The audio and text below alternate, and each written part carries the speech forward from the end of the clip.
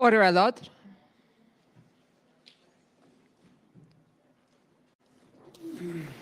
The Public Order Emergency Commission is now in session. La Commission sur l'état d'urgence est maintenant ouverte. Bonjour, good morning. Je m'excuse pour le court délai.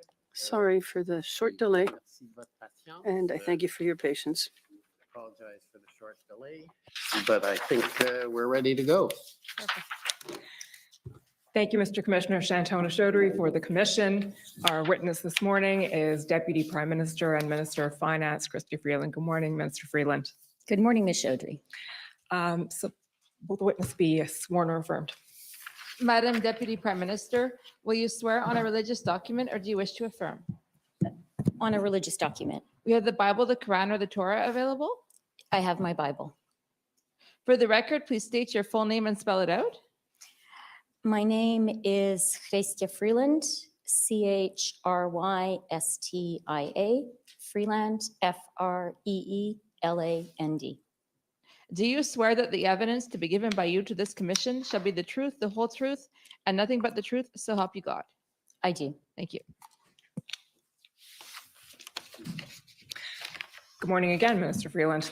So we'll just start with a little bit of the usual housekeeping, which is you recall sitting for an interview with Commission Counsel on September 5th. I do. And you'll recall that after that interview, Commission Counsel prepared a summary of the interview. I do. And you reviewed that summary and can confirm that it's accurate? Yes. Okay, thank you. Mr. Clerk, for the record, that's WTS 6078. No need to pull it up. So Minister Freeland, I'll just ask you to start by describing your dual role as, on the one hand, Minister of Finance, on the second hand, Deputy Prime Minister. The first is probably fairly well understood.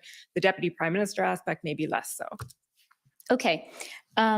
So as Minister of Finance, I'm responsible for Canada's federal finances. I think that role does also include a broader responsibility for the economy as a whole. One of the principal jobs, which is relevant to our discussion today, one of the principal jobs, obviously, of the Department of Finance is preparing a budget every year. That budget is presented in the spring. My second role is as Deputy Prime Minister. That is a more loosely defined role. I would say it means I'm available to do whatever the Prime Minister needs me to do. I maybe am especially involved in areas where I have a particular background or knowledge or expertise.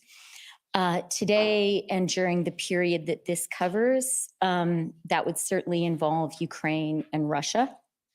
And I think it does often involve my past as a trade minister and my involvement in the negotiation of the new NAFTA. And then maybe the final thing worth mentioning is, largely, being the finance minister is a big and consuming role, particularly when a budget is being prepared. Being Deputy Prime Minister as well, I feel a particular responsibility when an issue emerges as being of sort of overwhelming national significance, even if it's not specifically in my lane, to start getting involved. To lean in, essentially, to... Yeah. Well, that leads fairly nicely into my next question, actually, because that dual role you had as Minister of Finance and as Deputy Prime Minister puts you in a unique position to tell us a little bit about the context in which the events that are before the Commission, the Freedom Convoy and the protests occurred. So we spoke about this a bit in your interview, and I'm hoping you can situate in context from your unique perspective what was going on. Okay, well, I'll try. I'll mostly focus on the economic and financial perspective because that was largely my focus. So all of this started to happen at the end of January. And it's worth bearing in mind, as I said, we were preparing the budget at that point. We were sort of deep in budget preparation mode. And that means that the Department of Finance, I personally, Michael Sabia, we were all really focused on where is the Canadian economy right now and what is our path forward. And I think it's worth reminding people that it was a really challenging time for the Canadian economy. COVID was still very much with us in January. In Ontario, there had been lockdowns, there was virtual school. So we still had COVID with us. We could see beyond it. And we could see that the time was coming to go from a COVID lockdown, really emergency government support for the economy situation, to reopening the economy and doing everything we could to achieve a soft landing for the Canadian economy after the trauma of COVID, the COVID lockdowns, the COVID recession, the economic trauma. That meant that we were particularly focused in the economy on two things. One was supply chains. By now, I think it's sort of become part of the common discourse that supply chains were strained by COVID. It was maybe less apparent to regular Canadians in January of this year, but it was really apparent to us that the peculiar nature of the global economy during COVID had placed some very significant strains on supply chains. That was jeopardizing Canada's recovery from the COVID recession in areas like the lack of semiconductors, putting real stress on our car sector, to give just one example of very specific supply chain problems that we were focused on and thinking about. The second area we were really focused on, which again has moved more into what everyday people are talking about, but we were focused on it already in January, was we could see, partly because of those strained supply chains, that inflation was elevated and rising.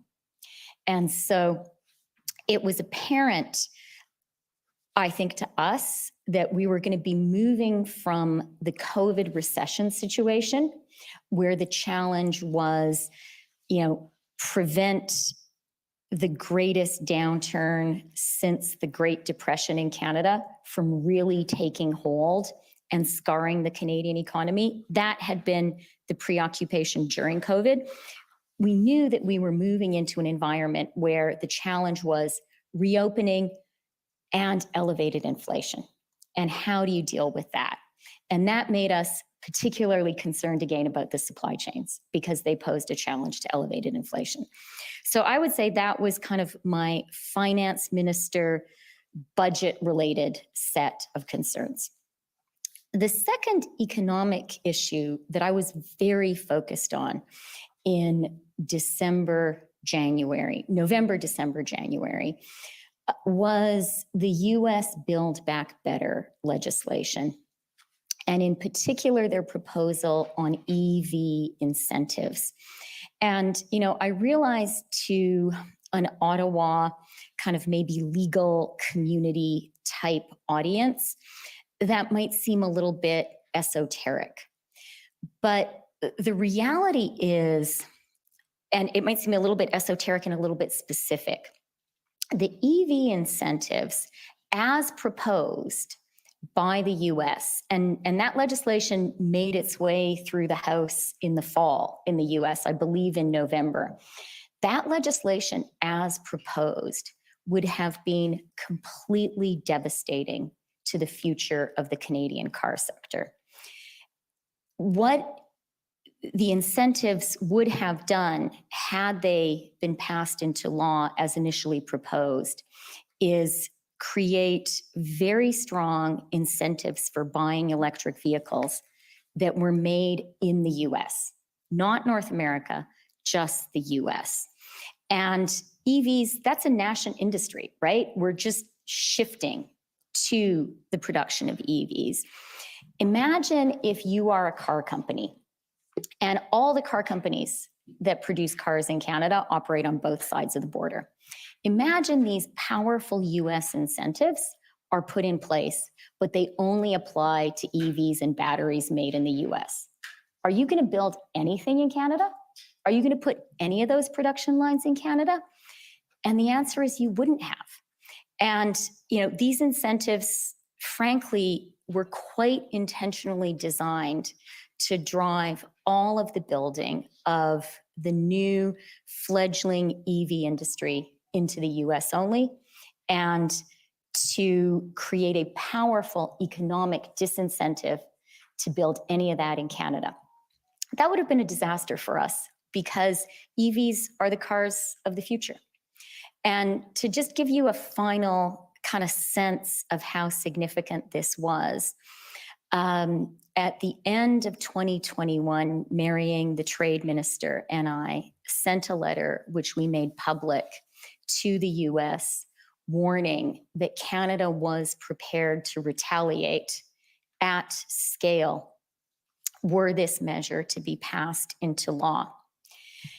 In December, in finance, we were looking at and putting the final touches on a retaliation list, because whenever there is trade retaliation, the first step is you publish the list of things you might retaliate against.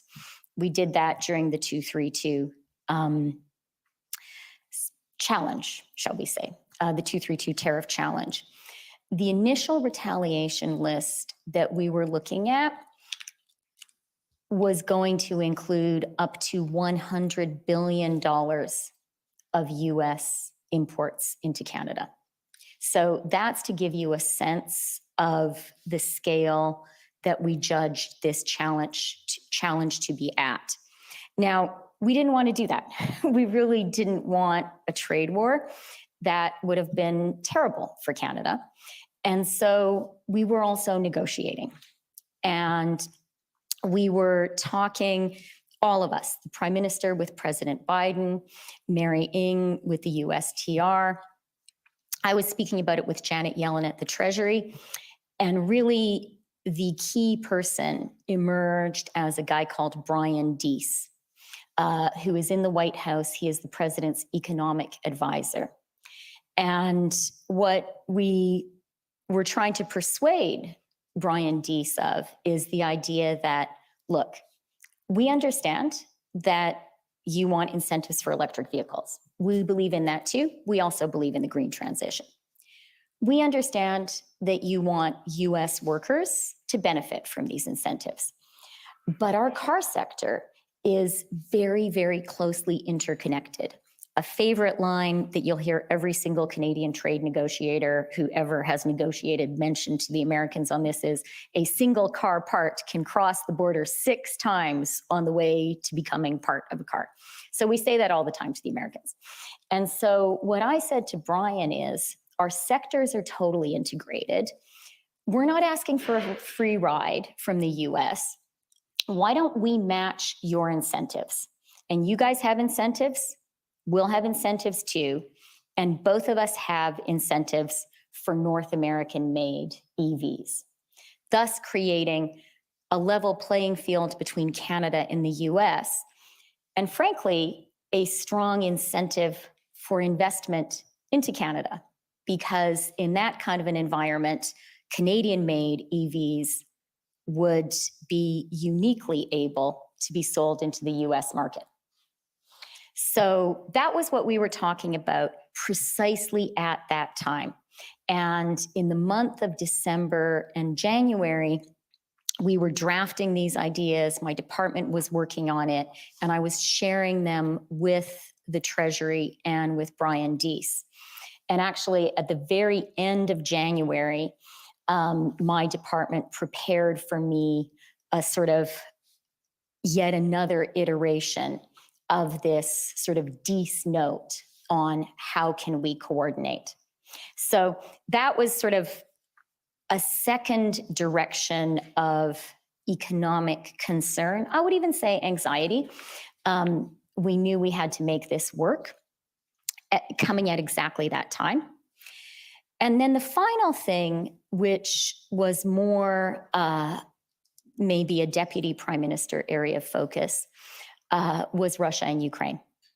The war hadn't started yet, but we and our allies started to get intelligence in December and in January that Russia could well be preparing to invade Ukraine. I was briefed directly at the beginning of January that the judgment was this could really happen. And again, it's happened now, so we might not fully remember how astonishing and horrifying that thought was before it actually happened. It's horrifying now too, of course. So, you know, that was a very big deal. I learned about it at the beginning of January, and the threat just kept getting greater and greater and greater. I believe NATO troops were put on alert at the end of January. And then I think the US took this extraordinary step of declassifying its intelligence about Russia's plans in early February to kind of alert everyone. And I was also involved at the finance minister level, working with other finance ministers, talking to the Ukrainians about putting together sort of preemptive sanctions. If you think back to that time, the idea was we would be very explicit with Russia about the sanctions that would snap in the event of an invasion. So we were working on that. So that was kind of a third area I was very aware of. I thought then, and I think today, that Russia's invasion of Ukraine, which of course did ultimately happen, is the biggest challenge to Canada's national security since the Second World War. I think it's a very serious attack on Western democracies, on the rules-based international order. I took it seriously then, and I believed it was really important for Canada to be in a strong position to be able to respond. Okay, there's a lot to unpack there. So, There was a lot going on. fair enough. In the interest of time, I'm just going to go over a couple of points and then move on. But so the last point you raised was what was going on in Ukraine. You saw a link to that and Canada's national security. So that link may not be obvious. It's something that's going on in the other end of the world. So what do you mean by that? That would be a risk to Canada's national security. Well, Vladimir Putin's invasion of Ukraine is the first time that one internationally recognized state has tried to conquer or seize the territory of another since the Iraqi invasion of Kuwait. It's a very grave violation of what I think is one of the greatest accomplishments of the post-World War II international order, which was, you know, a basic understanding that internationally recognized countries don't invade each other and seize each other's territory. Now, that has not been perfectly honored, but if you compare the entire post-World War II period with all of human history prior to that, it's a huge change. And that has hugely enhanced the security of every country in the world. So that's number one. Number two way that Canada's security is threatened, but I think the Allied response has been strong and has strengthened Canada, is I absolutely believe that one of Vladimir Putin's war aims, you know, his principal objective is to crush Ukraine, to take it over, to crush Ukrainians as a people, and to replace the democratically elected government, to make it a puppet satrapy. But he has another objective, which is to show that dictatorships work and democracies don't. There is a broader goal he has in mind, and that is, I believe, in his view, because he wants that demonstration effect. He wants to show Russians, you know, you might not like that much how things work here, but we're better than those, you know, weak, feeble, pathetic Western democracies. That's sort of the message he wants to communicate with what he perceives to be his own strength. And his success, were he to be successful, I absolutely believe would weaken Western democracies writ large, including our own. Okay. That's, I think, helpful context for if you'll agree with me, for what was in your mind essentially as the convoy arrived in late January. You've said that dovetailed basically with your negotiations on the electric vehicle incentives. And in the chronology, you can appreciate this is the second last day of the commission's testimony. So we've been through a lot of the chronology of what happened in those early days. And I want to focus with you this morning on your specific involvement. And I think you've expressed to us in the interview, and you may agree or you may not, but you started to become very actively engaged in this file, in this matter, around February 6th, around the second SSE meeting. Does that ring a bell? That's the second weekend, right? Is that the That's right. Saturday or the Sunday? That would be the Sunday. Okay. Yes, that's true. And that's kind of consistent with how I was describing my role. So I would sort of say up until that point, I was pretty much heads down. We have the budget. Budget is sort of 90% of the focus. And then there's electric vehicles over here. Hope we can get a good outcome. Otherwise, it's going to be really bad. And, you know, I've spoken with a lot of conviction a moment ago about the significance of the Russian invasion of Ukraine. But I want to remind us all, at the end of January, beginning of February, it hadn't happened yet. So that was just out there as a threat that I had in mind. So up until February 6th, 90% budget, EVs on one side, worried about Russia, Ukraine, hoping that we can put forward strong sanction ideas that will prevent it. But it was really budget, budget, budget. But then the second weekend of the occupation happened.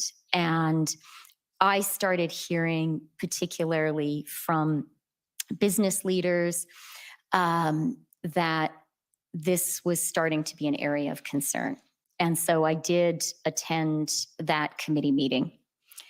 And then as that week went on, I became more and more and more involved. Okay. And just to clarify, you wouldn't normally attend an SSE meeting. Is that right? No, But you not at have all. A standing invitation as Deputy Prime Minister?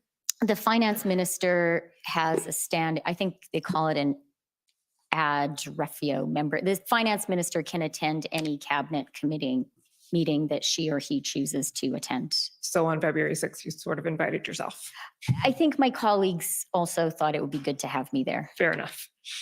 Okay, so soon after that, on February 9th, your department produced an options memo. And Mr. Clerk, if we can just pull that up quickly, it's ssm.can 403764.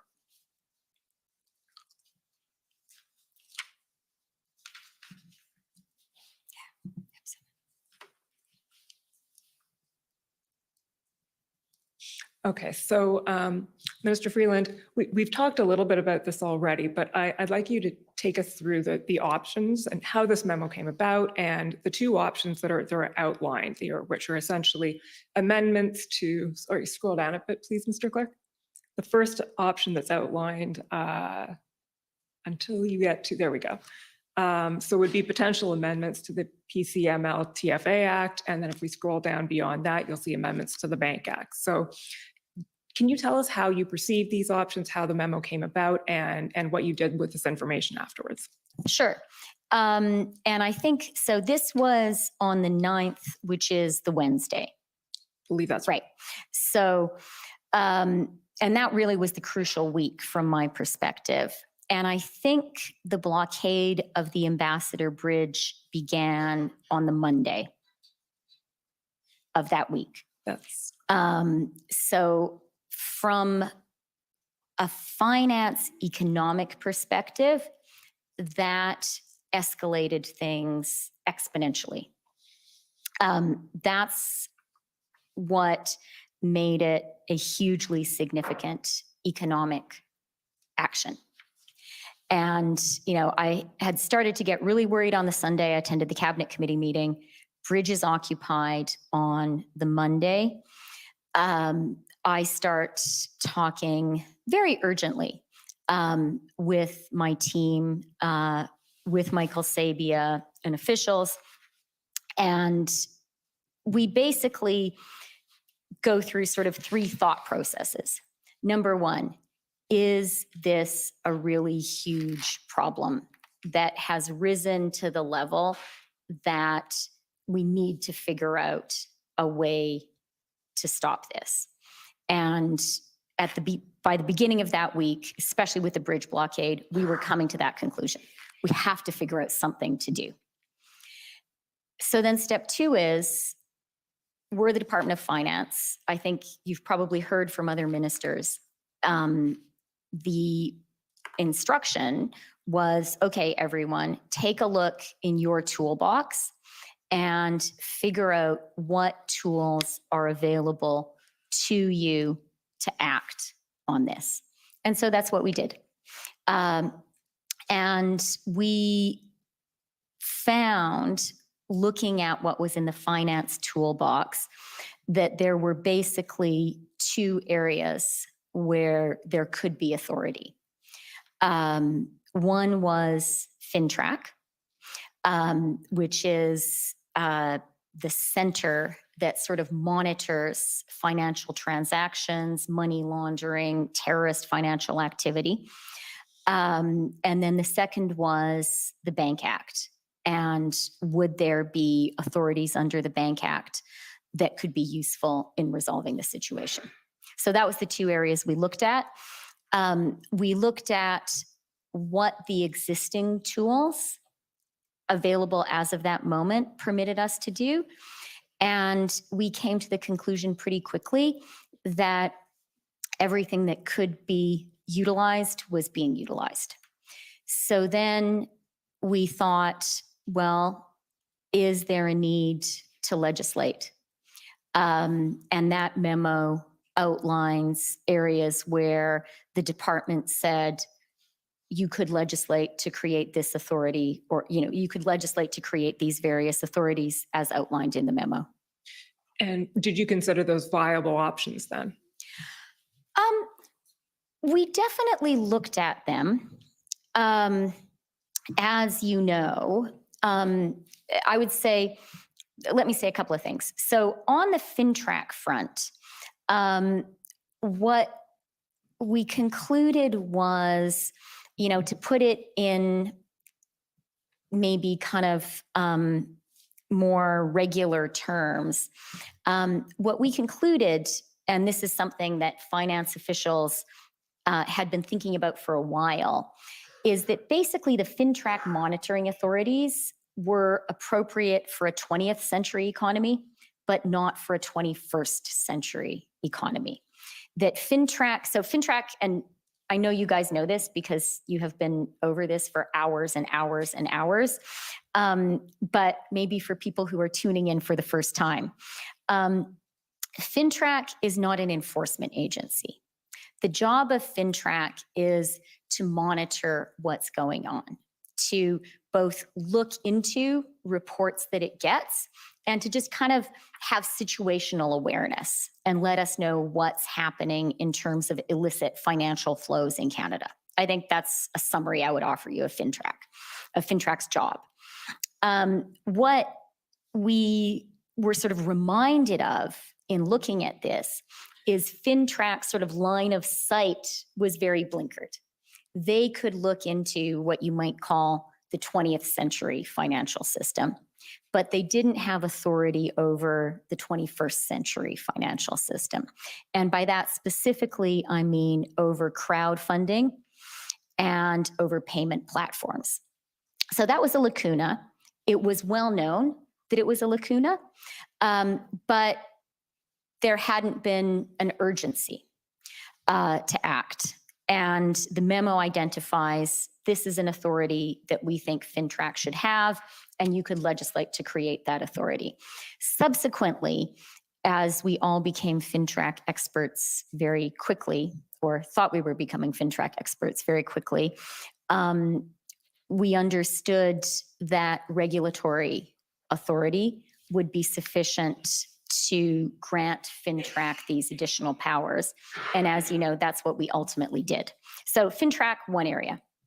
And then second area, which is outlined in this note, is could the Bank Act be used to allow the banks to effectively freeze accounts? That's basically what the memo discusses, and it discusses what would be the different authorities which would allow that. And so those were the options that were developed there. Maybe the final point worth mentioning with regard to that memo is in terms of a legislative path, what we understood was it takes a long time. And look, it's a good thing that it takes a long time for legislation to be passed in Canada. Even when we're working really together and urgently and quickly. And an example, just this fall of Parliament coming together, understanding an urgent necessity and passing legislation was the bill that granted us the authority to double the GST credit, which we proposed as soon as we returned from the summer recess. It gained all party support and it speeded through. And, we proposed it in the middle of September, and we got the first checks out to Canadians on November 5th. In parliamentary legislative time, that is a sprint. And that was good because we know that Canadians need inflation relief. But that's really, really fast from September 19th to November 5th. So, and that's just one real life example where there was urgent action by Parliament. And the Senate and the House and the Senate. And so while we looked at what the legislative options could be, we quickly understood that they would take a long time. So skipping way ahead now, but so the conclusion in the end was you did not have time to legislate. Not that, I think the short answer is yes. Basically the legislative timelines and the snowballing, sort of exponentially damaging impact on the economy, they were not, the legislative timeline was not appropriate to the scale and speed with which the damage was mounting. You mentioned in the course of that you were having conversations and you were hearing from various stakeholders and business people, et cetera. So I want to spend a moment, and also US officials, obviously. So I want to spend, not actually a moment, a little while going through some of the conversations that you were having. And I think the best way to do this is with the assistance of some of the documents that we have, and they remind you of the specific conversations. So we'll start with Mr. Clerk, SSM.can.401255. So this is a summary of your conversation while it's being pulled up with Mr. Deese, Brian Deese, on February 10th. And you've already explained to us who Mr. Deese is, but just maybe go over that again. So would you say he's the senior economic policy advisor to the president? 100%. I would say when it comes to US executive economic authority, the most important person is President Biden, obviously, and his most important advisor is Brian Deese. And then, of course, Secretary Yellen is a very significant and, frankly, brilliant figure and player in all of this. And we were, maybe just as a quick footnote, I don't want to offend the Treasury, in talking about these EV incentives, we were very much in touch with the Treasury, both with Secretary Yellen and with David Lipton, who worked in the Treasury. They were very aware of our proposals too and supportive of them. Is Mr. Deese someone you talk to often? I try to. What was striking to me about the conversation I had with him on the 10th of February is he is a person who is very hard for Canadians to get a hold of. And actually in the fall, when we realized how significant the EV issue was, and when in my conversations with the Treasury, I really learned how important the White House and Brian Deese were, and also our ambassador, Kirsten Hillman, sort of identified to us, Brian Deese is the guy you have to talk to. And it was a real effort to develop a relationship and a dialogue with him. And an effort to get, always an effort to get him on the phone, to get him to answer an email. And I don't mean that in any way to slight him. He's an extremely busy person. In a way, the fact that it's hard for Canada to reach him is a good thing. It means we're a peace, order, and good government country, and they're not very worried about us. And so what was really striking to me was how quickly he got on the phone with me on that Thursday. It was instant. And while in some ways, that was, as a practical matter, that was good, but it gave me a measure of how worried the White House was about this. Okay, so let's look at the summary of the conversation you had with him, Mr. Clerk. If you can just scroll down to, so we can see that entire part of the email. Yeah. Okay, so starting February 10th, so this is you, Mr. Freeland, writing. You say, he called me. They are very, very, very worried. If this is not sorted out in the next 12 hours, all of their northeastern car plants will shut down. He said that he supposed that this proved the point that we'd made previously to them about how closely integrated our economies are. He did not seem to see this as a positive. He asked what he could do to help us. I said, tow trucks, make your point about banning travel to the US for participants public, arrange a call between the PM and the president, and then you say he was aware of points 1 and 2, tow trucks and banning travel, and said he would push on both. He was supportive of the idea of a call and would try and make it happen. So can you flesh out that summary a little bit of what Mr. Deese was conveying to you? Yeah, I mean, I think, can you move up a little bit? Just, I think the point, the second sentence, he said that this proved the point about how integrated our economies are, and he didn't seem to see this as a positive. He brought that up. And you have to kind of bear in mind, I have been bugging the guy, and Canadians have been nagging Americans since the fall. And we've been saying, guys, you don't understand Canada. You don't understand how integrated our economies are.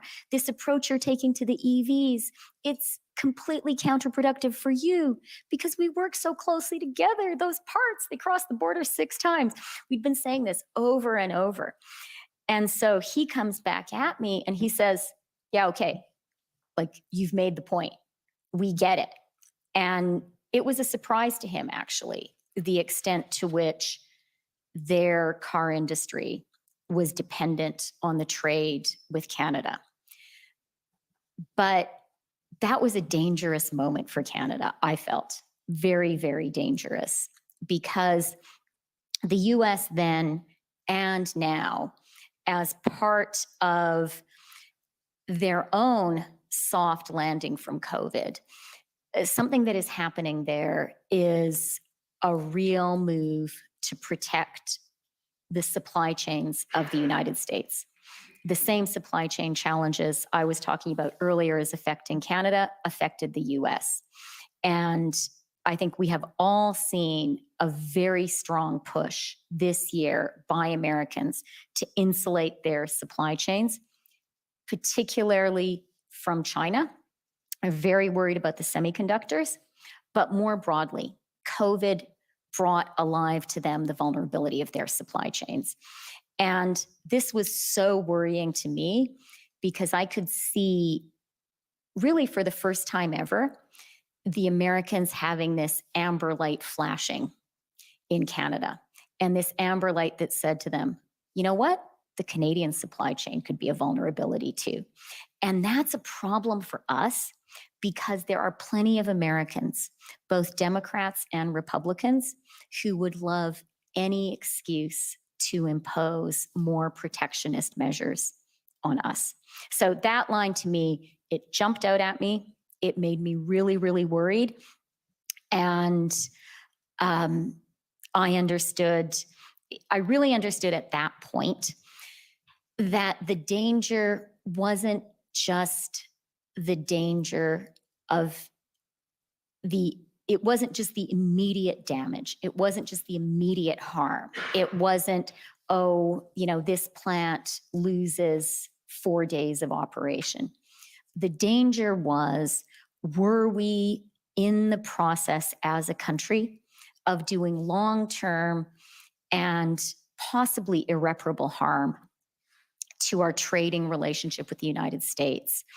And it's also important to understand that our trading relationship with the United States, it's not just about Canada-US trade. It's about Canada's attractiveness as a destination for all foreign investments. Japanese car companies invest in Canada because of our trading relationship with the United States. So that one conversation was a seminal one for me. And it was a moment when I realized, as a country, somehow we had to find a way to bring this to an end. And Mr. Clerk, if you just scroll up a bit so we can see the next email there. You say one final thing, he'd like to talk to me again tomorrow and every day until this is sorted out. Did that end up happening? It didn't, because we sorted it out. So, that was a conversation on the Thursday night. You'll see from that conversation that I asked Brian to help organize a call between the Prime Minister and the President. And again, that's a very hard thing to set up. The President of the United States, the most important elected leader in the world, very, very busy guy. He also, by the way, was involved in this potential Russian invasion of Ukraine, very involved. And yet I asked for the call that Thursday. I can't remember exactly when my call with Brian happened, Thursday, sort of early evening, I think, late afternoon, early evening. The President and the Prime Minister spoke on the Friday. And then, as you know, we made an announcement on the Monday. Okay. Just going to take you back for 1 second. Mr. Clerk, can you pull that one down and go to ssm.can 404175? So, Mr. Freeland, this is a text exchange you had on the 11th with Brian Clow of PMO. Yeah, okay, and that's the following day then. That's the Friday. Yeah, That's the Friday. And scroll down a little bit, please, Mr. Clerk, until we see Windsor was supposed to be there. So you say Windsor was supposed to happen today. This can't go on. We need to show some federal leadership too. So does that go back to what you were just saying? At that point, you had decided something had to be done and quickly. yes. And also, that point, Windsor was supposed to be today. I think it's worth dwelling on for a moment because it speaks, to our experience in the eye of the storm, which is that we continued to hear that action was going to be taken and things were going to come to an end. And it seemed that that wasn't happening. And at the same time, what seemed to be happening is we had this metastasizing of the illegal blockades and occupations. So there was sort of, copycat action across the country, sort of a whack-a-mole. And that was also worrying. Okay, we'll go back to the stakeholders now, Mr. Clerk. Thank you. You can take that one down and pull up ssm.can 404138. So this is a text exchange with Mr. Flavio Volpe. Can you Yes. explain who Mr. Volpe is? Yeah. Flavio is the head of the car parts group. He is a real leader in the car sector. I got to know him well during the NAFTA negotiations, where we had sort of a real Team Canada approach, and autos were a very important issue. And so Flavio and his constituent companies and the trade negotiators and I worked really closely together on the specifics of the deal. And Flavio also, significantly, I think, for this exchange, Flavio was very aware of the EV issue. And if I have seemed to you guys today to be kind of weirdly obsessed with EVs and US EV incentives, I would urge you to spend 5 minutes talking to Flavio, and you will understand how really kind of life or death for the car sector it is. So he was very, very steeped in all of these issues. Okay, so if we just look at the text exchange, he says to you on the 9th, this is the Ambassador Bridge debacle is embarrassing. And then you say, let's talk tomorrow. I would love to get your ideas. I'm worried too. So the text then skips to February 14th, but we don't necessarily need to go. Well, actually, let's go there. So this is at the point, I guess, where the Emergencies Act has been involved, and you say, express to him, I know how devastating this has been, and it's been determined that we need to take strong action. We didn't save NAFTA only to have it undermined. Can you tell us about the conversations you had sort of in between these texts?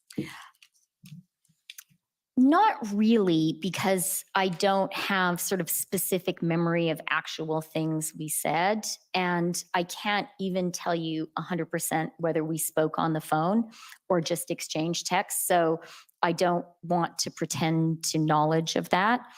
But, I can give you some context for that view that I expressed there, which I do remember expressing, which I think is consistent with what I've been saying earlier this morning, that all of us who had been involved in the NAFTA negotiation, very much the car sector people, but I think you'll see that I also had a text exchange with one of the steel guys.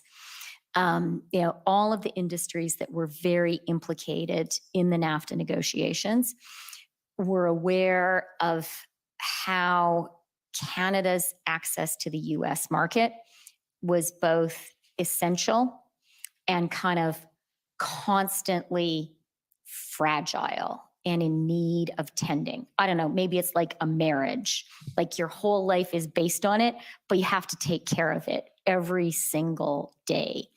And these people whose jobs, whose livelihoods depended on it, really understood that. And I'm aware as I'm speaking that this might seem esoteric to lawyers.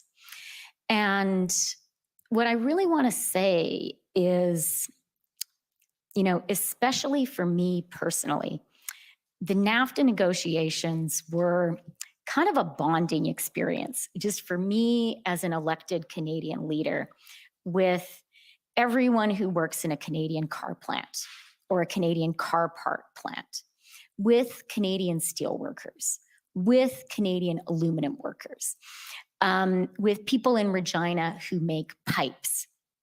I knew during the NAFTA negotiations, their jobs were on the line, and they knew it too. And all of those people across Canada, they were so great. Like, they were prepared for Canada to take a strong position. They were prepared for the US president to insult us. They were prepared for us to take really strong retaliatory actions against the 232 tariffs, because they knew how important it was for them and their jobs and their lives. And what that text exchange with Flavio represents is me sharing with him something I know he felt too, which is this really important market access that we managed to secure just a couple of years ago. It's constantly under threat. Witness the EV incentives. And it's under threat right now. And we can't let Canada be devastated this way.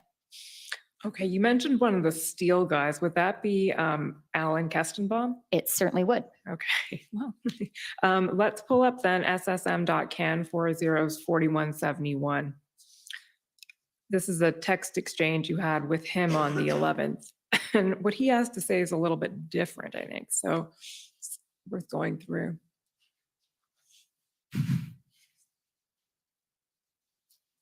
So he sends you this and he says, "Hi, Christy, I hope you're well. I know you have your hands full. I'm not saying anything you probably don't know, but this is really impacting us badly now, like many others. And I fear that even worse, the long-term consequences of shutting down auto plants because of lack of Canadian parts will only convince the auto companies onshore even more and relocate supplies." Okay, this is a bit annoying because it's in 3 separate documents. So, Mr. Clerk, can you take that one down and put up SSM.can 404349?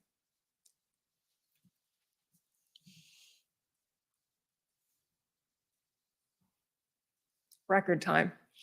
Okay, so that's a continuation of the text. Relocate supplies and our customers to the USA. I know it sucks politically to back down and reverse course, but it does really pay to carry on the policy, or does it really pay, I'm sorry, to carry on the policy in support of a mandate for a vaccine that doesn't prevent the spread of Omicron and which seems to be vanishing naturally anyway. Moreover, this could create a resurgence of the right wing, just like it did in America. Anyway, I know this is a massive headache for you, but it could be solved by retreating and letting it fade away from everyone's memory. Just sharing my views, hoping the spreading disruption gets resolved quickly. Okay, and then the next one, Mr. Clerk, is your response, which is SSM.can 404170.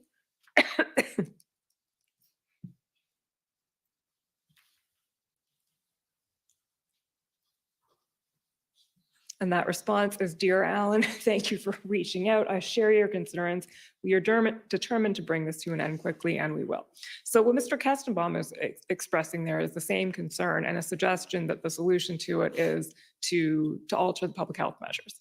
So what was your reaction to that? For me, the salient point was the first part of his message. And, you know, I think what he says there, and he runs Stelco in Hamilton.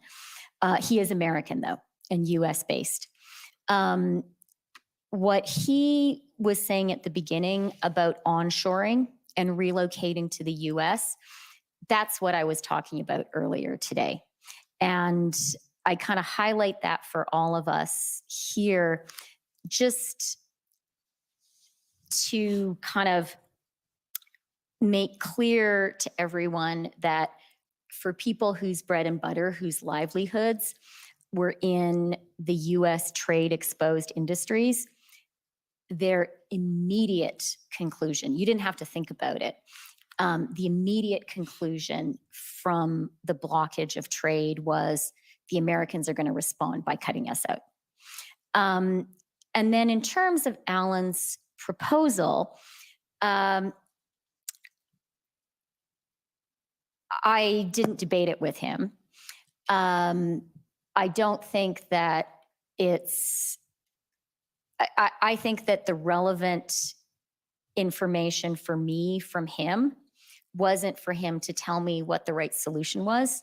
The relevant information for me from him was for him pointing out to me that this was a really big problem and it had to get resolved. Okay.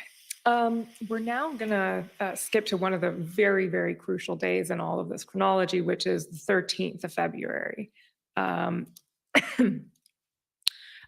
I understand that on that day you had a call with a number of Canadian bank CEOs. And I think, correct me if I'm wrong, but the chronology of that day in your world goes call with the bank, afternoon around 1 p.m., IRG meeting mid-afternoon, and then cabinet meeting at 8:30 at night. Does that sound right? It does. I'm just referring to my own chronology. Because there was one other meeting which is relevant, which is at 2:00 that day. I had a national security meeting on Ukraine. Okay, fair enough. So just to give you guys a sense of how overlapping the issues were. Okay. Mr. Clerk, if you can pull up document, I've lost my document, SSM.can 1281, please.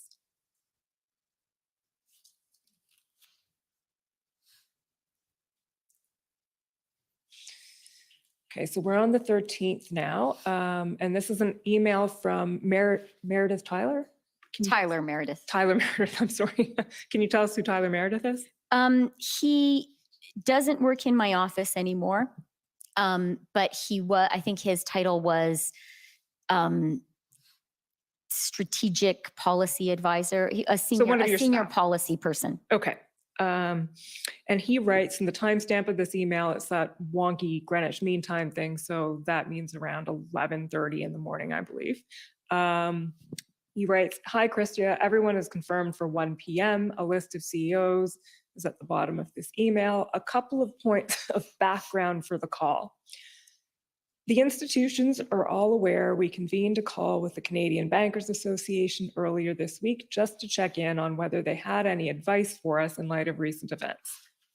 The message from industry, mostly speaking that probably means from their legal counsel at the time, was we've got this under control and generally feel comfortable with the current regime." Then he says, privately, certain banks have proactively said that it might be worthwhile looking at bringing in platforms under AML, that's anti-money laundering, proceeds of crime, limiting access to payment processors. And then the last bullet is we haven't given them any indication about what's under consideration. So in all of that, it's actually the first bullet that I want to focus on most, which was this message that what had been heard from industry prior to this was, we got this, it's under control, we're comfortable with what's happening. Is that something that you were aware of, that you heard before? So I mean, this was an extremely busy time that week. Tons and tons of stuff was happening. I had a lot of information flowing through my phone and my inbox. And I can't confirm one way or the other whether I read this specific note from Tyler. So I can't comment on this specific email. What I can say is that we can't, and you've seen sort of the disclosure of all of the things that, all of the messages that I sent and things I wrote down. What I can also say is that weekend, and I can't tell you the specific times, I had 2 one-on-one phone calls with bank CEOs, with the CEO of BMO and the CEO of TD, I believe at their request. That was unusual. I do sort of as a matter of course meet with the bank CEOs as a group every 6 months. And obviously they can and should have access to me, like they should be able to meet with me. But it usually takes a while for people's calendars to work and for the meeting to be arranged. And it's highly unusual for them to want to talk to me on a weekend. So that was significant to me that they wanted to talk to me on the phone. I spoke to both of them. I am sure, pretty sure, well, 90% sure I spoke to both of them before this call at 1 p.m. on Sunday with all of the bank CEOs. And each of them expressed a high degree of concern about the damage being done to Canada and the Canadian economy, which was then reflected in the group call. Okay, so let's have a look at that group call now. Mr. Clerk, it's ssm.can 408766.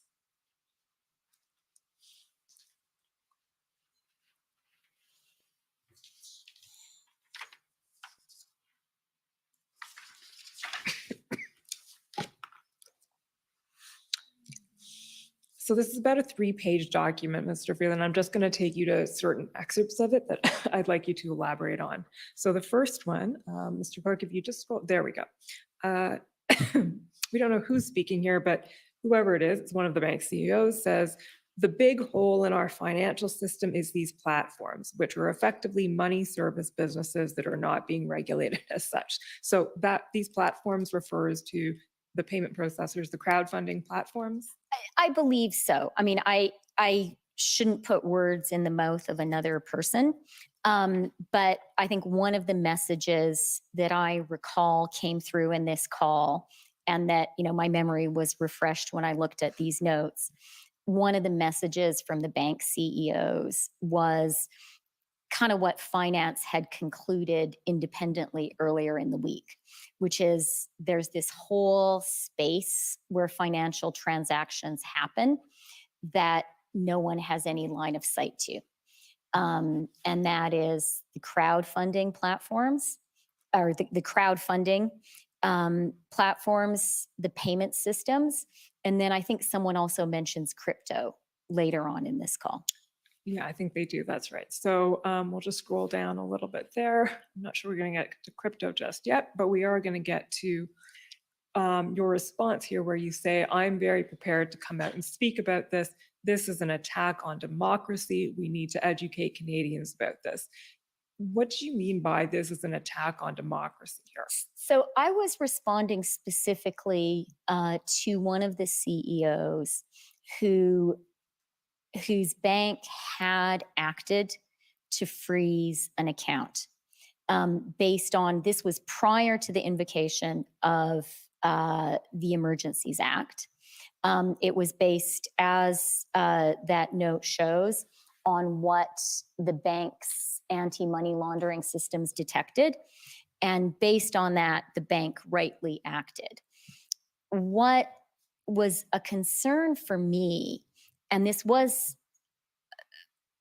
did shape how we acted, was the banks being blamed for taking this action. The banks being seen as choosing to do it, as having the agency.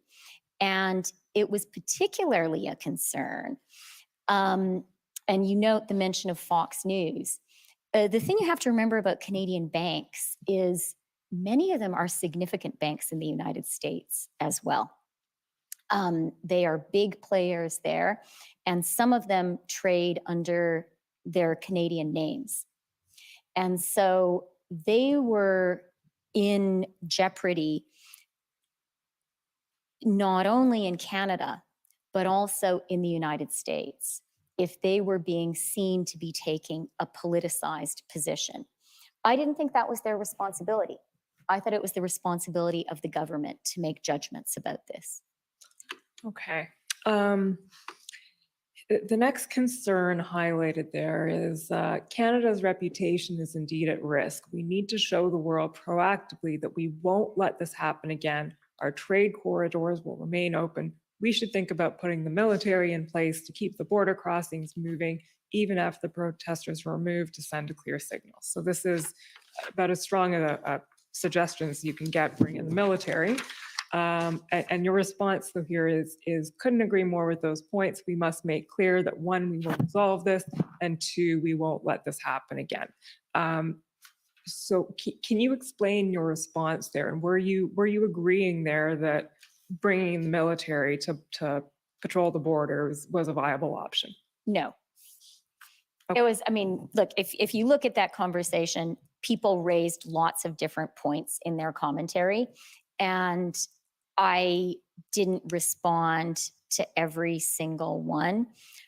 Just as in my previous exchange with Alan Kestelbaum, our Stelco guy, I acknowledged his concern, but I didn't really address his public health measure point. My point there was, as I said in my follow-up, that what we need to do is, as a government, one, resolve it, two, be clear it's not going to happen again. And, you know, from my perspective, the reason I convened that call, and again, probably worth highlighting, it is highly unusual for the CEOs, like highly, like never, I mean, I've only been finance minister for 2 years, but it hasn't happened before, and I hope it will never happen again. For the CEOs of all of Canada's banks on, you know, a couple of hours notice on a Sunday afternoon to come together on a Zoom call with the finance minister and deputy minister of finance. It's very, very unusual for them to find the time to do that. I'm right now trying to organize a meeting with them, my kind of every 6-month meeting for December. And it's the kind of thing that we sort of organize 4 to 6 weeks in advance, because these are all busy people. So that's kind of just worth mentioning. It shows their degree of concern and anxiety. Value for me of this meeting. Why did I want to have it? What did I want to get out of it? 2 things. One, I wanted to hear from them. How worried were they? By that point, I was really worried. But we were contemplating, as you know, really serious action. And I needed to hear directly myself from the leaders of Canada's financial institutions. Did they share my level of concern? That was a very important proof point for me. So that was kind of number one. And it was important for me, for them, it was important for it to be a meeting of everyone, because that's also a measure of how worried were they, right? Are you prepared to say these things to a group of your peers? Is that's you judge your words carefully there, and you should. So number one, am I right to be as worried as I am? What do these guys think? And then number 2 concern was, okay, we do have some tools. How are the tools working? The people who have these tools, who are in charge of using them, how are they finding they work in practice? Those were the 2 things I tried to get out of the call. And it was a very useful call in terms of answering both those questions. So maybe the next extract I wanted to point out goes to that second point. Mr. Clerk, can you just scroll down a little bit? There we go. So this is someone saying we need court orders to act. We'd identified an individual who was an organizer who had several $100,000 move into their accounts. We flagged it to FinTrack, started work on a court order, and because of the delay of 4 hours, the money was withdrawn before we could stop it. And you say there, you ask, was the problem there a gap in the current system, or that it moves too slowly? And the reply is 4 hours was too long. And then I think underneath that there's, and let's be clear, that's the reference you were talking about, and let's be clear, they will all eventually move to crypto. Okay. A little lower down, Mr. Clerk, bottom of that page, you mentioned reputational risk. That's something you've talked about several times. Here's one of those, I think, quotable quotes. Agree with my colleagues, the reputation of Canada is at risk. Just spent a lot of time in the US last week, and we were being called a quote unquote joke by people. I had one investor say, I won't invest another red cent in your banana republic in Canada. That adds to an already tough investment perspective on Canada. Did that have any impact on that, the banana republic idea? I mean, it's hyperbolic. Well, I mean, I believe, and subsequent conversations underscore, you know, if I were an editor, I would ask if I were still an editor, I would ask my reporter, is that a direct quote or are you paraphrasing? And I think subsequent conversations we had show that was a direct quote. And a direct quote that a Canadian bank CEO was relaying to me that he had heard on an investment trip to the US from someone who he wanted to invest in Canada. He was trying to persuade someone to invest in Canada. And that was a heart-stopping quote for me. That was really a moment when, having already been concerned, when I really understood that what was happening was profoundly jeopardizing the Canadian economy and putting investment in Canada at risk. And, I don't expect you guys to have read our April budget, but one of the things we identify in the April budget is underinvestment as being a core problem for the Canadian economy, an Achilles heel. We don't have a high enough rate of business investment. We've done really well. I don't want to talk Canada down. Canada's fantastic. Our economy is very strong. We have a great jobs recovery from the COVID recession.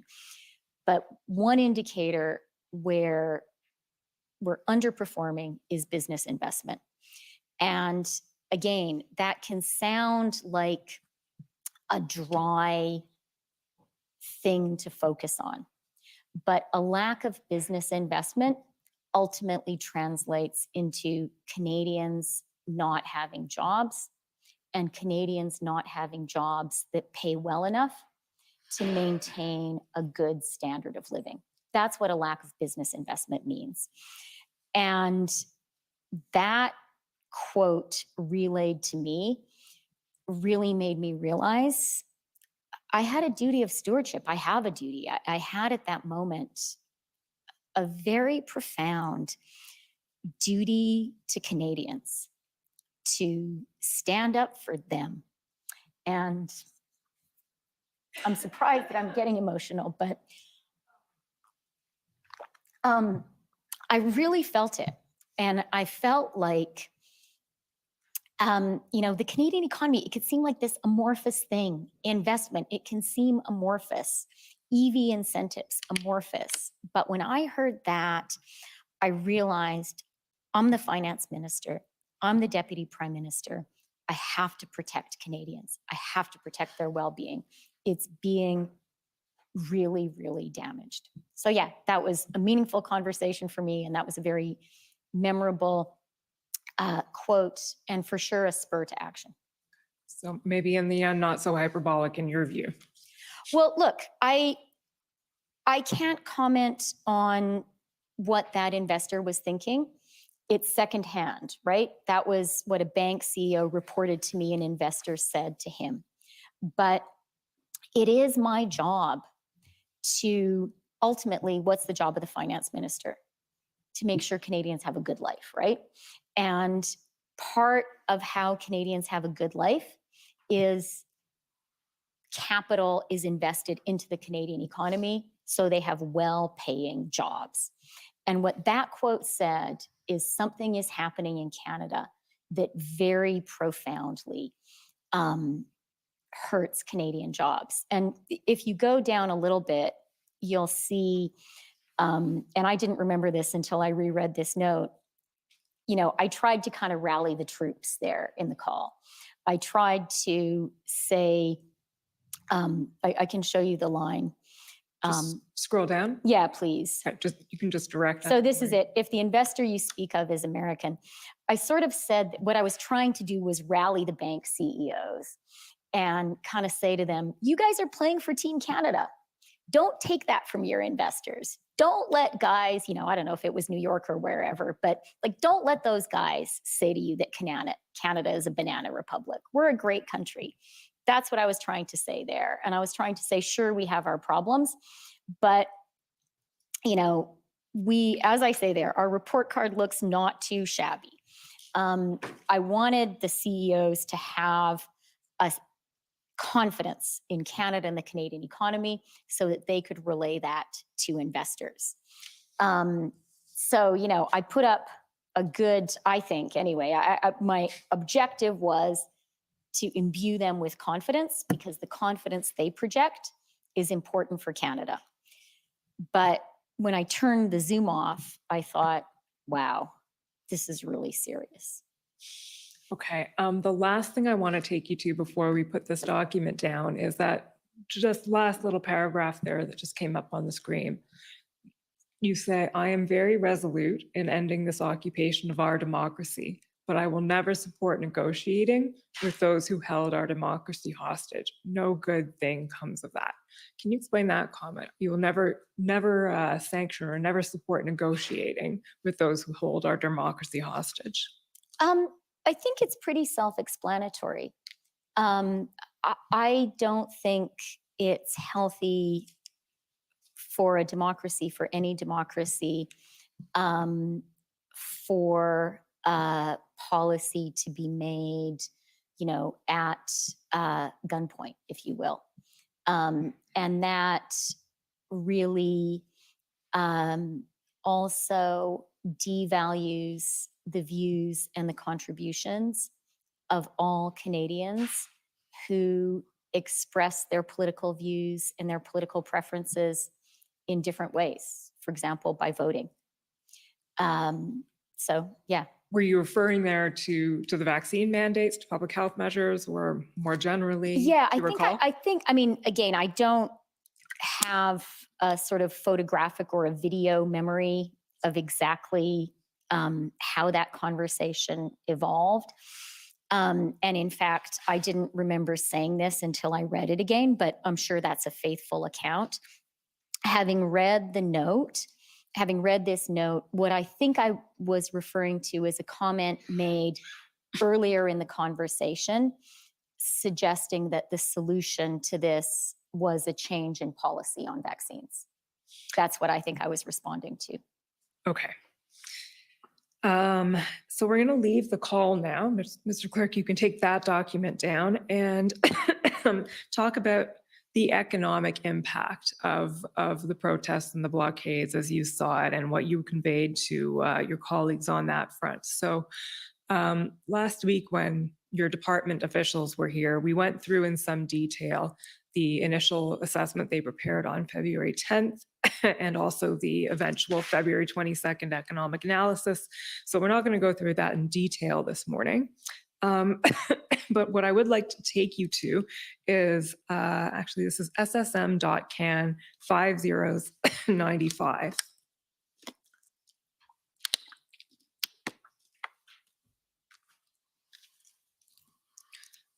These are the minutes of the February 13th IRG. So we're still on the same day here, February 13th. And that was, I believe it was around, what's the time of the IRG again? The early 4 evening o'clock. around 4 o'clock? Okay. It says right there, 4 o'clock. Yeah. Thank you. I was looking at my paper, not at the screen. 4 o'clock. So in between, you had the bank call, then you had the Ukraine call that we learned about, and then 4 o'clock is the IRG. And if you scroll down to page 6, please, Mr. Clerk. Rotate there. So you're reporting to the IRG on the economic impact, and you say the minister highlighted ongoing economic losses of 0.1% to 0.2% of the GDP for every week the blockades continue. Now we know at this point that didn't come from an internal Department of Finance analysis. I believe you were referring to something that had been reported in a Bloomberg article. Is that right?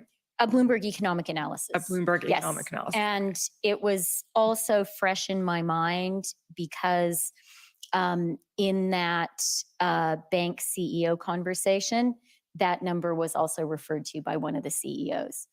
So I was aware of that Bloomberg economic analysis, and I was also aware that on the street, that was the number that Canadian business leaders and international investors were seeing and citing.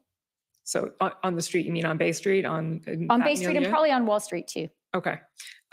Did you explain to your colleagues at the IRG the source of this number? I cannot recall whether I did or not, but so I can't remember, but it was a very busy time. A lot of people were speaking. My objective was, in a succinct way, to convey to my colleagues who aren't responsible for the economy that this was a really serious economic impact. So I think that it was possible, say you're a cabinet minister, you don't have principally economic responsibilities.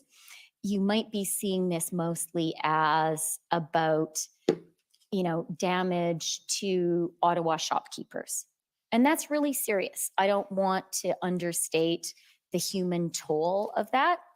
But what I wanted to communicate was this is getting to have a macro impact that will be material on the Canadian economy. And the only other thing that I would say is, with hindsight, if anything, I feel that number, I feel that statement, if that's all I said there, I feel that statement understated the possible impact, because the real challenge was it was exponential. So as it happened, that trade blockade was effectively a week-long thing. And that's what statistics ended up recording. But had it gone on, then you would have seen not an arithmetic adding up the damage of week plus week plus week. I think what you would have seen, and why this really rose to the level of a profound threat to Canada's economy, was the exponential nature of it. That the longer it went on, the greater threat that the US would lose faith in us and our trading relationship would be irreparably damaged. The longer it went on, the greater the threat that foreign investors would write off Canada. Okay. So obviously that was a concern that you were expressing to your cabinet colleagues that day. Probably more clearly to you right now than I did then, but I think I did communicate to them I was really worried. Okay, so the overall economic impact, both near term and long term. We can take that down now. Thank you, Mr. Clerk. The next topic I want to address with you is another concern that was being expressed around this time, which is the issue of foreign funding and foreign influence and money flowing largely, I think, up from the US to fund the convoy. So, Mr. Clerk, can you pull up, please, SSM.can 401846?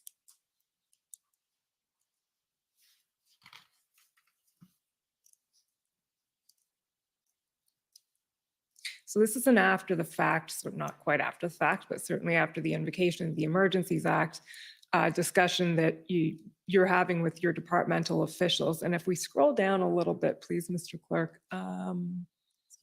Keep going. I'll let you know when to stop. Keep going up. There we go. So this is a question that you've posed to your officials. And the question is, and do we have any info on foreign donations? And the response that comes back is, we do not have any information on foreign donations that entered our Canadian financial systems. It is possible that FinTrack, CSIS, or the RCMP possess information on foreign donations, but that information is not shared with the Department of Finance. So is it fair to say that at the points at which foreign influence, foreign donations were being talked about, the government wasn't actually in possession of information to corroborate that? No, I wouldn't say that. What I would say is a couple of things. One of the things that this occupation and the blockades really brought to our attention was how little official insight we had to crowdfunding and payment platforms, how little we knew for sure about what was going on there. And we've talked about that, and we have since acted on a permanent basis to correct that.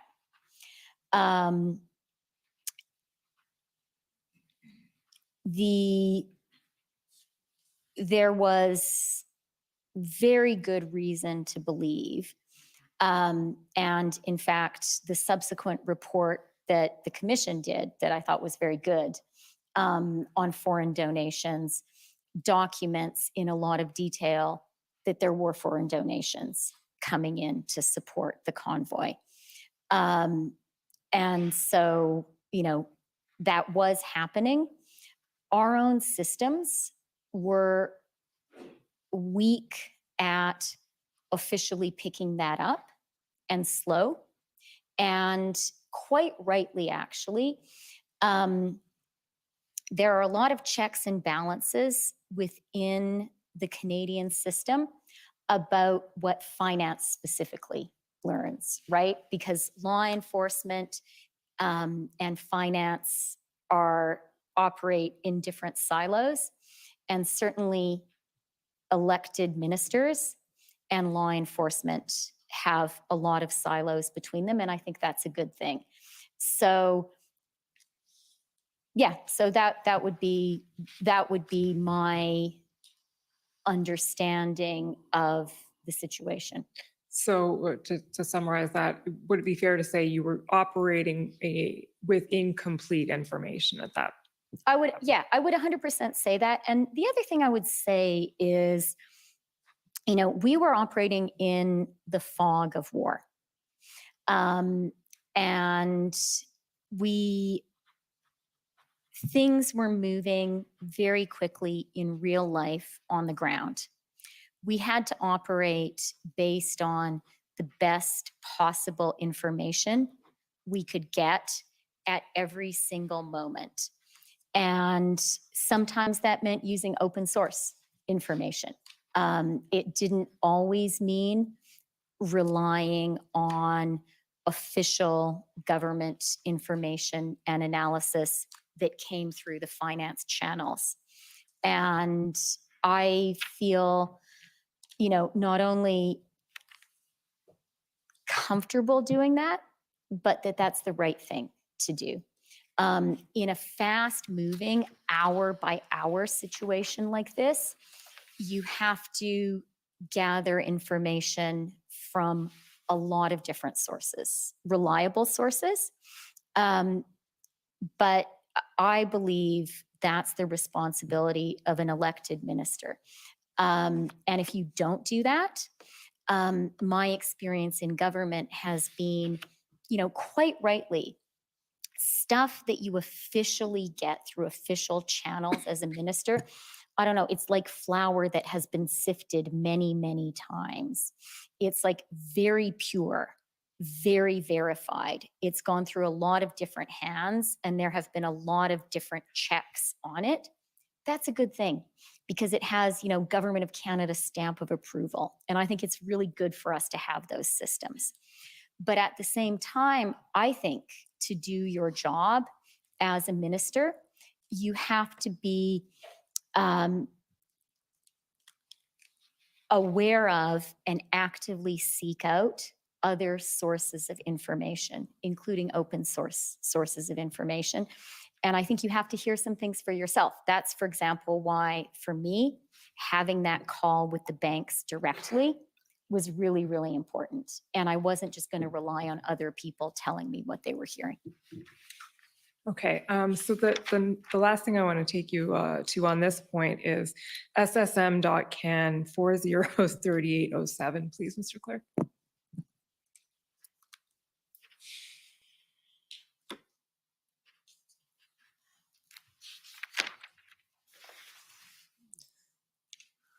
So this is a draft, Minister Freeland, of the Section 58 explanation that was reported to Parliament. I'm sure you're familiar with that, as we all are in this room right now. If we scroll down to page 8, please, Mr. Clerk. Bottom of the page, I believe. Okay, yeah, sorry, here we go. So under item number 6 there, Roman numeral.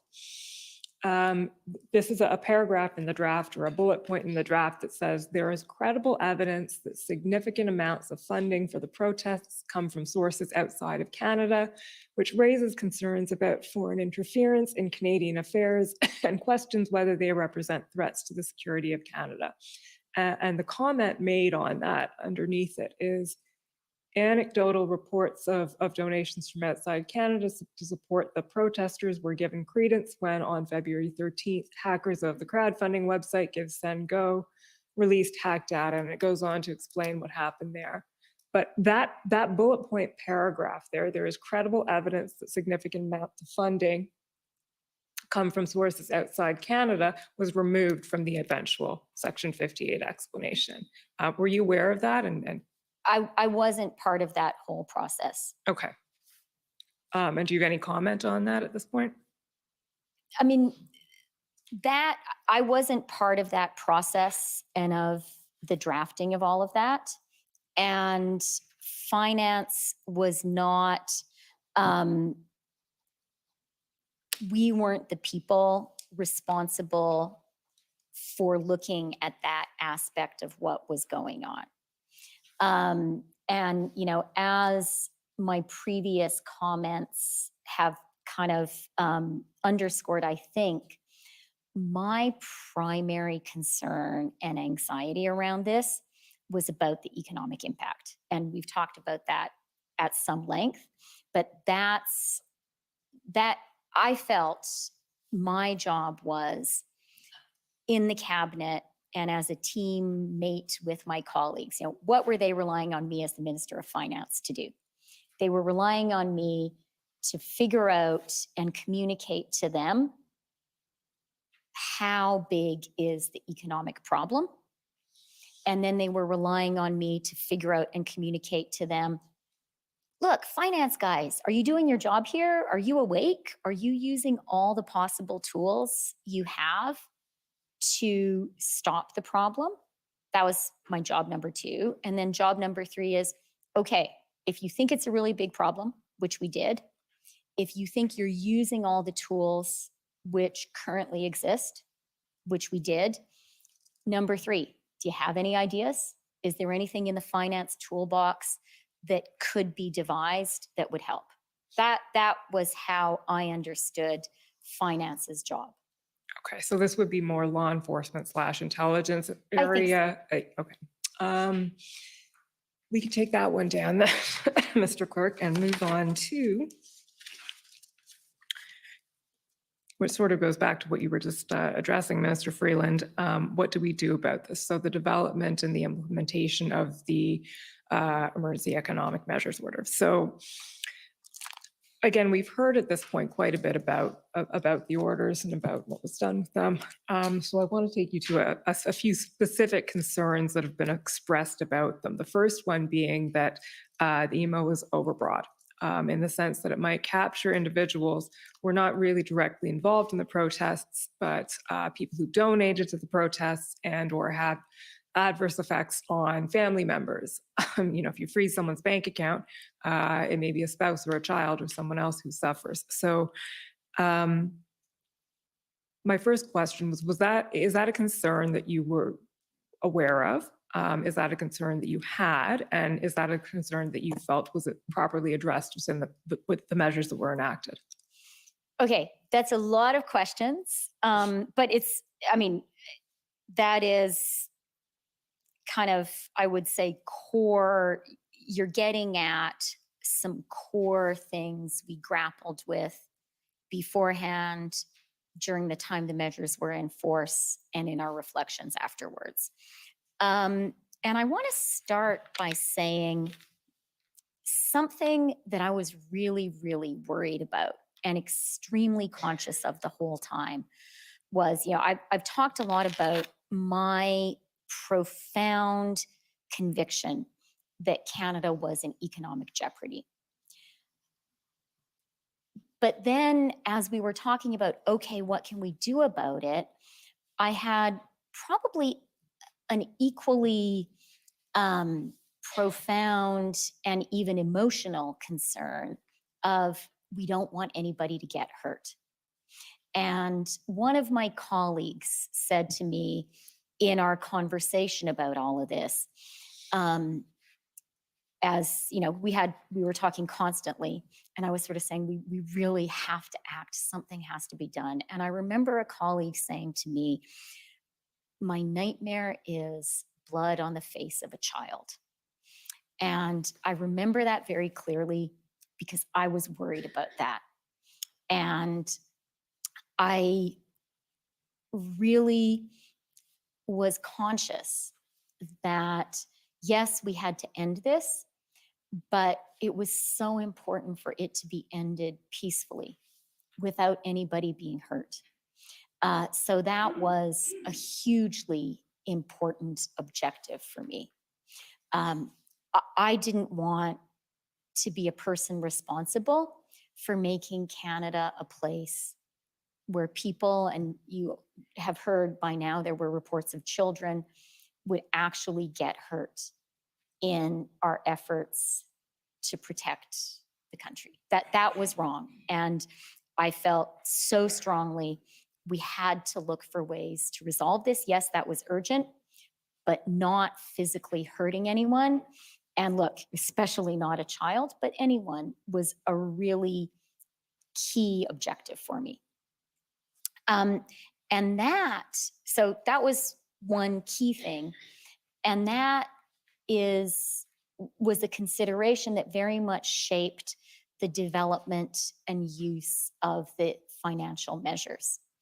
From my perspective at the time, and also with hindsight, a virtue of these measures was no blood on the face of a child, no physical coercion required. And I thought that it was good that we came up with a way of creating some economic incentives for people to leave. So that was a very important consideration. And a second really important consideration in this question, right? I think you're asking exactly the right question. It's the balance, right? I've talked a lot now about why it was such a big problem, why I think we needed to act. Are your actions kind of appropriate and proportionate? And I would say the other thing in my mind there was we needed to always have in our minds, yes, a concern about the number of people who would be restricted by these measures, but that always needed to be balanced against an awareness of the number of people who would be protected by this action. So those were the things that I chiefly had in mind. And, I think at the end of the day, it was something like 280 accounts frozen. One of the reports I remember when we were at like 240 or 241 accounts frozen, my numbers won't be exact, but I know you guys have all the numbers too. It was something like 57 people when we were at around 240. So I don't have the exact figure of how many actual people when we were at 280, but I think we have an idea of the ballpark. And so in my mind, I say, okay, that I regret that happened to those people. I really do. I would have preferred, it was a serious thing. I would have preferred not to have had to do this. But in my mind, I weigh that against what I really believe is the tens, hundreds of thousands of Canadian jobs and families that we protected. So that's kind of a high level thing. I can talk about donations and family members if you'd like me to. Sure. I mean, what I was going to ask you, and maybe this will lead into it, but would it be fair to say then that if it's put to you, someone is at the protest in Ottawa and gets a call, you got to come home, they've frozen the account and I can't pay the grocery bill. In a sense, that is the measure doing exactly what it was designed to do, which is create an incentive for that person to have to go home and leave the protest. That is in effect exactly what the measure was trying to do, because the purpose of it was to avoid what you saw as a worse outcome, being an enforcement action that would have potentially violent aspects to it. I wouldn't quite go that far.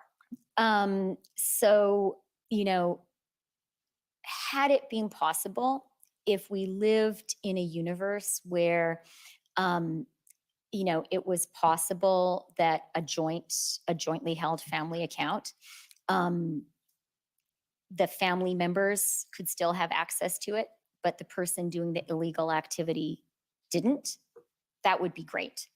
But that's not how these accounts really work. So the intention was not to create any incentives on people who were not personally choosing to engage in this illegal activity. I accept that that may have happened to some people, but that wasn't the intention. The intention was really clear, and I think broadly it worked, was to create non-violent, non-physical incentives for people to stop doing this illegal activity, which was hurting Canadians very much. And what I would also say is, you know, I would have loved it if we had made the announcement on February 14th that we are going to take this action unless you leave. Ideal outcome would have been if everyone had left that night, and if none of the measures had actually had to be used. There was no desire, there was no desire to be in any way punitive. There was a desire to create non-violent incentives for people to do the right thing. Okay. I do want to talk about the donations issue. Sorry, Mr. Commissioner, I saw you looking at me. Is that break time or? It's anytime you like. It's can be now or in 10 minutes. What's a good moment? Maybe now, might as well. Okay, so we'll take the morning break for 15 minutes. The commission is in recess for 15 minutes. La commission est levée pour 15 minutes.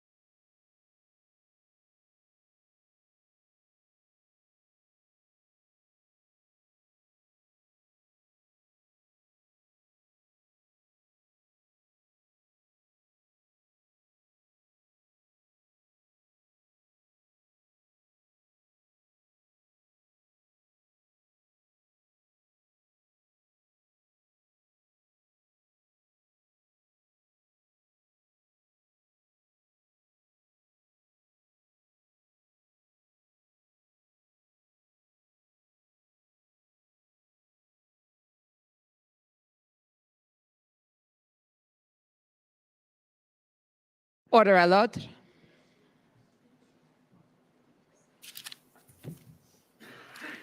Okay. The commission is reconvened. La commission reprend.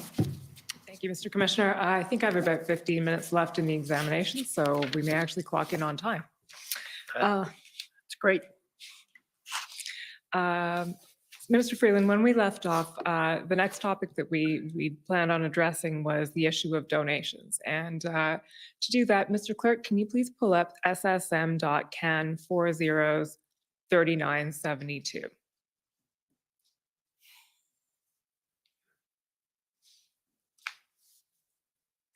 And to be clear, the issue that we're getting at here is whether donations are captured, small donors are captured by the measures that were enacted. And what we've heard in the evidence was that the position taken essentially by the RCMP was this is not who they were targeting. They were targeting influencers. They weren't targeting small donors. So this is a text exchange between, I believe, two of your staffers. Can you tell us who Alex Lawrence is there? Yes, he's my director of communications. Okay. So the comment made here, you can just scroll down a bit, Mr. Clerk, is Freeland highly skeptical of this, thinks that the banks will have frozen some smaller accounts and we just won't know. Is that an accurate depiction of your thinking around this at the time? Were you concerned that small donors when I say small donors, I'm talking about the amount of the donation, were being captured by these measures? What I remember being concerned about, and again, this isn't something that I wrote, it's something that Alex wrote, so I can't speak to his specific conveying of what I said to him and what I was concerned about. But once we put the measures in place, I knew this was an extraordinary action. The kind of thing that I hope only happens, once in a generation. And I knew that Canadians were very focused on what was happening and concerned about it. And it was very important for me, having taken this extraordinary step, to be as careful as possible in communicating what was happening, not to over egg the pudding, not to stretch the truth. And I didn't want to make a flat statement that no small donors have had their accounts frozen, although I very much hoped that was the case.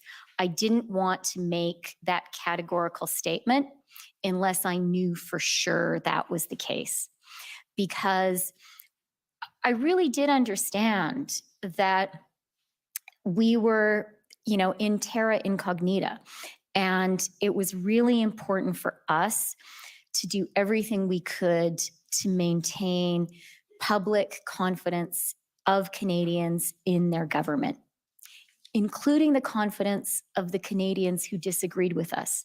Maybe most of all, the confidence of those Canadians. And so my skepticism was sort of about saying to my team, if I'm going to be in question period, if I'm going to be in a press conference, I only want to assert things that are absolutely true.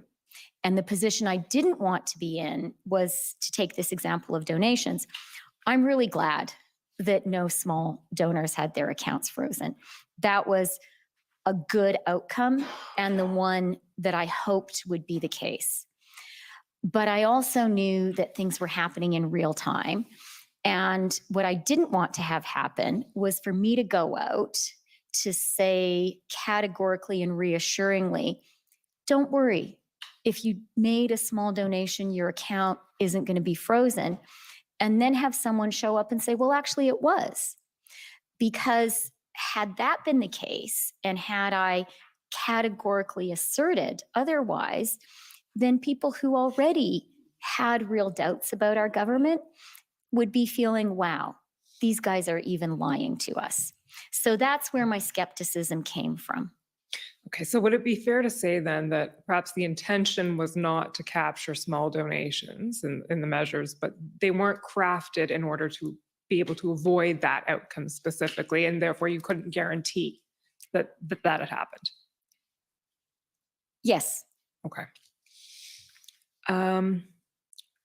The next issue I want to address briefly is, Mr. Clerk, can you pull up ssm.nsc.can 50404? You mentioned earlier, Mr. Freeland, that one of the issues or one of the concerns you were hearing from the banks was that they were being put in the middle of this and essentially having to do there's action having to be taken on their specific parts. As a corollary to that, I hope that's the right document. If we go to the top of page 7, so there's the banks themselves, and then there's the issue of the bank employees themselves. So the people who are working there, who have now essentially become frontline officers in this particular area.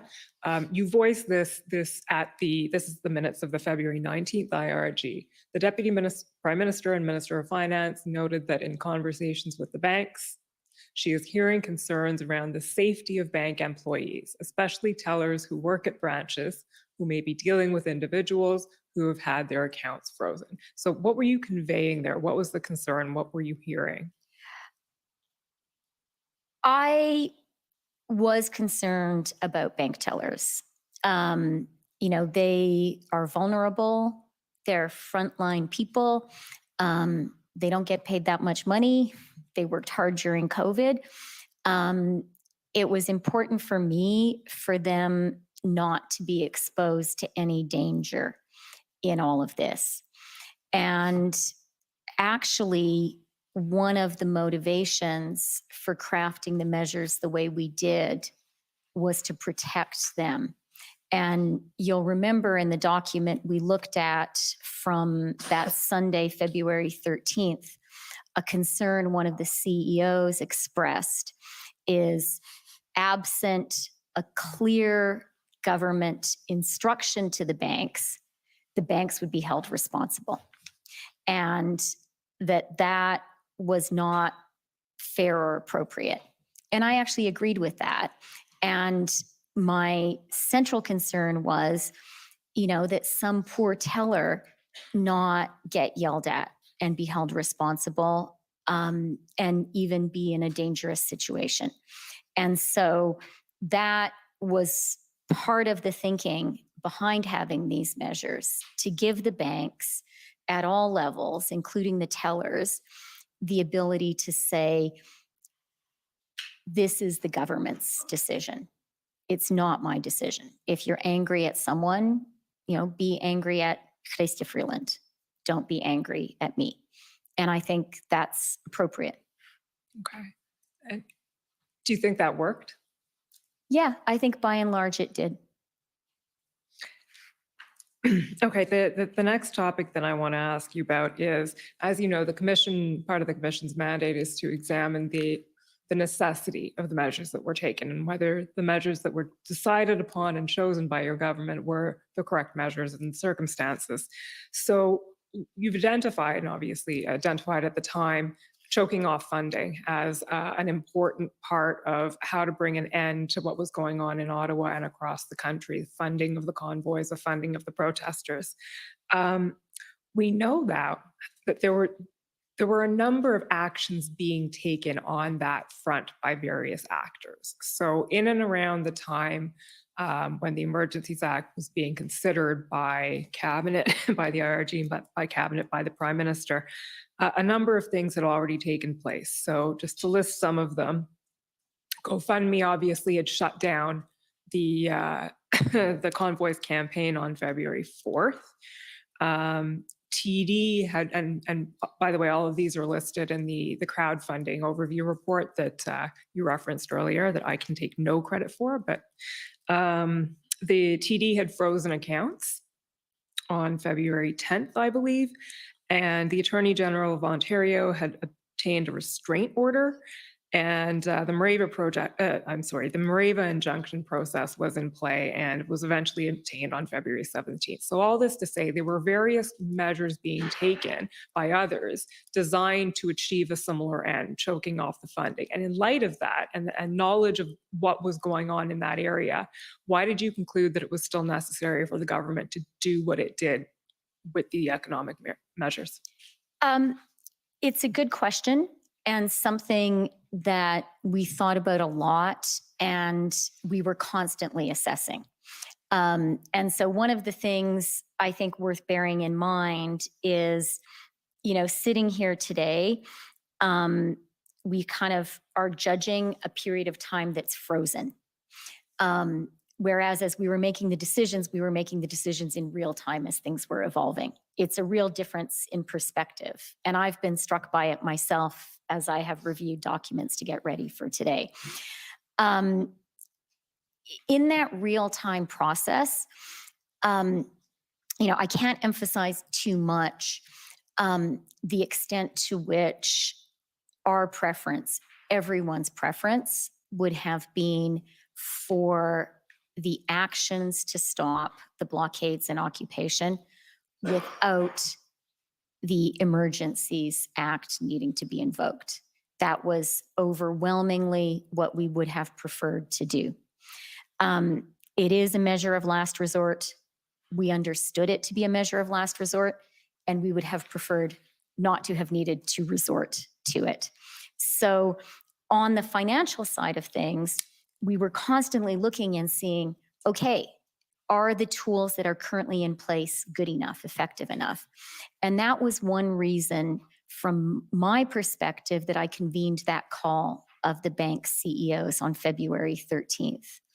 And what you'll see in that call that we've gone over already is they were very clear that the measures were not enough. And there was one CEO there who talked about how very specifically they had identified an account, they went to get the court order, but by the time they did, just 4 hours had passed and the money had moved. And that it is certainly consistent with my understanding of the financial system as moving faster than the legal system can move.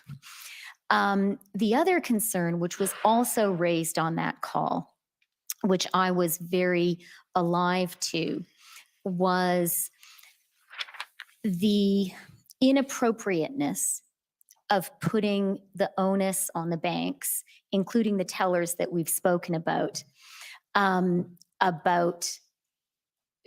acting, that this had become a very politicized space. And they felt, and one of the CEOs said in that conversation on Sunday, we are being seen in taking this measure as having taken a political position. And I thought it was really legitimate for them to say, it's not our job to make a political judgment here. You are the elected government. It's your job. And it's your job to bear that responsibility. So essentially, if this is going to happen, the government should own it, not the banks? Yeah. Also on the topic of necessity then, there were a variety of measures enacted, some of which were barely even used. So the insurance provisions, for instance, barely, not used at all, I believe.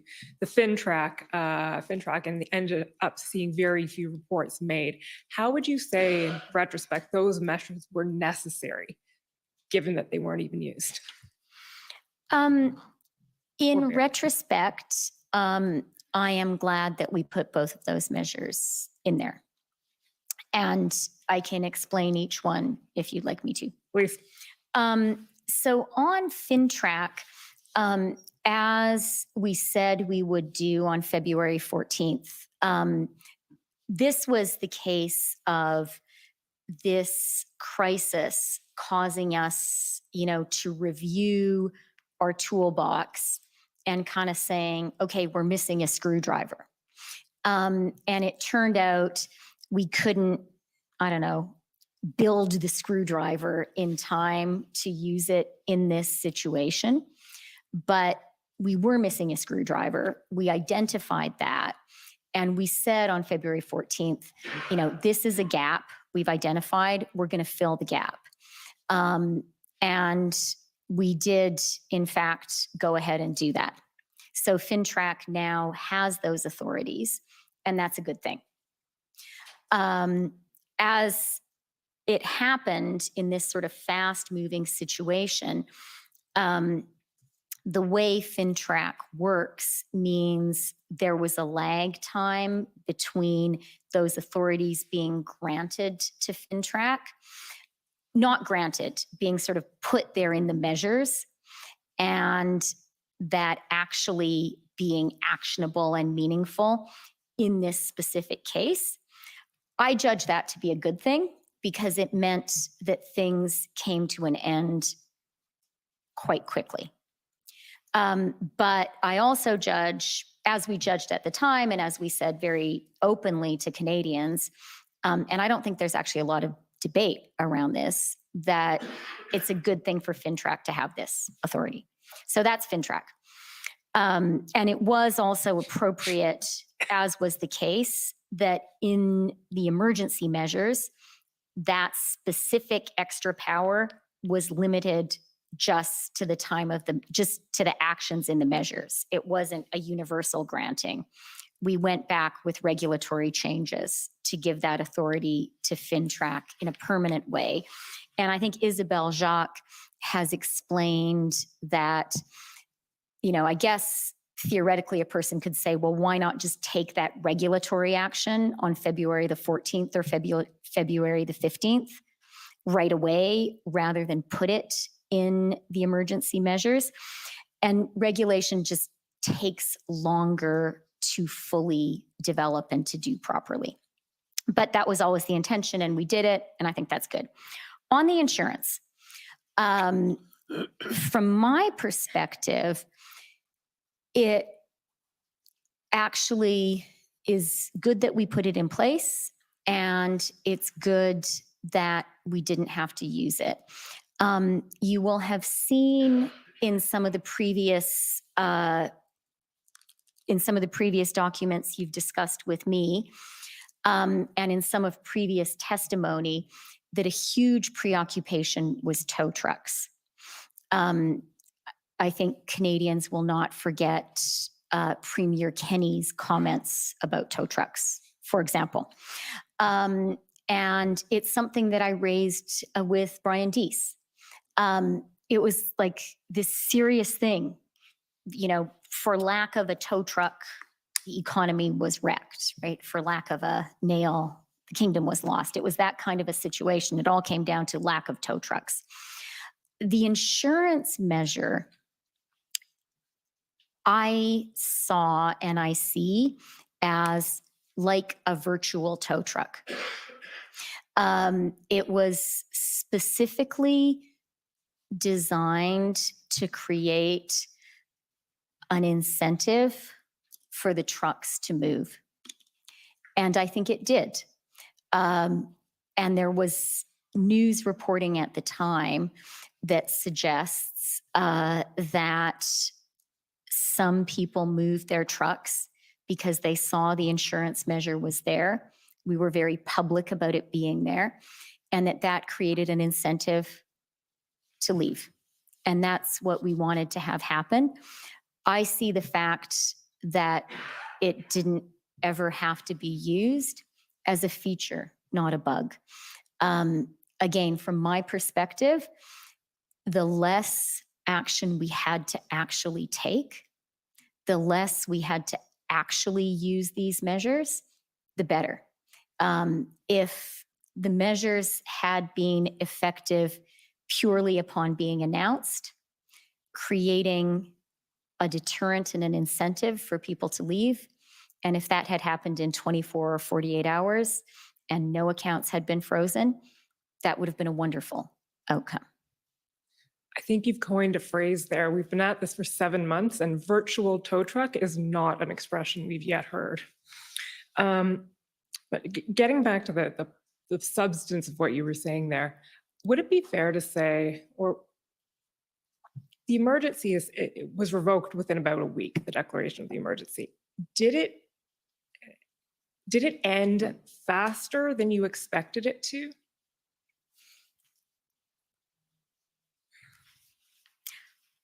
I don't think I can answer that question because I don't think I had any precise expectation.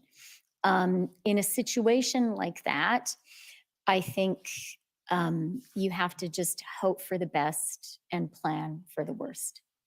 And I think that's what we tried to do. Almost done. There's a few texts I want to take you to now that consist of some discussions you had with various people after the act was invoked. So the first one I want to pull up is SSM.can 404352, please.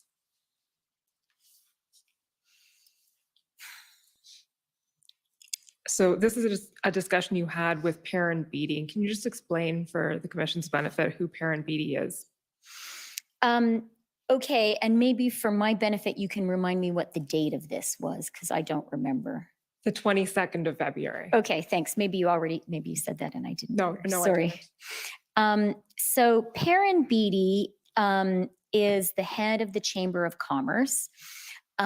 He is a person with whom I have now worked closely for a long time during the NAFTA negotiations, also during the COVID recession when we were working on our economic response. He is someone who whose collaboration I really value. Of course, because he represents the Chamber and Canadian small business, and that's an important constituency for the Department of Finance, obviously. But also because Perrin is a former Conservative cabinet minister, and in fact is the guy originally responsible for the Emergencies Act. But in his capacity as sort of a former Conservative cabinet minister, I do think that where possible, it's really good for a Liberal government to try to have good relationships, good working conversations with former Conservative ministers, to understand that point of view, to, I fully understand that we're talking now about a very strong action we took, which was polarizing for the country, or which spoke to a time of polarization in the country. But Perrin specifically for me is an example of a person with whom I work hard to maintain a relationship, because I think where we can have consensus in Canada, where we can work across partisan lines, and we can't always do that, but where we can, I think that's good for the country. Okay, so let's see what Mr. Beatty wrote to you. So presumably you were texting him about the invocation of the act, and he writes, "Hi, Christia. Thanks for your note. While I'm still working my way through the implications, the financial aspects you announced seem to be the most significant additional measures that the government took under the act." And then he goes on and says, "I certainly hope that we'll see an early non-violent end to the blockades, although I am worried as I know you are. There are also lots of long-term issues we need to consider once this is over, including whether we need to take other measures that could obviate the need to use the extraordinary powers in the act in the future, and how to repair holes in our political system. I'm particularly concerned about the radicalization of people who would normally be law-abiding." Mr. Clerk, can you now pull up, again, it's in two separate documents, SSM.can 404351, please.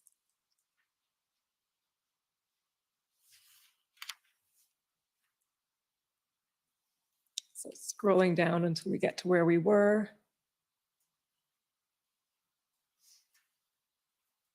There we go. I'm particularly concerned about the radicalization of people who would normally be law-abiding and focused on going about their daily lives, glad to talk at any time. So the first thing I want to ask you, Minister, is would you agree that Mr. Beatty says the most significant additional measures taken by the government were the financial ones. Is that an observation you would agree with?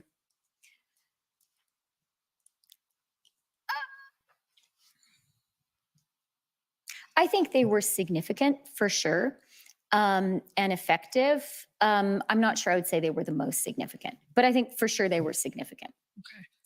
And the other question I want to ask is,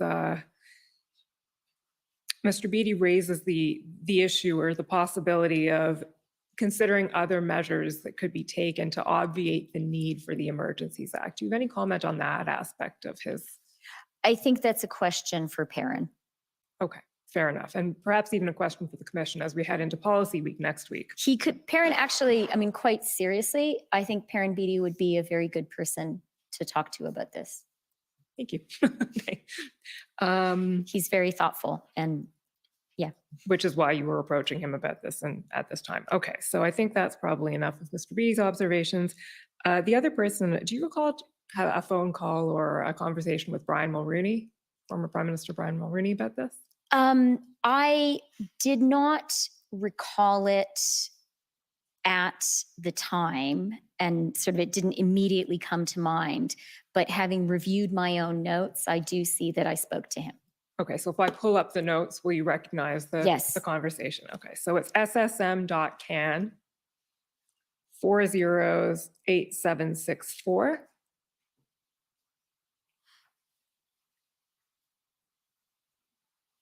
And the notation, I believe, is at page 37. There we go. So you'll have to forgive me if I butcher this in deciphering the handwriting, but Mulroney, you have conducted, I guess, yourself in such a way, and then flipping to the next page, there's not much else there. Emergencies Act, I brought it into law, so I am in favor of it. The thing in brackets protests are over, and then scrolling down, I'm glad I brought, yeah, I'm glad I brought in that legislation. So do you have any recollection of this conversation and why you would have approached Mr. Mulroney about this? Being perfectly honest, my recollection of the conversation is really sparked and based on having the notes. There was a lot going on. That's why I take notes. I do think actually that the conversation was mostly or was a lot about Ukraine and Russia. And Prime Minister Mulroney was the Canadian Prime Minister who recognized Ukraine and is very proud of that. And it's an issue that I talk with him about. And I have found him to be a really smart and wise advisor on it. So I do talk to him about that. And I do have a relationship with him dating back to the NAFTA negotiations, where he was a very good and helpful advisor to me and to the government. So the date of that conversation is February 25th. So Yeah. that would probably go back to your point about there were a lot of things going on at that time. Right. Russia invaded Ukraine on the 24th of February. And I think I can't, I've sworn on the Bible what I'm about to say. I can't swear 100%, but my recollection is that conversation was actually chiefly about Ukraine and him giving me some advice, and specifically that he thought it was an important opportunity for Canada to play an important role in the world. And he wanted to encourage me and, through me, our government, not to underestimate the impact that Canada could have and the seriousness of this. So that brings me to the very last question I want to ask you, Minister, which is, this is something that's been touched on already in the inquiry. We haven't really spoken about it yet today, but if you look at the Section 58 explanation, and I'm not going to pull it up because it's nothing specific, but in reporting to Parliament about why the Act was invoked, much of that explanation focuses on economic security and the threats to, as we've talked about today, Canada's economy that we're in, and this has been now the discussion for about 2 hours today. What is the link, as you see it, between the threat to economic security and the threat to a threat to national security? Because that link is not necessarily obvious in looking at legislation. And I'd really like to hear, we would really like to hear your perspective on that question. Yeah, thank you for the question. And I say that really sincerely. I think that is a really important question, and a serious and challenging one. You know, people could write books about it. Maybe someone can write a PhD thesis about it one day. But I will try to offer two links that are central in my own thinking and were at the time. The first is, I really do believe our security as a country is built on our economic security. And if our economic security is threatened, all of our security is threatened. And I think that's true for us as a country, and it's true for individuals. It's true for the people who work in a Windsor car plant and who, you know, in some dystopian counterfactual, let's imagine that we hadn't acted. Let's imagine that this had entirely spiraled out of control. Let's imagine that immediate trade in the car sector had been imperiled and that the Americans just sort of said, you know what, we just can't do this building of cars together with you guys. You're too unreliable. So, you know, the people who would have lost their jobs there, the people in a steel mill in Hamilton who would lose their job as that relationship fell apart, the people in an aluminum smelter in Quebec. For each of those people, having this all fall apart and the country's economy be profoundly undermined, that would undermine their security, and it would undermine our security as a country. And if that seems too abstract, I think you're seeing it today in the geopolitical space, where we're actually seeing economic tools being weaponized in actual wars. I spoke yesterday with the Prime Minister of Ukraine, because we're issuing sovereignty bonds. It's a good thing that Canada is doing. It's good. But I spoke with him yesterday, and he was talking to me in the darkness because most of Ukraine's power and water had been taken out by Russian missiles. Now, I'm not saying that we're talking about missiles with Canada, but I'm saying that a tool being used to undermine Ukraine is directly going at its economy. And we're seeing something similar happening in Europe, where energy supply to Europe, entirely an economic measure, is being used to undermine Europe's security. So I do think that an attack on or an undermining of a country's economy, that can fundamentally undermine that country's national security. There's a second aspect which I was really worried about, which is maybe less kind of highfalutin and philosophical and more human and specific. And what I was worried about was, you know, it can sound very abstract to say economic security can undermine national security, to say geoeconomics is a tool in geopolitics.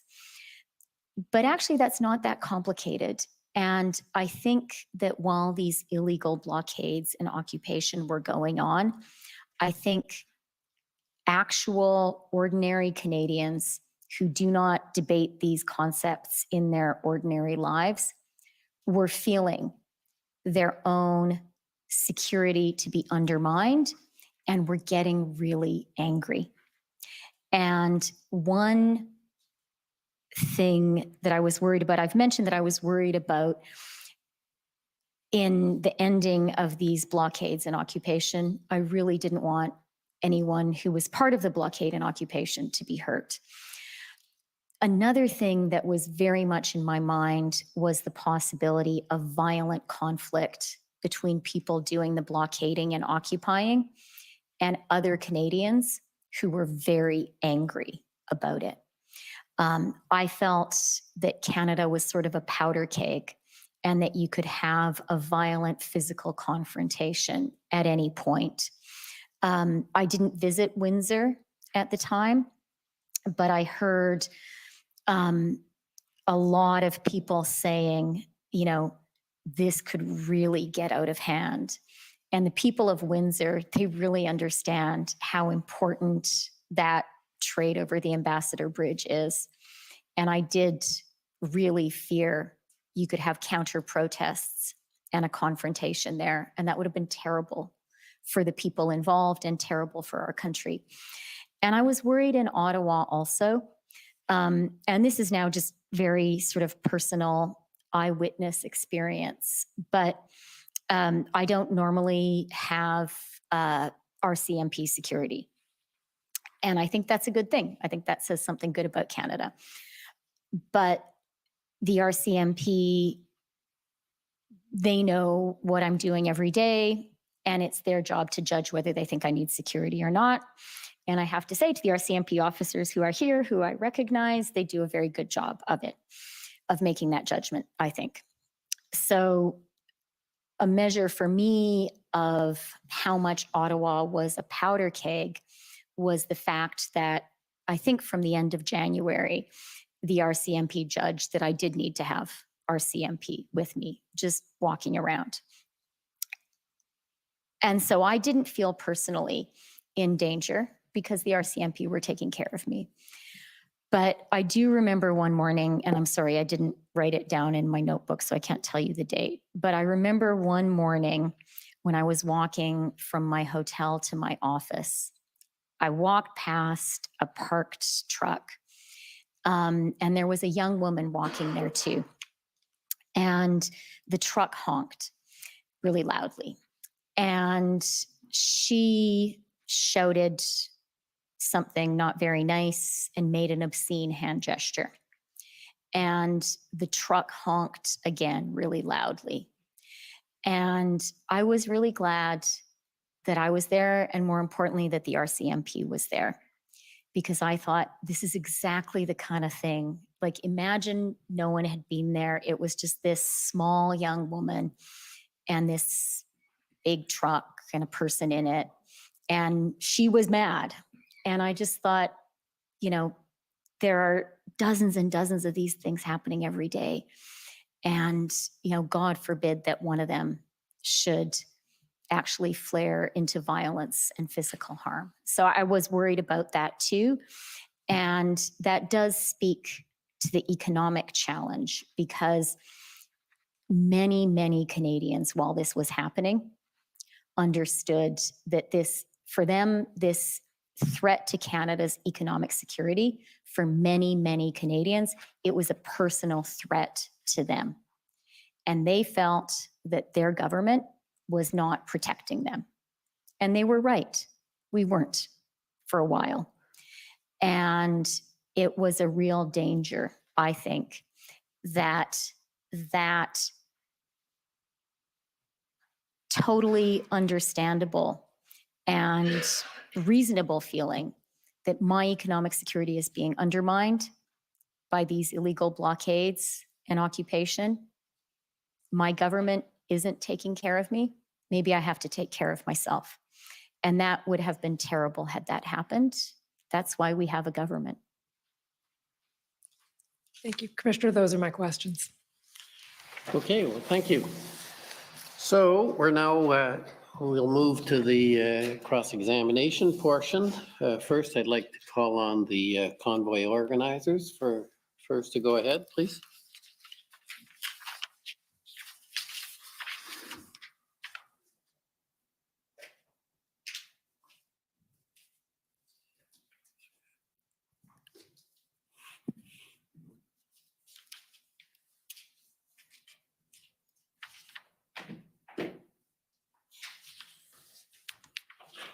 Hello, my name is Brendan Miller, and I'm counsel to Freedom Corp, which is the representative of the protesters that were in your city at Ottawa in January and February 2022. So, ma'am, I understand the mandate regarding truckers that led to the protest. It came into effect on January 15th, 2022. Is that correct? I don't recall the exact date, but I'm prepared to believe you are citing Thank it you. correctly. And during the pandemic, from March 20 through January 15th, 2022, there was no such regulation, right? Again, don't recall the exact dates myself, but I do know we didn't have the mandate and then it came into Right. force. And just so the folks at home understand, a regulation is a different type of law. It's passed by the executive branch alone, not by all of Parliament, right? Like the Emergencies Act. There is absolutely a distinction between things a government can do by regulation and things it can Right. only do by Right. legislation. And so would you agree with me that given that during the throes of the pandemic, from March 2020 through to January 15th, 2022, and we had no regulation, you didn't need one? No, I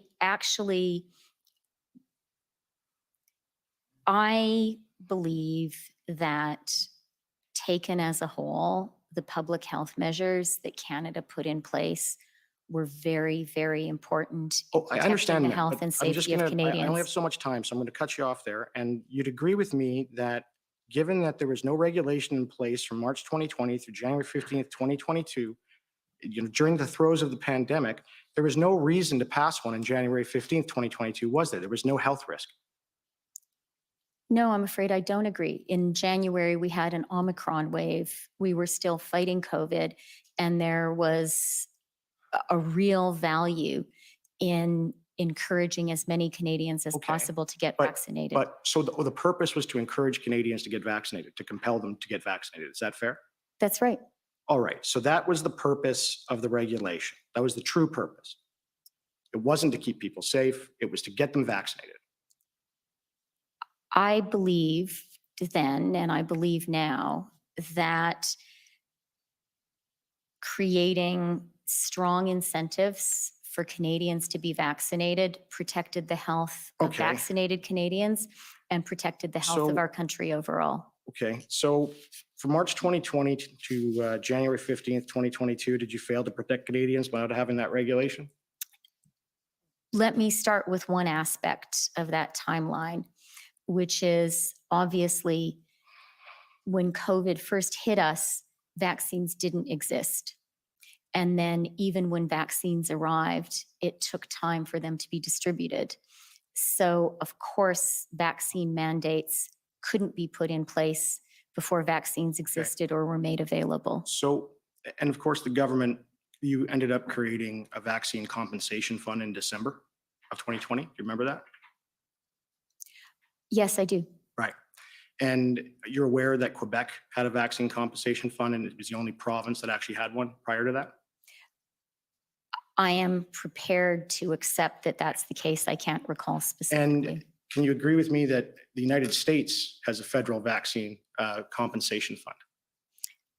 it always Again, has for a I'm long time. prepared to accept Okay. that that's the case. So from 1867, when Canada was founded, up until December of 2020, Canada had no federal vaccine compensation fund. Can you agree with that? Again, I'm not an expert in the history of vaccine compensation funds in Right. Canada. But you can agree the first compensation fund in Canada for vaccines came about only because of the COVID vaccines, correct? Again, I'm really not an expert in vaccine compensation funds. If the direction of the question is to suggest that the COVID vaccines are more dangerous in some way than previous vaccines we've used in Canada, I'll say one, I'm not a health expert, I understand. but I believe very much in really the advice, the effectiveness, the thoroughness of Health Canada. They're Okay. very good I- at judging I the agree. safety of vaccines. Well, just And a I second. will say, I agree. have been vaccinated 4 times. My children have I been understand, vaccinated. ma'am. I don't need to know that. But But I it does don't- speak, it does speak to my confidence in the vaccines. I If I've understand. had I my don't- children vaccinated, it speaks to my Ma'am, belief that they're safe. Please stop talking out the clock and let me ask my questions, okay?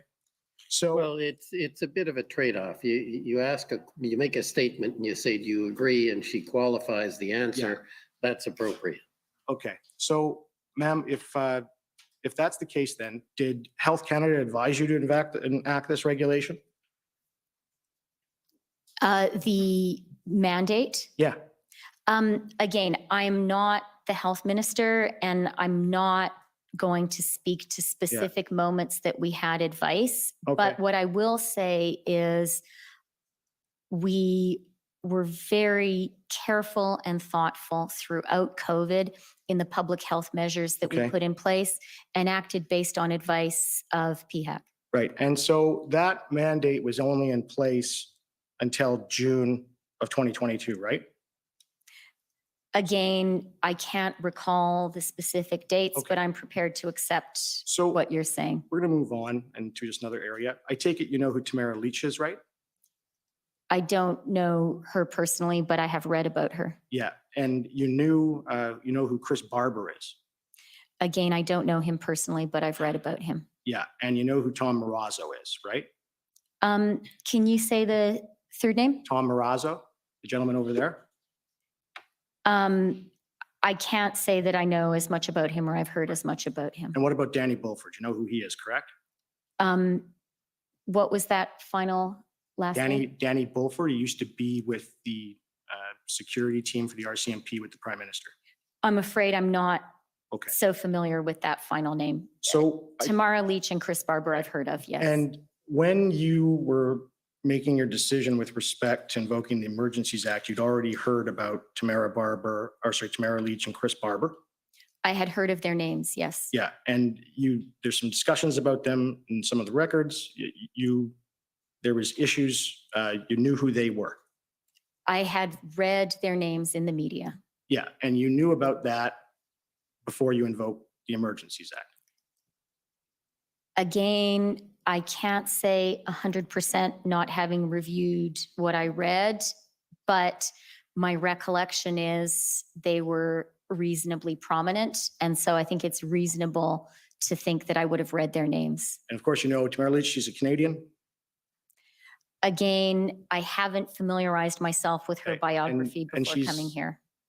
She's from Alberta. Do you know that? Where you're from? I really haven't studied about Okay. her before coming here. I want to be careful that I say things I know for sure are true. I am certainly Canadian and I'm born in Peace River, Alberta. Okay. Is Tamara Leach a terrorist? In terms of designating who is a terrorist and who isn't, that is not my job as Minister of Finance or Deputy Prime Minister. Okay. We have authorities whose job is to do that. Right. And so it's not your authority to designate Tamara Leach, Chris Barber, Tom Marazzo, or Danny Bulford terrorists. That's somebody else has to do that. Yes, we have intelligence services, we have enforcement agencies whose job is to determine who is a terrorist. And Okay, that's so- entirely appropriate. It's, Can I bring up? can I say document- one thing about Yeah, that? just a second. If I can bring up document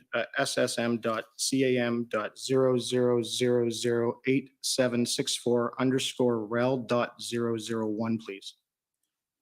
And you can, while he's pulling that up, if you want to add to your answer.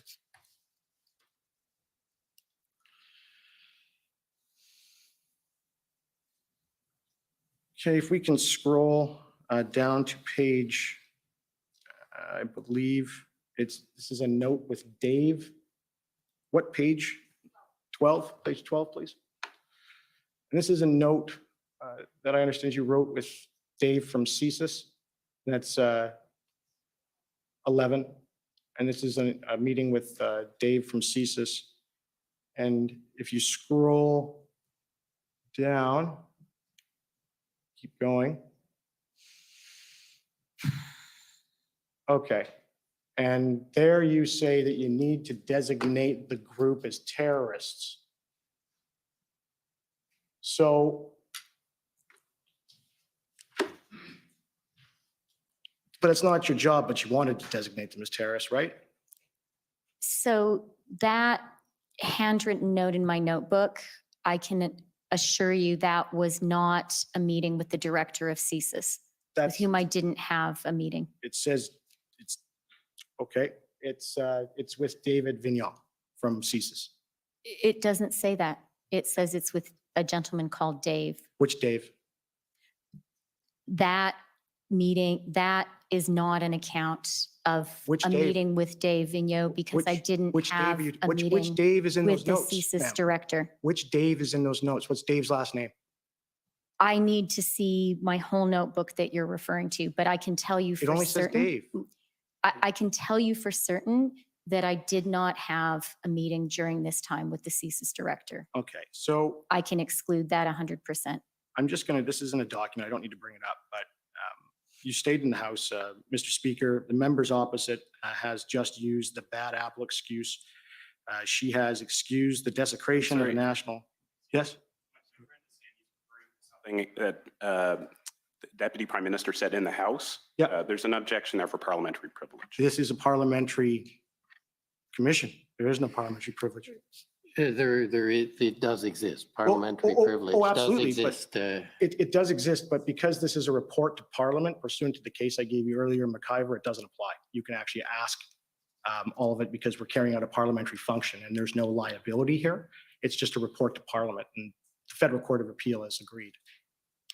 I'm not aware of that. I gave you the McIver case quite a while ago when we talked about the objections and I think, yeah, it's there. Well, that's the document that he's referring to so that we know what he's talking about, so we can understand the parliamentary. This is privilege issue here. just a statement from the Deputy Prime Minister in the House. And Mr. Speaker, the members opposite have, this is what it says, use just the bad apples excuse. She has excused the declaration. I think we're going to have to sort this out because I don't think at this stage, and I apologize, I'm not as familiar with you as you are about that case. And clearly the Crown is not either, the government. So I think we're going to have to find that. So I'd like you to hold that Okay, I'll come back to question.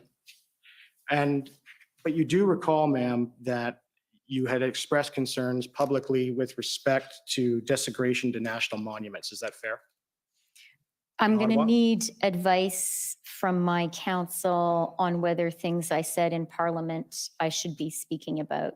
Okay, I'm so not here, I'll an just, I'll expert move either, on. It's so. okay. So one of the things that happened during the protest in Ottawa dealt with the national monument, the Terry Fox statue. Do you remember reading about that? I do, yes, I do remember the Terry Fox statue. I remember discussing it with my children. Yeah, Who were and- very upset. Yeah, and there was, in that Terry Fox statue, they put a hat on Terry Fox's head and then put a flag in his arm. And then there was a mandate freedom sign on it. I don't remember specifically Okay. how the Terry Fox statue was Yeah. implicated in this, but I do remember Okay. reading about it. And I remember it specifically because my children were aware of it and Okay. were upset. Right. And so I went online and I just looked at how many times someone's done that to that statute, and it seems to be hundreds. So I'm just going to put this one to you. If someone puts an LGBTQ flag on the Terry Fox statute and flowers in the statute, is that a desecration? I am not going to go into, I really don't think it's my job or helpful for Canadians for me to go into a discussion of what is okay and not okay. But to you've do said with it the was a Terry Fox desecration statue. when you've called it a desecration in public. That was what you're referring to based on what was put on the statute. So is it fair to say that it's only a desecration to you if you don't agree with the message? Again, you've made a couple of leaps beyond anything that I've said. That's okay. It's the public record. With respects to, you had said you had concerns for violent actions and interactions with respect to protesters. And I take it that was nationally? You had concerns nationally? Or was it just Ottawa? I described in my testimony a moment ago 2 specific areas where I had concern. I was worried about the potential for conflict between angry Oh. people in Ottawa and the occupation. Can I finish the answer? Because I have something to add. And as I said in my earlier testimony, and I believe the mayor of Windsor shared this concern, I was concerned about the possibility of that kind of a conflict in Windsor. And I was concerned about the situation in Coots, Okay, which we heard about at the IRG Right. on this Saturday. okay, so, but with respect to the interaction with protesters, I don't know if you heard the testimony of the mayor there, but he said that 75% of his small town supported the blockades and that many of the properties have F Trudeau flags all over them. So you wouldn't have concern with that specific protest, would you? My reference to Coots just now was very specific. At the IRG on Saturday, the 12th of February, the RCMP commissioner raised with us the possibility that there were weapons there. And Right. that was a source of great concern. Right, and so you can agree that police investigate weapons offenses all over the country every day. Again, I'm not a police expert, but that seems like a reasonable common sense observation. So simply because the police know a weapon is somewhere, you can agree with me, it's not a national emergency.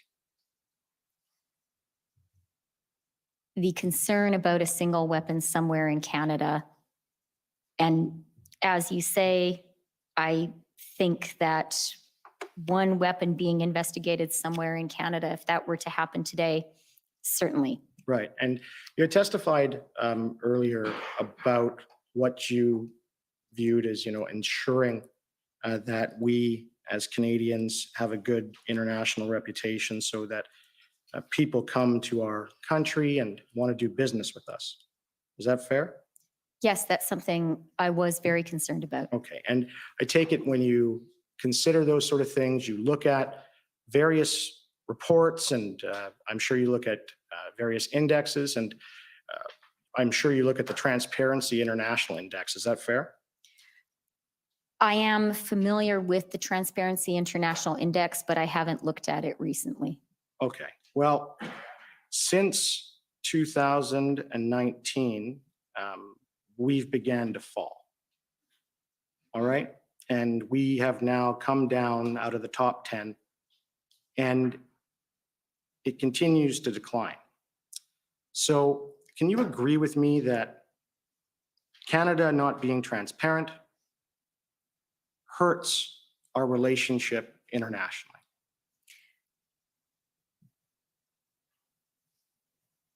I have to say that I disagree with the premise of the question. I think Canada is a very transparent democracy. And in fact, the commission that we're part of right now is a part of Canadian transparency. Right. That's why it's important. And on that point, if I told you that there is a whole bunch of unlawfully redacted documents that we've been fighting over and we're waiting for an order just to get them today, and we haven't had them for this whole proceeding, do you think that's transparent? Again, and with apologies, I can't agree with the premise of the question. I think that, but what I can say is, I think that the fact that this commission exists, that these hearings are being held, that they're public, is really important for Canada and is a measure of Canadian transparency. Right. And one of your concerns, of course, with transparency and our reputation, was that you would want your government to be as transparent as possible, right? Again, here, I do believe that transparency and accountability are important, but I also recognize that cabinet confidentiality in many issues needs to be preserved for a reason. And, there are areas where transparency is not appropriate, and I recognize that as well. Okay. Can you agree with me if, anytime it comes out that the Canadian government has misled Canadians on something, it really hurts our international reputation, doesn't it? I think that the Canadian government should always seek not to mislead Canadians. Right. First and foremost, because that's wrong and that is not the way we should treat Canadians. And in the many statements that have been said by all the politicians in this matter, one of the main things they talked about, and Justin Trudeau did particularly on the following the first weekend of the invocation of the Emergencies Act, was these horrible, the Nazi flag and all those things that people saw in Ottawa.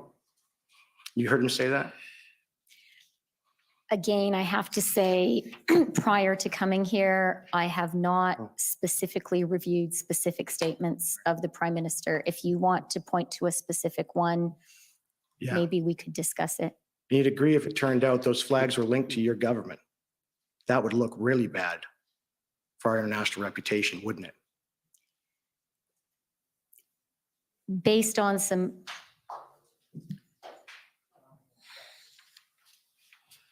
Okay, next, if I could call on the CCLA, please.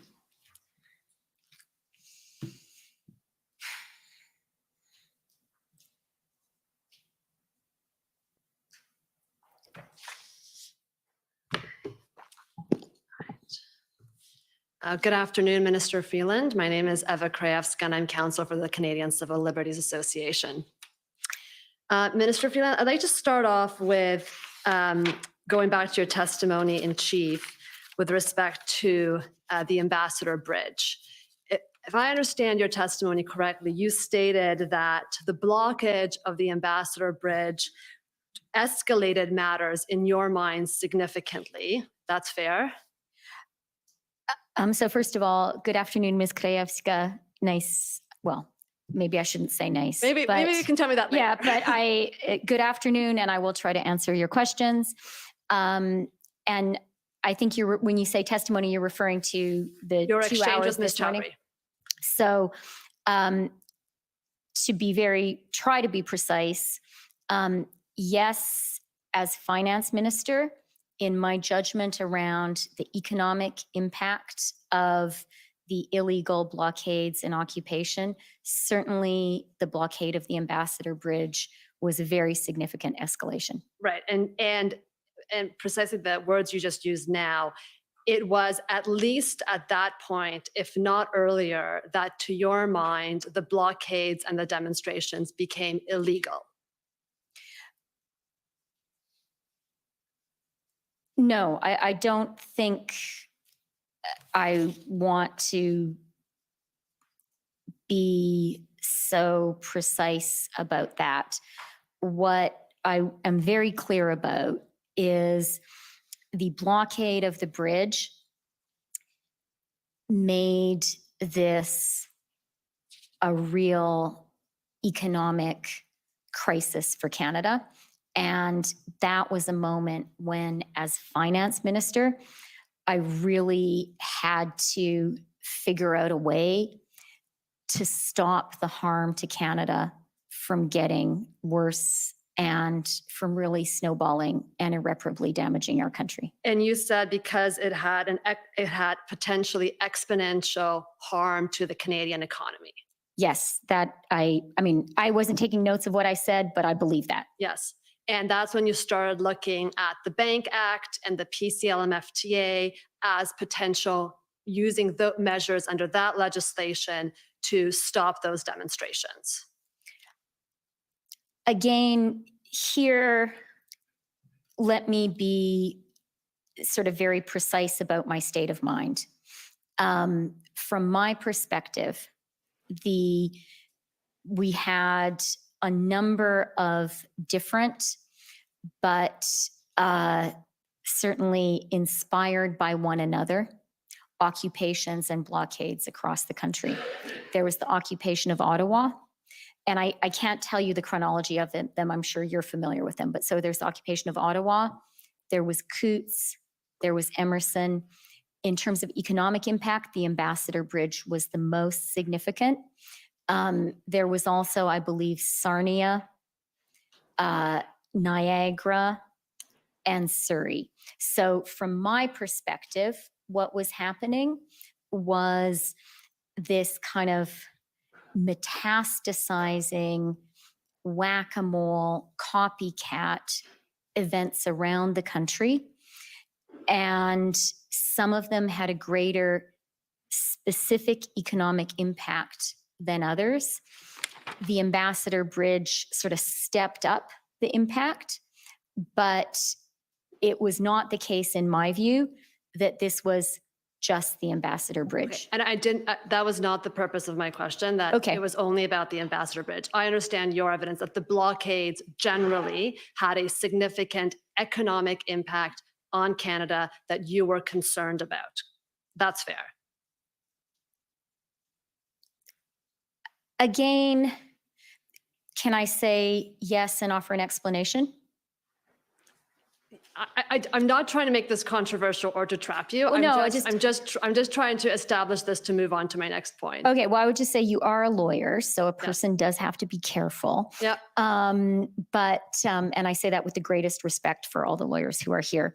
But look, the point that I just want to be clear about, and I do think that there has been in some of the public thinking about this a lack of clarity, is from my perspective, one way that you could look at the economic harm was what happens every day arithmetically and just add it up. From my perspective, that grossly understates the potential economic harm that was being done.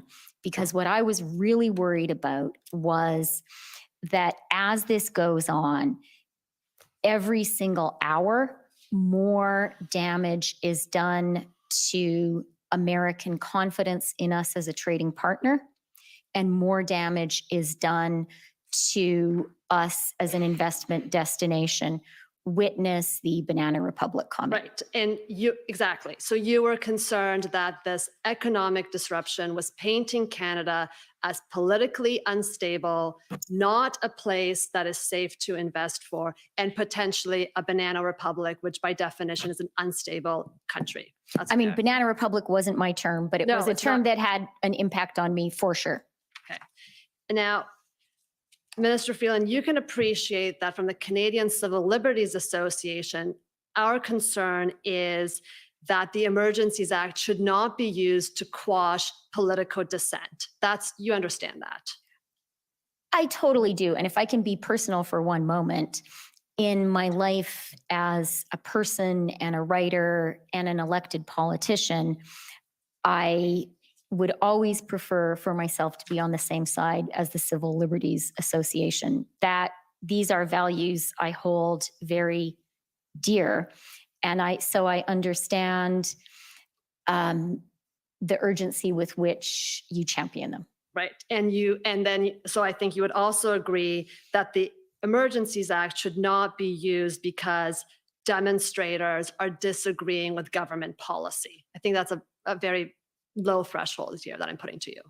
Yes, I absolutely agree with that. And I think you also know in your life, both as a journalist and as a minister, that on occasion, the right to freedom of assembly and freedom of expression includes actions that are of civil disobedience. I do recognize that sometimes happens. And I also recognize that laws are enforced against people committing acts of civil disobedience. People can believe in something and can bravely commit those acts and pay the price of the legal penalty. And exactly. And civil disobedience will on occasion also involve serious economic disruption. And I'll give you a few examples. A general strike is a form of civil disobedience that causes economic disruption. You'd agree with that?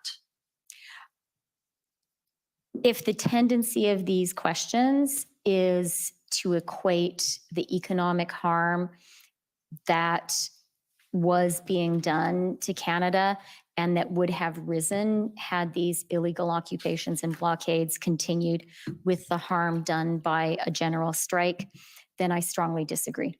Okay. And sometimes blockades by Indigenous people cause economic harm, correct? They do. And sometimes occupations like Occupy Wall Street or Occupy Toronto may cause economic harm.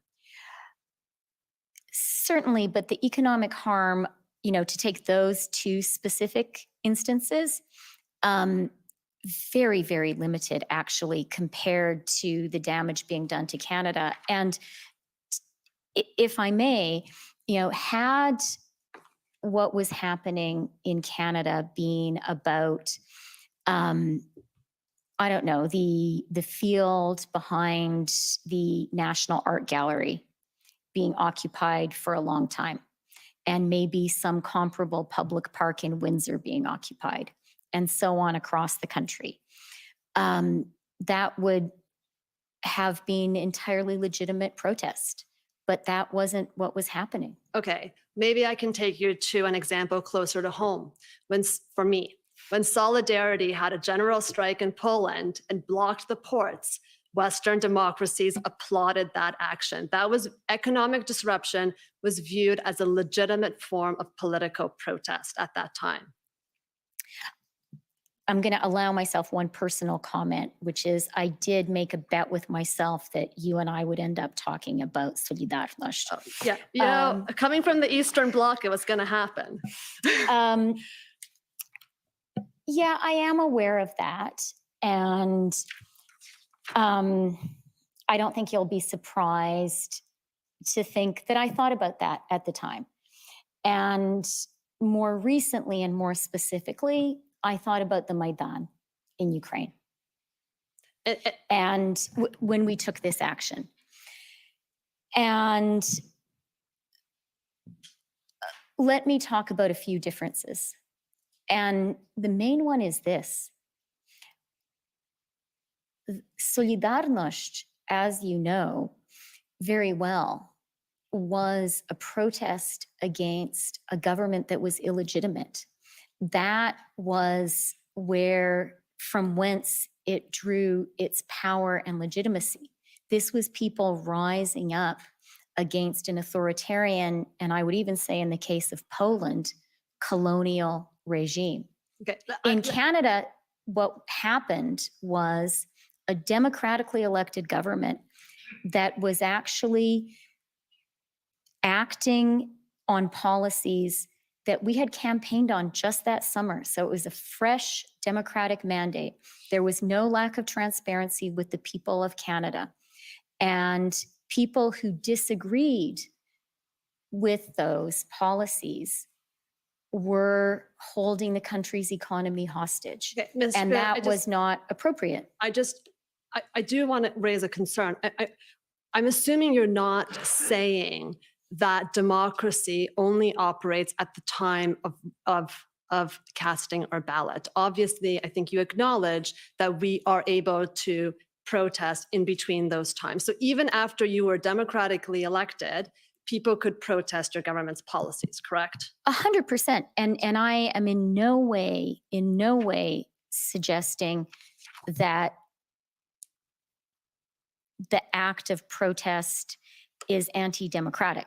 On the contrary, the right to protest, I think it's a feature, not a bug of democracy. But what I was saying, which I believe very strongly, is there is a big difference between acts of popular resistance and even revolution against an authoritarian regime and protest in a democracy. And Minister Phelan, I'd like to just take you to, you started your comments this morning as well with the bigger geopolitical issues here between President Putin trying to demonstrate that his way of dictatorships is preferable to Western democracies. And I think you can appreciate that there have been countries in the world that have said you should invest in us because we are politically stable. We do not have general strikes. We do not tolerate dissent. And I want to end on this. Surely you agree that in Canada, which is a democracy, the right to protest, the right to demonstration must be sedulously protected, and that economic security does not trump those rights. So many things packed in there. I know, I'm Um, running out of time, so it's all going in. So many things packed in there. And many of them I agree with. I have reported on a lot of authoritarian regimes that spoke about their stability as something that should be attractive to investors. And clearly, I strongly disagree with that argument. My concern when it came to the economic security of Canada was about our ability not to not have political debate. Political debate is a sign of a healthy society. The fact we're having this commission, that's a healthy democracy. The fact that in question period we yell at each other, I really don't like it, but it's a sign of a healthy democracy. What was undermining of Canada's economic security sufficiently dangerously that I believe we needed to act, and it was the right thing to do, was that our trade was being stopped and was being seriously blocked. And I was very worried that that was handing arguments to US protectionists who were already on the move, and that had that relationship been seriously damaged, that would really hurt Canada. And Minister, my last point, you mentioned at some point that it would have been one thing for the protesters to stand with a placard at the War Museum and protest. You mentioned that today in testimony with me. I didn't say War Museum and I didn't say placard. Sorry. But the basic idea, I think we're in the same I'm sorry, zone. I'm thinking of a different Ottawa monument. But you agree that public assembly and the right to protest goes beyond simply me standing on a green lawn in front of a government building, that it does encompass more than that, and that Canada should protect that to be a vibrant democracy. I, am not going to right now try to define with you specifically, what is, give examples of protests. But what I will say, and I really agree with, and I think one of the lines that very much in my mind in this decision is, I do agree with you that in a democracy, the right to protest is important and has to be protected. And that's such an obvious statement, and I agree with that. And I agree, so since it's obvious, I'll say it and I won't gild the lily. Thank you. Thank you, Minister. Thank you, Commissioner Rouleau. Okay, we have 5 minutes left. I don't know if the Canadian Constitution Foundation wants to start or.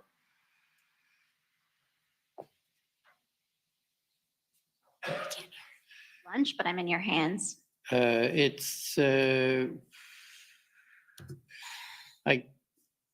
don't know. I think we'll adjourn for lunch. How's that? Okay, great. Thank you. And we'll come back then at 2 o'clock. The commission is in recess until 2 o'clock. La commission est levée jusqu'à 14 heures.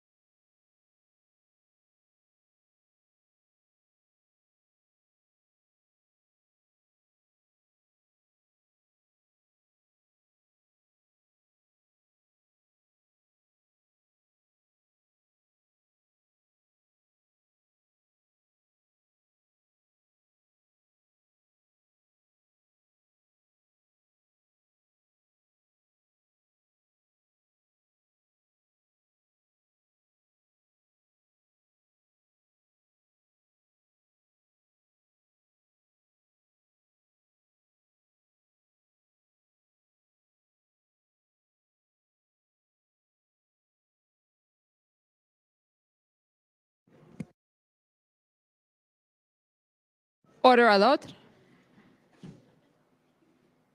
The commission is reconvened. La commission reprend. Okay, once again, I apologize for the slight delay.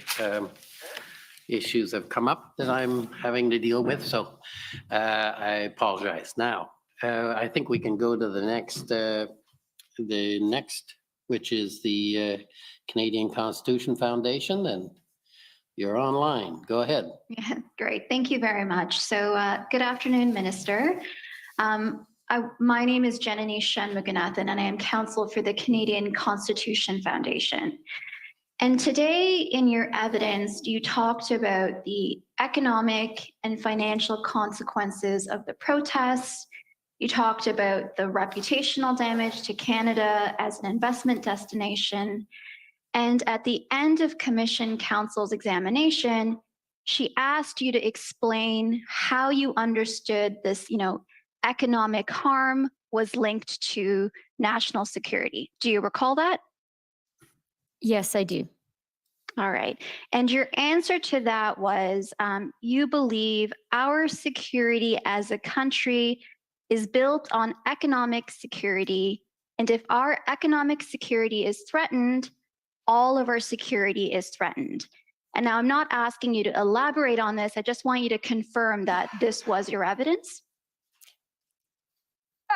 Obviously, I don't have word by word recall of what I said, but that's what I believe. And sounds like you're reading the transcript. So, all right. Thank you very much. And now I take it you know that in order to declare a public order emergency pursuant to the Emergencies Act, there must be what's called threats to the security of Canada. You're aware of that? yes, I am. And the Emergency Act says that threats to the security of Canada has the meaning assigned by Section 2 of the CSIS Act. You're aware of that? Yes, I am. All right, so I just want to take you to Section 2 of the CSIS Act, and this is COM, either 5 zeros or 6 zeros 935. It should be 5 zeros.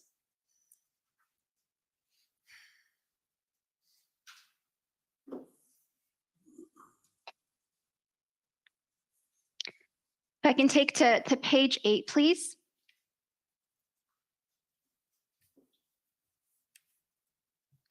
Perfect. If you can just pause there. So the CSIS Act defines threats to the security of Canada. And we've heard evidence in this commission that for the purposes of invoking the Emergencies Act here, the focus was on C. That's where they were focused on in terms of the threats to the security of Canada. So what C says is activities within or relating to Canada directed toward or in support of the threat or use of acts of serious violence against persons or property for the purpose of achieving a political, religious, or ideological objective within Canada or a foreign state. So you see that? I do. All right. And so in terms of the economic harm that you've described today, the reputational damage to Canada as, an investment country, you'll agree that it doesn't fall within C, right? The activities relating to Canada directed toward or in support of the threat or use of acts of serious violence. Would you agree with that, or is that fair to say? Not precisely.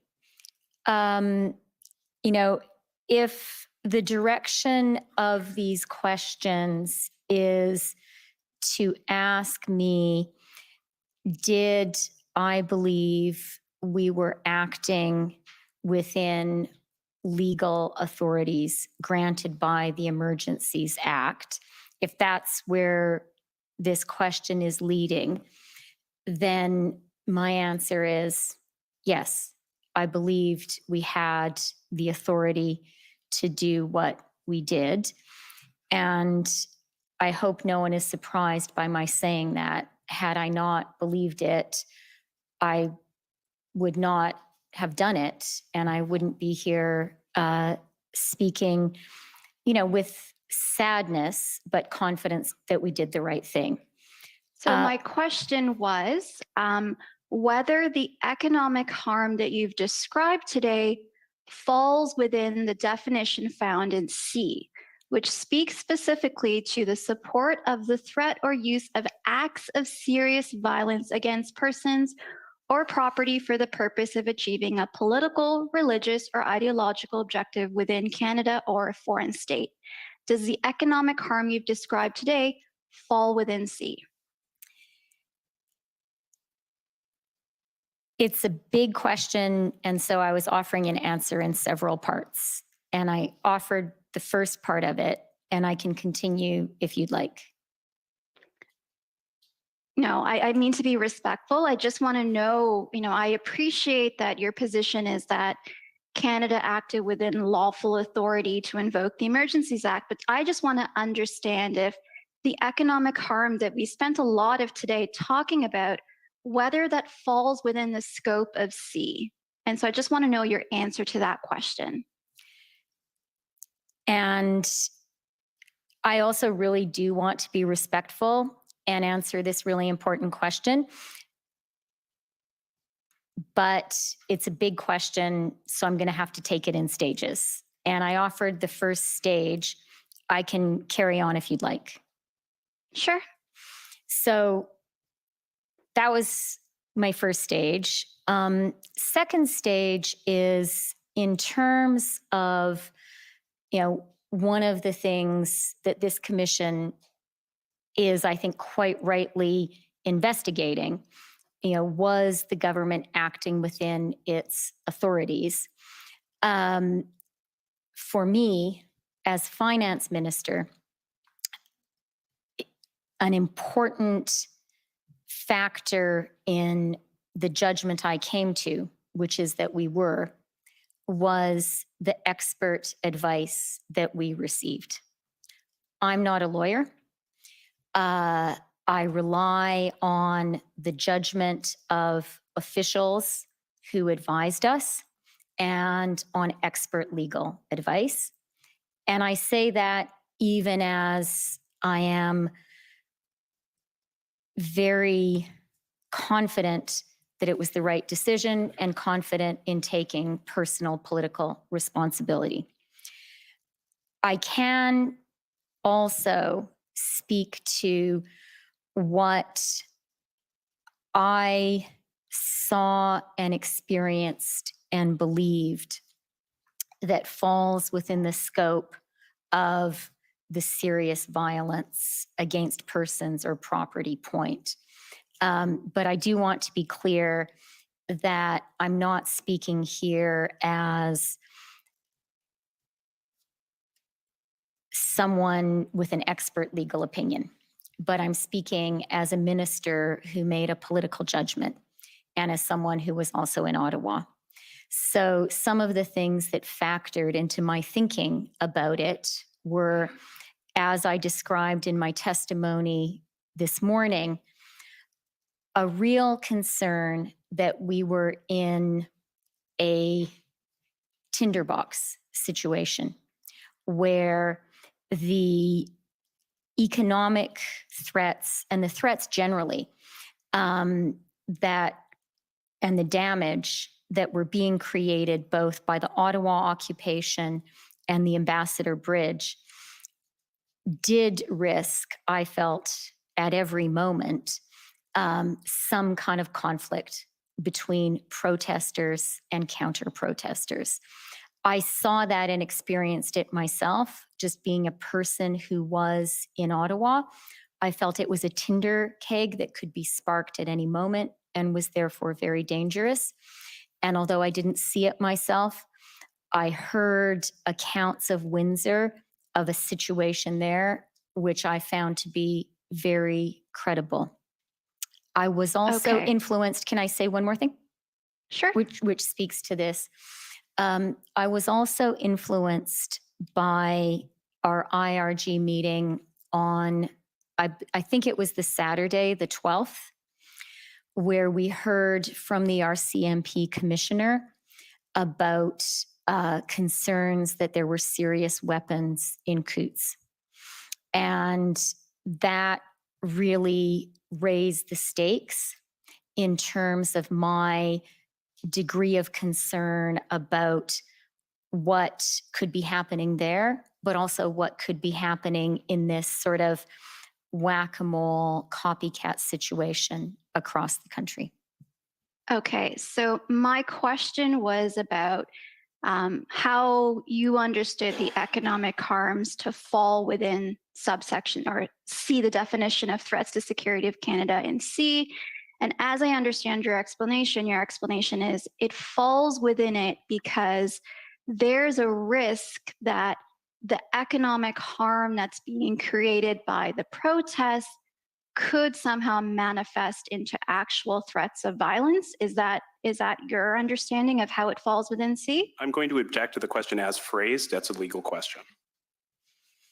I'm just trying to find out she's offered an explanation for how she says the economic harm falls within C, and she linked it directly to the threats or use of acts. And I'm just trying to understand what that link is.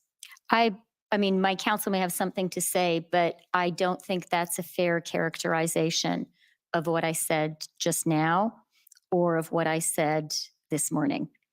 What I think is fair is, first of all, that I relied on expert legal judgment to make a very important and weighty legal decision. What I also said is, as a person who was here in Ottawa, I did see a real danger of violence. And then finally, what I described in my testimony this morning was the way in which the economic security of our country, I really believe, is a part of our national security. But that was a much broader conversation we were having about a broad set of issues, which I certainly think are important for us to think about and consider. And I don't want to mischaracterize your evidence, just so that we're all clear. Do you see a link between the economic harm that you say was caused by the protests to Canada with what's contained in C in terms of the threats or use of acts of serious violence against persons? And again, there, I really do not want to shirk my personal political responsibility. And while this was a grave and serious decision, we took it carefully and thoughtfully, and I believed it was the right decision then, and I believe today it is the right decision. But I'm also conscious, if I may continue. Of course. I'm also conscious that I am not a lawyer, and I'm not a person who can give expert opinion on the precise parsing of these authorities. It was important for me to be assured that we did have the authority to act. And I received, as a cabinet member, assurances that we had those authorities from people who I believe were qualified to offer those assurances. And I don't mean to belabor the point. I just want to make sure the evidence is clear. So your evidence is that you understood that you had the authority to invoke the Emergencies Act, but in terms of saying there's a linkage between the economic harm caused by the protests with the requirement of the threat or use of acts of serious violence, is that something that you can't speak to? Again, Commissioner, this is a legal interpretation question that will be addressed in closing submissions. And I don't mean to belabor this. I just want to make sure I understand Deputy Minister's evidence. Is she just saying that she can't comment on it because it's a legal question, or she's saying that there is a link? I just want to know what the answer is. I renew my objection and would ask for a ruling on it. Okay, well, I think at the end of the day, I don't think you can pursue this any further at the moment. I think you've got your answer, and as it is. That's fine. Thank you very much. I don't know how much time I have left, but I do have just one other point I'd like to, or one other issue to address, if I may. So when we were talking about FinTrack this morning and you explored it as one option to pursue, but decided that, making a change to it, the legislative amendment would take too much time. Do you recall your evidence earlier today about that? Yes, I do. All right. And so just so that we're all clear, because we have Canadians watching who may not understand the process, the Proceeds of Crime and Money Laundering and Terrorist Financing Act, it gives the ability to create regulations, right? If your question is, was it possible to give FinTrack these expanded powers through regulation?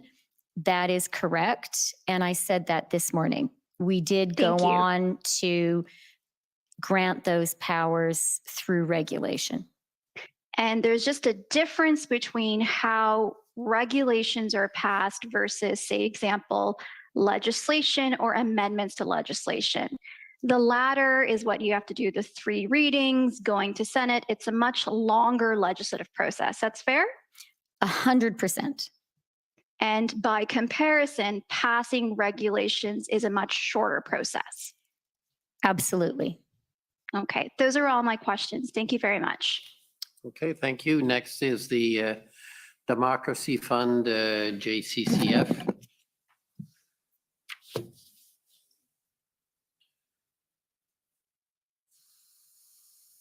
Good afternoon, Minister. My name is Alan Honor. I'm a lawyer at the Democracy Fund, and we share status with the JCCF and Citizens for Freedom. Ms. Freeland, in your witness statement, you mentioned challenges to supply chains as being a major focus for you in January of 2022, but you didn't mention the government vaccine mandate for truckers, and I'd just like to ask you a little bit about that. Can we please pull up OTT 3027621.0001. And Ms. Freeland, while we're waiting for that to come up, this is a letter which is addressed to you and other ministers by the Canadian Trucking Alliance, and it's dated December 10th, 2021. I'd like to take you through part of this letter, but before I do that, can you tell me, do you know who this group is, the Canadian Trucker Alliance? I can't say I'm familiar with them right now. Maybe I've heard of them, but. Okay, well, I think we've heard some evidence about them, but if you're not familiar with them, that's okay. Let's just go down to the first paragraph here. And Ms. Freeland, I just want to read this to you. It says that the Canadian Trucker Alliance is disappointed to learn that our current exemption from the national vaccination mandate is being removed, considering the immense impact this decision will have on already beleaguered supply chains. Do you see that? I do. Okay, and if I can take you to another part of that letter, just on the second page, second paragraph, please. Here we see CTA estimates that combined, the proposed vaccine mandate for cross-border truck drivers and the federal sector mandate announced by the Minister of Labour would remove between 15,000 and 30,000 Canadian drivers from the interprovincial and international supply chains. The expected loss of transportation service capacity will trigger significant ripple effects throughout the entire economy. And Ms. Freeland, I just want to ask you, this is something you knew about when the exemption for truckers was removed in February. You knew that this might have some effect on the supply chain. Is that fair? I knew that some people asserted that it might. Okay, thank you. And I'm going to suggest, this is not the first time this group wrote to you. If we can scroll down to page 5, please. We have another letter, just to the top of page 5. Sorry, it might be page 4. Just go up, please.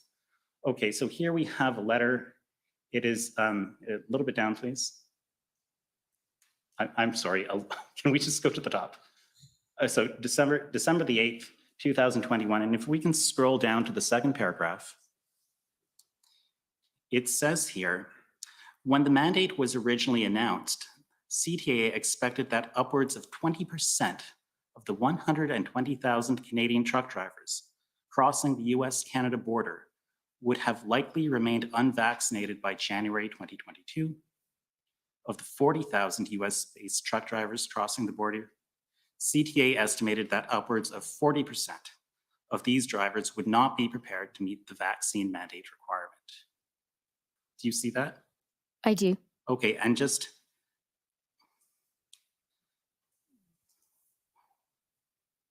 one last question about this. You would agree that the reduction of truck drivers crossing the border when there are already supply chain issues could have an effect on the economy? I don't agree with the estimates that are provided there. And Okay. I don't agree with the assertion that the vaccine mandates themselves caused problems for our supply chain. But they affected it. They had a contribution to that supply chain problem. No, I don't agree with that. Okay, The- well, the, well, the let's scroll vast down. majority of Canadian truckers are in fact and were at the time vaccinated and supported the vaccine mandates. Okay, well, let's go to page 6, please.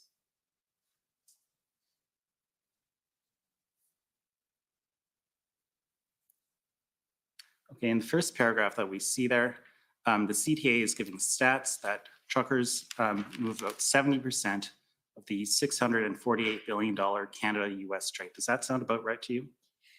Again, I can't You have no say reason to whether disagree with that's it, though. true or not, but I have no reason to. Let me say this. Trucking is very important for the Canadian economy. Trucking is very important for our supply chains, and trucking is very important for cross-border trade. That I am very prepared to agree with. I think we can all agree on that. And let's just consider that if what the Canadian, if what the CTA is saying is correct, and the drivers are reduced by 20%, that's a reduction of 24,000 trucks in the supply chain. The challenge here for me is I disagree with the fundamental premise. And this was something that was looked at carefully by Minister Alghabra and also by the Minister of Health. Okay, so you disagree with the fundamental premise of the Canadian Trucker Alliance. Thank you. I'll move on to something else. I just want to understand a little bit more about what was going on in January. And you gave some evidence today, and I think you told us that it was a very intense month for you. That would be fair? Yes, that would be fair.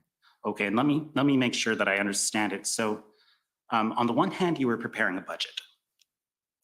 Yes. Okay, and there was the issue of the Build Back Better legislation in the States, and there was the electric vehicle tax credit, right? That was on your plate. Not solely on mine, but it was something I was working on. Right. And there was the COVID recovery, and there were local and global supply chain issues. Yes. Okay, and there was the looming threat of inflation. Yes. And we talked a little bit about the Ukraine, and I think you said that was the biggest threat to national security since World War II. The Russian invasion. The Russian invasion. When it actually happened, yes, I think that is the biggest security challenge, national security challenge our country has faced. And it was on your radar in January. Yes, it was. Okay. And in the midst of this, there was this trucker protest of unprecedented proportions taking place across the country, and you described that as whack-a-mole. No, what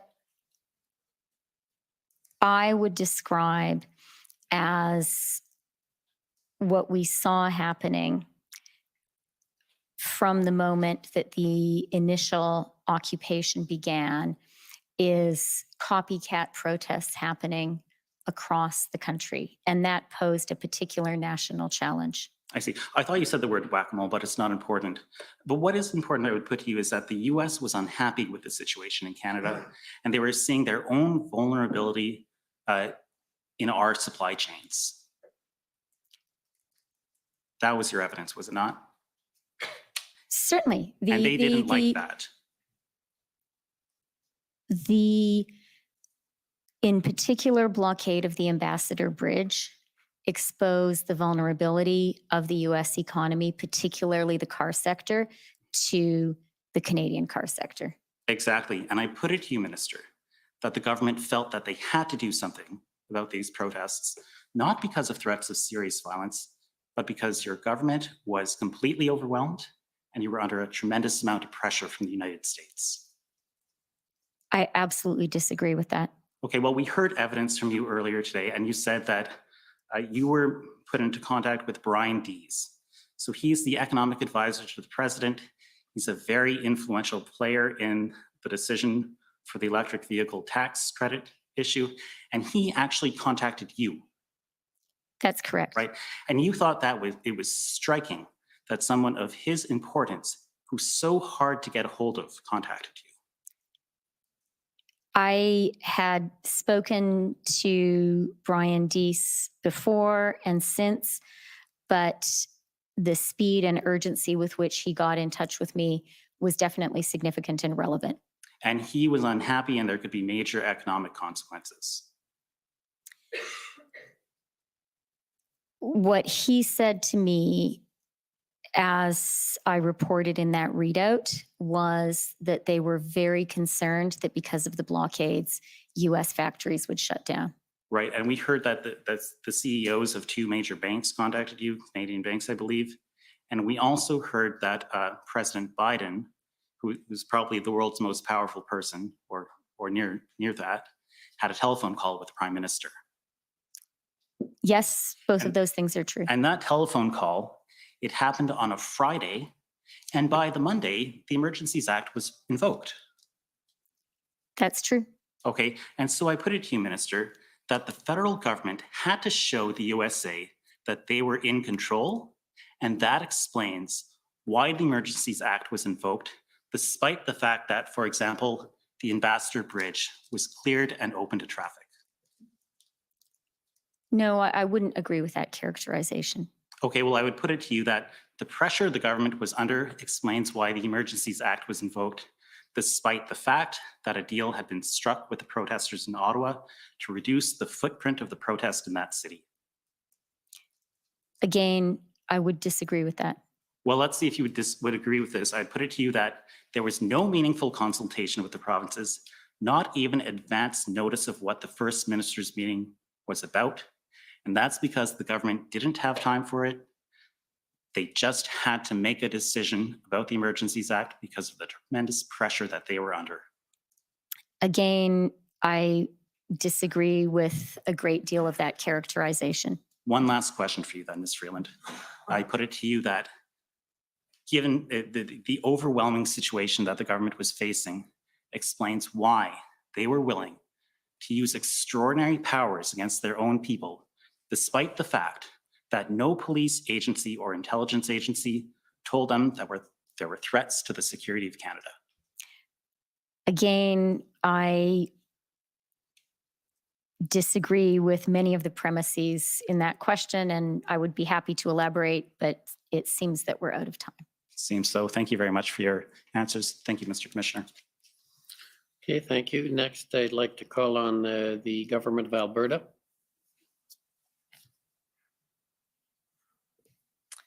Thank you very much and good afternoon. Minister Freeland, I have just two questions for you this afternoon. As has been discussed today, sorry, I apologize for the transcript. My name is Mandy England and I'm one of the lawyers for the Government of Alberta. As has been discussed today, you had consultations with the CEOs of several banks on February the 13th about potential economic measures. And you said in your testimony today how important it was for you to hear from the leaders of the financial institutions what their views were on the situation with the blockades. And as you're also aware, the consultation with the First Ministers of the provinces and territories was held on the morning of February 14th. And that was after the cabinet meetings and the IRG meetings had been held. Now, consulting with the CEOs of financial institutions for their views on the situation is not required by the Emergencies Act before the government can invoke the Act for a public order emergency. But consulting with the provinces and territories for their input is required As Deputy Prime Minister, don't you think that the input of the First Ministers of the provinces and territories on the potential invocation of the Emergencies Act and the proposed measures would have been relevant information to have before you at the IRG meetings and the cabinet meetings where the invocation of the Emergencies Act was discussed and debated? Thank you for the question. And as a former intergovernmental relations minister, I understand it, and I really do understand the importance and sometimes the challenges of that federal-provincial relationship. In this particular situation, it was a very complex, fast-developing situation, and each minister was responsible for managing a series of relationships and bringing that information to the table. My colleague, Dominic LeBlanc, is an extremely able minister, an extremely able intergovernmental affairs minister, and I relied on him, as did everyone around the table, to manage that relationship and to bring to us and to the table his knowledge of the views of the provinces and territories. And with your knowledge that they weren't consulted or about the Emergencies Act or told until the morning of February the 14th that the Emergencies Act might be invoked, wouldn't you agree that the information on their views on the potential invocation of the Emergencies Act wasn't before the cabinet or the IRG? It wasn't one of the items because it wasn't available until February the 14th?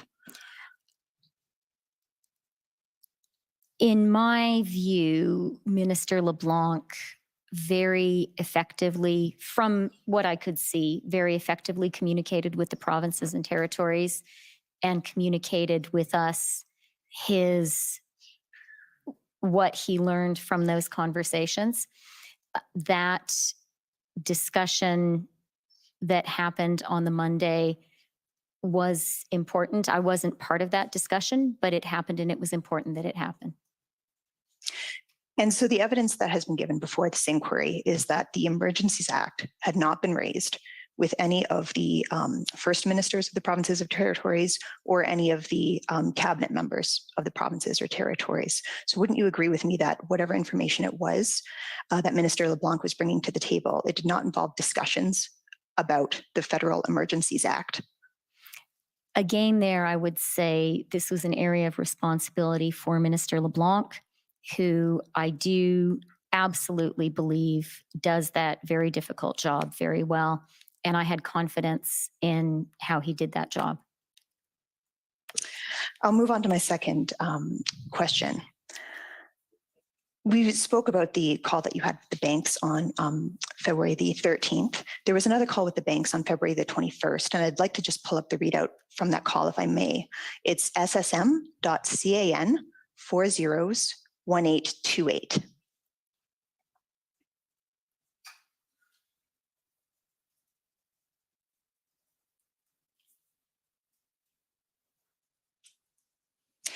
And the section that I'd like to draw your attention to is close to the top. It's the portion that reads from DPM, which I take to be indicating that this is what you said on the call as Deputy Prime Minister would be DPM. Is that correct? I think so. Okay, thank you. And then there's a paragraph that begins first, and then the next little paragraph says, the RCMP has told us they have heard from protesters as they were leaving the blockades that they did so because their families said their accounts were frozen, so get the hell out of there. This is a much better and peaceful way to end things. Now, freezing someone's bank account without due process engages their personal rights, and it also engages the personal rights of the families that shared many of those bank accounts, individuals who weren't even at the protest. You've stated here in this document that your view was that this is better and more peaceful, presumably than using the existing legal authorities, which multiple branches of law enforcement have testified at this inquiry were adequate to bring a peaceful end to the protests. And indeed, they did so using those authorities. So do you still hold that view today, that freezing the accounts was a better solution than law enforcement carrying out its legal authorities in the responsible manner that they do? The view that I do hold as we discussed earlier today, is one of my very grave concerns about bringing these illegal blockades and this illegal occupation to an end was the danger that there would be violence and that there would be violence directed towards the protesters. I was particularly concerned because of reports that children were present. And that was one of the reasons that I felt the financial tools that were put in place by the Emergencies Act were a better option. From my perspective, the job of these tools was to create a peaceful, nonviolent incentive for people who were doing something illegal to leave. And I think those tools did work. And so I would just remind you in that regard that the call that we're looking at this readout from in front of us was held on February the 21st. And so at that time, the Coutts blockade, we can scroll up to the top of the document. We have Monday, February the 21st, and you say, it's hard to believe it was only a week ago. We were on a call last Sunday, which was February the 13th, talking about this. So this is a call that was held on February the 21st, after the enforcement actions had been taken out at Coutts, which were done before the Emergencies Act was invoked, after the Ambassador Bridge was cleared, which was before the Emergencies Act was invoked, and while the enforcement efforts in Ottawa were well underway, and you would have had the knowledge at that time that there was peaceful resolution by law enforcement at both of those border blockades, and that there was no violence against children, and it was a peaceful resolution by law enforcement in Ottawa. And so with respect to those comments about the fear of the prospect of violence, I don't know that on the timeline of February 21st, are you saying you still had them then and you would still have those today? No, not at all. And so you February, expressed this view after no, you were of the knowledge that there's... May I explain? Absolutely. I didn't realize you were talking. I apologize. No problem. It can be hard on the video calls.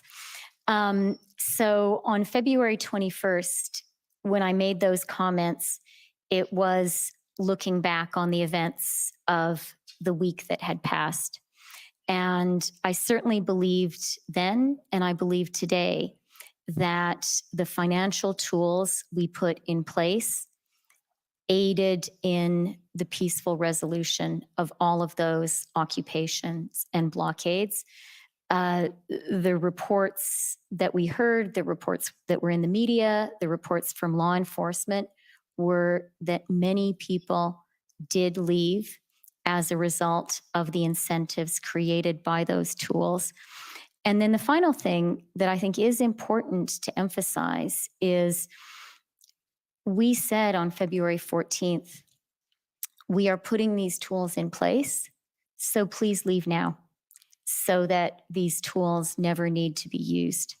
So any person who had their account frozen had due warning that they were engaged in illegal activity and that they should stop doing that activity. And the other thing that I would point to that I think did work well is the accounts were very quickly unfrozen after the illegal activity ceased. And with respect to the due warning, there were, as you acknowledged in your earlier testimony, accounts of families, individuals who weren't present at the protests that were also frozen. Would your view be the same with respect to those individuals? Again, that was never the intent, that to in any way affect family members. Certainly the consequence, the reality of people having joint bank accounts made that impossible to entirely avoid. But I would say that the family members whose presence at the protest, at the illegal occupation and blockades, caused the accounts to be frozen, had a very easy, readily available remedy with a lot of notice. They could have left before the freezing began, and as soon as people did leave, the accounts were unfrozen. Thank you, Minister. Those are my questions today. Okay, thank you. Next, I'd like to call on the City of Ottawa, please. The city has ceded its time to the Government of Canada. Alyssa Tompkins for the record. Okay, thank you. Counsel for former Chief Slowly, please. Rebecca Jones for Chief Slowly, and we also have no questions for the Deputy Prime Minister and have ceded our time to the Government of Canada. Thank you. Okay. Next is City of Windsor.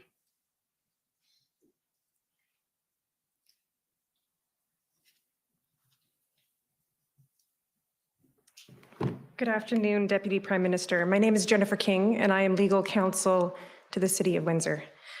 I only have a few moments with you this afternoon. You have testified about the macroeconomic impacts of the border blockades and the Ambassador Bridge blockade specifically.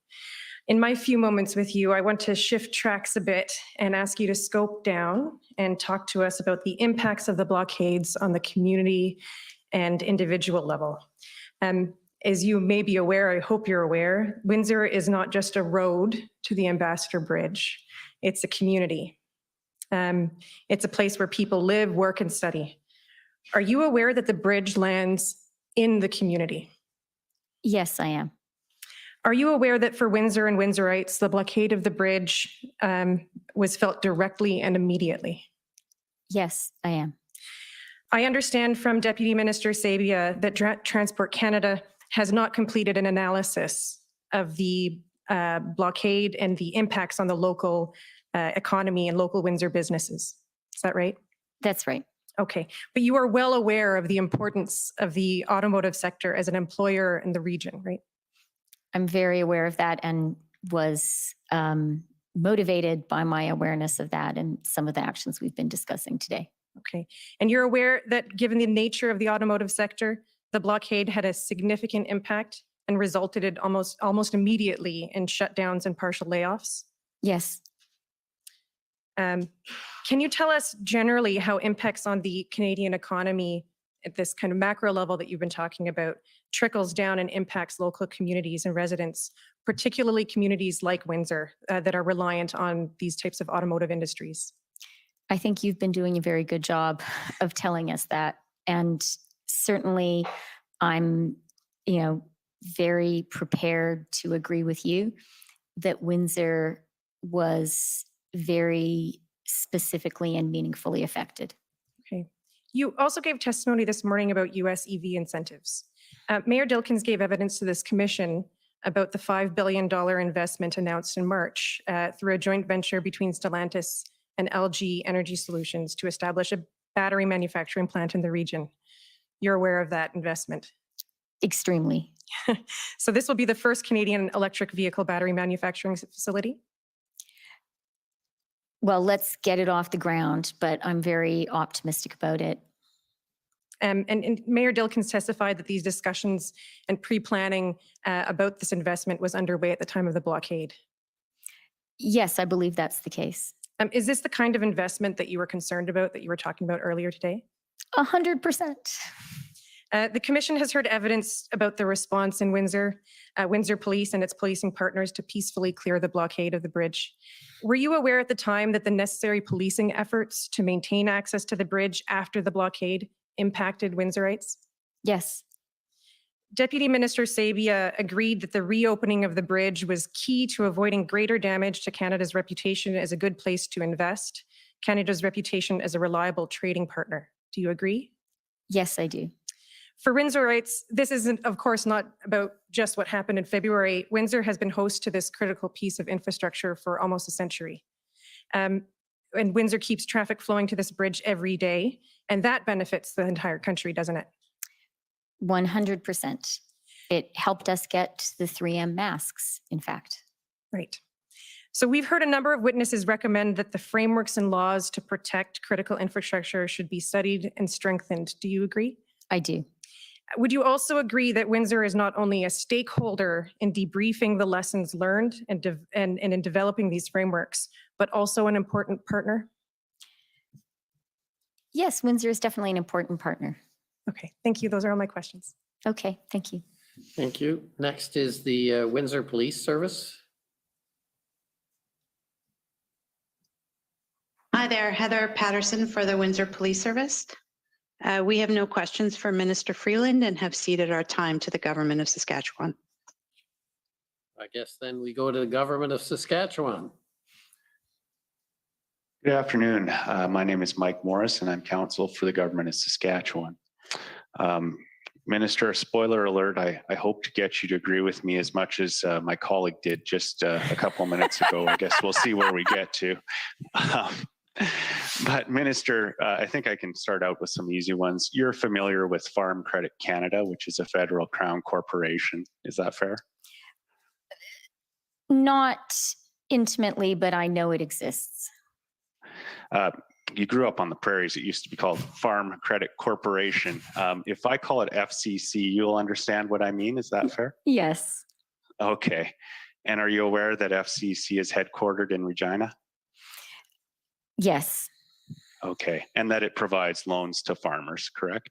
Yes. And Farm Credit Canada would have been a financial institution subject to the Emergency Economic Measures Order, correct? I believe so. And if I just call that the order, you'll understand what I mean. Is that fair? Yes. Okay. I want to refer you to an article from Farmers Forum, which is self-described as the largest circulation farm newspaper in Ontario. So I'm going to ask the clerk to pull up a document. It's POE SAS 703. And just while we're pulling this up, it's a May 3rd, 2022 article from Farmers Forum entitled, "Read the Documents, Farm Credit Compiled List of 9 Names for Possible Blacklisting." So we can see that on the screen there now.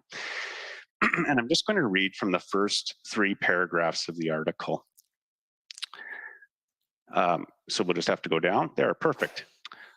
Farm Credit Canada compiled a list of 9 people to be potentially blacklisted because of possible participation in the Freedom Convoy protest in February, according to internal FCC emails acquired by Farmer Forum through an access to information request.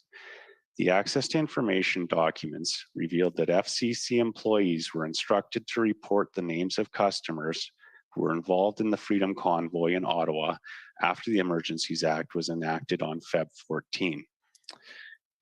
The Federal Lending Agency compiled a list of 9 people by viewing Twitter accounts and online media posts, as well as drawing from conversations with customers. Now, I expect we can agree that it's not surprising that FCC instructed its employees to report in this manner because FCC was required to do so under the terms of the order. Is that fair? Well, maybe not entirely. And I will say I am reading this news report for the first time as I see it on my screen. So my response is a little bit limited. But even in the paragraphs that you've displayed for us, there is a misunderstanding if this email is genuine. And I'm just saying because I haven't seen it, right? And we can look at reporting the emails. No. Reporting is a hard thing to do. I used to be a reporter, but the email that is reported on here saying if the federal government directs us to, that is a misunderstanding of how the order worked. We were always very conscious that it wasn't the job of the federal government or the Ministry of Finance to name specific names or to even know which names were involved. The way the order worked was that was to be a communication between law enforcement and the financial institutions. And I know it's not my job to ask you to agree with me, but I hope you will agree with me that that was appropriate, that elected ministers shouldn't be involved in naming specific names. So that was a misunderstanding. I think we should look at the documents referred to from that access to information request. So I'm going to ask the clerk to bring up POE SAS 704. And these are the documents which were obtained by Farmers Forum and that are referred to in this article. And I'm just going to ask that we go to the third page of this PDF, please. There, perfect. So we can see this is an email with a subject line, how the Emergencies Act affects FCC. And it's to operations field staff dated February 23rd, 2022. So I'd just like us to scroll down to the third paragraph, please. Stop there. The third paragraph begins, if you become aware of potential customer involvement in blockades, occupations, and other supportive activity related to the Freedom Convoy, you must submit a tip to the Customer Diligence Center, brackets CDC. So this is the morning of February 23rd, and we know that the order was no longer in place later that day because, of course, the emergency declaration was revoked on February 23rd later that day. Is that fair, Minister? Yes, exactly. Oh, okay. I'd just like us to scroll down to page 5 of the PDF now, please. And this should be an email dated February 25th. Yes, there it is. So we see this is an email dated February 25th with the subject Emergencies Act customers identified.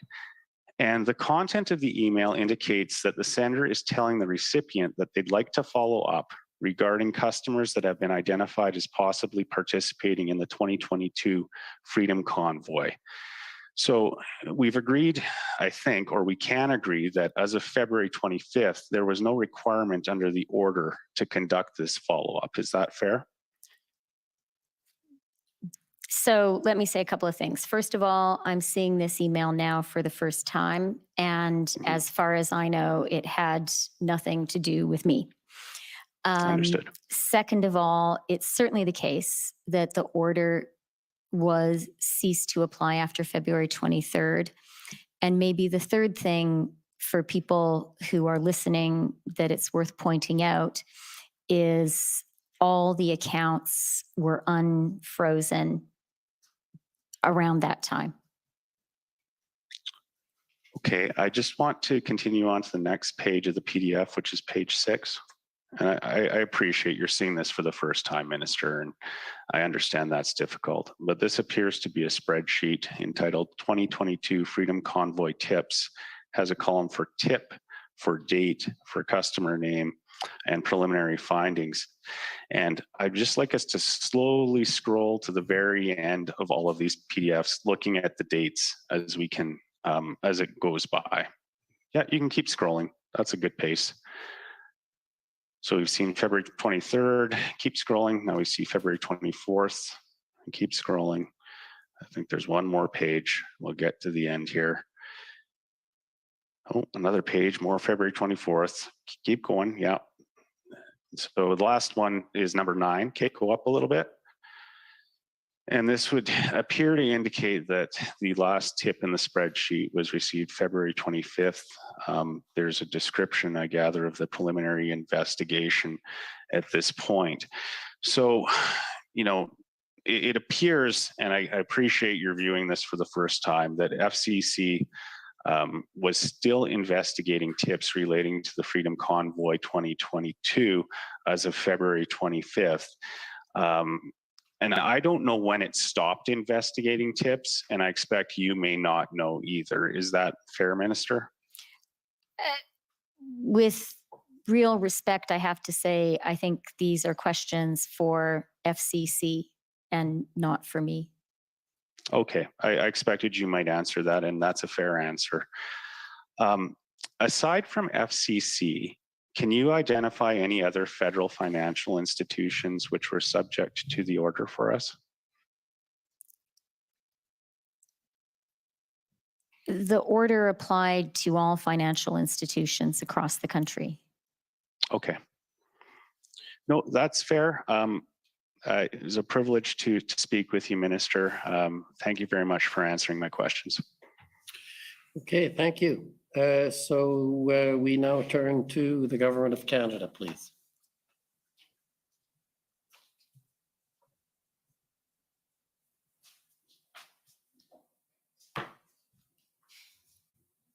Good afternoon, Deputy Prime Minister. As you know, my name is Stephen Aylward. I'm one of the lawyers for the Government of Canada. My friend for the Government of Saskatchewan just now took you to a news article that referred to the blacklisting of account holders or of borrowers under a federal program. Is there anything in the Emergency Economic Measures Order that authorized or required financial institutions to blacklist an individual? No, there was not. Was there anything that prescribed any lasting impacts beyond the expiry of the designation of a person as a designated, determination that a person was a designated person, or the expiry of the Emergencies Act? There absolutely was not.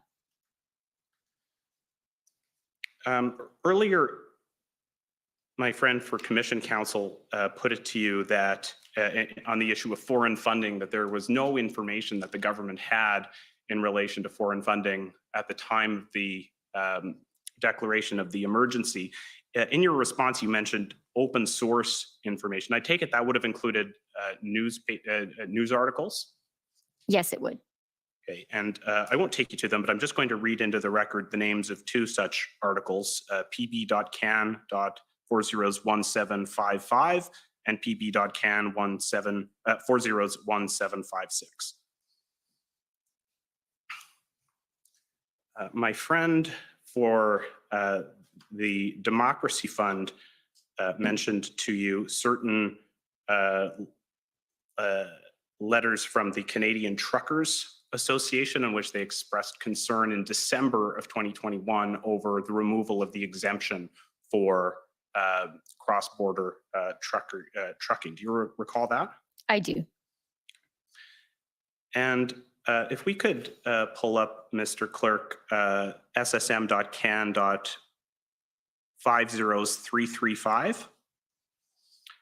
And this document that's pulling up is a statement from the same organization that was made in January of 2022.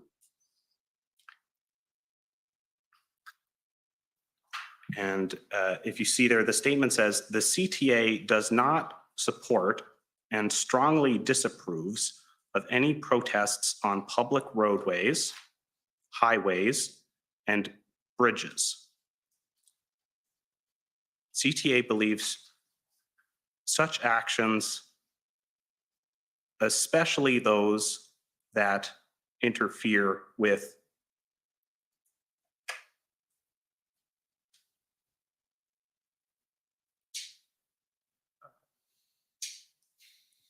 public safety, are not how disagreements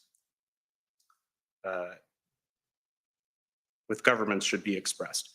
Were you aware of that being the position of the Canadian Truckers Association at the time? Yes, I was. And indeed, if we could go to ssm.can.50987, this is a letter dated February 10th, 2022, again from the Canadian Truckers Association. And in this letter, the Canadian Truckers Association is asking the federal government to take action to address the issue with the border blockades. Were you aware? It's a letter addressed to the Prime Minister and Minister Alghabra, but I'll just ask, were you aware of the Canadian Truckers Association making such a request at the time? I can't pretend to have memorized the exact date and content of the letter, but I was aware that Minister Alghabra was in touch with the Truckers Association and that they were very concerned. Okay, so if we talk about economic impacts for a moment, you discussed with Commission Council earlier the a Bloomberg briefing and as well a Bloomberg article. If we could just pull up the news article, COM 50839, please. And if we could go to the third page of that document when it's ready. This is the news article, and apart from the reference to the 0.1% that you were discussing earlier, there's some reporting in here about other individuals that were commenting on the situation of the border blockades at the time. And if you look under the heading there, we don't need this.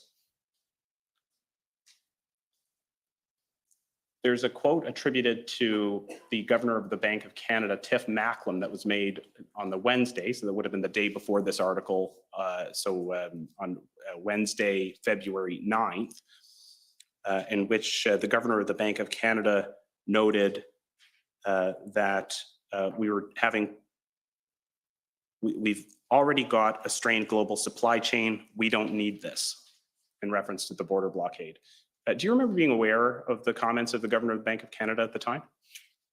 I absolutely do. And that's in my timeline. I think it's in my notebook that when we spoke earlier today about concerns around achieving a soft landing for the Canadian economy, concerns about rising inflation, concerns about the rise in interest rates, which the Bank of Canada, with which the Bank of Canada would respond to rising inflation. That was very much on my mind. And I mentioned that we had already had a January inflation number, which was elevated. We expected inflation. We expected an elevated number. Well, the number that we had in January was for December. We expected in February to learn of an elevated number for January. We were aware that the bank was concerned, and that made us concerned, definitely. Okay, so you spoke earlier about some of your concerns around comments by public officials in the United States. I'd just like to go through the timeline of some of those statements, because I think we've heard a bit about them, but I think it's helpful to look at actually. Sure, and if I could just say one more thing on the Bank of Canada, that wasn't in an interview with Bloomberg. Governor Macklem spoke at a press conference about it, so that was widely reported. No, indeed, that was just one instance of a document that's in the record that records that statement. So February 7th, we know, is the day that the blockade begins at the Ambassador Bridge. And so on February 9th, this is day 3. That's the date of those comments by the governor of the Bank of Canada. It's also the date of several statements by US public officials. If we could pull up pb.can.6023 and go to page 3.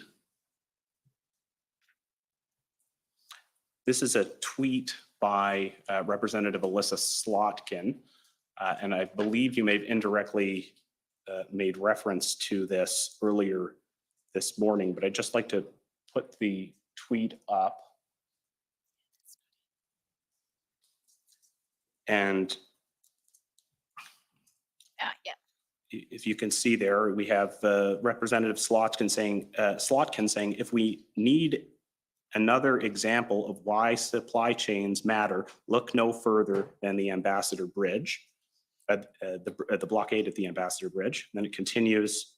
And if you look at the second installation of the thread, or the second part of the thread, it says, it doesn't matter if it's an adversary or an ally. We can't be this reliant on parts coming from foreign countries.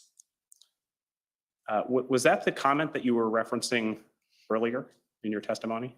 Yes, it was. And I remember when that came out very, very clearly. And, what was being publicly said by US officials, all of it worried me, But I think if I had to identify for people here one particular line that worried me the most, it's those two sentences.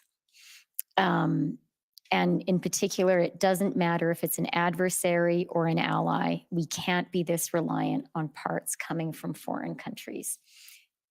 That is a huge threat to Canada's entire auto sector. And the point especially there that she's underscoring adversary or ally, because a point that we had been making, and actually we made successfully, for example, with the 232 steel and aluminum tariffs, was those were inappropriately levied against Canada by the US because we were an ally. And so you could rely on us. And that point there is saying, you know what? You shouldn't differentiate between, for example, Canada and China. The United States is equally at risk if it has an economic dependency. And having US elected representatives assert that publicly and connect it to this blockade and say, look, by relying on Canada, you're going to lose your job. That was very, very dangerous for us. And I will also just point out, this was a Democratic member of the Michigan delegation. And I think later on in the tweet, Representative Slotkin talks about being in touch with the White House. These were the people that the White House was talking to about this situation, but also about the EV incentives. And their views mattered very, very much. And on the White House point, if we look just further down this page, the last line on this page of the document, it's a headline from an article from the Detroit News. White House worries about Ambassador Bridge blockade. And that article, we don't need to go through the text, but it references a statement by then Press Secretary Jen Psaki commenting on White House concern. And I take it you were aware of those comments at the time as well. Yes, I was. And so then if we go to February 10th, that's day 4 of the blockades. Commission Counsel mentioned earlier that the Department of Finance prepared an economic analysis on February 10th that day. And we looked at it the other day with the Department of Finance officials.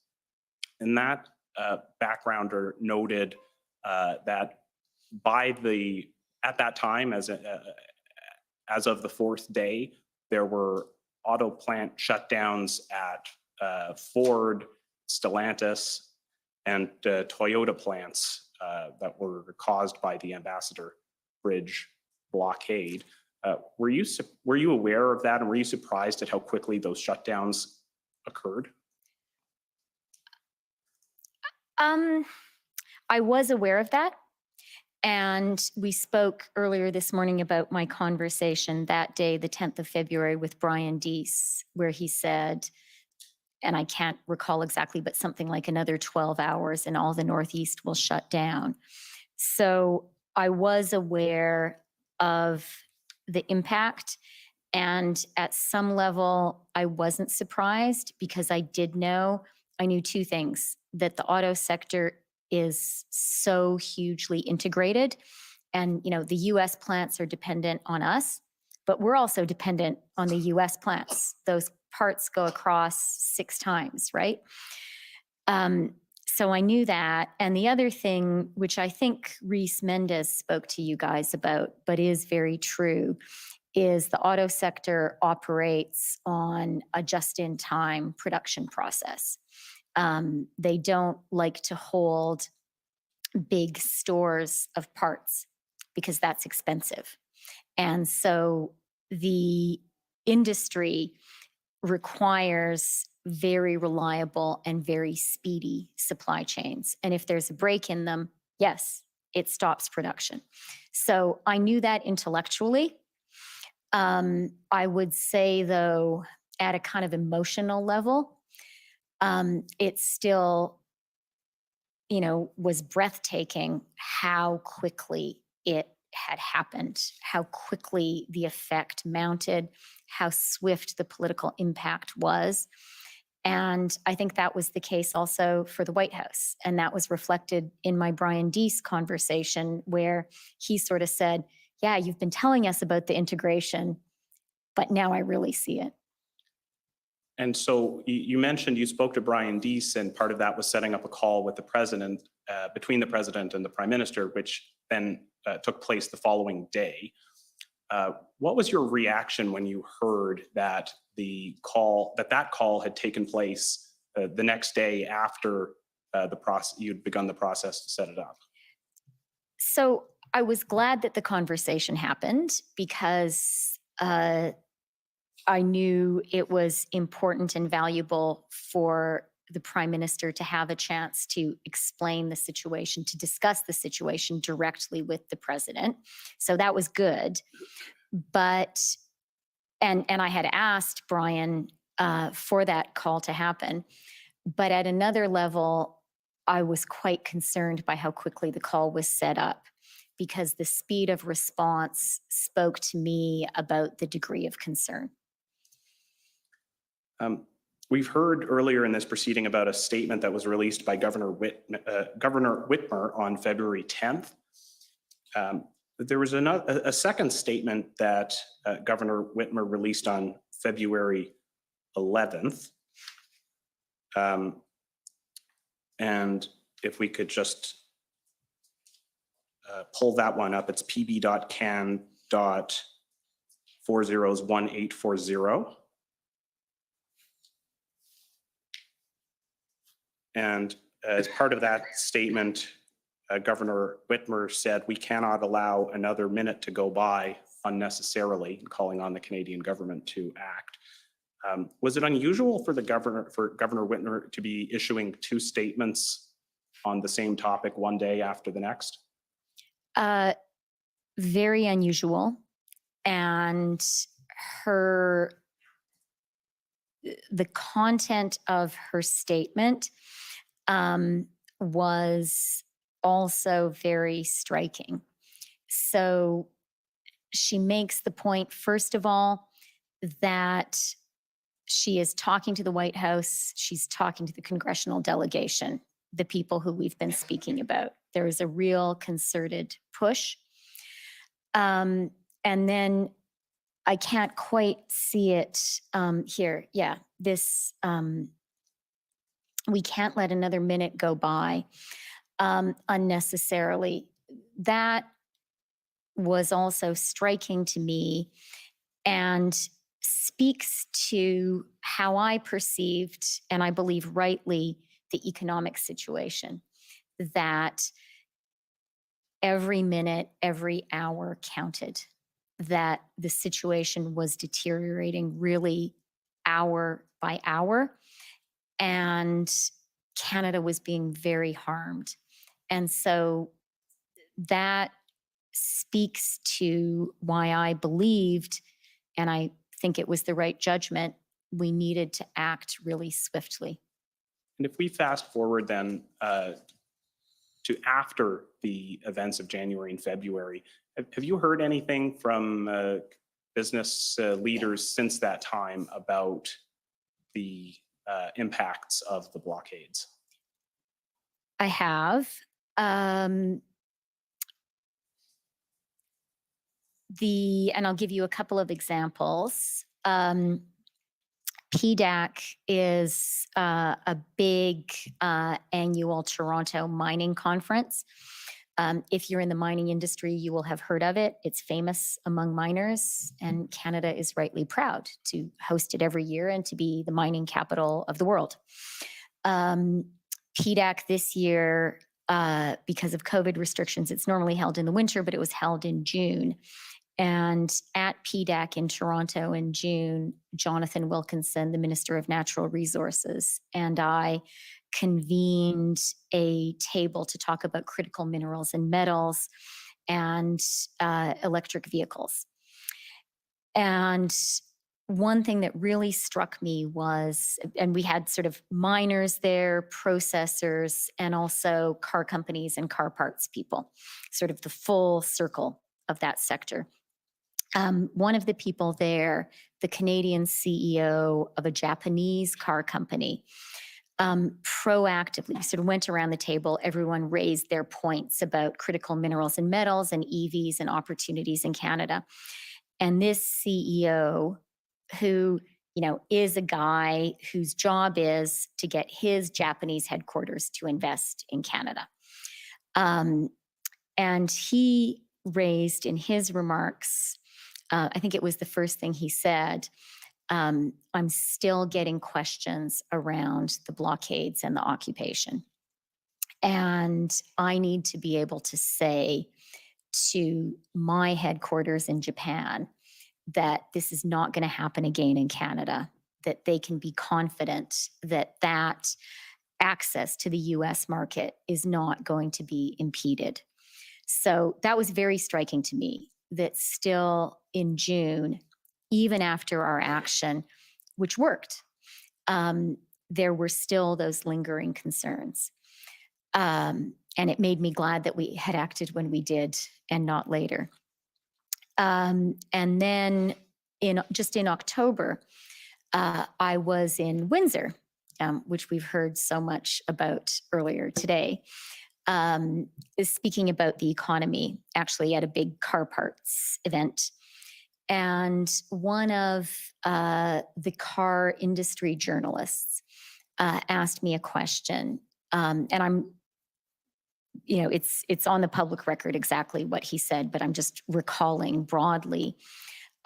His question was basically, can you offer assurances that something like the convoy and the blockade won't happen again? It continues to be a major concern in the car industry here. And again, I was surprised that someone in October was still asking the question. And it was further evidence to me of how serious the threat had been. And, you know, while taking very seriously the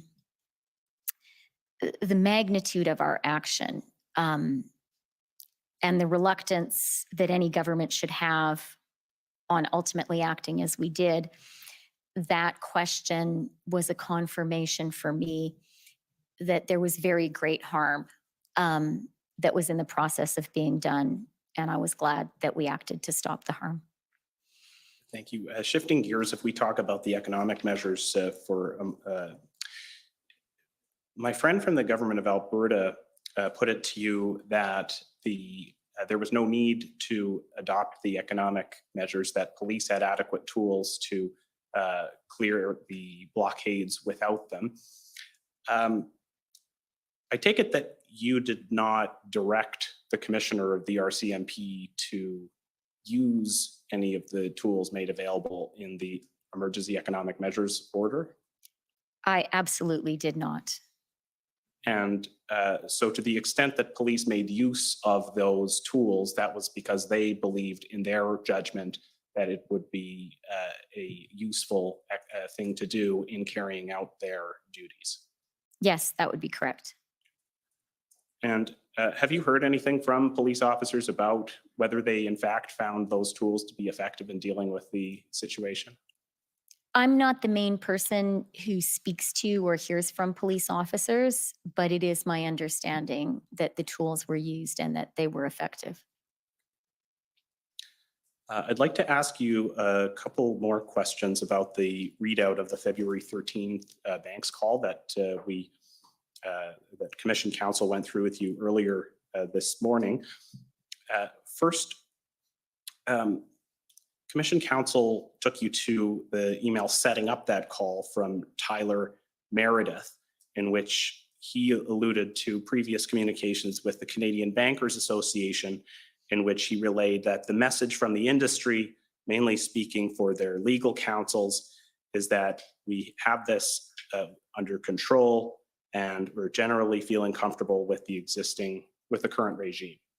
Do you remember that exchange? I remember that exchange from this morning. I didn't remember that email from the time, but I remember our conversation this morning. So my question is just, in light of your call on February 13th with the bank CEOs, do you believe that statement as expressed in the email that the banks believe they have the situation under control and are comfortable with the current regime? Do you believe that was an accurate statement based on the reaction of the bank CEOs on that call? I didn't write it, and I can't remember whether I read it at the time or not. But what I can say 100% based on the conversation that I had, which I both recorded and remember certainly parts of it with striking kind of branded on my brain clarity, is when I spoke to the bank CEOs on the Sunday, they were very, very concerned. They did not feel the situation was under control. We did not discuss with them specific measures. I was sort of in listening mode, apart from kind of saying to them, you know, buck up, gentlemen, and do tell your investors that Canada is great. And sort of wanting to give them confidence in our leadership.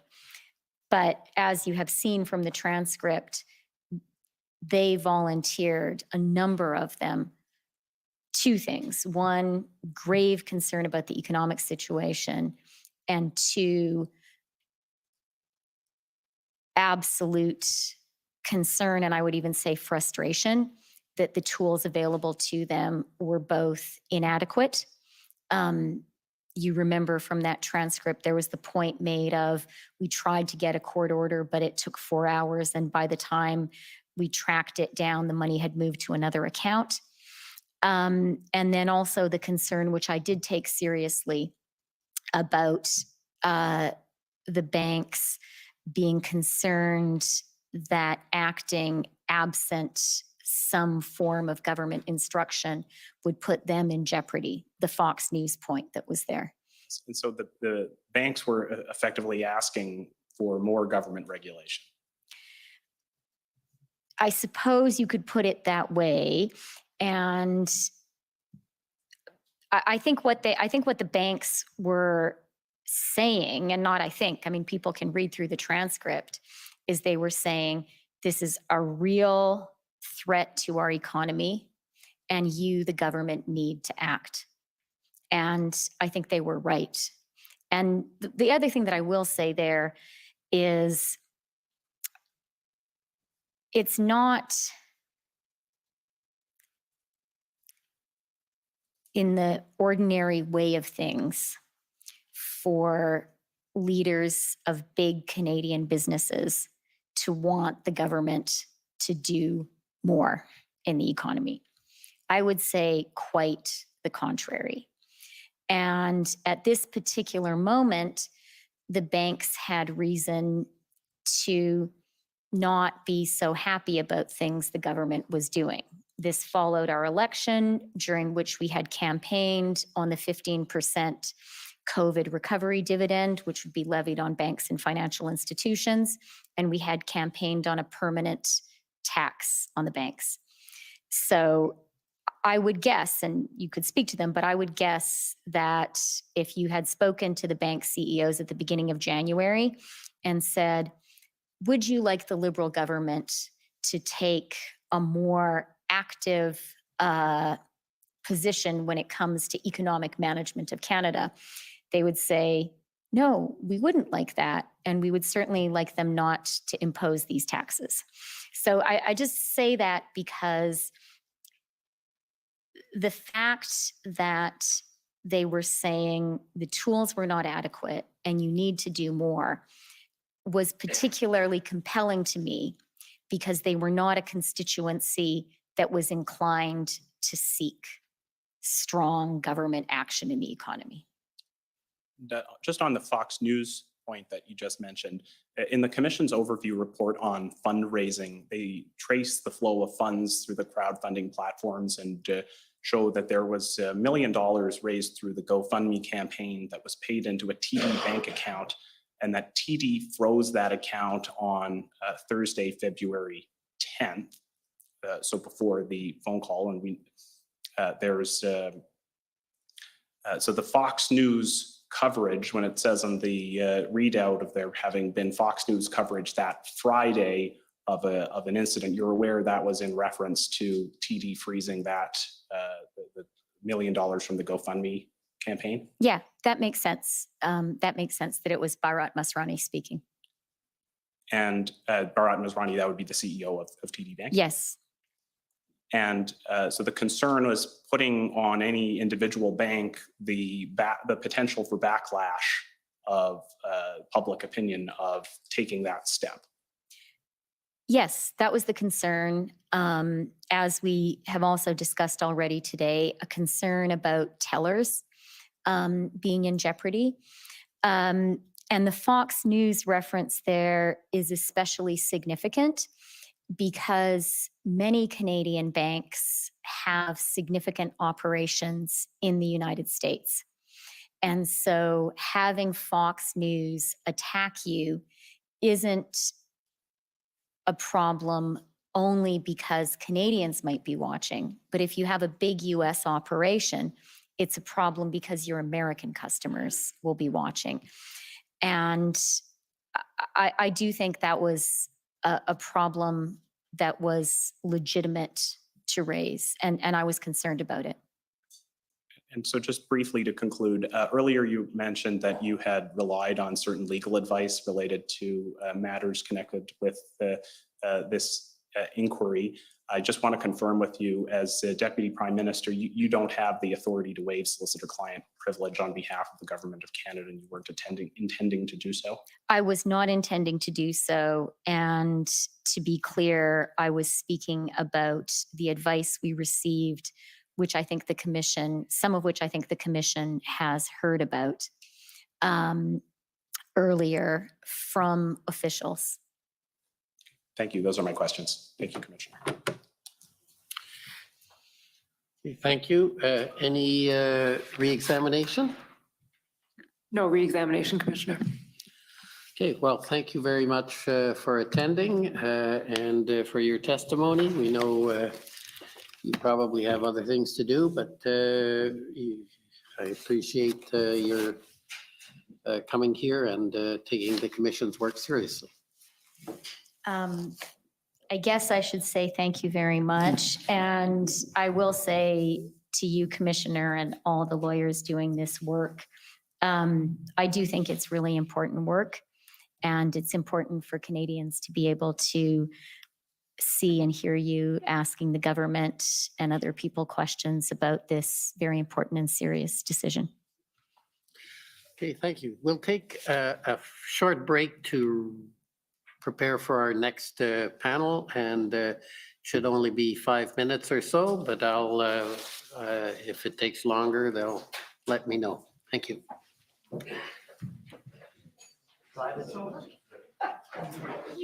The Commission is in recess for 5 minutes. The Commission est en levée pour 5 minutes.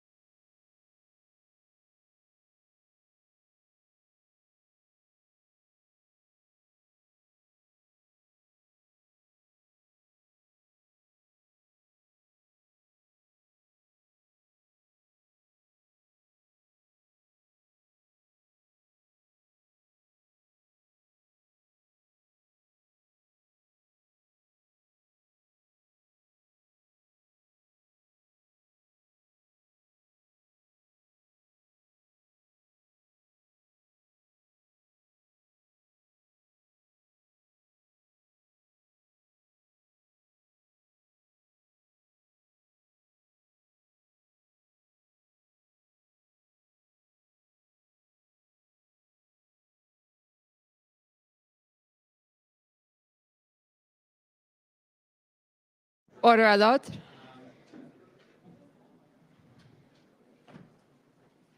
The commission is reconvened. La commission reprend.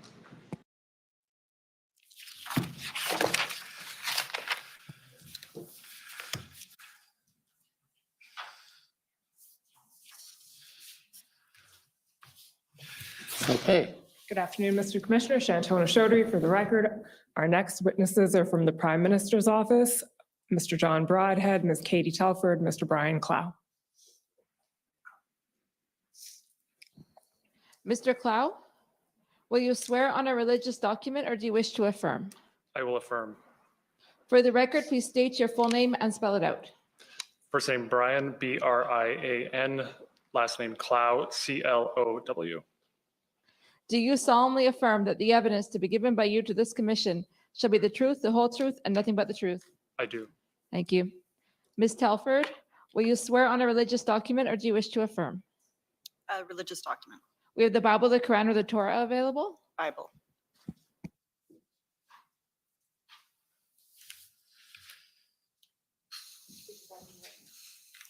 Stand. Sit, stand.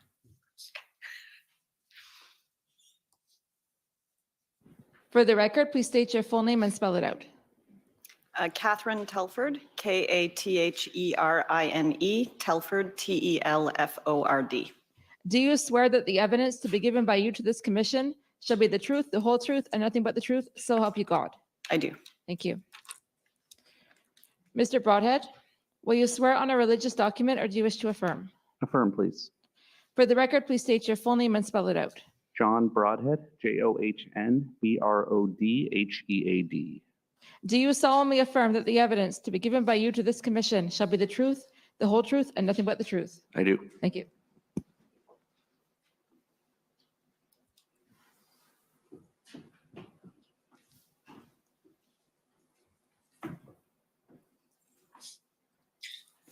Good afternoon. Thank you for being here. We're just going to start with a couple of routine housekeeping items, the first of which is introducing your interview summary. So you'll recall having sat for an interview with Commission Counsel on October 11th of this year. And following that interview, Commission Counsel prepared a summary of the interview. Have you all three reviewed that summary? Yes. Sorry, just for the record. I know it's a bit difficult with the three of you, but someone answer yes, please. Yes. Okay, and also present at that interview was your colleague, Mr. Jeremy Broadhurst. And Yes. can you confirm that Mr. Broadhurst as well has reviewed the summary of the interview Yes. and that it is accurate according to all four of you? Yes. Perfect. So, Mr. Clerk, for the record, that's WTS 6083, no need to call it up. And then the second small order of business is the PMO institutional report. So the Prime Minister's office prepared an institutional report for these proceedings. That the doc ID number of that is DOJIR 6014. And I'd just like you to confirm again that that report was prepared by PCO and that you have reviewed it and that it is accurate to the best of your knowledge and belief. Yes. Okay, so the first thing I'll say is this is one of the examinations that we're doing as a panel. There are three of you, and some of my questions will be directed at one of you specifically because it's something that's within your personal knowledge or a document or a communication that you were involved in. And some of them I will throw out more generally and the person best placed can answer. And you can also feel free if it's appropriate and you have knowledge to add to someone else's answer, you're free to do that. So the first question I think I'll address to Ms. Telford, which is just, can you explain the mandate and the structure at a very sort of general level of the Prime Minister's office? What does the Prime Minister's office do? The Prime Minister's office, we serve at the pleasure of the Prime Minister, which is different than our public service colleagues in the sense that job security is a little different. We work between elections as well, and many of us, though not all of us, do take leaves during election campaigns to work on election campaigns. But in between elections and working in government, our role is to facilitate information to the Prime Minister, to facilitate his ability to make the best decisions he can to advance the agenda that he was elected on by the Canadians. So that includes everything from very operational work. So we have teams of tour advance people, as we call them. We have regional desks who coordinate with stakeholders, including different levels of government in different parts of the country. I'm sure my colleagues can speak to John is our director of policy and can speak to the policy team. Brian Clow is one of 2 deputy chiefs of staff in the Prime Minister's office. The other deputy chief of staff is Marjorie Michel. And the other chief of staff, since she's not here, is primarily responsible for a lot of the operational elements of the office, ranging from human resources, because we are an office of roughly 100.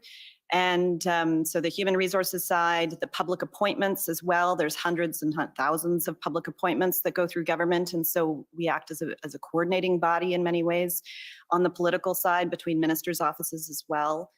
And but our primary job is getting the Prime Minister the information that he needs, getting him the best advice from all parts of government, but also from outside of government that he needs to be able to accomplish what he committed to Canadians he would do if he were elected. And just building on that, I'll ask you to explain, Ms. Telford, your specific role as Chief of Staff, and then I'll ask each of your colleagues to do the same.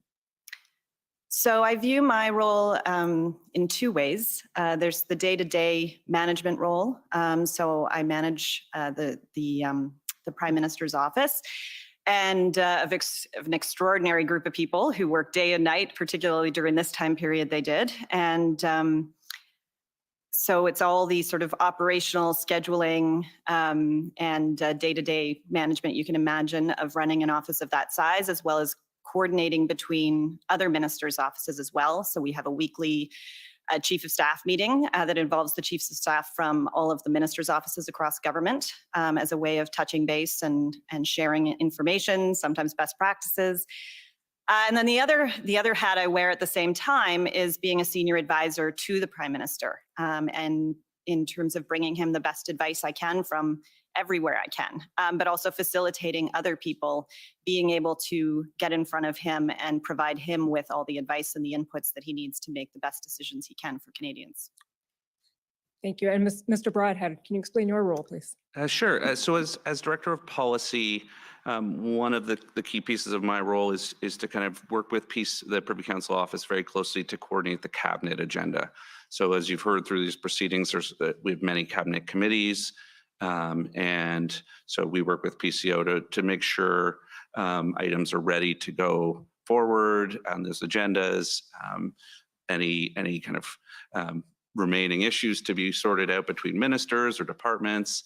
So that's one. We have a team of 14 policy advisors. So they cover all the departments. So they each have policy files. So they become the links to the ministers' offices as well as to the content experts at PCO and other departments.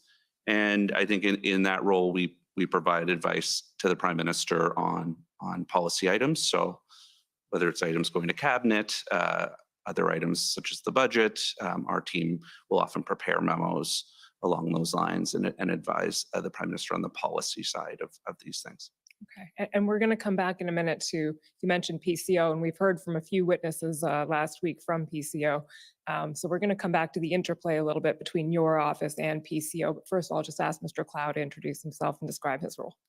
So I am one of 2 deputy chiefs of staff, as Katie laid out, and I oversee 5 teams in the office. One is the policy team, which John described.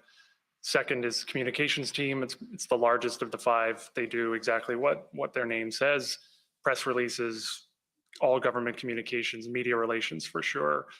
Quite a range of activities in that department. Third is the issues management and parliamentary affairs team. That's one unit.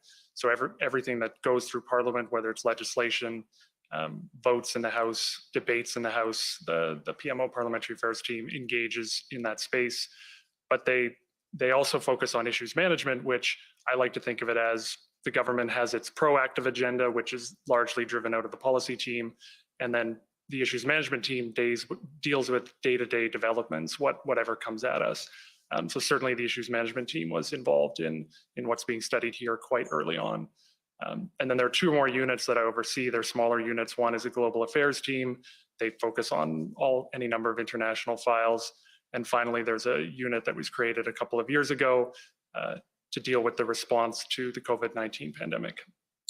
Thank you. And I should mention that the reason you've all been selected to be here today is you were all involved in some way in assisting the Prime Minister in responding to the events of late January and February that are before the Commission.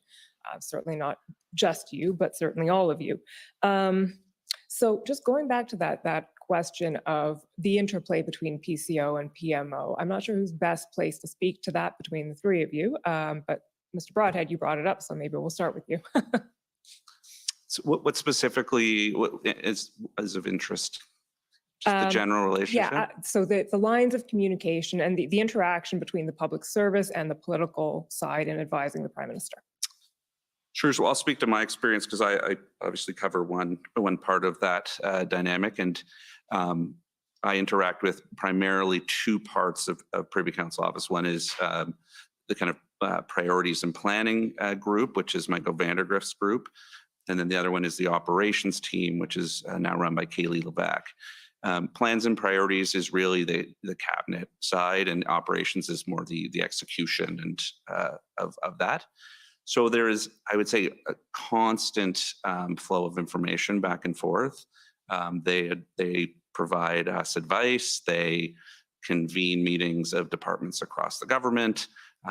They really kind of hold the institutional knowledge on many of these files, and so we kind of work very closely together to ensure we're aligned on the policy agenda, that things are rolling out. They also have great experience in terms of execution of policy. So are things getting done? Are things happening that we brought into play? Are they still going? Is it still moving? So it's a very constant and a very important relationship for us. Ms. Telford, do you have anything to add to that in terms of the lines of communication and in providing advice to the Prime Minister? I would just add that, and I'm sure you heard this from the clerk, who I have primarily the most contact with is with the clerk and the National Security and Intelligence Advisor, and to only a slightly lesser degree, the deputy clerk. And they're also the ones who have the most contact with the Prime Minister. And so the clerk meets with the Prime Minister on a very regular basis, often meets with the Prime Minister and Deputy Prime Minister together, and I will attend the majority of those meetings as well. And then she and I will talk regularly in between those meetings as well in terms of planning out, what needs to get covered and what's going on and prioritizing who else we might need in those meetings. And so, as John said, it's a very regular flow of information back and forth, and that's true for the entire Prime Minister's office. Everybody has counterparts of one kind or another on the public service side, and the flow of information is significant, though we do have clearly different roles in terms of what our responsibilities are to the Prime Minister, and of course, as I said earlier, how we're employed. Thank you. Okay, that introduction out of the way, we'll turn to the matters before the Commission. And starting with the very early days of the convoy, can you describe to us when PMO first became aware that the convoy was a thing that was possibly rolling into Ottawa, what your initial impressions of it were, what your sources of information were, and the sort of pre-arrival early days? So the week of January 17th, there were a few interactions. On Monday, January 17th, there was a report sent from PCO to PMO. I think one or two people in the Prime Minister's office. It might have actually come from a minister's office as a flag, that there was some slow roll activity in Emerson, Manitoba. At that point, though, that information was not shared beyond that. It was just one of any number of issues. As the week went on, though, we started to hear more and see more reports of the convoy protest. On Thursday, January 20th, there was an email that came from PCO to a number of people in PMO that laid out, it was an update on the convoy protest. I think it was focused on, it named three places specifically: Coutts, North Portal, Saskatchewan, and Ottawa.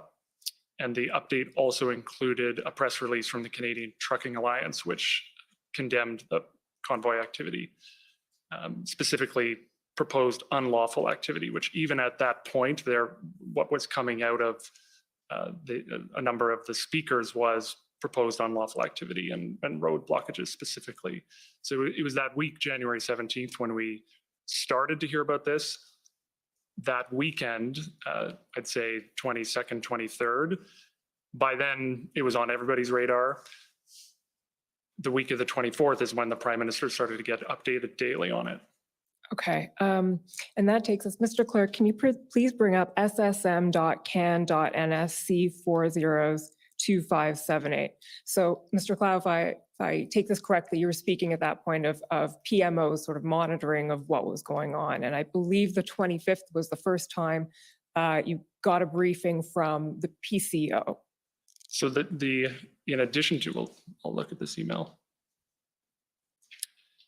So there was email traffic and there would have been phone calls the week of the 17th between PCO and PMO.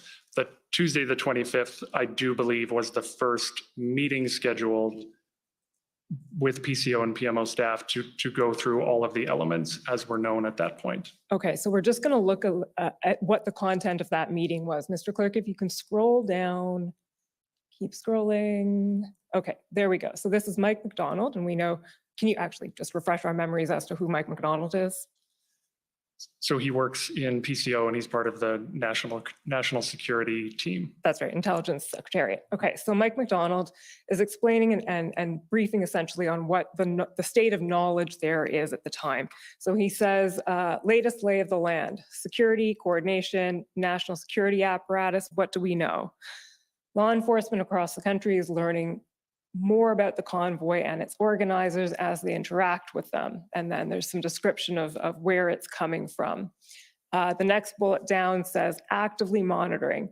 One thing they're picking up on is chatter on social media. So far, RCMP telling us that the convoy itself is peaceful, not causing problems along the way. Their goal is to get to Ottawa, not have infractions along the way.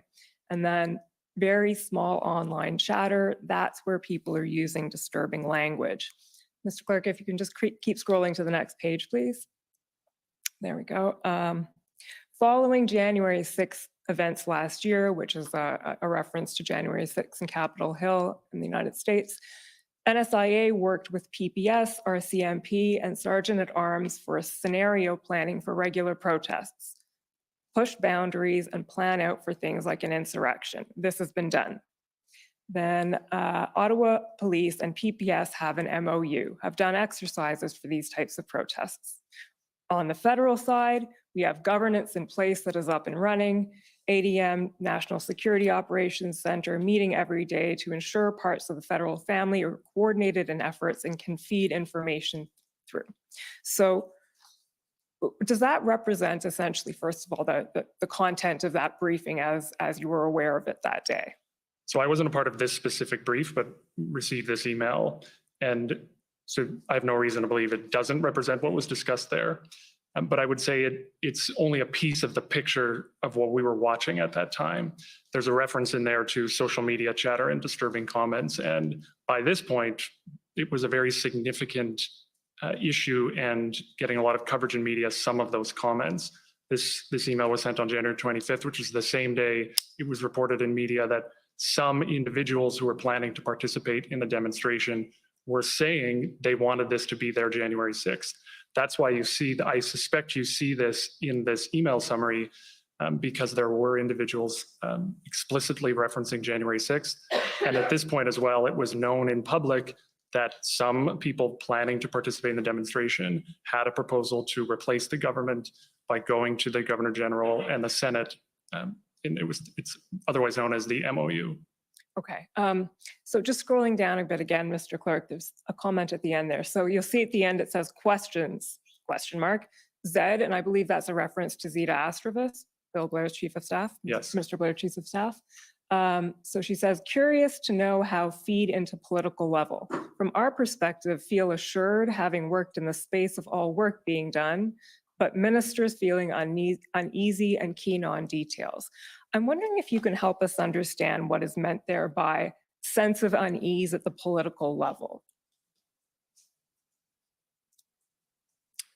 I think there at that point, there was a lot of conversation going on about what we were seeing and what we thought this was going to be. And there were a number of updates coming through, like the one you see here. But we were also seeing a lot in open source and through the media, which was very concerning. Already mentioned the reference to January 6th. So that's what I think this speaks to. Okay, so is it fair to say then that in Mike McDonald's email that we just read through, the message coming through is essentially, well, we've planned for this. We did some planning after January 6th and things are sort of under control and the machine is operating as it should.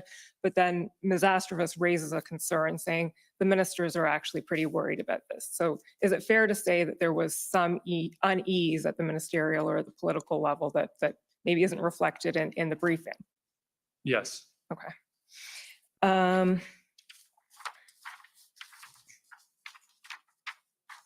So then just moving, thank you, Mr. Clerk, you can take that document down. So that's the sort of pre-arrival state. Unless there's anything else you'd like to add about what was going on pre-arrival, but then chronologically, the next thing that happens is that the convoy arrives and doesn't leave when everyone expected it to do. And then we head into the first week of the protests, if we can call it that. So I'd like you to pull up now, Mr. Clerk, ssm.nsc.can 402941. And as that's being done, maybe I can ask you to just describe to us from your point of view what that first week was like and what was going on from your perspective in attempting to respond. And the notes I'm pulling up here are Mr. Clow's notes from a February 3rd meeting, which I think can fairly be described as a brainstorming ideas kind of meeting. But before we get into the specifics of the notes, can you fill in a bit of the narrative of what was happening in your thinking and in your office at the time?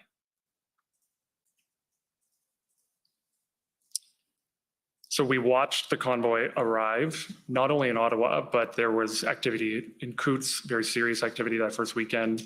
Emerson, we're starting to see some blockages there. It was down to one lane, it would open up again, then some trucks would move, but there was activity in Emerson. So this was already a national issue in the first week.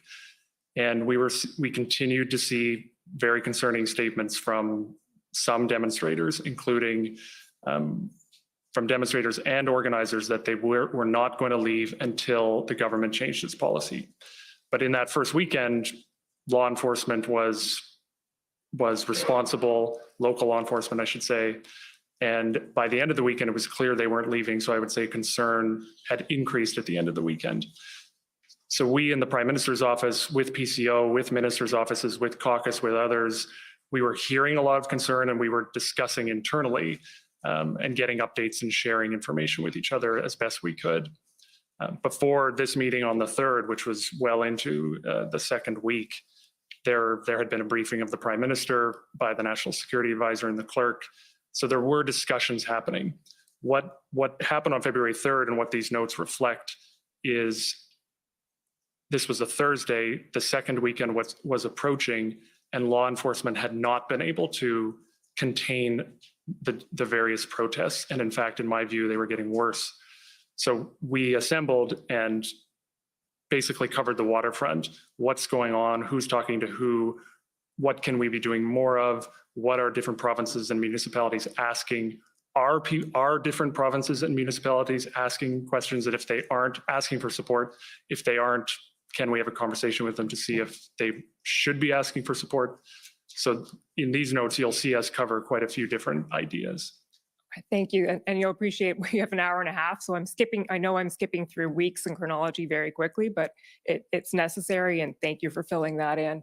Here we go, February 3rd. There's just a few points that I want to pick out here. So the first notation says JB, that's John Broadhead, Mr. Broadhead. That was Jeremy Broadhurst. Oh, that's Jeremy Broadhurst. Okay, this may get confusing. Sorry. Jeremy Broadhurst. Looks like OPS won't move. Weeks, not days. Weird reinforcements problem or something reinforcements problem. Weekend reinforcements problem. That makes more sense. Behind scenes, too deferential, need bad cop. You've got to use tools you have. Whether to change public message is different. And then KT, that's Ms. Telford? Yes. I can't read the first part. The second part says, what, if anything, can we do? What are options? So that's introducing this as a sort of a brainstorming of ideas. And then we'll see a variety of ideas expressed here. Mr. Clerk, can you just scroll down? We see, sorry, just above there, any way we can get Bergen's help. That's a reference to Candace Bergen. I believe she had just become leader that day. Okay. And then we have Ms. Astrova saying Blair doesn't want to call slowly, but he's open to calling Watson. And then RFA is a reference to a request for assistance, and we're going to come back to these in a moment, but Ontario could only ask if they've exhausted resources. Scrolling down again, please, Mr. Clerk, until you get to the bottom of the page. So here we have an intervention.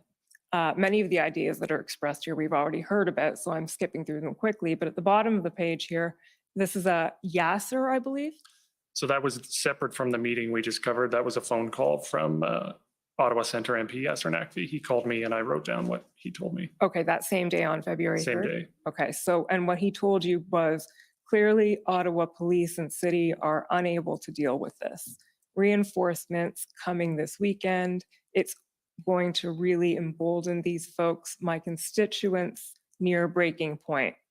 Worried people will take things into their own hands, I'm sorry. So does that reflect, Mr. Clow, what Mr. Naqvi was expressing to you? Absolutely. And this was on February 3rd. So by this point, the Ottawa convoy had been here for a full week, a full 7 days, and Ottawa residents had experienced a lot. And I think you see that reflected in Mr. Naqvi's comments. Okay, Mr. Hook, can we just scroll down to the top of the next page?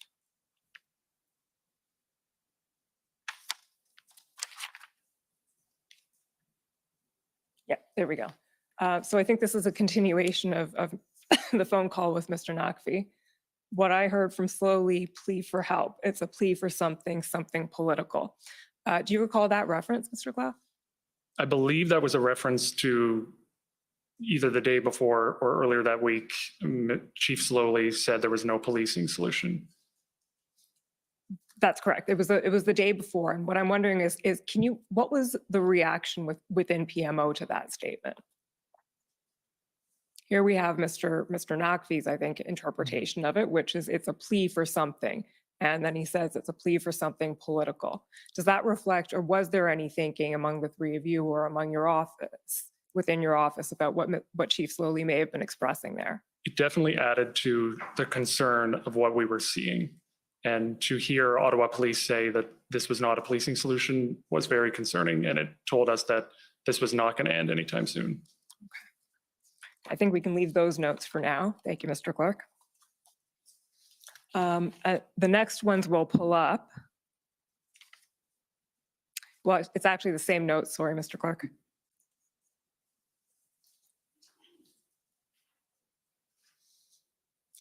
Keep scrolling down until you see February 6th.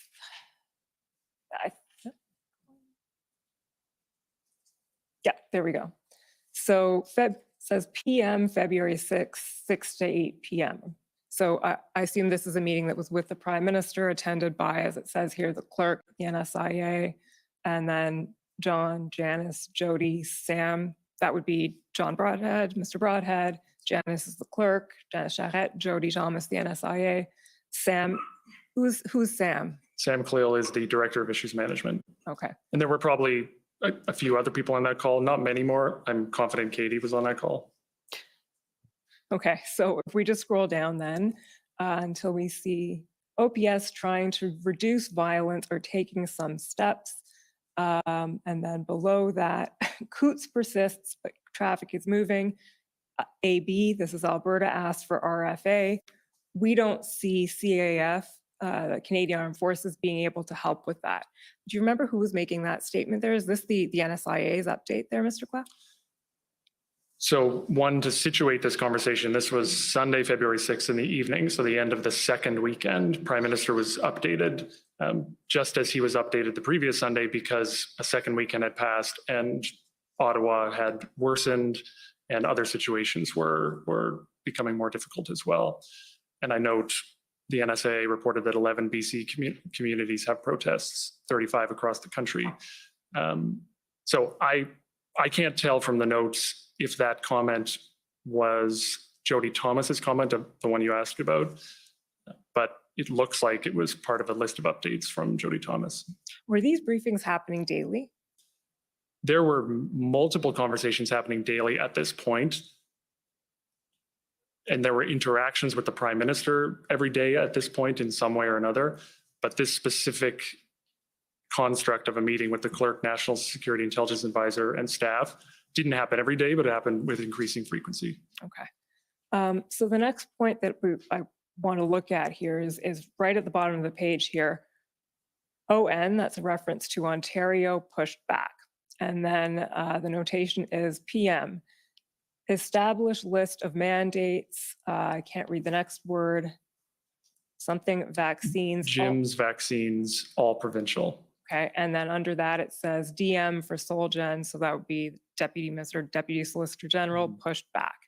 And that takes us to an issue that we've canvassed a bit here in the commission so far, and I'd like to get your perspective on this afternoon, which is what was going on in those early days of the protest, the first week and a half, in terms of interaction between various levels of government and the federal and provincial aspects, and especially Ontario's response or perhaps lack of response, if we can characterize it that way.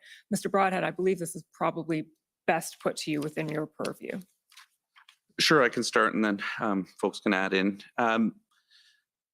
So I would say there was lots of conversations happening at this point with various governments at the officials level, at the political level across the country, as we tried to make sure we were hearing from them on what was happening on the ground and making sure we had that intelligence.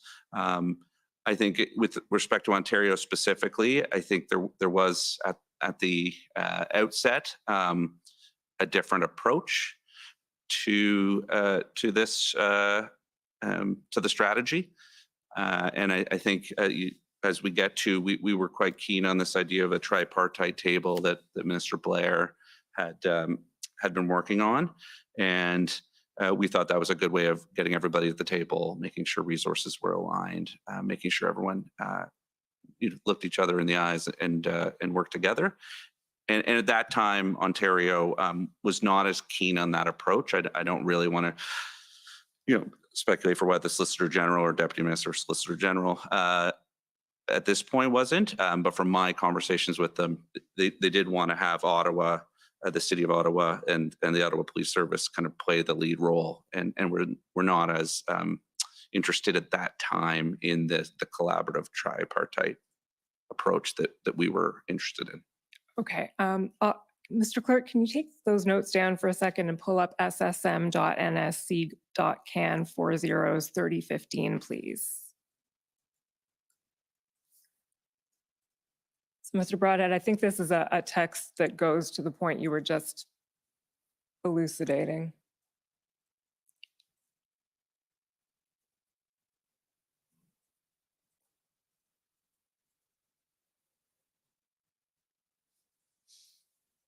So we don't have a confirmed date for this one, but it must be some. It's February 8th. Thank you. And this is a text between you and Ms. Astravas, a text exchange. And she says to you, I believe she's in the blue here, Marco, that's a reference to Minister Mendicino, hasn't heard back from Sylvia Jones. That's a reference to Solicitor General of Ontario on the meeting with the three orders of government, reference to the tripartite. And you say, yeah, because they don't want to be a part of it. And she says, oh, I know. And you say, so anything I should do, we should just go ahead without them. And then it goes on. So can you contextualize that for us a little bit?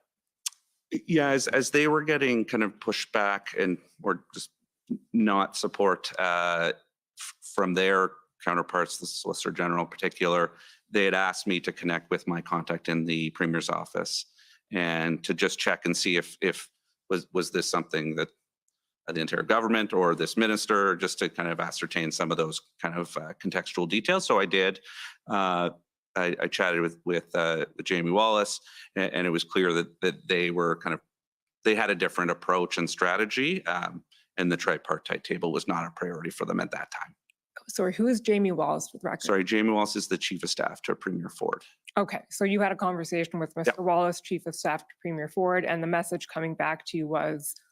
This was not a strategy they wanted to pursue at this time. Was there any reason given for that? It was, I think, my recollection of that conversation was it was really they wanted Ottawa to be the main driver of this and did not want a kind of multi-governmental approach to this at that time. That was the impression I got from that phone call. Okay. Were you having interactions during this time with counterparts in other provinces as well? Yeah, so previous to being a director of policy, which I started in January, I was senior advisor with a focus on intergovernmental affairs. And so through that, I got to work closely with a number of the provinces.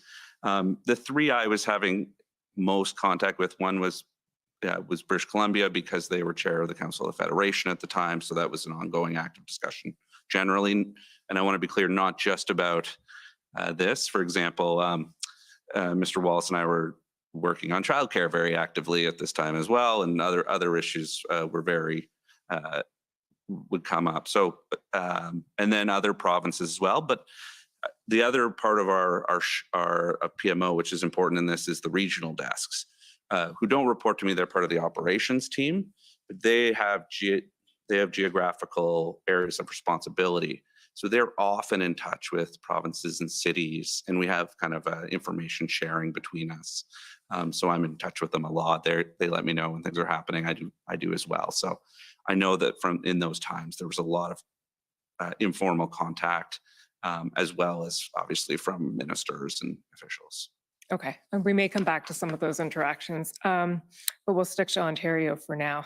Mr. Clerk, can you pull up ssm.nsc.can 402935?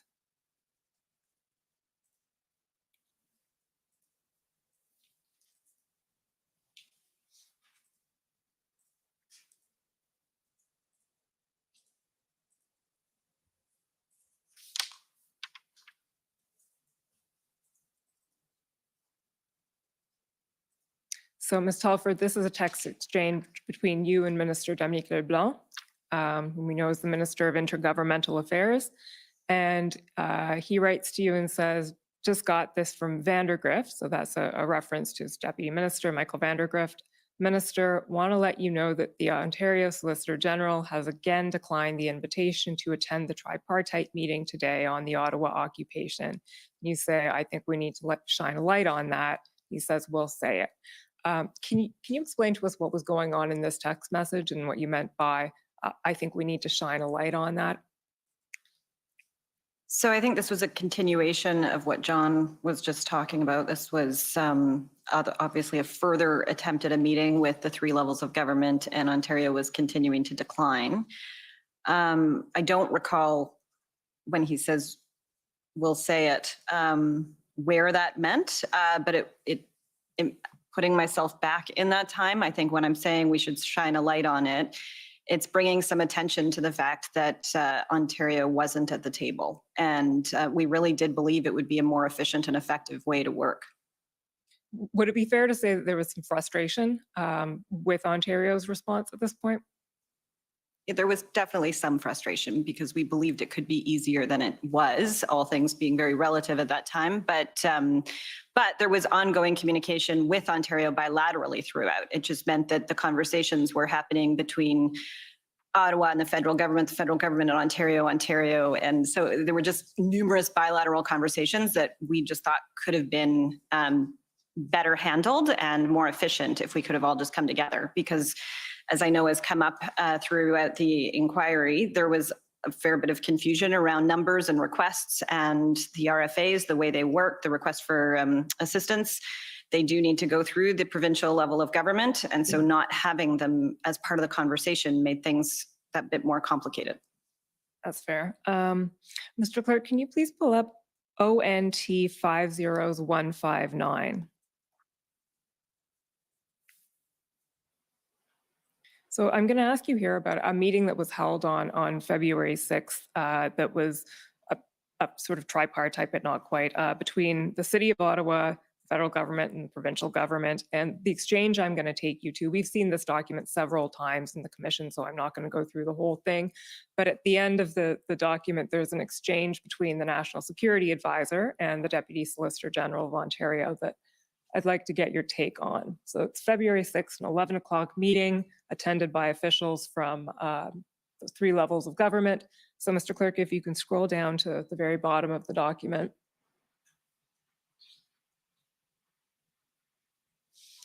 You'll see it says there, Jody Thomas, National Security Advisor, noted that it was a positive meeting and regrets to end on this following point.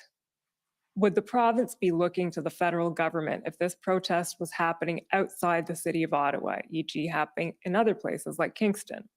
And the response from Mr. Di Tommaso was, this is a protest and encampment moving against the federal mandate on trucks. They came to Ottawa from across the country for that purpose. Now, Mr. Di Tommaso testified at the commission approximately 2 weeks ago, and he expressed that in his view, he interpreted Ms. Thomas's comment as, and I'll quote the words here, the federal government wanting to wash its hands of the entire matter. And so I'd just like to get your reaction in terms of whether you think that was a fair assessment of what was going on, whether you think that was what was being expressed there, and what Ms. Thomas was trying to express when she said, would the province be looking to the federal government if this was somewhere other than Ottawa?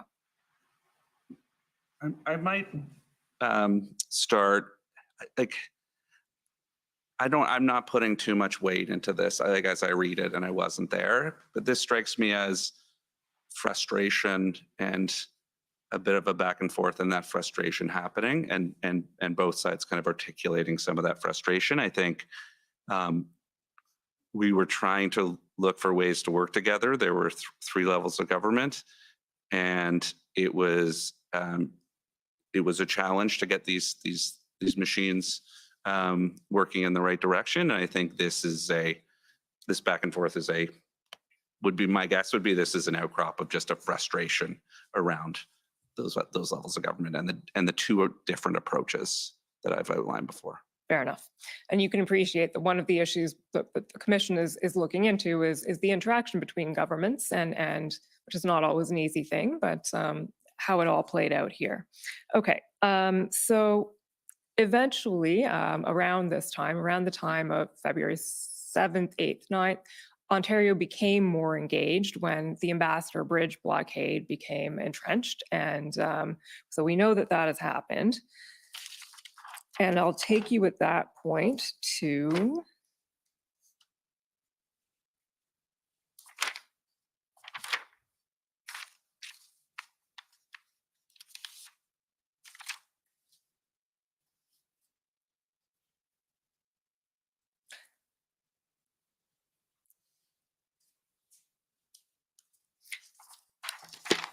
the witness summary. I'm sorry, Mr. Clerk. It's WTS 6014, page 11.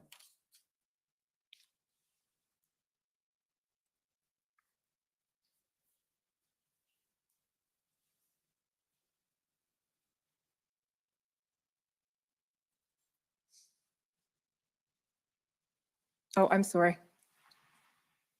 83. I'm sorry, I got the wrong number. 83. 14 is the IR.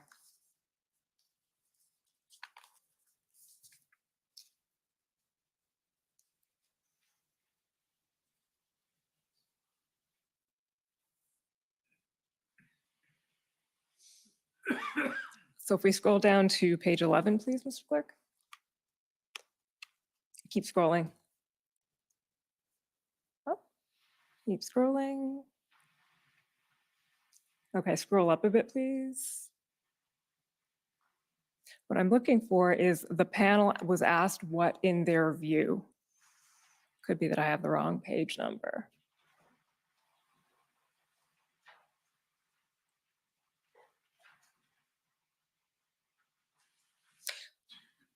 While they're looking for the reference, Mr. Broadhead, what I want to ask you about is what in your view, you were asked this during the interview, and I'd like you to elaborate on it. what inspired the shift from Ontario? Why did it happen then, and how did that occur? And I'll preface my answer by saying this is me not in the government of Ontario, which I did spend a long time in the government of Ontario, but I was not there at this point. I think it, in a sense, it started to become absolutely clear that we had to work together. So it was almost the increase of things happening. So you add the Ambassador Bridge to the Ottawa situation. You have other things starting to happen around the province, in New Windsor, Sarnia, Cornwall, and all of, I think it became clear, and I'm hypothesizing here that, but we did see an evolution of their strategy at that time. In terms of at the political level collaboration, I think there's lots going on in other places that I don't want to comment to, but just that's what I can specifically comment to. Okay. And we know that there were several important phone calls that happened around that time, certainly between the Prime Minister and Premier Ford, which we'll talk about tomorrow when the Prime Minister is here, between Minister LeBlanc, we talked about when Minister LeBlanc was here. Leaving Ontario for a moment and talking about engagement with other provinces, I do want to ask you some questions about another topic that's come up several times here, which is Alberta's request for assistance. So I'm going to put to you a few facts that we know and that have come out already at the Commission and that are also brought out in the PMO institutional report. So there's a notation in your IR that PMO staff engaged with Pam Livingston. So Mr. Broadhead, maybe you can tell us who Pam Livingston is? Pam Livingston at the time was Chief of Staff to Premier Kenney. Okay, and there were two interactions apparently between PMO and Ms. Livingston about the Alberta request for assistance. Okay. And that request for assistance we've seen several times before, so no need to pull it up, but was for essentially assistance in tow trucks and removing vehicles from the Coutts blockade. There's also a notation that the Prime Minister had a formal call on February 6th with Minister Blair to discuss Alberta's request for assistance and the ongoing situation. And then I'm going to pull up or ask the clerk to pull up Mr. Clow's notes again, ssm.nsc.can 402941.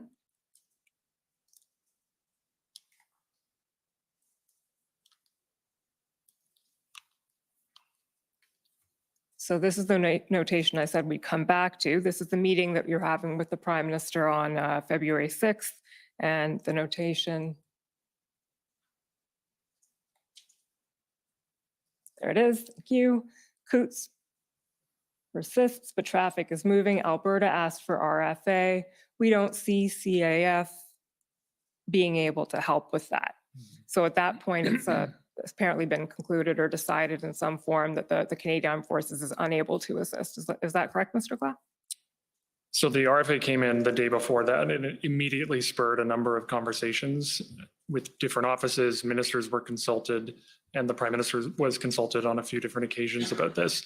And yes, there was a general sense that CAF should be a last resort, but also in this specific case, I think you've heard from other witnesses as well, but at the time, the discussion was that this was not an appropriate or even useful response to what the problem was. And what I mean by that were these trucks actually going to be able to do the job? That was all part of the discussion that ensued after the request came in on the 5th. What I'm really wondering about all of these exchanges, and there was a further meeting apparently on the 9th where, again, this time it was Ms. Telford, Ms. Charette, the Prime Minister, and Ministers LeBlanc, Mendicino, and Blair all discussing the RFA during one of the meetings that was held. Why was this RFA treated quite differently than most are? This was elevated to the level of the PMO and the Prime Minister, which most requests for assistance are not. Can you explain or elaborate on that?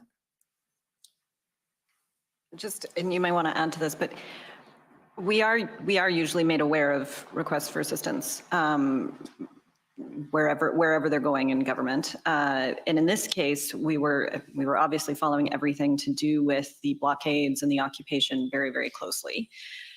And in this case, because the feedback from departments was coming that there wasn't a way to help, and what we were trying to do was support anybody who needed assistance on the ground.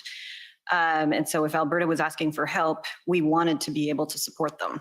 So it just led to a lot of conversations. It kind of comes to the role that our office often plays of coordination and facilitation, because we then started reaching out and asking questions of other departments saying, does anyone else have the equipment that they might be looking for?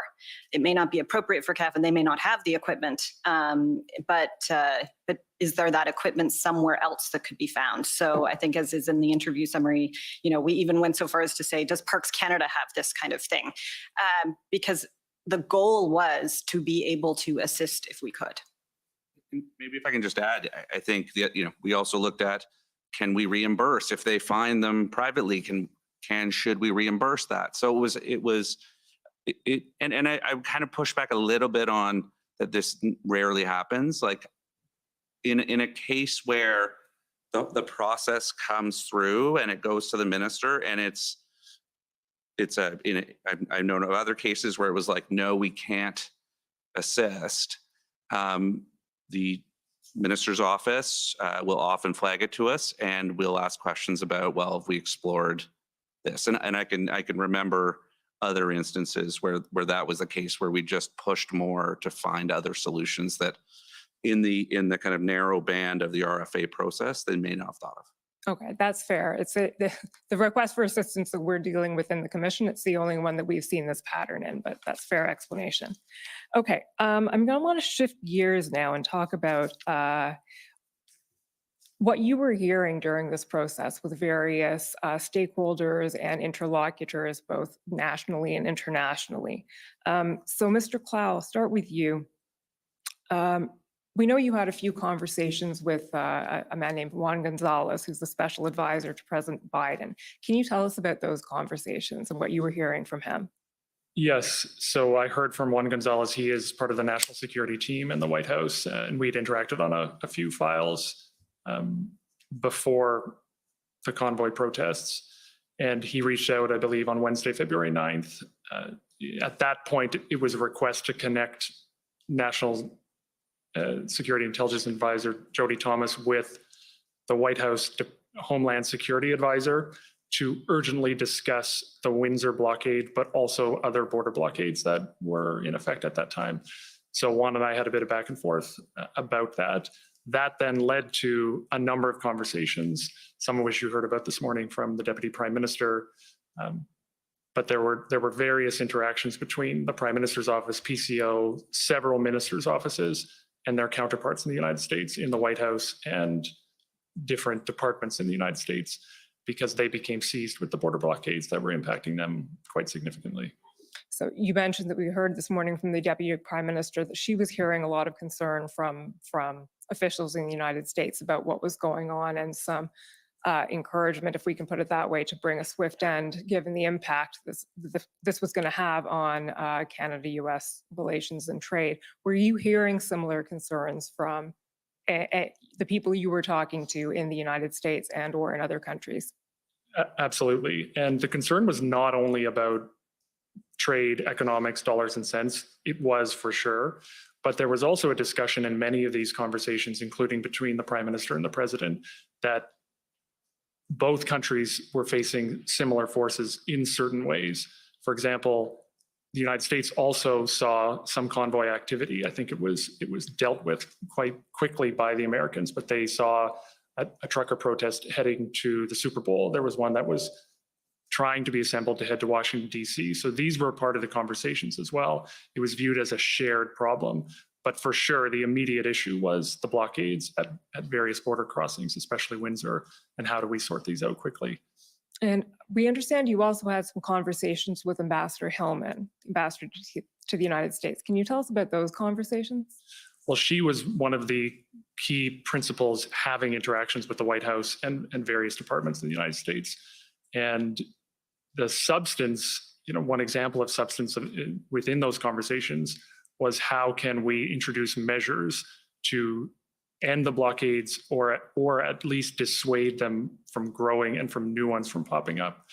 For example, there was discussion of potential immigration measures or penalties placed on people who conducted unlawful activity at these border blockades. There was definitely discussion of whether the United States could provide tow trucks to help, given it was virtually impossible to get tow trucks on the Canadian side of the border. So that's the kind of thing that was discussed. Did that ever end up happening? I don't know. So the immigration measures, I don't believe the United States implemented any measures. We did in the Emergencies Act. In terms of tow trucks being provided by the United States, there might have been some in Detroit, Windsor, provided by Detroit or the government of Michigan. I'm not sure about that. Mr. Broadhead, Ms. Telford, were either of you having conversations with international counterparts? No? Not during the occupation or when the blockades were on. For months afterwards, I can say, including up until recent summits, though, this is a topic that continues to come up with counterparts from various countries. And the Prime Minister also had calls during the occupation with other world leaders where this was a topic that was coming up, because they were watching what was happening in Canada and concerned that they were starting to see the same thing in some of their countries, and they were concerned about copycat situations. So this has been an ongoing conversation with international leaders. Okay.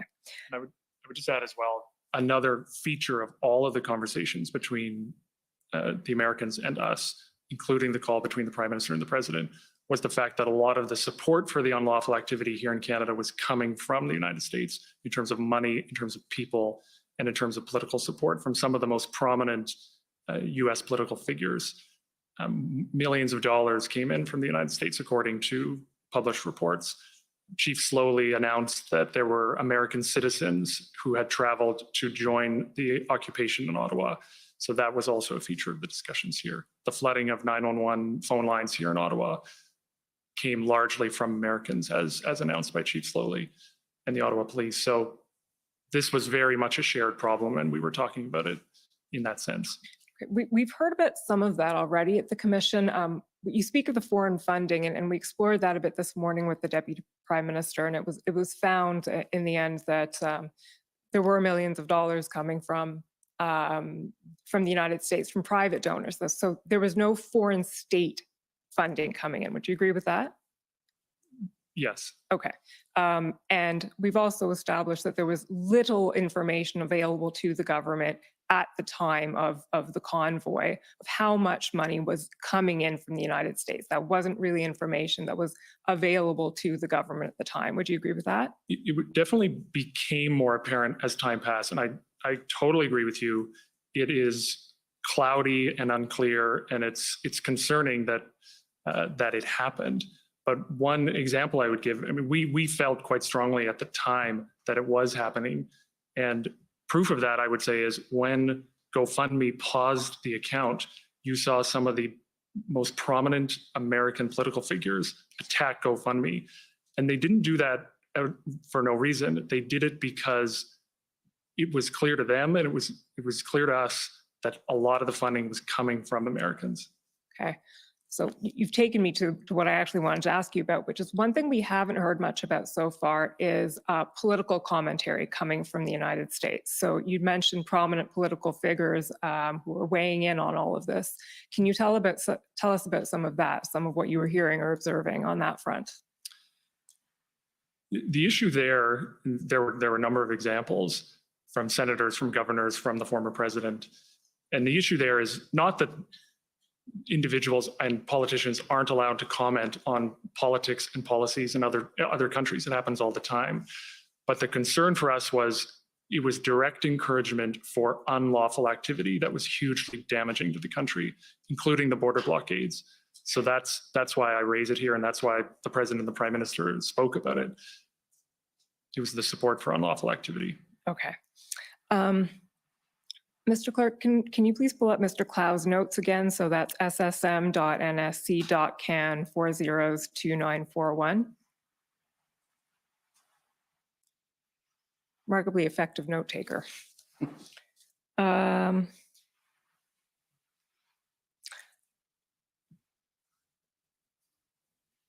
Now, it's going to be a little challenging to find the page here because we don't have a date for it. So just keep scrolling down until you see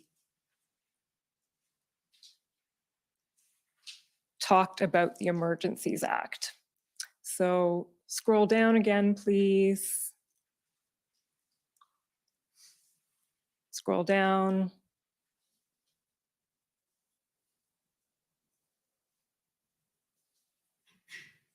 Keep scrolling. Keep scrolling.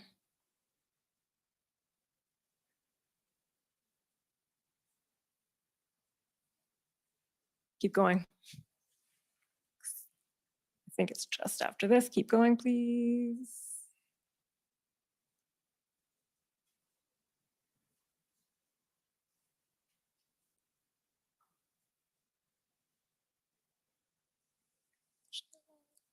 There's a lot of blackout in this, so it's a little challenging.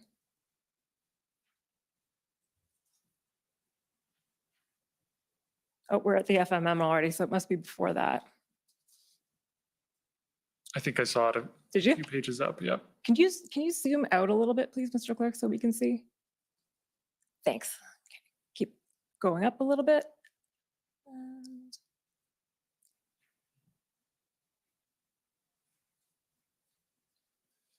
So a little bit further up. A little bit further. So I think you see. yeah, there we go. Okay. So first question, we don't have a date on this because it's sort of, there's some blackout before that, but do you remember the date of this, Mr. Claw? I believe it was February 9th. Okay. So it's a meeting on February 9th and This is various things happening over the course of the day. Why don't you I wouldn't tell call us this what- one meeting. why don't you tell us what was happening? So February 9th was, there were a few conversations going on. I don't specifically remember what meetings at what times, but I did write down, and it was reported to us that Minister Blair had spoken to the clerk about the Emergencies Act.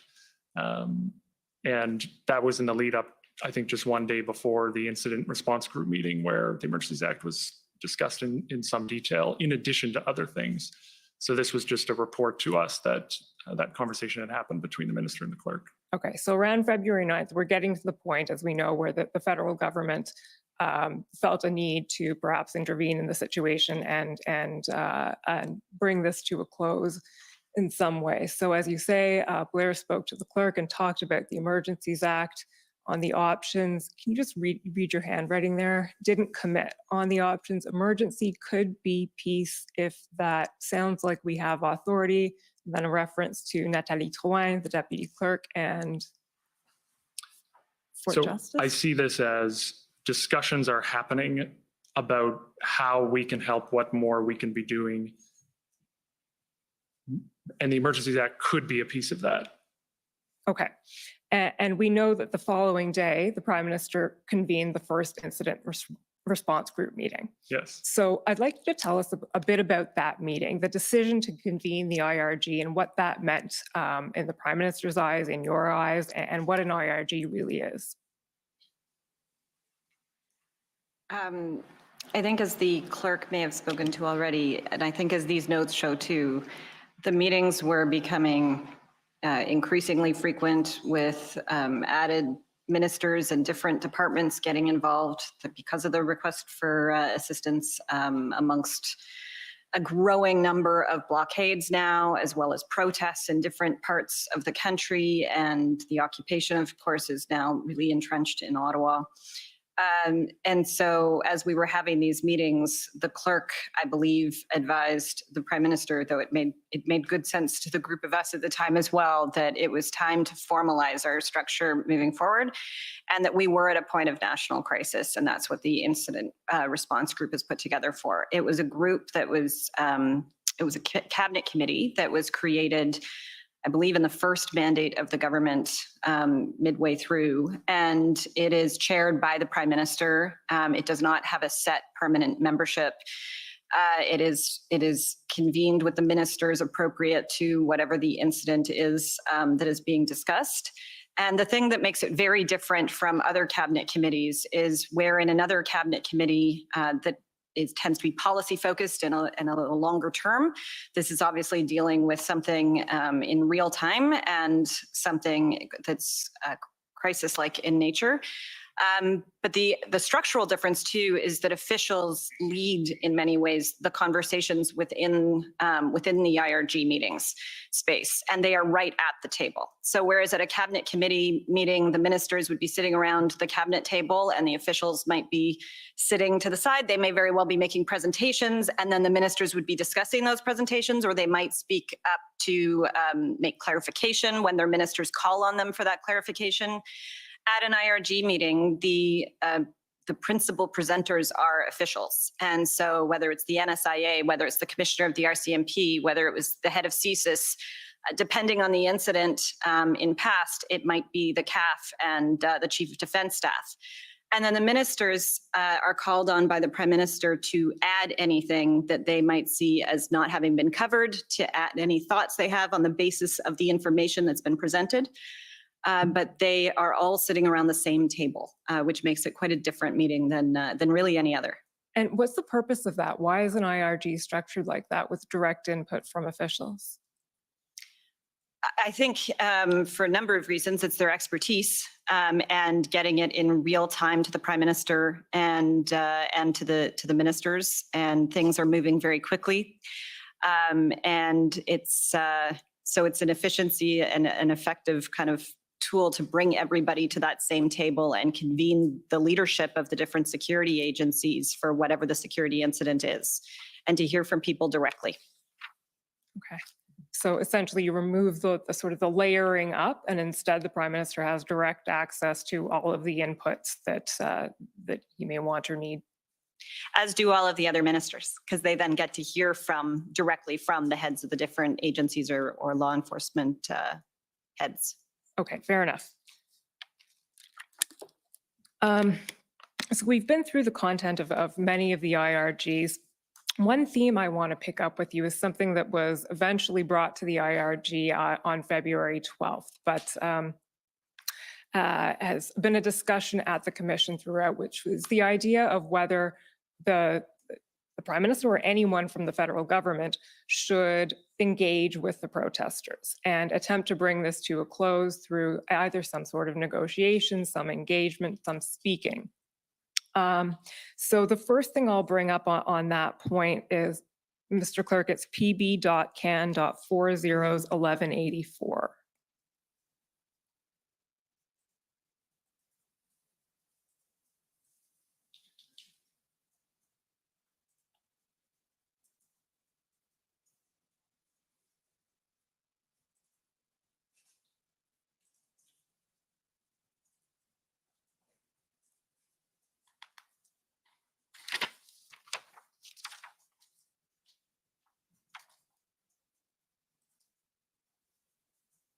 Or might be 1844, sorry.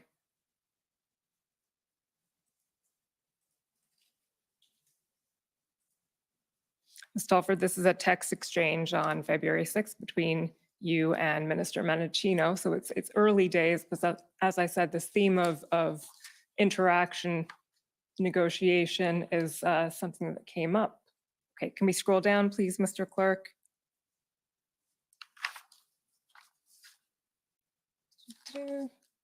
Going, keep going. Keep going.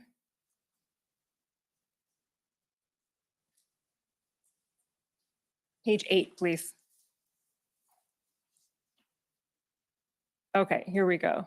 So if we can blow that up, it's really hard to read, but you'll see notation here: lawyer, arbitrator, mediator, author, suggested by Anne McClellan as a possible interlocutor. Again, I think it's a long shot for the reasons we discussed.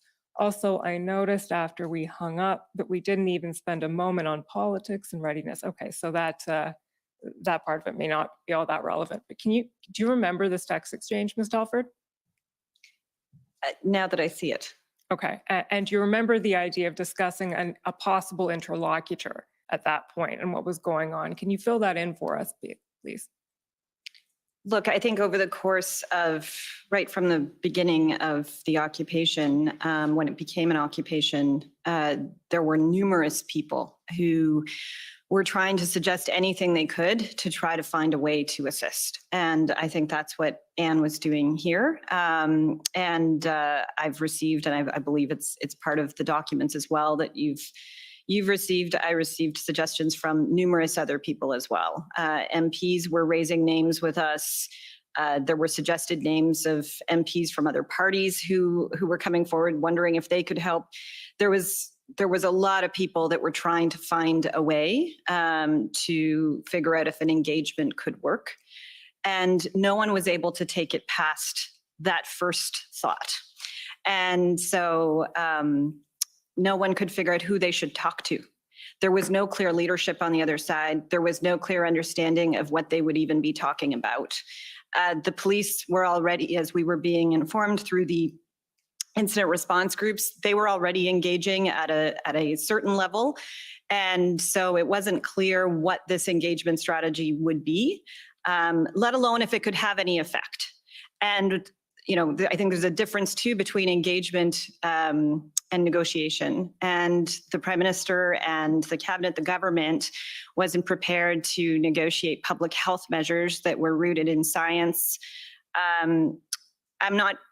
I also am not sure, and I think a lot of people weren't sure at the time that really that's what this was all about. And so figuring out what the topic of the conversation could be, let alone who it could be with, that could have any effect on changing the circumstances, when no one could answer that question, really these conversations didn't move past the initial suggestion of, I wonder if. Okay, so at this point, this is part of the conversation. We're still in sort of early days of the protest, and I think what you're taking us to now is what's come to be known as the engagement proposal, and we've heard some evidence on that. And Mr. Clerk, you can take that one down, please, and pull up following ssm.nsc.can 402958. So, Ms. Telford, I think what you've just been referencing has been canvassed before the commission a bit, and it's Mr. Deputy Minister Stewart's engagement proposal that he prepared with the assistance of Marcel Boden from the OPP PLT. And this is now the evening of February 11th. It's a text that Minister Mendicino sent to you saying, hey there, we got some very last minute and thin paper tonight on an engagement strategy from my deputy minister, apparently socialized it with several people, including the Ontario government, not me. We'll just scroll down and see the rest of the text, please. He says it's unclear whether PCO, RCMP, or Ontario supports this, but he's flagging this as a concern about information flow. And then he says at the bottom, sorry, but had to let you know, Marco. So can you tell us a bit from your perspective? We've heard Minister Mendicino's perspective on it, but what was your perspective receiving this text? And do you know why Minister Mendicino was essentially apologizing, saying, sorry, I'm just letting you know about this? When the IRGs began convening, just the day before, I believe, one of the things that was stressed at the first IRG, or in and around the IRG really, was just the need for appropriate information flow and for regular and constant information flow. And so I believe that's what he's saying sorry for there, is he's letting me know that there's this information that is now floating around that has already gone to some people and it had not kind of followed the usual channels. And I think he was sorry that it was the hour that it was, that we were all trying to grapple with what to do here. But I had also just received the paper previously from the clerk, I think about an hour before, by the looks of this. And so I wouldn't read too much into the sorry, and we were much more focused on the draft and ultimately what was decided later that night, after I talked with the clerk, and I then called the Prime Minister, and the Prime Minister agreed to put it on, with the suggestion that was coming from the clerk, he agreed to put it on the agenda for the IRG the next day for discussion. And we've seen that it ended up on the agenda, and I think you just started to tell us a little bit, but maybe you can finish that answer, why ultimately it was decided not to pursue that engagement strategy. in some ways, it's what I already touched on, which is this was one more proposal that was not yet at the place that one could act on. There were too many unanswered questions. There was no clarity in terms of who the discussion would be with on either side of the discussion, and what the discussion would be about and what it might result in. And so, while everyone, including the Prime Minister, was encouraging everyone to put every option on the table, and it's why this was put on the agenda ultimately, there wasn't anything further to pursue on this at that time. Thank you, Mr. Clerk. You can take that one down.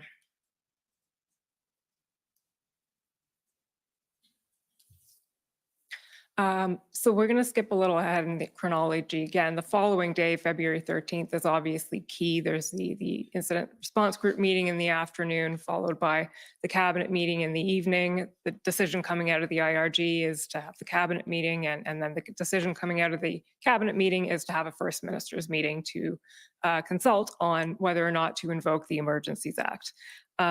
Mr. Clerk, can you pull up ssm.nsc.can 402941? It's Mr. Clow's notes again, this time at page 22. So when Minister LeBlanc testified a few days ago, we went through some of the comments that were the record of the readout of the First Minister's meeting and some of what was expressed by the provinces there. And these, I believe, are Mr. Clow's notes of that same meeting. And I'm wondering whether we can go through a bit of these. And Mr. Broadhead, maybe this is best directed at you, but whether you can fill in a bit of the context about what was being expressed during the First Minister's meeting by these various premiers, and whether or not, in your view, it coincided with what you've been hearing up to then about solving the problem of the convoy. Sure, I'll start, and then my colleagues can add. I think it was quite consistent with what we had heard before, but I think it was a very robust conversation. We had the ministers, Minister Lametti and I believe Minister Mendocino or LeBlanc, and the Prime Minister speak. Then the Prime Minister went across the country in terms of making sure he heard from each of the provinces and territorial premiers.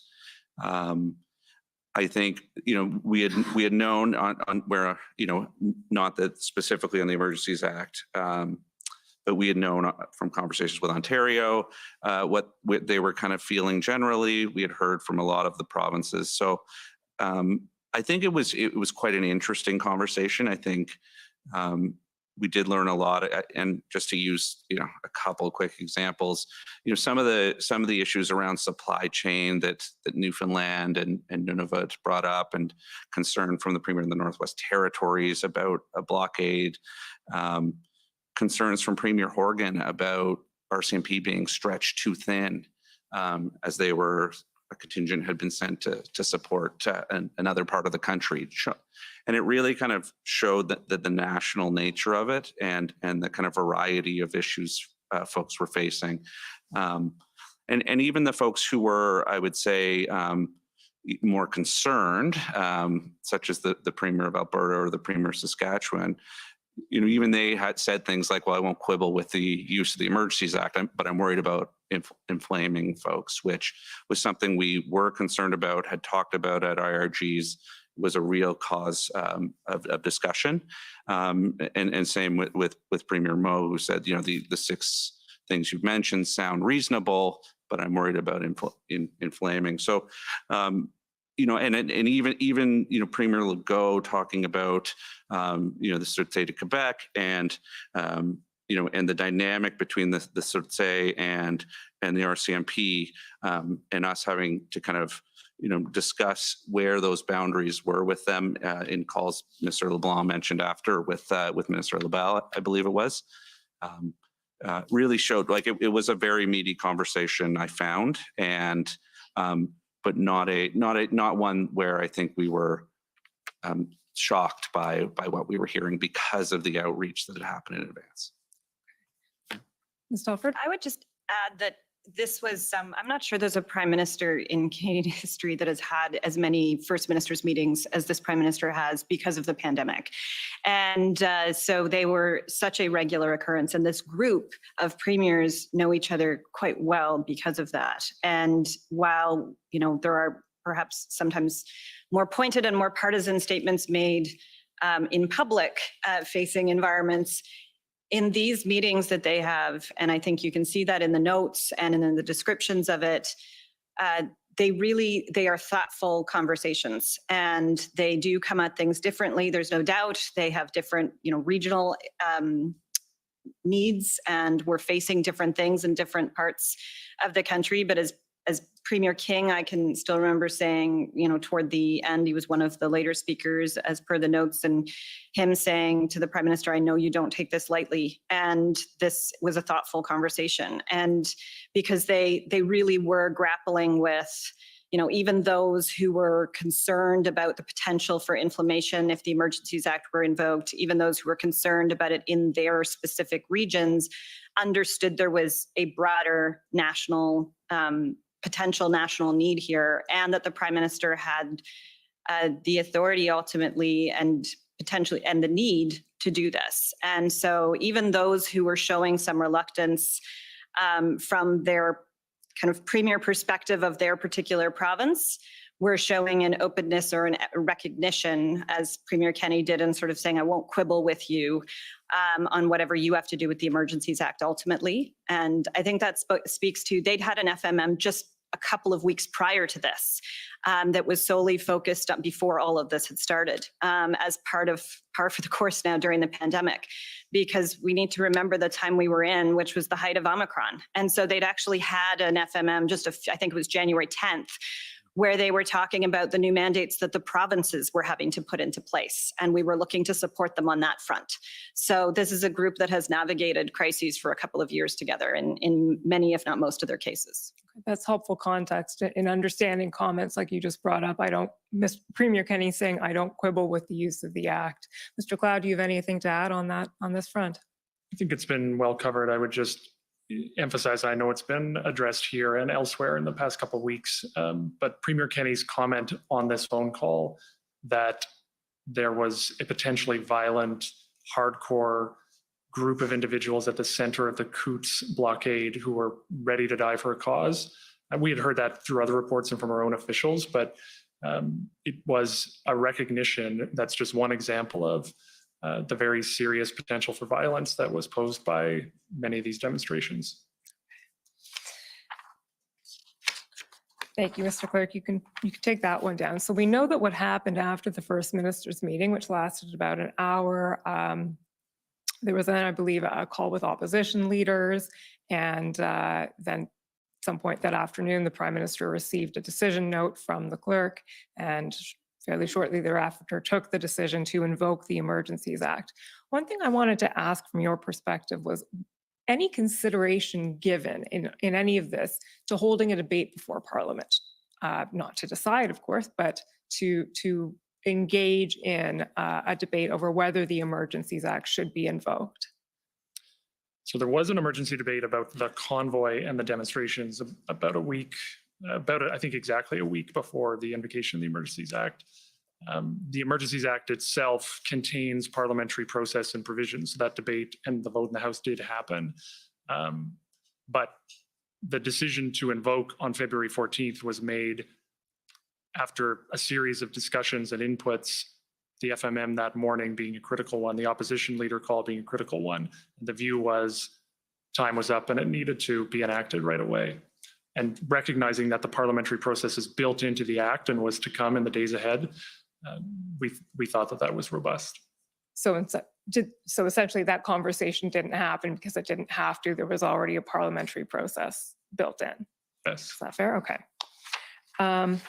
And I just want to turn briefly now to the topic of revocation of the act, which I know is skipping ahead again.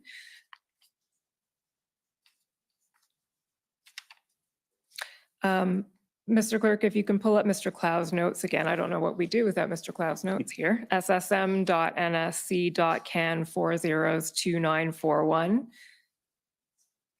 page 28.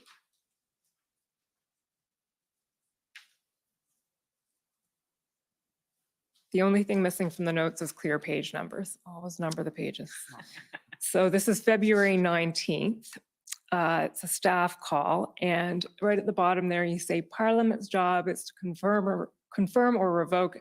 Doesn't impact changes, I believe. After revocation, what happens to frozen accounts? So that's a topic we've explored a bit with finance. At what point do we withdraw based on what inputs? So is it fair to say at this point, this is a discussion of almost first principles? We don't really know what the criteria are to revoke. We need to figure out what those criteria are. Is that an accurate reflection? It's hard to say for sure what that specific note refers to, but there was progress by that point, the February 19th. We were far from out of it. There were still a lot of situations. There were still many threats. And if I remember correctly, Ottawa there may have been the beginning of action, but it wasn't done. So definitely at the IRGs and on staff calls and in other conversations, we were beginning to ask ourselves, okay, how long is this needed? And it was always understood and it was made clear by the Prime Minister, this should only be in place as long as it's needed. So we were constantly asking ourselves that very question, what do we need to assess and what will feed into the decision to revoke? Okay, and there was I think what I was saying was there's no playbook for it. So it was essentially a discussion from first principles of trying to figure out what these criteria should be. If we could scroll down a bit, please, Mr. Clerk, to the following day, you'll see IRG. Not that one, February 20th. Let's keep going.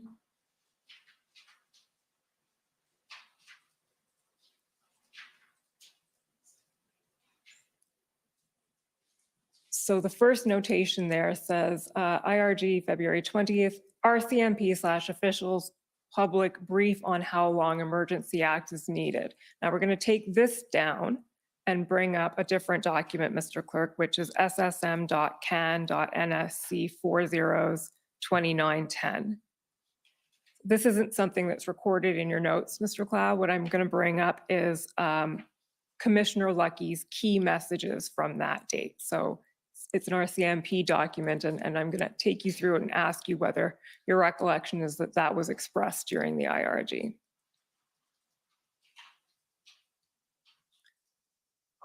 So there we go. So the key messages are, as I said yesterday, the situation across the country remains concerning, volatile, and unpredictable. We are continuing to see a range of protest events and solidarity actions across the country, with ports of entry and legislatures the key targets.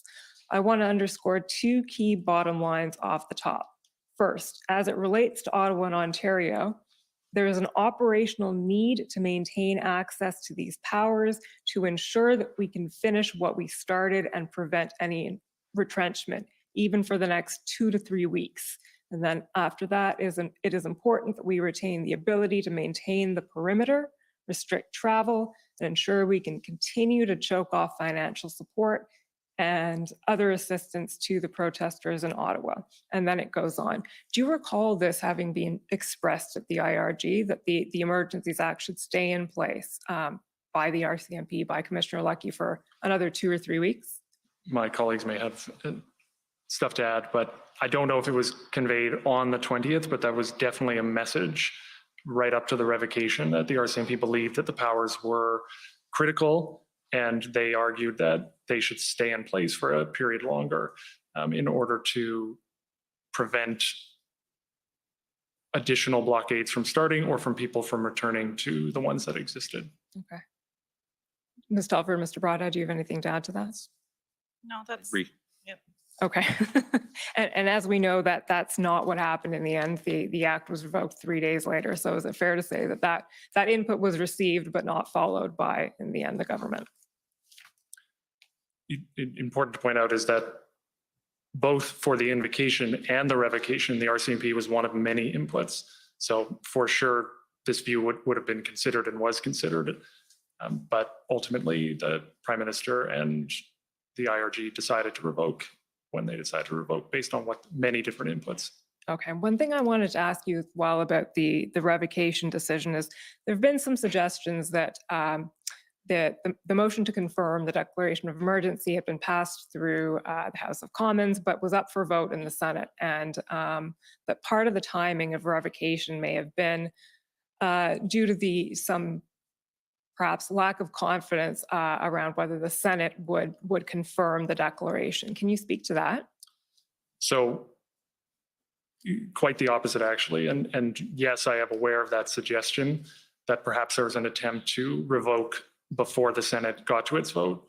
We actually wanted the Senate to move as quickly as possible, and I think it did too, but as it was reported to us, the Senate was delayed in convening partly because of the very significant continuing Ottawa demonstrations that were happening right on the Senate's doorstep.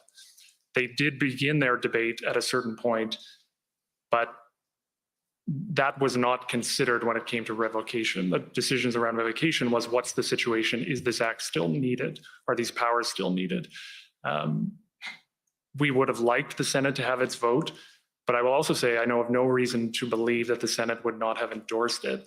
And I do believe that, I'm not sure about this, but I do believe that this commission has seen evidence that the chief of staff to Senator Gold, the government leader in the Senate, was doing vote counting, and they were quite comfortable that they were in a good place. Anything to add on that point, Ms. Telford, Mr. Rada? No, I completely agree with what Brian was just saying. And I would just add that it was extraordinarily important to the Prime Minister that he be true to what he set out in the beginning when he invoked the act, and that it wasn't going to last 1 minute longer than absolutely necessary. And so that was the entire motivation behind when the revocation happened. The same way, safety and security was at the core of every meeting he was having throughout. The politics and parliamentary issues were on a completely separate track from that decision making. Okay. Those are actually all the questions I have for you, since given that the Prime Minister will be here tomorrow, your boss will be speaking for himself. Those are the questions that I have for you this afternoon. But before I sit down, is there anything that we haven't covered here today that you would like to say now that you have the opportunity? I think we're good. Nope, pretty quiet. Okay, thank you. Commissioner, those are my questions. Okay, thank you very much. I think probably this is a good time to take a 15-minute break and let everyone get up and stretch. And so we'll come back in 15 minutes. Thank you. The commission is in recess for 15 minutes. La commission levée pour 15 minutes.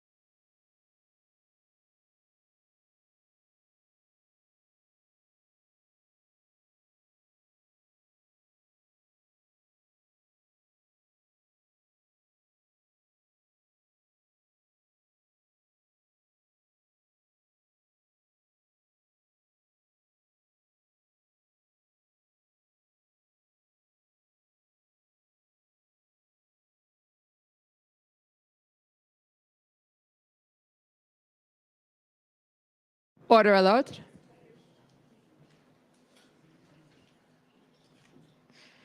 The commission is reconvened. La commission reprend. Okay. Now, the next stage. First, I'd like to call on the government of Alberta, please. Good evening to this panel. My name is Stephanie Bose. I am counsel for the province of Alberta. I just want to start with the statement in the PMO institutional report, which indicates that PMO staff engaged with Premier Kenney's Chief of Staff, Ms. Livingstone, on February 5th and 12th. I just want to confirm that during that time, the PMO did not discuss the possible use of the Emergencies Act during those engagements. Is that correct? That it was not me having those conversations, but that is my understanding, yes. Okay, thank you. And with respect to the First Minister's meeting, Mr. Broadhead, you were asked about your understanding of the various positions of premiers at that meeting. I'd like the clerk to pull up ssm.nsc.can 50625. And these are some expanded notes prepared and produced by the Government of Canada describing that meeting. Once we have them up, I'll ask the clerk to please scroll down to page 3. Okay, so we can see here that there's some further notes about the comments of Premier Kenney at this meeting, and I'll just walk through some of these right now. He starts by describing the situation in Coots and how it went from 1,000 trucks on a rolling protest to 900 going home with 100 staying behind, and then down to a group of 40, which he described as a core group. Then you'll see him describe the arrests at the border and indicate, we believe the situation has been secured. And further down there, have procured on market for equipment and have drivers in place unless an unexpected surprise should open Coots border crossing today. A little farther down again, would be problematic to declare emergency today to take momentum of arrest last night. Declaration risks further radicalizing thousands of sympathizers in Alberta. Know you have a lot of serious issues to balance off, including in Ottawa, but I am suggesting this could create a net negative for Alberta. If we need to seize or compel people, we are prepared to use our own Emergencies Act. So you would agree that it's fair to say that the Premier's position at this First Minister's meeting was that invoking the Federal Emergencies Act was neither wanted nor needed in Alberta, correct? Yeah, I would say he was definitely clear that he did not believe it was needed in Alberta at that time. Okay, thank you. And I'd like to switch tracks with you and ask about what was done to prepare the Prime Minister for the February 13th cabinet meeting, and specifically where his inputs of information came from. So I'm going to ask you, you can answer yes or no, whether the PMO was responsible for providing the Prime Minister with the following information. And that's about the status of the RCMP operation in Coots. Was it the PMO that was responsible for providing that information to the Prime Minister? No. How about the status of Alberta's acquisition of tow trucks from the private market? The Privy Council leads these briefings that you're referring to. Okay, so I'll just name off a few more, and maybe then you can tell me if there was anything in my list that that the PMO was responsible for providing the information to the Prime Minister. And those are the status of the protests in Windsor at the Ambassador Bridge, the status of opening of the Ambassador Bridge, the status of the OPS operational plan with respect to the protests in Ottawa, or that the Commissioner Lucky was of the view that not all tools available through existing legislation had yet been exhausted. We may have added information if we'd heard it through ministers' offices or through open source information, but the briefing on all the matters would have been led by the clerk of the Privy Council, the deputy clerk of the NSIA. Okay, and thank you. I would just add that we heard at various points in the weeks leading up to invocation of the act that action was about to be taken in some of the places that you mentioned. And on the point about RCMP stating that not all tools have been exhausted, that was obvious to everyone. In various locations, law enforcement had tools that they weren't able to enforce because there were other more serious issues preventing that. And that's partly why decision was made to invoke the act the next day.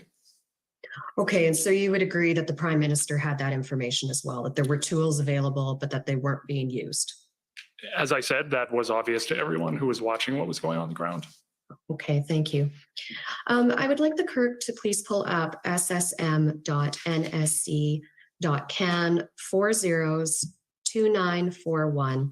And this is a record that Commission Council has taken you through in some detail already. There's just a few places where I was hoping you could help me read some of the writing. So, Mr. Clerk, if you could please scroll down to page 12.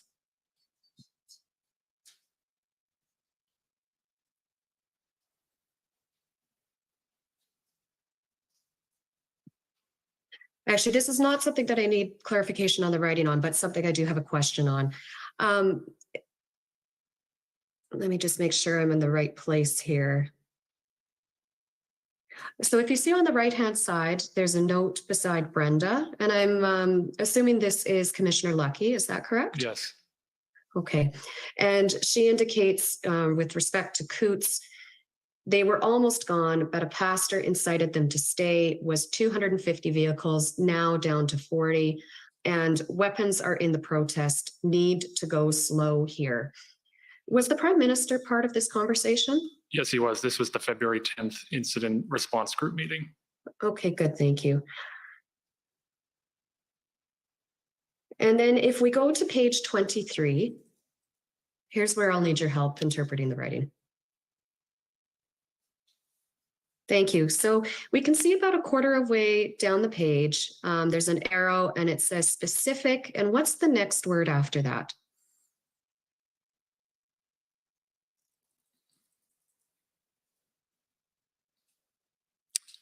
To be honest, I can't read it either. The quality of the photocopy is not strong.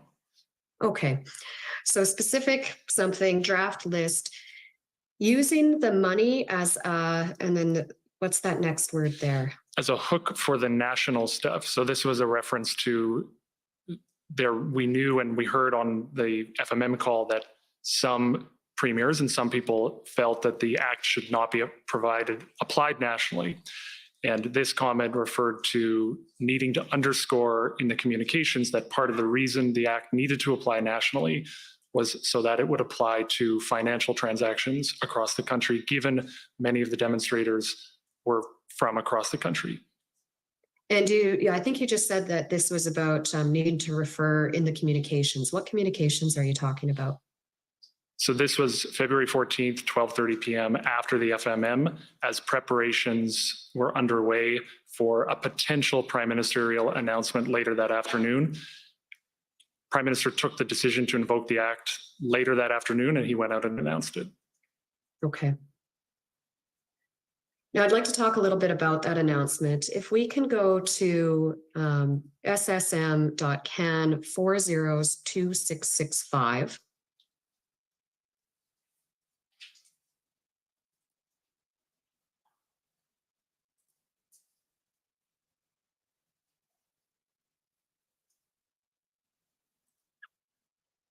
And if we go to the very last email in this record, there's a discussion of a press conference that was at that time scheduled for noon on February 14th. And we'll see the time of this email is listed as February 13th, 8 p.m. Now, I'm not sure if this is one of the emails that's caught with the time difference related to Greenwich Mean Time, but it's either 3 p.m. or 8 p.m. on the 13th. In either event, that's before the cabinet meeting, correct?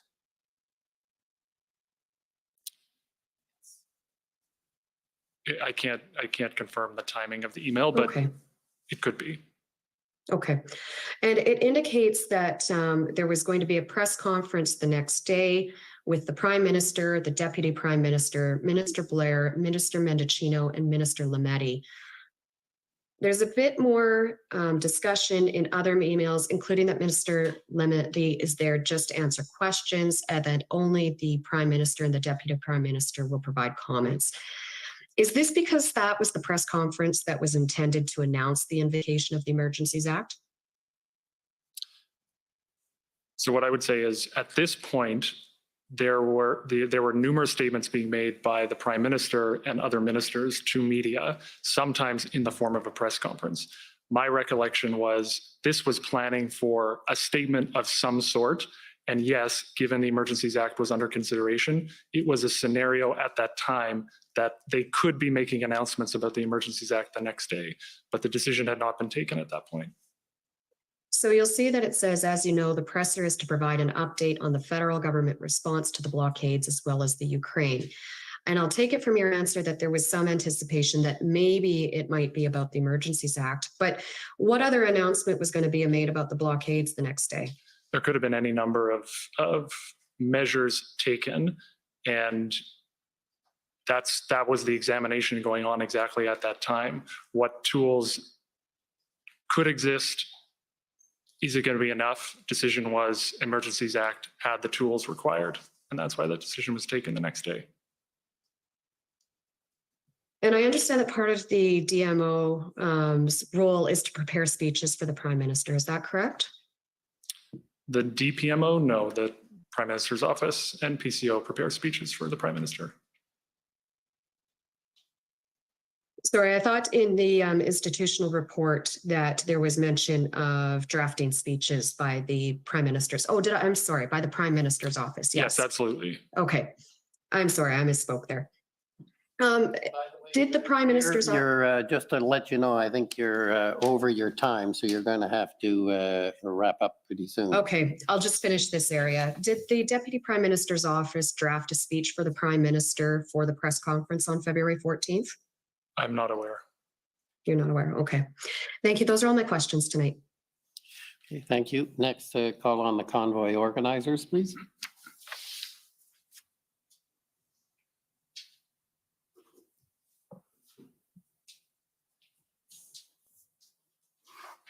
Sir, before I begin, I have an issue that I need to address. As you know, and I've made applications several times, the disclosure in the record is entirely deficient. We've been trying to deal with these redactions. There's still redactions for parliamentary privilege, which the government has not removed. There's no legal basis for, as you've already ruled, to redact any document on the basis of parliamentary privilege. There's also the issue, as I've re-raised by email as well, the issue with the notes of this witness. The process that was used in dealing with that needs to be reassessed. These are important witnesses. I need rulings, and so does everyone here. The rulings on the redactions are so important. And for example, Ms. Jody Thomas testified and said that she supported the invocation of the Emergencies Act. But there's a note that we got after we fought for the one redaction we got that said Jody Thomas did not. And it was put up on the screen. It was notes taken. It had one Section 39 redaction on it. So if that's a cabinet document, we can assume cabinet knew about it. And it states that Section 2, no violence, and they were trying to come up with a way how to make this work anyway. That would have been very helpful to have when she was on the stand under oath. This is happening constantly. There is thousands of documents that the DOJ is dumping. If you can, I'm not looking for a speech. I understand there have been issues about redactions. I believe that one is one I ordered disclosed, and I believe you questioned somebody about it as recently as yesterday or the day before. I am not sure about the redactions, certainly for, just to qualify, the redactions with respect to parliamentary privilege. I didn't say it doesn't exist. I said it was novel and that the arguments presented were insufficient, and I ordered the 3 redactions disclosed. we received something, I think it's yesterday, or maybe it was even today, and I apologize, I haven't yet ruled on it. That's true. But I do my very best to make decisions. I try my very best to make them intelligent and thoughtful, and that sometimes is not done immediately. So that's sort of how I can respond to those points. So, sir, I can make it very easy, and we've written your counsel for a set of them. So the law is such that where a redaction is sought on the basis of irrelevance, it is not the onus of the person seeking to have it redacted on the basis of relevance. It's the onus on the person seeking for it to be redacted. And the purpose for that is that all of the documents given to us are subject to the implied undertaking rule. So they don't become public until a ruling on their relevance is made. Okay, well, I'm not in a position to rule on that. I suspect that's the request you made either yesterday or today. I don't know which, and I'm sorry, I'm not in a position to rule on it right now. Sir, but. So what Sir- I'd like you is if you could proceed with your examination, or that would Yeah. be, I think, ideal at this stage, and I'll do my best to deal with the motion, the redaction issues as soon as possible. Okay, but I just want to put on the record that throughout this entire proceeding, all counsel here, and we're on national television, this is supposed to be completely transparent. This is the purpose of this. I'm And doing my very best. It's not your fault. Well, It's just the fault that nobody's ordering DOJ to actually produce what they're obliged to do. Well, that's something you can deal with in another forum. I'm doing the best I can here. I think we've gotten a lot of disclosure. There are issues, and we're dealing with those issues that are raised as they are raised. We dealt with the ones you raised, I believe, at the end of last week, made some orders, confirmed some of the redactions, and we'll deal with your most current application. But could you just not order that the redactions for parliamentary privilege, because I can tell you, I've studied that area in and out. And the reason no one could provide you an authority for the purpose of a redaction on the basis of parliamentary privilege is it doesn't exist. And parliamentary privilege is, of course, an ancient doctrine. And if you would just order the production of the records without those redactions, it would remove a whole bunch of them. Then, if you would order the production of all relevant records with respect where irrelevant is claimed, those records are then subject to the implied undertaking rule. And there's no national security issue with those. If they were, Section 38 would be claimed. There's no cabinet confidence so Section 39 is not claimed.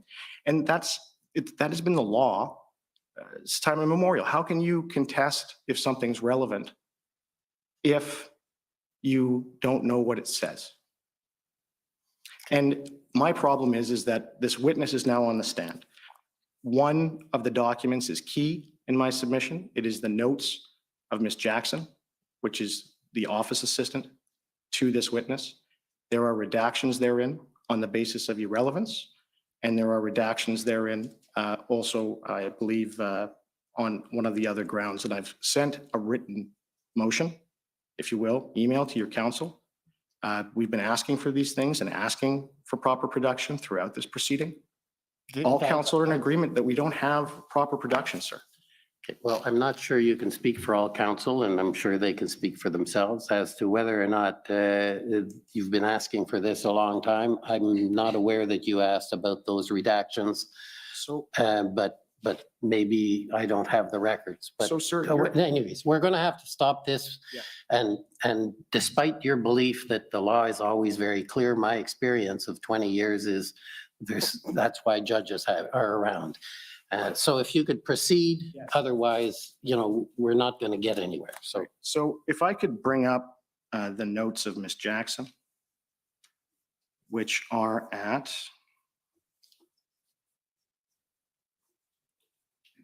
if I may. Hold on a second.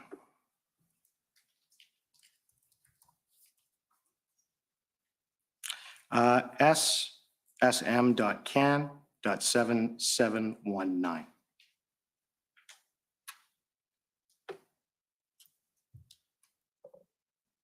Okay.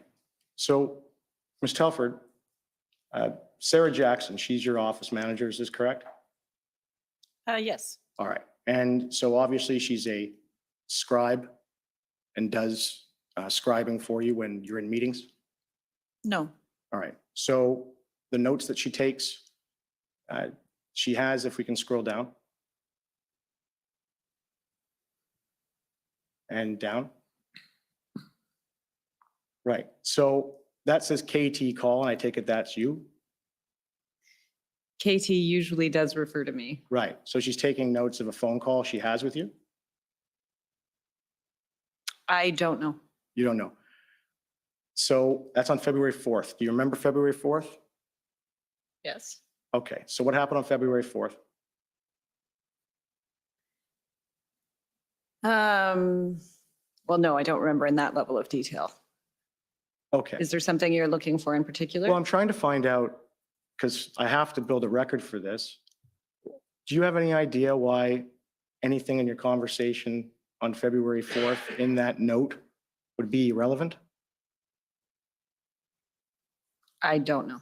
And I take it when you spoke to Ms. Telford, or sorry, to this individual at the time, there was no lawyer present, was there?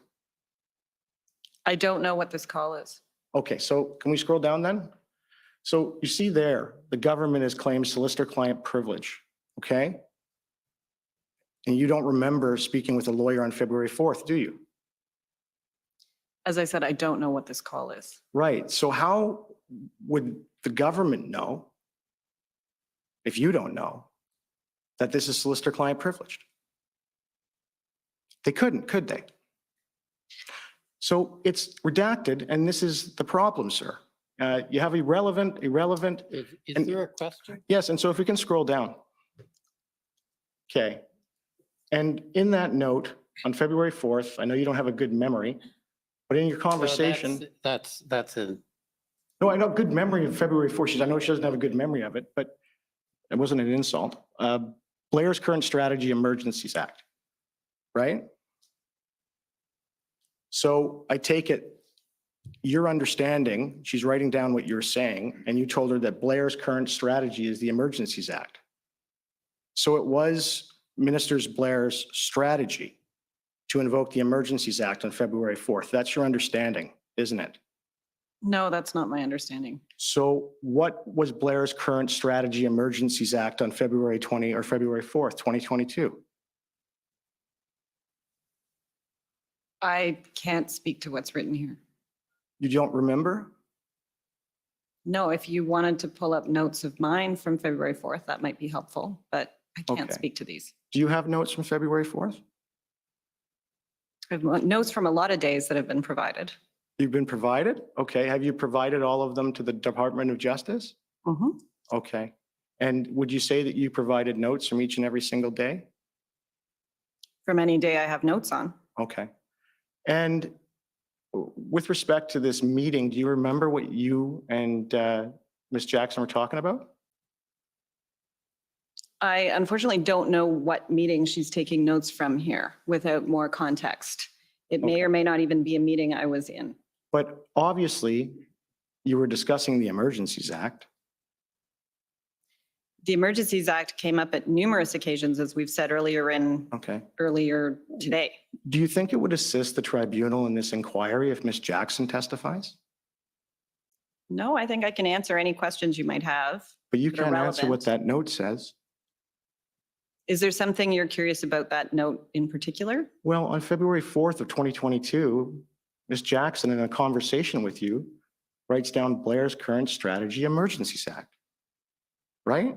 And you hadn't even had an IRG at that point. I believe you've had an opportunity to speak with Minister Blair. Yeah, and I put this to him and he said that it wasn't true. So wouldn't it be helpful if you can't remember? I'm not sure that was correct. That He said that he never had, I put the note to him and he said that wasn't his strategy, that's incorrect. That was his That evidence. doesn't mean it isn't true. I mean, all this note says is Blair's current strategy and Emergency Act underneath it, so. On February 4th. When was the first time that the government came out and spoke that they were considering invoking the Emergencies Act. Do you remember? Publicly? Yeah. I mean, there were questions from the media where ministers were speaking about the Emergencies Act long before it was invoked. Yeah. And Minister Blair, I discussed this with him on February 13th. For the first time, he went on a show and he talked about that it was under consideration from the outset. But then when he testified here, he said it wasn't. So was the invocation of the Emergencies Act under consideration from the beginning of the protest in Ottawa? The Emergencies Act was something that was discussed at the beginning of the pandemic, and it was a public conversation at that time, as well as a private conversation. There were calls for the Prime Minister. If we can put the document back up, please.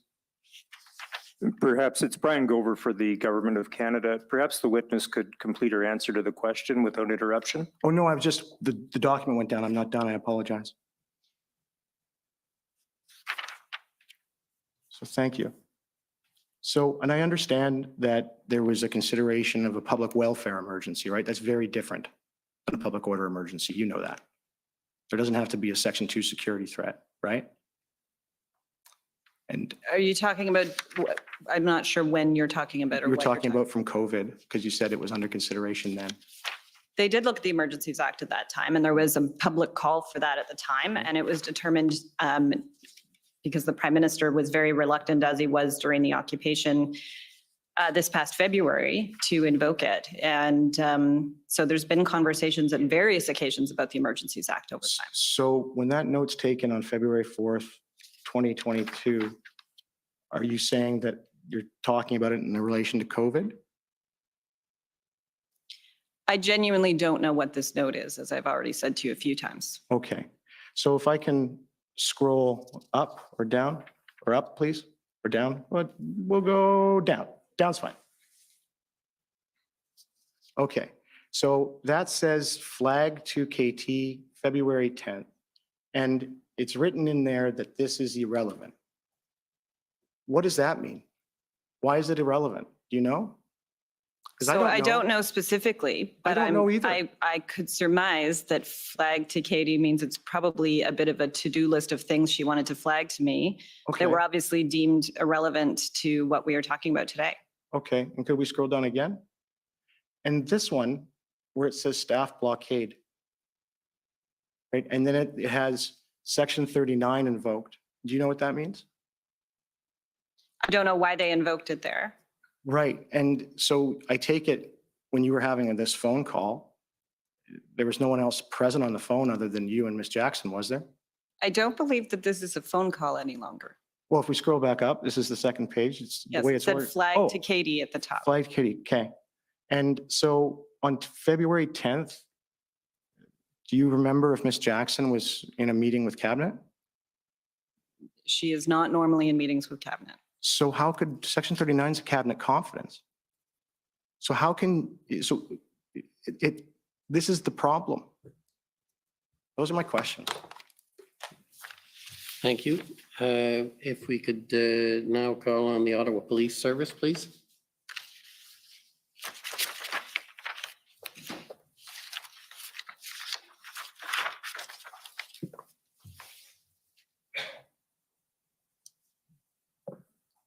Good evening. My name is David Michikowski. I'm a lawyer for Ottawa Police Service.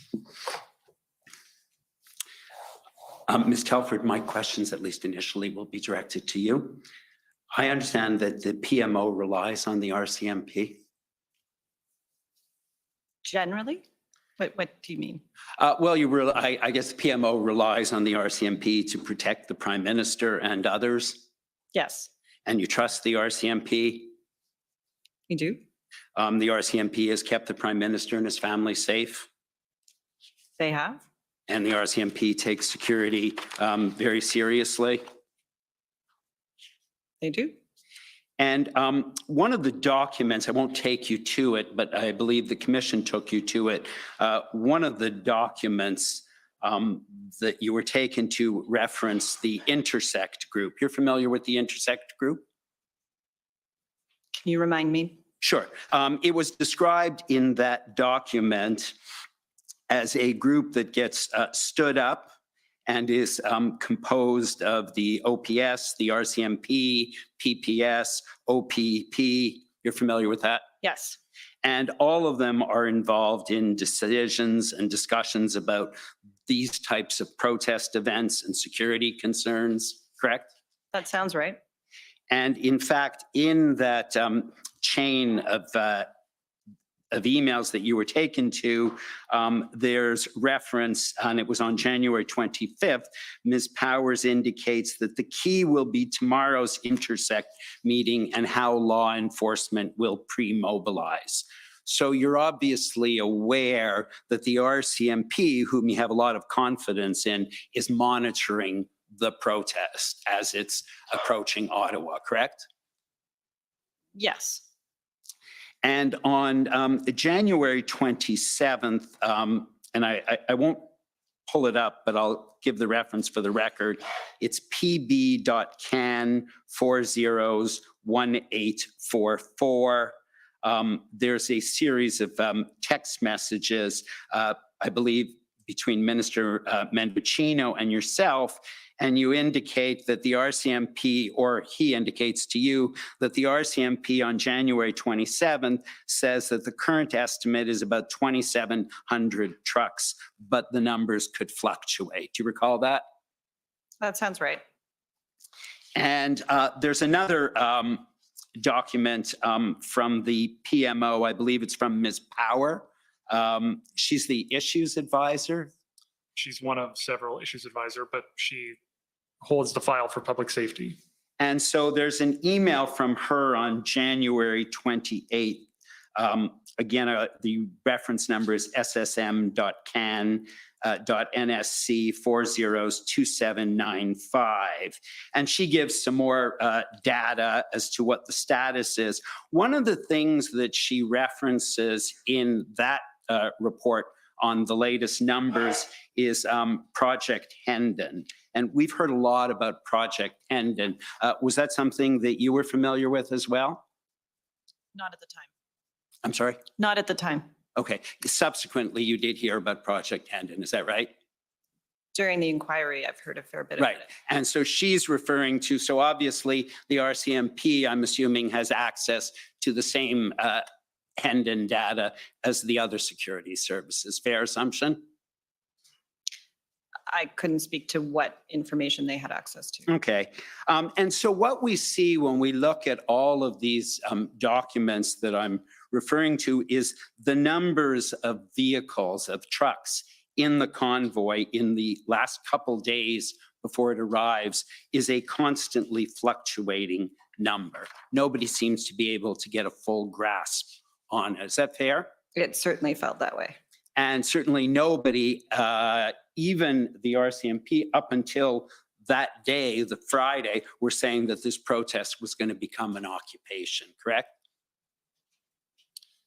I will say in those updates that were coming from Mary Liz Power, and they were more than once daily by the end of the week, there were some references, and I do believe this commission has seen in those emails, and I think it was attributed to Op Intersect, that this could be a prolonged demonstration.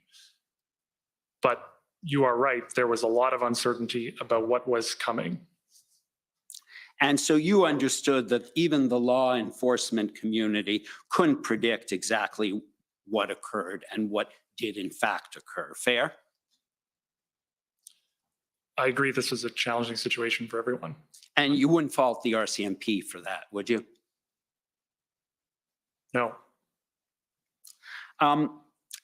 You've talked about what you saw on social media in the days leading up to it. And CSIS has told us that analyzing social media is rather complex and requires more than simply scrolling through social media. You wouldn't have any reason to disagree with that, would you? I think it's a fair statement, but there are some things said on social media that represent clearly the views of the person expressing it. And in this case, in this demonstration, there were statements made on social media about threats of violence, threats to individuals, and aims and motives that they had. For this I'm sorry, I don't mean demonstration. to cut you off, but I have a very limited amount of time.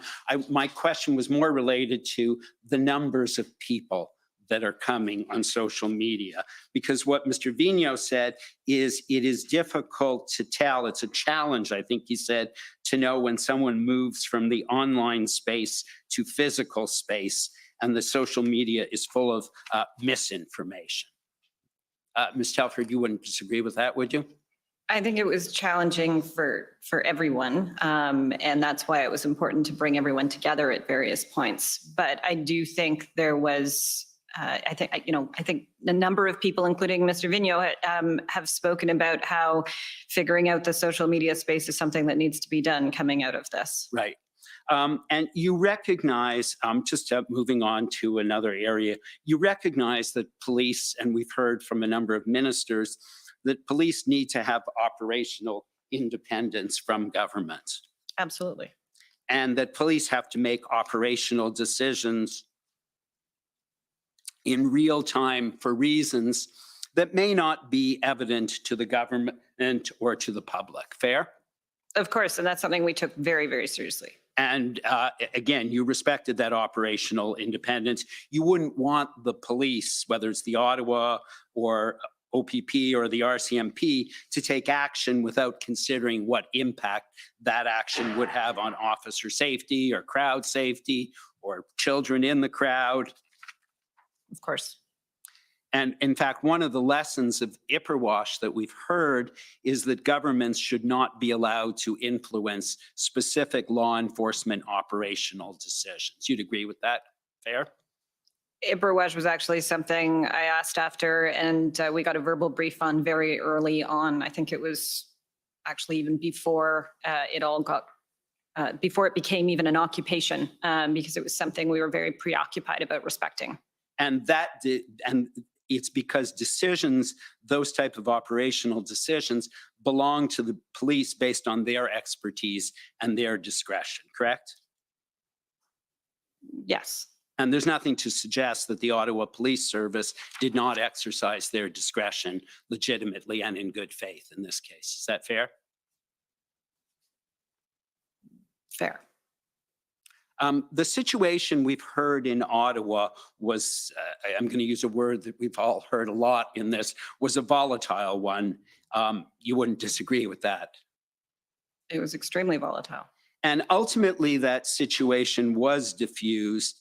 But you'd agree with me that diffusing a situation like this one is something that takes time. In fact, the Prime Minister, in a conversation with the Governor General on February 5th, specifically made that point when he said it's going to take time to diffuse this.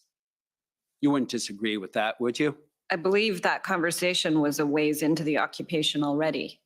So I don't think I can agree or disagree with whether or not these things always take time. And ultimately, in addition to time, it took a massive amount of additional resources as well, correct? It certainly did in this instance. And those, let me just finish off my remaining minute or two. Negotiations, you understand that before police execute a tactical operation, they will try and diffuse a situation and try to negotiate, right? These were things we were briefed on, yes. And in fact, you'll recall that the Prime Minister and Minister Blair met with opposition leaders and provided a briefing on February 10th. And at that briefing, the National Security and Intelligence Advisor specifically said law enforcement activities are in line with negotiations with organizers to ensure there's no violence. That makes sense to you, doesn't it? Yes. And she also indicated that Minister Blair talked about the importance of negotiation by the police. And you wouldn't disagree with what Minister Blair said? No, I believe this was the first call with the opposition leaders that was earlier on in the occupation. Is that right? I'm not sure if it was the first or the second. I'm pretty sure it was the first. Now, we talked about the engagement proposal that was prepared as a framework for negotiation. And I understand that Deputy Minister Stewart on February 11th advised that that engagement proposal had been prepared and validated with the OPP expert, Marcel Baudin. Do you recall that? I know he worked with somebody in the OPP. And in fact, Chief Slowly had earlier on also requested an interlocutor be used as a method of achieving a breakthrough. You're aware of that?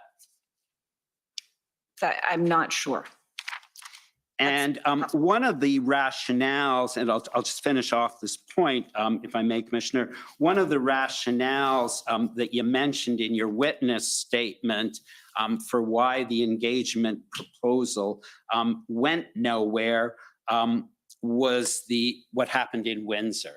And when I looked at the record, there's an indication in a document that we'd seen previously. It's PBNSC.can 402963. Deputy Minister Stewart said that the reason the letter from Ontario Minister Jones didn't have much effect was owing to the late hour of the day in which it was given out and the enforcement starting the next morning. You wouldn't have any reason to disagree with that, would you? I do believe that's what the Deputy Minister said. Right. And after the engagement proposal was discarded as an idea, nobody went back to the police and said, or Marcel Baudin, and said, hey, what else should we do? Is that fair? It wasn't discarded as an idea. There was nothing to act on. I do think those are different things. Okay. Thank you very much. Those are my questions. Okay, thank you. If I could now ask for the CCLA, please.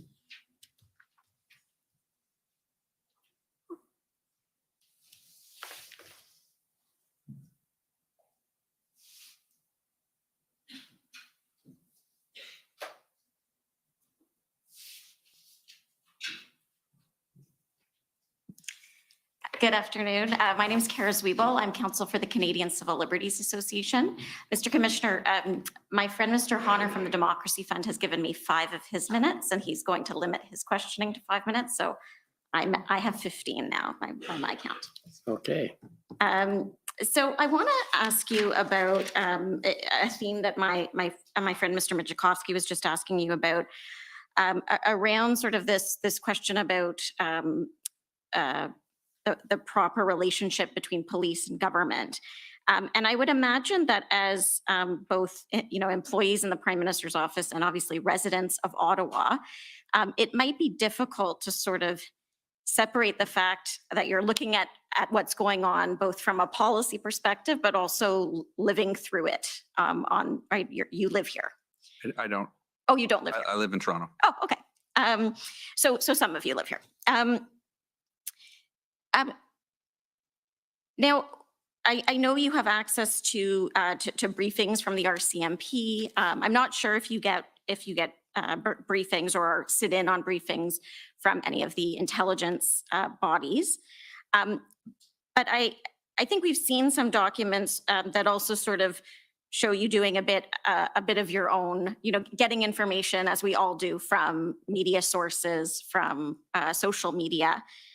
So for example, can we pull up SSM NSC CAN 402940? And I think, Ms. Telford, this is a text message between you and the Prime Minister.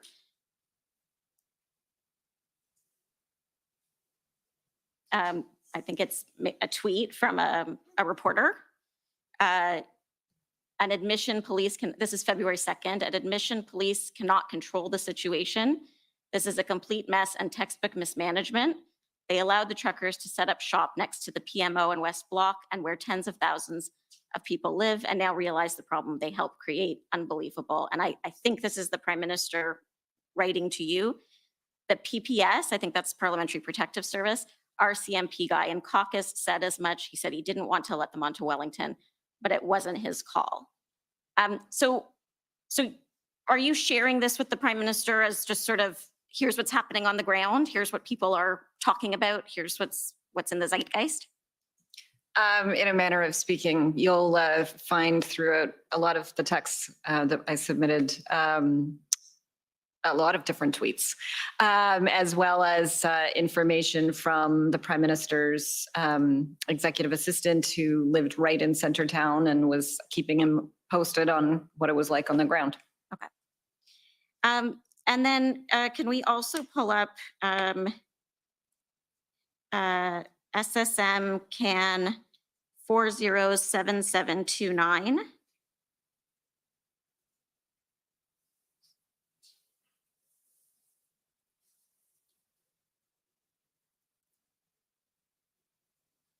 I forget that they're also here, but I can't really see them. So, so over here, again, I think, can we just scroll down just a little bit? So this is Evan Solomon. Just walked through the protest on Parliament Hill tonight, and I spoke to 2 guys carrying fuel containers past police. The police chief said protesters would not be allowed to bring fuel to, I think that's trucks, but these 2 said police aren't bothering them at all, no enforcement. And I think this is you. Sorry, can we scroll up? Was this one of your texts? Ms. Hall? No, it's not okay. actually. So what you can't see there is that also in this chat is the Prime Minister's executive assistant, or was executive assistant at that time. Okay. And so that's an example of what I was just describing. Okay. And can we scroll down? So saw this type of thing happen when I left Hill, gas coming in, and cops were just standing, looking at them walk by. We've heard evidence in the commission that at some point protesters started filling jerry cans with water as a bit of a tactic, so that it looked like the police weren't doing anything about gas being brought in, but in fact it was water. Is that something that you were aware of, or have you heard about that during the course of the commission? I've heard a number of things to do with the jerry cans over the course of the commission. Okay. Is it fair to say that what you were seeing both on social media and in the media and on the ground here in Ottawa as residents or part-time residents maybe, weren't sort of matching what you were hearing from the police, from briefings from the RCMP? I think especially in the early days, there were a lot of different numbers coming from what we were seeing on social media, what we were seeing reported from mainstream media who were, walking around and doing their own counts, as well as what was coming in from different law enforcement agencies. Okay. Can we go to it's Mr. Clow's notes, SSM NSC CAN 402941. It's page 11 of the PDF.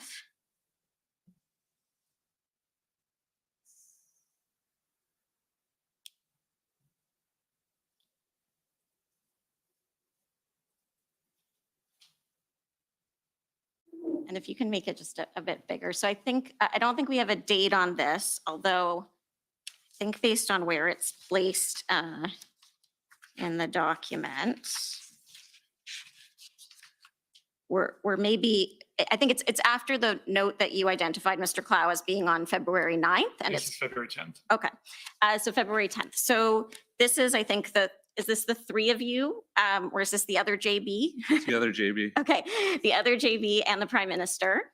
KT will call clerk next. You're not being briefed by intel officials.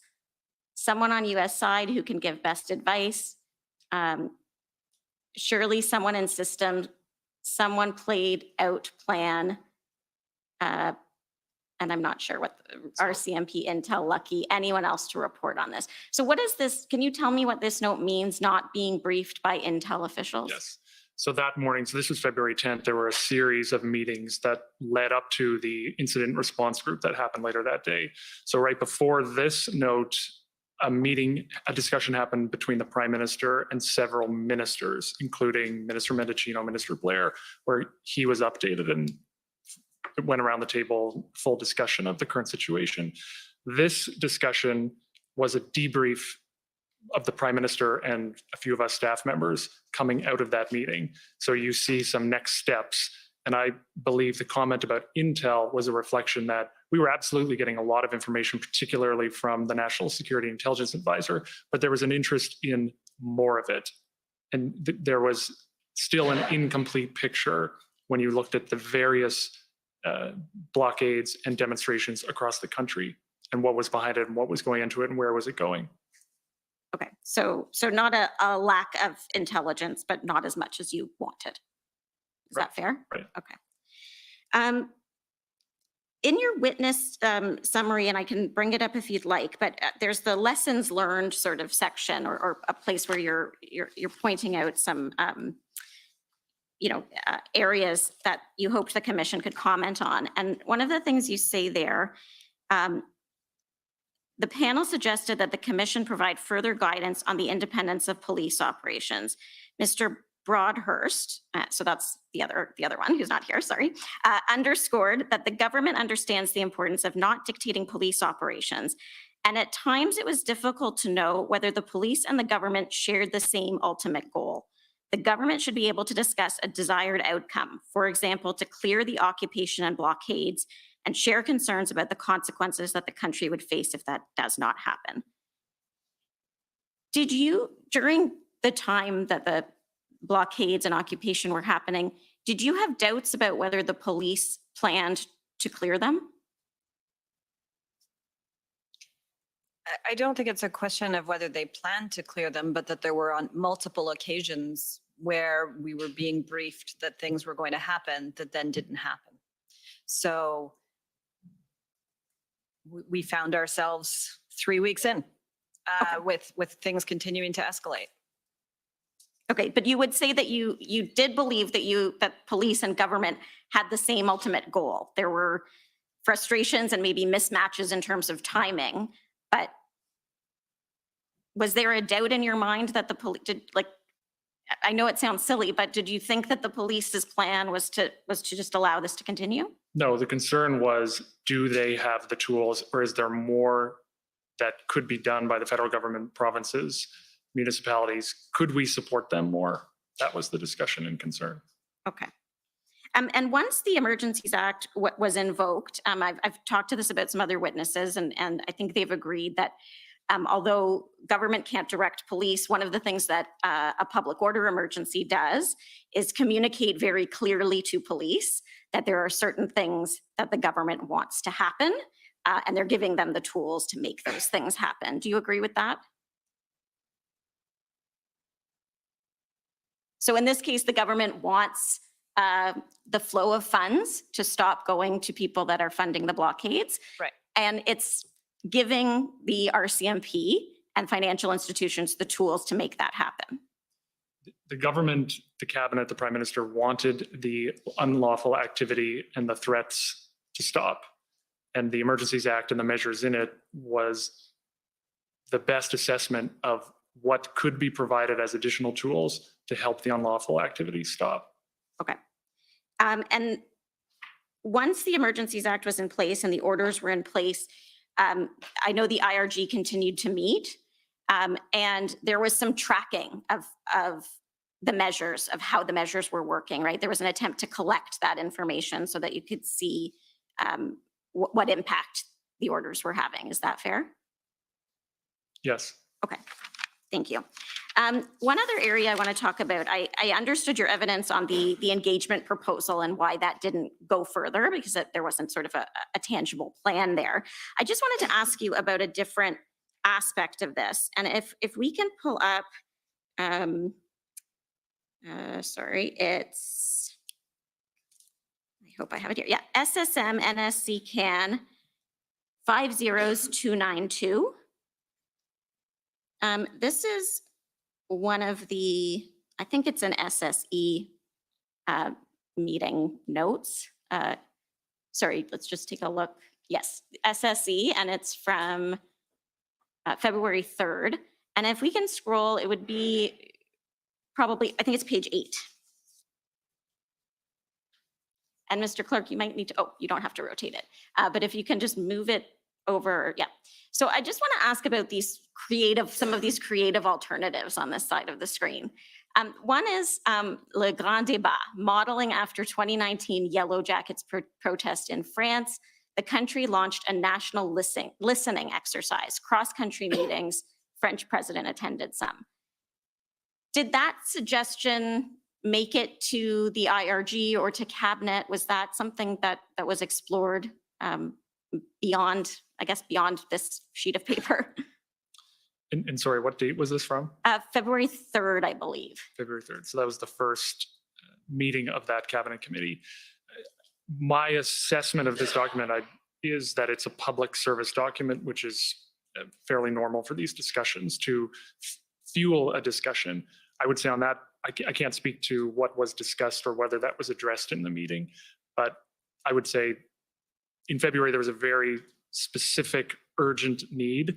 And my view is that that would not have been appropriate to address that urgent national challenge that we were facing right in that moment. Okay, and just if we can scroll down just a little bit, the last item there, communications shift. Encourage shift in communication. We hear you, we understand, go home. Question, does this legitimize protest?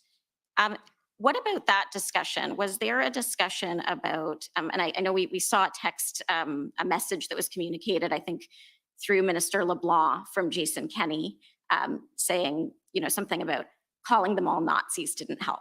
I think here what someone's getting at is maybe we should tone down the rhetoric and try to, even if we're not going to meet with them, try to, in a communications way, tone it down.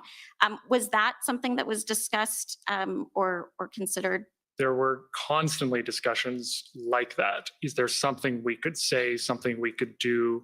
Just like there were lots of discussions about the engagement proposals. But the wall we would always hit is the assessment was, given the demands of the convoy, which was to drop all the mandates, we weren't going to get very far with this kind of suggestion. Okay. Last thing I'm going to ask, I know I'm almost out of time. I just want to ask about, and if we could pull up, sorry, Mr. Clow's notes one last time.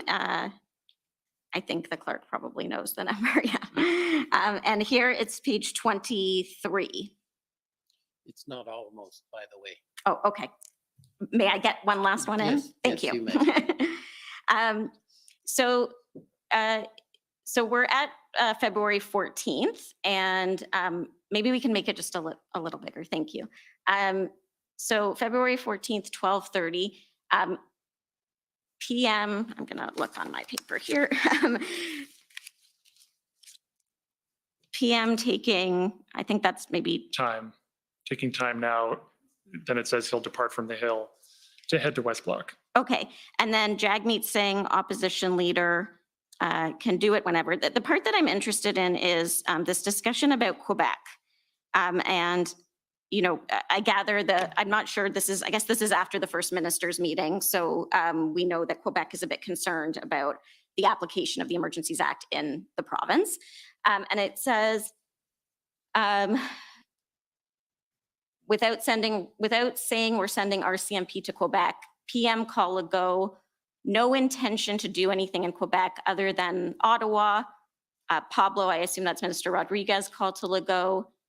Military isn't a part of this, not looking to take over, won't go to Quebec border. So it seems if you don't need it, then we're not going there.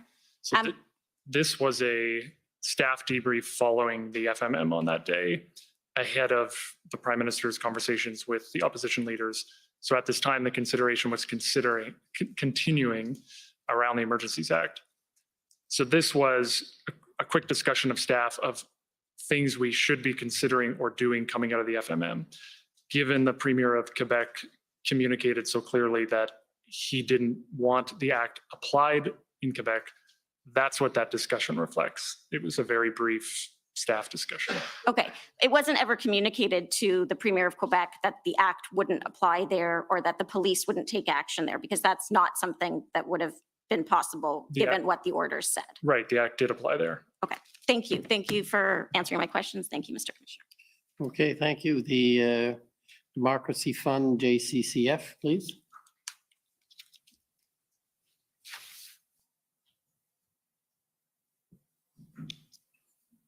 Good evening. My name's Alan Honor. I'm a lawyer from the Democracy Fund. I just have a few questions for you, and they're directed to anyone at the panel. You were asked about political commentary from the United States. If I recall correctly, that was something that President Biden and Prime Minister Trudeau spoke about. Yes. Okay. And I just want to ask you about some of the political commentary which happened after the invocation of the Emergencies Act, and after the meeting with President Biden, which I understand to be February the 11th. The phone call was February 11th, yes. Pardon me? Phone call was February 11th. Yes, thank you. Can we pull up pb.can 6069 _ REL.0001.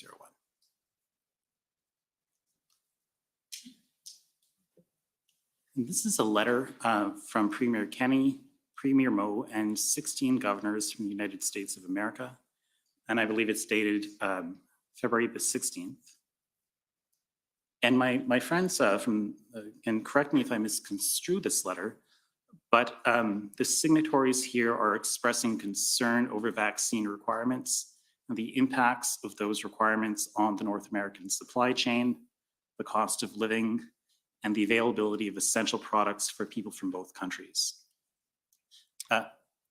My question for you is, how does a letter like this get before the Prime Minister? Could I see the signatories? Yes, of course.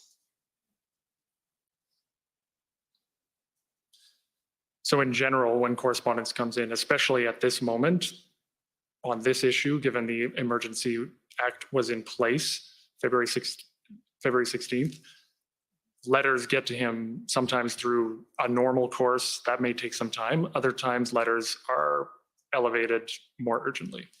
Okay. And this letter here, I assume it's important because we got 16 governors from the United States. It's our biggest trading partner, our best ally. Notably, it's signed by the governor of Montana. Of course, Montana is right across from Coutts, Alberta. Did this letter get to the Prime Minister? Do you know? So I can't recall if this got to the Prime Minister, but I would say the views expressed match the views that we heard from a lot of people, but the government did not agree with that. Okay, thank you. Can we pull up pb.can .401045 _ REL.0001. And the document we're going to see here, it's not dated, but the top words are congressional reaction. And it contains a number of tweets, including a tweet from Matt Rosendale. He's a member of the US House of Representatives from Montana. And this appears to be after the invocation of the Emergencies Act. And he says that he led 63 Republican colleagues in support of the truckers protesting COVID-19 mandates and urging President Joe Biden to work with Canada to lift the mandates on essential travel at the border. Do you know if this was ever brought to the Prime Minister's attention? This specifically, I can't speak to that. I don't know if it was brought to his attention. Okay, one more document, ssm.nsc.can 50172. And this is when it comes up, if I got the number right.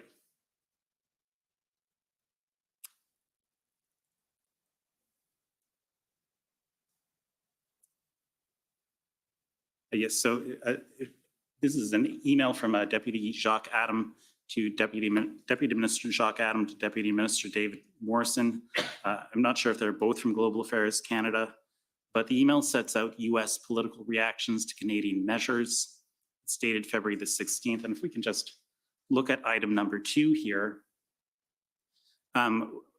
we see that there are different comments. One of the comments here is Canadian truckers being fired and now targeted as terrorists by your woke government.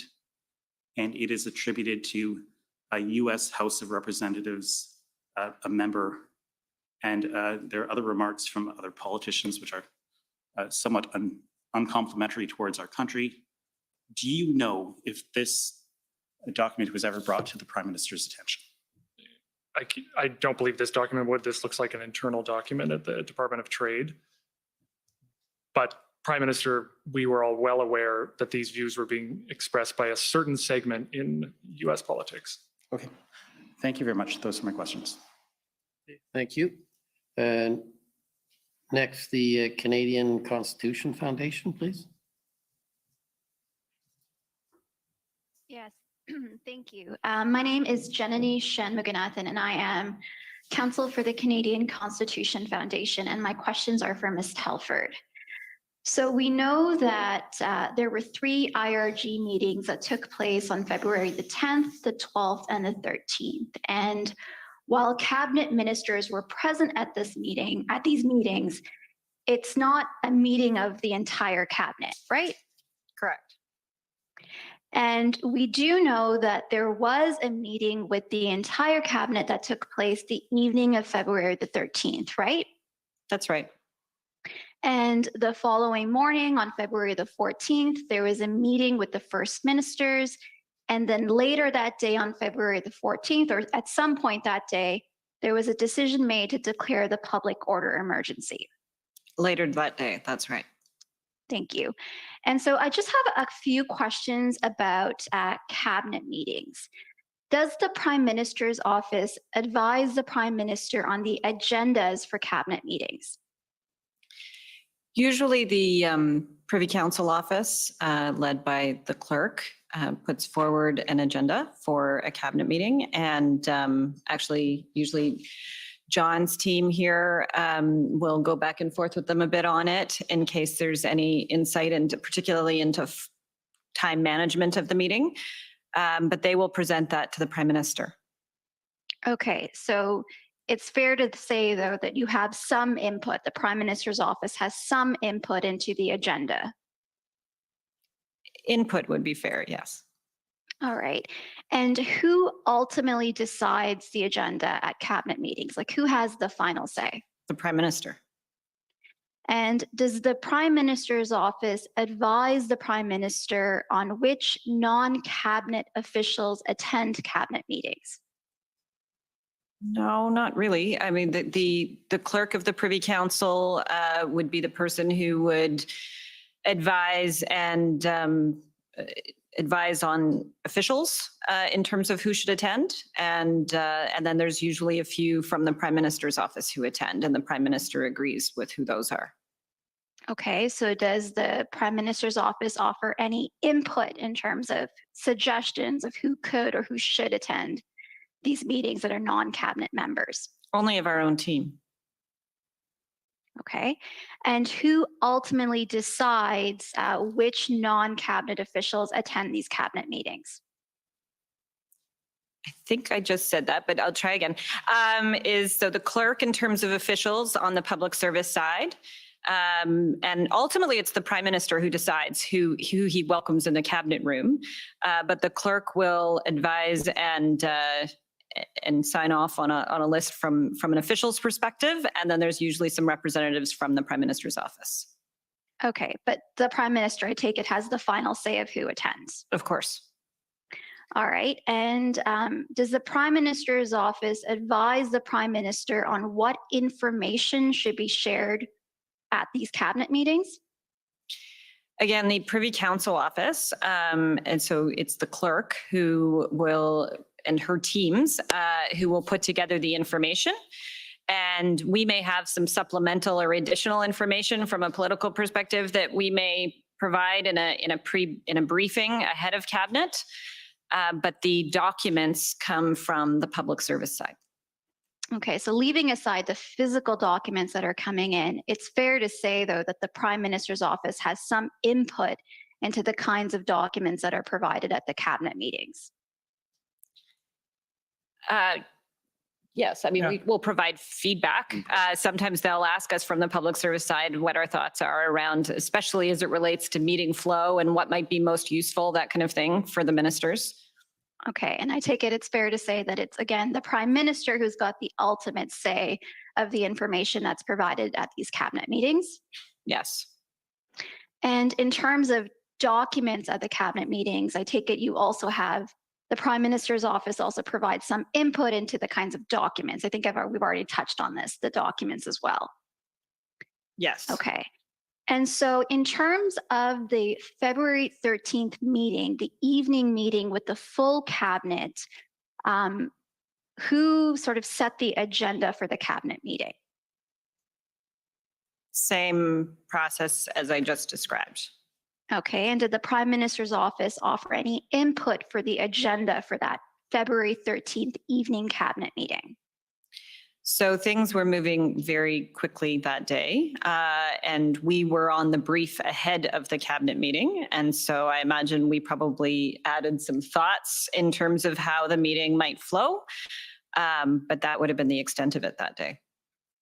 Okay, and what about the information that was provided at that February 13th evening cabinet meeting? Did the Prime Minister's office offer any input on the information that would be provided?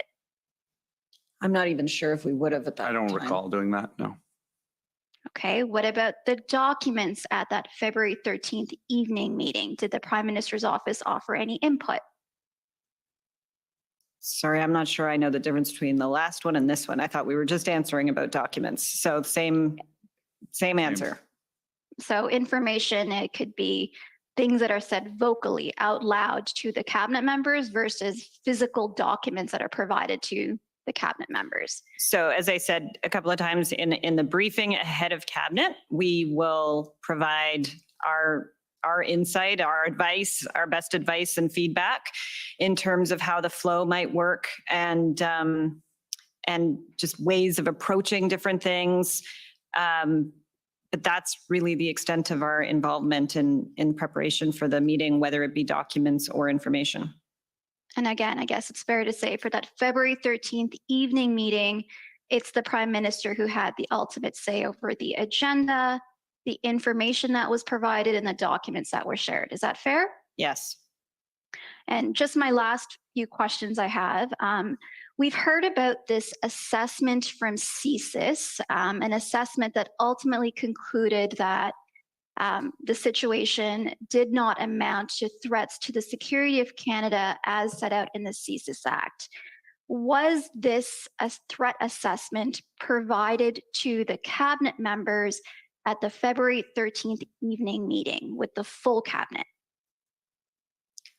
I am not sure whether I it was think the part of the deputy documents. clerk and clerk, I think their testimony was on this. On this, they led that process, so I would refer to their testimony. I don't recall Okay, anything more than that. But none of you know? Okay, what about an alternative threat assessment? A threat assessment that's different from the CSIS threat assessment. Was that provided, was any such assessment provided to the cabinet members at that evening February 13th meeting with the entire cabinet?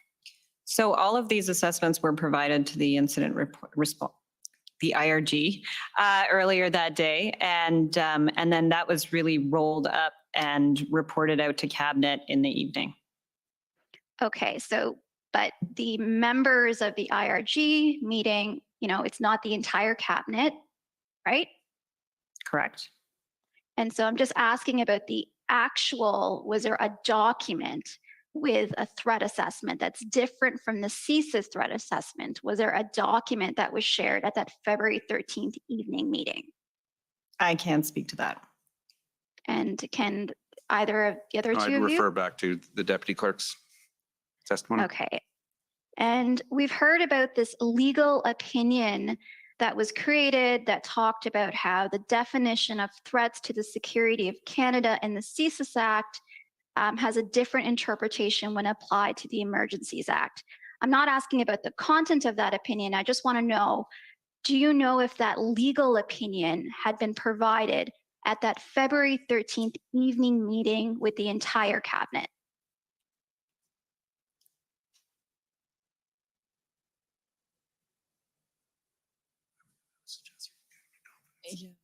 I'm not sure what we can say. Yeah, I'm not sure what we can say on that. I think there's some cabinet confidence issues there. So I don't see anyone objecting, and I think someone can correct me if I'm wrong, but the input that's provided to cabinet in terms of what information was provided is not covered by cabinet privilege. I'm not asking about what was discussed or the deliberations. I just want to know if that legal opinion had been provided at that February 13th evening meeting with the entire cabinet. And Commissioner, it's Brian Gover on behalf of the Government of Canada. The Government of Canada maintains the objection that you heard yesterday from government counsel then about solicitor-client privilege pertaining to the information provided by Attorney General, Minister of Justice Lametti. Okay, so I think we're stuck on that. And just so I'm clear, that objection means I can't ask whether that opinion had been provided during that meeting? Sorry, I can't see anyone. Yeah.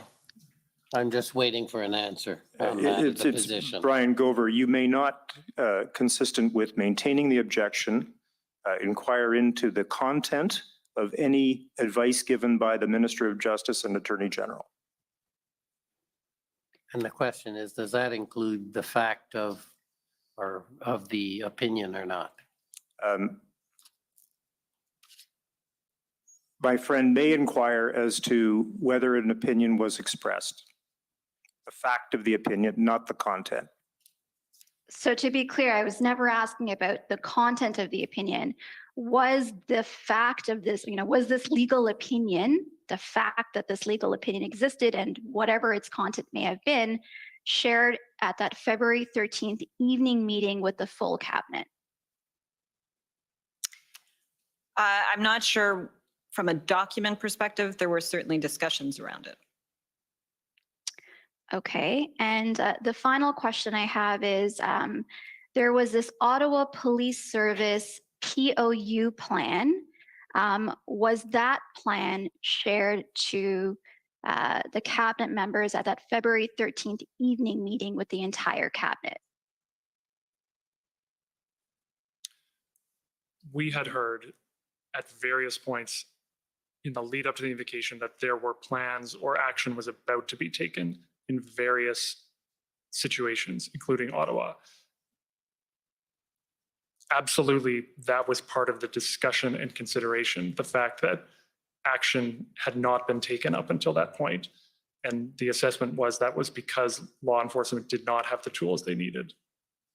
Okay, but was that plan, the document, the plan, there's a document that's called the OPSPOU. Was that document shared with the February 13th cabinet members? It's hard to comment because we don't have the document. I don't know. I'm not sure what document that is. Sure. I'm not sure how much time I have left, Commissioner Berleau. I can just bring up the document just to ask them if this was something that was shared during that meeting. You're over time, so if you want to put up the document, that'll be it. That's fine. And just, I'm not sure they understand what it is. A POU plan is a public order unit, which are the police officers who go in on a police public order process.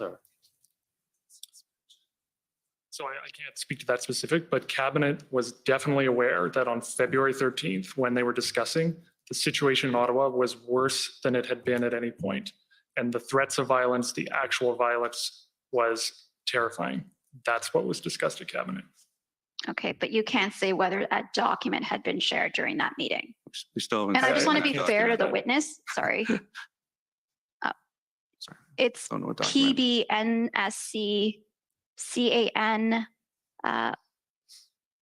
407734. That's the document. And I'll just ask them if this is something they've recognized and whether they know if it was shared.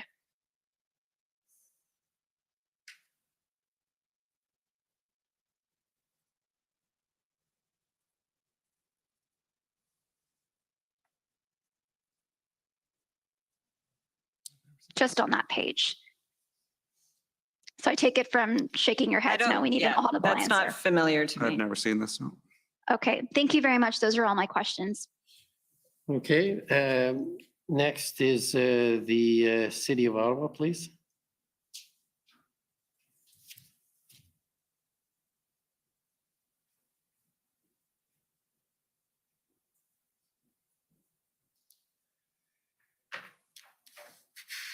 Good evening. My name is Alyssa Tompkins. I'm counsel for the City of Ottawa. I just want to ask you a couple questions about some comments in the witness summary. So, Mr. Clerk, if we could bring up the witness summary, it's WTS, however many zeros, 83.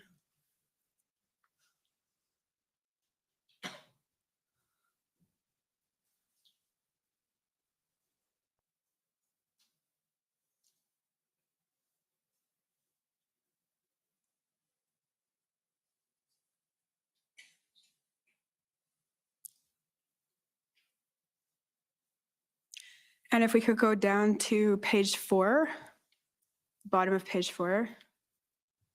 So I'll start by directing my questions to Mr. Clow because these comments are attributed to him, but obviously the others can add in. So there's a comment here at Mr. Clow noted that the city was clearly struggling to manage the occupation and that this was reflected in most conversations and media reporting and reaction from residents. So Mr. Clow, did you understand that the response to the protest was a police-led operation? Absolutely, I understand that. Okay, so you understand that the city cannot direct law enforcement as to operational matters? When I said city there, I believe I would have meant the city holistically. So all of it, the sum of its parts. Clearly, the situation in Ottawa was out of control, and that's what I was referring to.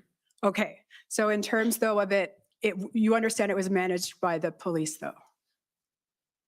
Which reports into the city of Ottawa. I mean, all of this is the different levels are relevant here. Okay, so the police, you understand there's a police services board that is independent from the city? So I've answered the question. My comment was that the city of Ottawa was out of control, especially in the downtown. Okay. Okay, I just wanted to be sure that you weren't suggesting the city itself could be doing more. I'm not speaking to, I wasn't here, or am I now speaking to the specifics of the arrangement within the city of Ottawa? Okay, and if we could just go to the next page, please. And again, it's you, Mr. Clow, referring to a meeting you had. And I think if we were to actually look at the footnote, I won't take you to it, but I think it's at February 3rd. And it's noted that one issue identified in the notes of this meeting was the fact that the request from Ottawa did not come from Ontario. And it was unclear whether provincial resources had first been exhausted.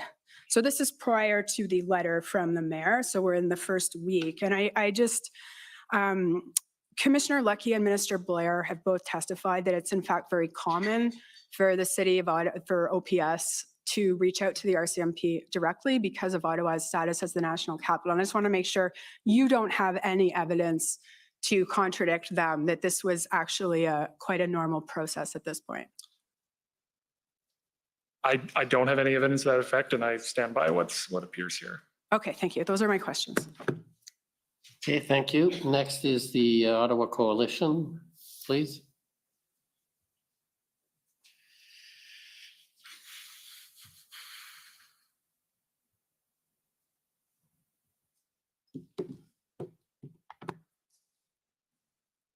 Good evening. My name is Christine Johnson. I'm counsel for the Ottawa Coalition of Residents and Businesses. I want to ask you a few questions this evening about your experiences in Ottawa and also some of the experiences you were hearing of staff members that you work with in Ottawa.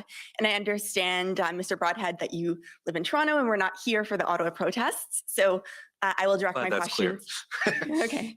So I will direct these questions to Ms. Telford and to Mr. Clow. So you were both here living in Ottawa during the demonstrations? Yes. And in the witness statement, and to save time, I don't think we need to pull it up unless I hear otherwise from you, but your colleague, Mr. Broadhurst, noted that at least some protesters engaged immediately in illegal activity by blocking and occupying city streets, defacing public property, harassing residents. Was this also your observation that this kind of illegal activity was occurring as early as the first weekend in Ottawa? Yes. Yes. And Mr. Clerk, I will ask for you to pull up a document, ssm.can.00007737. And as this is coming up, I can advise that this is a set of text messages that we see at the top. It says Katie and JT. I presume this is text between you, Ms. Telford, and our Prime Minister. And I believe it doesn't show at the top of this document, but the way this document's labeled in our disclosure, our discovery database, it also says it involved Phil Prue, who I believe is the executive assistant or was the executive assistant to the Prime That's right. Minister. And you've testified here tonight that Mr. Prue lives in Centertown? Yes. Yes. And we see here, you can see faintly at the top, these are texts shared on February 2nd. And it looks like, Ms. Telford, you share a tweet from City Councillor Catherine McKenney describing the situation in Centertown. And then we see this blue box below, and I'm not sure, do you recall if this was from Mr. Prue or was this from our Prime Minister? That would be Phil Prue. Okay. And he says, yep, the honking, wheel spinning went on late again last night. It was all day yesterday again. I put earplugs in at times during the day yesterday to make it less aggressive. It has already started again this morning. They have some periods of calm now, but then start nonstop for a period of time. It is enough to absolutely drive you absolutely nuts. The truck horns especially, they sound like they are right in the middle of your home. So would you agree that this statement seems to convey that for residents living in the heart of Centertown, the honking could be heard very loudly inside homes and not just on the street? That's certainly what he was conveying. And did you hear about this experience from other residents as well through your conversations with city councillors, citizens groups? Yes, we were hearing it from local members of parliament, and they were hearing it from many of their constituents. We were hearing it from staff. We were hearing it from members of parliament who were in town. It was, and everyone was, from a staff perspective, was having to work from home during this period, or almost everyone was. So there were a few essential staff able to go in, but both because we couldn't access our offices because of the occupation, as well as Omicron, we were working virtually during this whole period. Right. And on that point, I think I saw in the witness statement that there was actually a direction at some point that staff should work from home for their safety. And it was mentioned that this was never done before. It was never communicated that staff should work from home for their safety before. That was unusual and significant. That's right. For a demonstration. Yeah. Staff had been advised to work from home during COVID pandemic at different periods, but for a demonstration, as far as we can recall, we've never had to send a notice like that saying stay away. And in terms of safety concerns regarding staff, we saw in your witness statement, there was mention of a particular incident where a convoy participant threw coffee at a pregnant staff member. Do you recall that incident? That's right. And do you know if this incident was reported to police at all? I'm not sure. Are you aware that there were incidents of threatening and assaultive nature going on that were not, in fact, always reported to police at this time, and where they were, residents were not always receiving feedback that these complaints are being followed up on? Yes. Okay, those are all my questions for you this evening. Thank you very much. Thank you.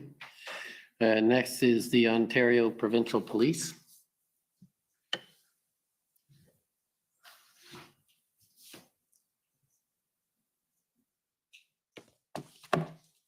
Good evening. It's Chris Diana, counsel to the OPP. And Commissioner, I can advise that I've been gifted 5 additional minutes from the Windsor Police Service, for which I'm very grateful. I may not need that time, but I appreciate the gift. And if I need it, I will use it. Yeah, and if you don't use it, they don't get it back. Won't be my concern at that point.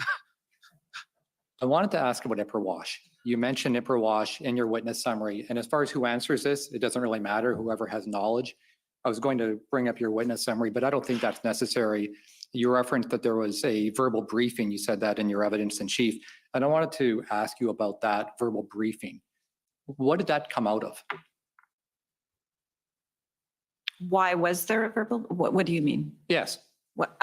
So as I think I mentioned earlier today, it was actually something that I raised very early on in all of this, perhaps because I worked at Queen's Park once upon a time, but it was something I was just very conscious of and wanted to make sure we knew where all the lines exactly were. And the deputy clerk, who's a former deputy minister of justice, made sure to get us information on that.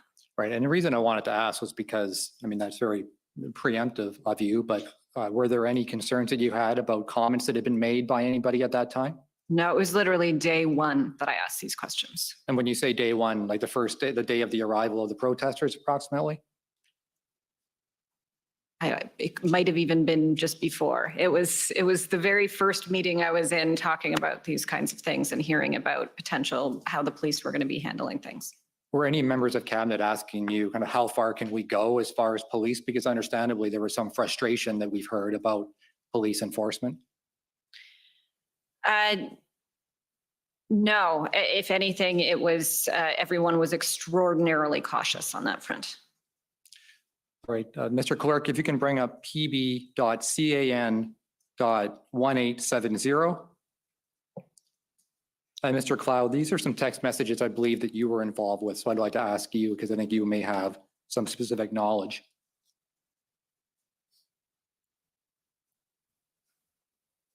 All right. And it's not entirely clear from the text themselves, although the description of the text in the database suggests that this may have been a text exchange with Chief of Staff Mike Jones, who I believe was the Chief of Staff for was it Minister Mendicino? Yes, Can you confirm that's that? from Mike Jones to me. Okay, and so I wanted to ask, and that's what I thought based on the content. So this is an email exchange you had, sorry, a text exchange with Mike Jones on February 6, 2:40.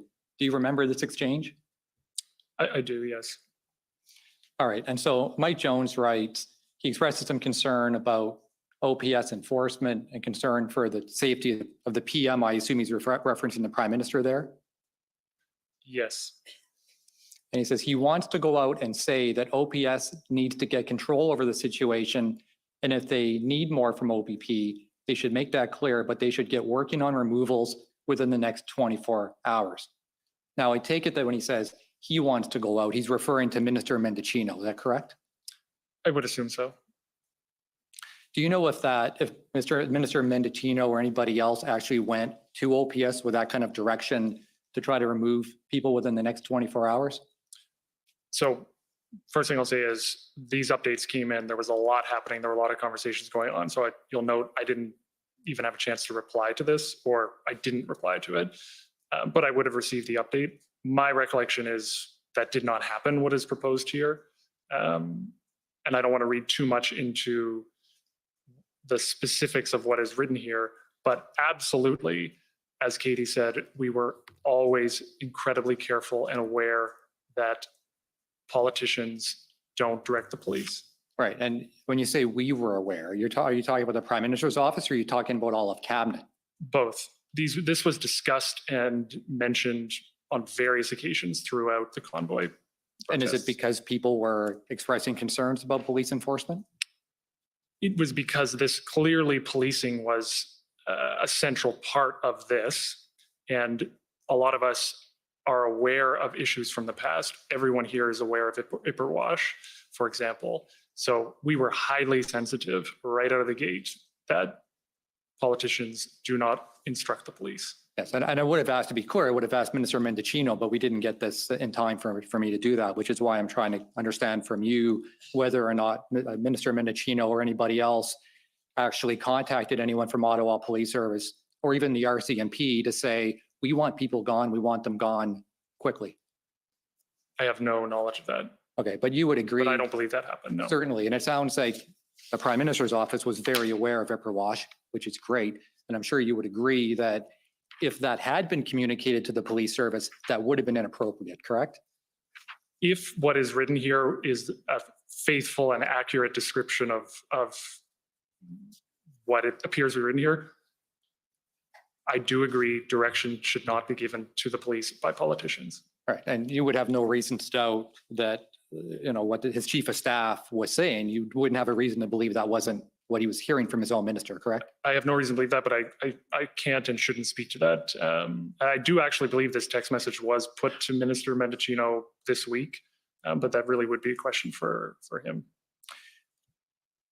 Do you know, when you talked about the briefing that was done on Ipperwash, were the ministers involved in that briefing? I mean, it sounds like there were a number of discussions, but Ms. Telford, you mentioned there was one briefing in particular at the beginning. Was that a cabinet briefing No, that was something we received on our request, but it was something reinforced on numerous occasions throughout the process. And again, when you say we, I For just the want to make sure I drill down on who are we? Are they the politicians, their staff members, kind of who is we? So we, within Prime Minister's office, who are here, we were briefed early on our request, but then the principles were repeated on numerous occasions, certainly through IRGs and through other discussions throughout. I don't think there was anyone that I worked with who was not conscious of the need to be cautious. Correct. Thank you. And just to confirm, for the record, it was put to Minister Mendocino. I apologize for repeating the other. It's okay. We all make mistakes. Counsel for former Chief Slowly, please.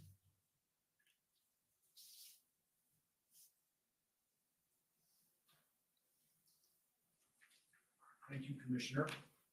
Panel, Tom Curry for the former Chief of the Ottawa Police Service, Chief Slowly. Just a few questions, if I can, please.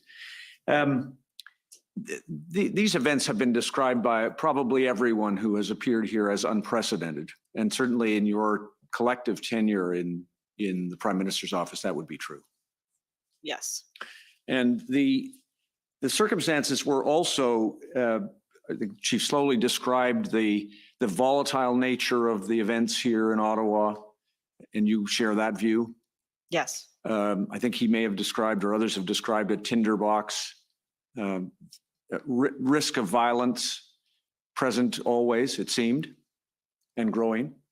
Yes, and we saw it ourselves, as well as had it reported to us, the threat of violence both to people and property. It was significant throughout and escalating. And although it may not have been clear at the outset of the demonstration and the protest, but as it evolved, did you come to understand that there were significant limitations on the ability of the Ottawa Police Service to manage it with its own resources? It certainly seemed that way. And were the briefings that you received always through RCMP officials, briefings on police operations or updates? Did they come from Commissioner Lucky? Yes, though also the Deputy Minister of Public Safety, the NSIA, would have different parts to the briefs as well. Understood. So just a couple of things, if I can get, and I think they're Mr. Clow's notes. So could we please just get your help with a couple of things? This is for our registrar, SSM NSC CAN 2941, please.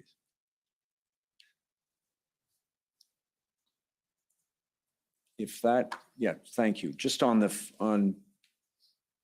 just a little larger, thank you. So this is just to situate you. Do you see February 3rd, 11:15? Yes. And you've looked at some of these notes previously that it says, looks like OPS won't move, weeks, not days. Weekend reinforcements problem. Behind the scenes, too deferential, need, I think I want to just confirm this says need bad cop. You've got to use the tools you have, whether to change public message is different. Those are references. Do you know what those are references to? Is that reference to the idea that at that time, at least someone was expressing the view that police were taking a standoffish position with the demonstrators? I think that's a fair assessment of that comment. And then just in the second one, it looks a second set of comments. It said, just as to this, RCMP, does it say through OPS under bus at caucus? Yes. Yes, it does. How do we get right people on the path to driving somewhere? Anyway, to get, well, and you talked about that earlier. Is that, to the extent that you can recall this, is that an indication that the RCMP was pointing to OPS as the police of jurisdiction responsible for doing this and that they weren't taking sufficient action at that time? Or can you help us? It was, that's me recounting from a national caucus meeting that, I believe that morning, where there was a presentation given to caucus members. The large part of the discussion was actually around personal security and security of the building. There were significant concerns for members of parliament being able to get from the airport to downtown, let alone from downtown up on the hill, and actually getting off the hill was a bigger problem than even getting on it.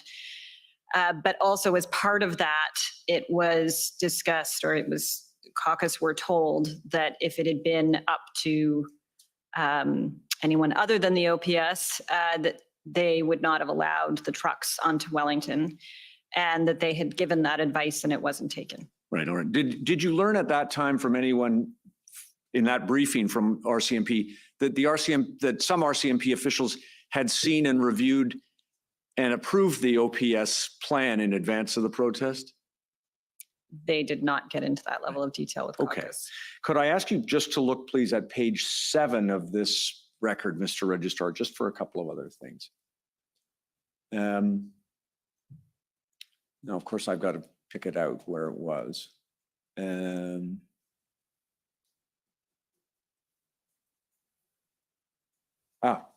About the middle of the page, you see there's a reference to, this is obviously a cabinet, it looks like it might be a cabinet committee briefing, but it says 200, about the middle, 250 RCMP assisting, some holding back for surge. And there's reference to the Ambassador Bridge up above. Did you come to realize as this evolved that there was some misunderstanding about how many RCMP officers were made available to OPS at any given time, matter of shift counting and the like? Did you learn that? There definitely appeared to be some confusion over several days about the numbers. Right. I think the mayor of the city of Ottawa had said that what was represented as the number that had been deployed to Ottawa was smaller than the number that had been represented to the public and so on. I believe he said that, yes. And then just a couple of other lines, if I may. OPS, trying to reduce violence, are taking some steps. And then there's a likening to Ottawa's strategy to D-Day. Is that a reference to the idea that there was a plan in place to try to dismantle the occupation, but that it was going to require significant additional resources? It could be, but I don't know that. This was an update from the NSIA to the Prime Minister that Sunday evening on February 6th. Right. And then, Mr. Commissioner, your indulgence for one more question with Mr. Clow's benefit, page 12, if you don't mind. Of course, you were following this as this page is coming up. You were following this across the country. These, as you've described, Ambassador Bridge and the like. If you look at, if you scroll down a little bit, Mr. Registrar, there we go. I just want your help with this. Brenda, of course, you've described as Commissioner Lucky. Certain references to RCMP, Ottawa team headed to Windsor, York, Waterloo, OPP. Plan is to remove by morning because auto workers counter protest. We've heard some evidence about that. Mayor wanted to remove chief, so then chief sent letters. Is that a reference to letters that were received by, I think, either the Prime Minister or Minister Blair requesting resources from RCMP? Do you recall that? I'm not sure what that final line refers to, but this looks like a discussion of an update we received. This was February 10th at the IRG, that Windsor action was anticipated the very next day. Right. Thank you. And then the very last thing. On February 5th, Chief Slowly noted at a Police Services Board meeting that, quote, something has changed in our democratic fabric, and we do not have the legislation or the resources to manage such situations. We do not have the justice system framework or the needed coordination between all levels of government to predictably manage these demonstrations going forward. You described a threat to national security. Do you share those views? Yes. Largely, yes. Thank you. No other questions for you. Thank you. Okay, next is the City of Windsor. Good evening, Graham Leader for the City of Windsor. We have no questions we've ceded our time to the Government of Canada. Okay. Government of Saskatchewan, please. Good evening, panel. My name is Mike Morris, and I'm counsel for the Government of Saskatchewan. Mr. Broadhead, just at the outset, I want to make something clear. At the first ministers' meeting, Premier Moe expressed the view that the Emergencies Act was not wanted and not needed in Saskatchewan, correct? I believe he also said the 6 items sounded reasonable. Might maybe sounded reasonable, but wouldn't be perceived that way. Is that fair? I think that's fair, yes. And certainly did not want the act to apply to Saskatchewan, correct? I think that was clear from the Premier, yes. Okay, thank you. I'd like us to take a look at a document. So I'm going to ask the clerk to pull up SSM CAN 406920.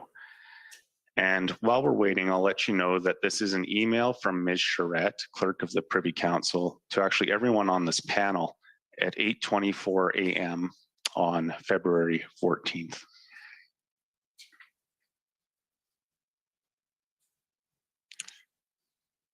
So we can see there 8:24 a.m.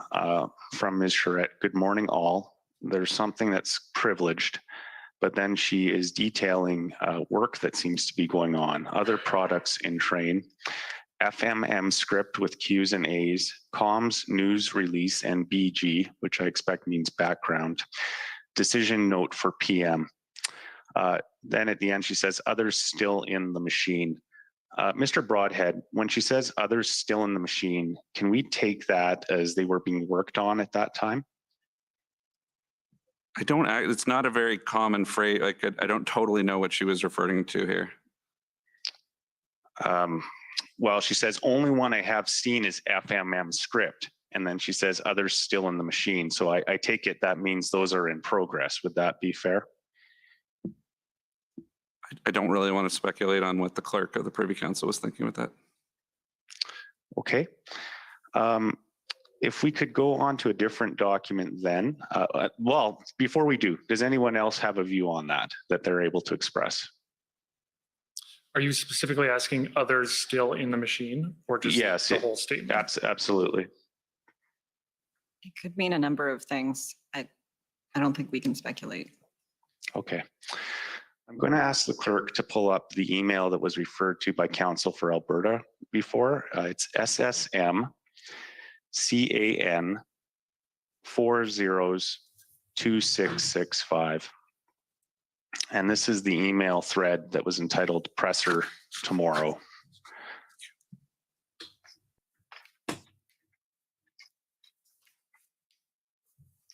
And I'd like us to go down to the bottom of the second page of the PDF. Right there is good. We can see an email from a person named Vanessa at the PMO to a number of other people, including others at the PMO, indicating presser tracking for 4 p.m. This is not to be shared publicly until FMM over and PM updated itinerary is available or is out, please. And her email there, of course, is at 11:05, I believe, if we just go up. 11:05 a.m. So my understanding is the first minister's meeting would have been going on at that point. Ms. Telford, was the purpose in delaying the announcement of the press conference so that the premiers would not be offended? No, there was a lot of work happening concurrently at the time, and to be ready for whatever scenarios and whatever decision ultimately the Prime Minister came to. And so Vanessa, who you named there, who's our excellent Deputy Director of Communications, was making sure that all those tracks were heading in the right direction. At any point, things could have been stopped and things could have changed just as they were. Okay, I'd like us to go to the middle of the first page of this PDF, and it'll be an email at 1:43 p.m. There it is, from Vanessa again to David Taylor and others. stating, "We just finished speech prep with PM. Alex is editing his remarks and will be able to share with this group as soon as he is done." So I gather at this point in time, 1:43 PM on the 14th, the Prime Minister has already rehearsed his speech that he's going to be giving at 4:30 PM. Is that fair? Speech prep is our shorthand for going through his remarks, which we would have definitely returned to again that afternoon. And so that means they would have done a once through with him on what things could look like. Okay. He wasn't rehearsing two versions of a speech, was he? One where he was announcing the invocation of the Emergency Act and another where he wasn't. Was he? To be clear, I wouldn't call it rehearsing. The words speech prep literally mean preparing a speech. And so they would have been discussing what would have been going into the content in it, whether he was comfortable with where the drafts were at this point. Okay. We heard evidence from the clerk of the Privy Council some time ago, and her evidence was that the decision note was sent from the PCO to the PMO at 3:41 PM on February 14th. We can pull up a document if you need me to, or I can just ask you to take my word for it. And if that's the case, are you familiar with the decision note? I gather you've likely seen it before. Is that fair? We're familiar with the decision note. Okay. A fairly lengthy document with a number of appendices, correct? Yes. And if it was received at 3:41 PM, do we know at what time it would have been returned with the Prime Minister's initials to the PCO? It was at some point between receipt and when the Prime Minister made the announcement. Okay, so it's obviously sometime before 4:30 in the afternoon then, correct? That would not have given the Prime Minister much, if any, time to have read all of that material. Would you agree with me? Well, a couple of comments. One, he did read the note. Two, the start time of the press conference, it may be a bit absurd to dig in on the minutes, but the minutes are important here. I don't know that it started precisely at 4:30. I think there might have been some delay there. But after it was received, the Prime Minister did review the note, signed the note, made the announcement. And that signing of the note came after the FMM, came after the opposition leader consultation. And that was the Prime Minister making the decision there before he announced it. Okay, I'm going to ask each of you a very similar question. Ms. Telford, what I'd like to know is when you found out that the Prime Minister would be announcing the invocation of the Emergencies Act at the 4:30 PM press conference. He and I how? would have been discussing the possibility throughout the day. Until he signed the decision note, there was nothing confirmed. Okay. Do we know when the announcement went out to the press gallery that the conference was going to be held at 4:30 PM? I don't know what time that went out. Mr. Clow? I believe it went out earlier that afternoon, around or shortly after 1 o'clock. And the decision at that point to issue the itinerary was to notify media the Prime Minister would have something to say. And it is absolutely possible that the Prime Minister could have decided not to proceed down this path before he addressed the media that afternoon. And it happens not infrequently on an issue that scenarios are planned, a track, we may be on a certain track, but a different decision is taken at a certain point, even at the last minute. So no, the decision was not taken until shortly before it was announced to media. Okay, I'll explore that just briefly if I can. Let's call the Emergencies Act Track 1, and let's call whatever the other decision could have been Track 2. Was there material prepared for a Track 2 presentation at 4:30 PM? If a decision was taken not to invoke the Emergency Act on that day, the remarks and announcement would have been changed. They You're well over would your have been. time. You're well They over would your have been. time, so you're going to have to wrap up. Last question, but was there any draft material prepared in the event that the decision was to not invoke the Emergencies Act? I'm not sure if there was. You would be familiar if there was, though, wouldn't you? But given my your point position? is, even if there wasn't a draft, this can be done quite quickly if in order to redraft materials. And it has happened before in different issues. We got very nimble during the pandemic, where we were putting out advisories for things where we weren't sure what the content was going to be a couple of hours later. And that's what you need to do in times of crisis. Yeah. I appreciate the entire panel answering my questions. Thank you very much. Okay, now we go to the Government of Canada, please.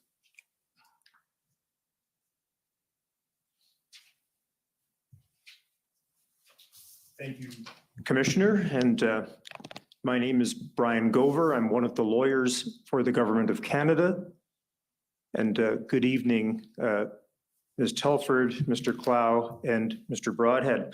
By my count, Commissioner, I believe I have 20 minutes with the kind donation from the City of Windsor. I hope to be substantially less than that. That'll probably be a happy event for a lot of people, but don't feel on my account. Well, let's see how we do.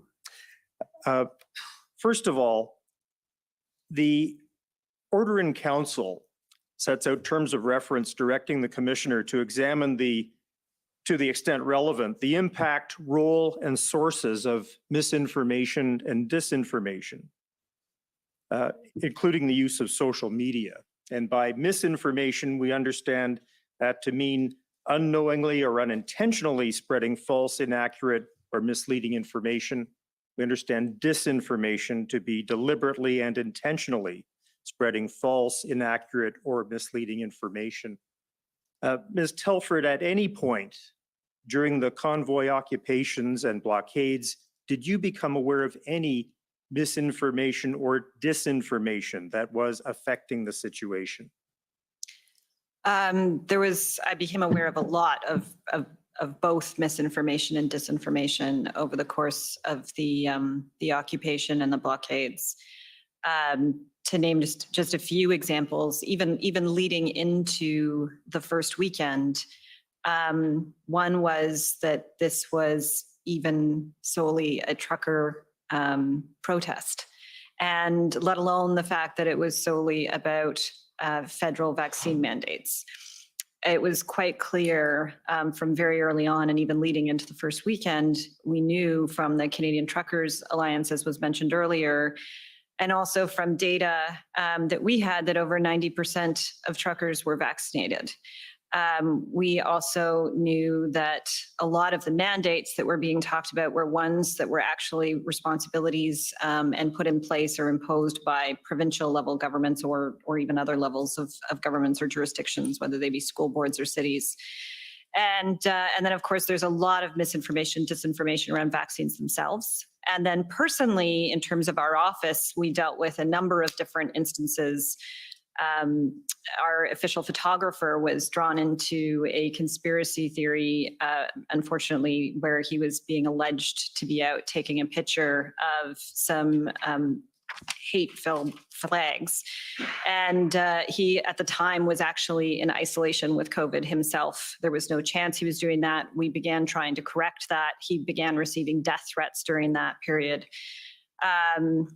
There was also a fake letter distributed amongst people within the occupation that was signed, allegedly. It was not signed by us, but it was signed using my name and the Prime Minister's name, and suggesting ways in which we might agree to some kind of, I don't even know what, but this fake letter was corrected and actually made international news. It was corrected on CNN at the time. And then I personally was actually asked to stay away for quite some time from the downtown core, because it started on Telegram and then moved on to other social media channels. a story that was created that I was going to create a false flag operation and have a horse killed and then blame it on the occupiers. So there were concerns for my security during that period as well.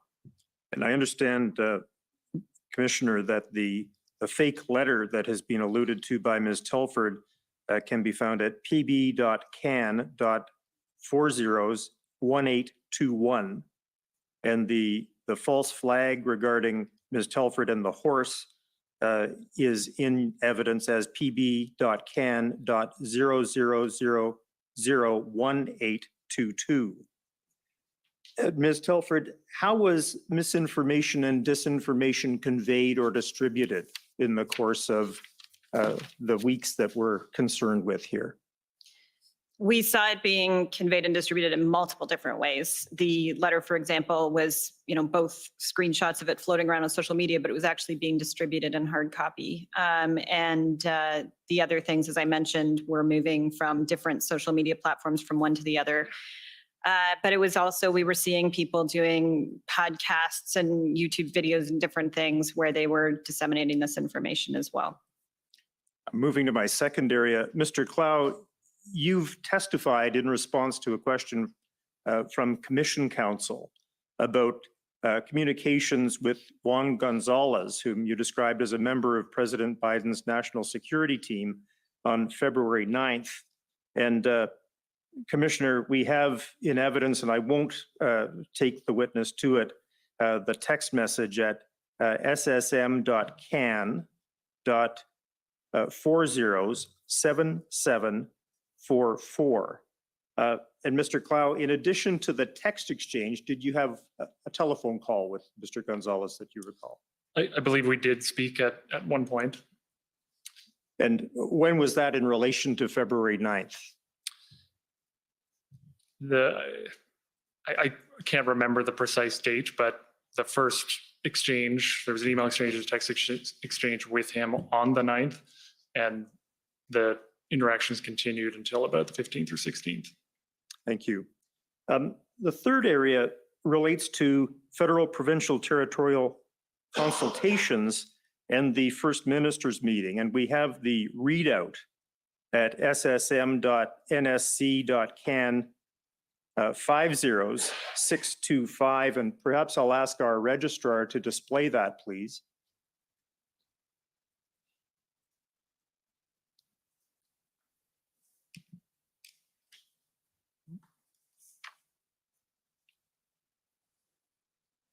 And perhaps I'll ask if we could go to the second page. And you'll recall that my friend for the province of Alberta said that Premier Kenney was clear that the Emergencies Act was not required in Alberta and referred to the situation in Coots having been addressed. Can anyone on the panel assist me with this question? Do you know where the additional RCMP resources came from to address the situation in Coots, which we've heard was the subject of a police operation in the early morning hours of February 14th? Mr. Broadhead. My understanding is that that there was a contingent sent from British Columbia to assist at Coots.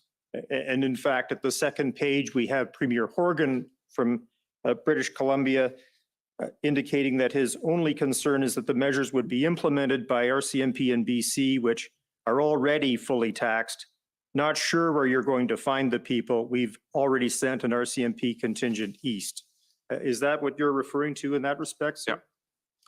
Yeah. I would just add what this illustrates is an example of something we heard from officials in the lead up to February 14th and the invocation, which was, yes, there was some progress in certain places and certain blockades, but the progress was done with the help of additional resources in certain cases. So in BC, for example, it was definitely concerning that Alberta was cleared with BC, not concerning, it's good that Alberta progress was made with additional resources, but BC was facing its own problems. There were arrests at the Pacific Highway. There was a military style vehicle there when convoy activity happened in BC.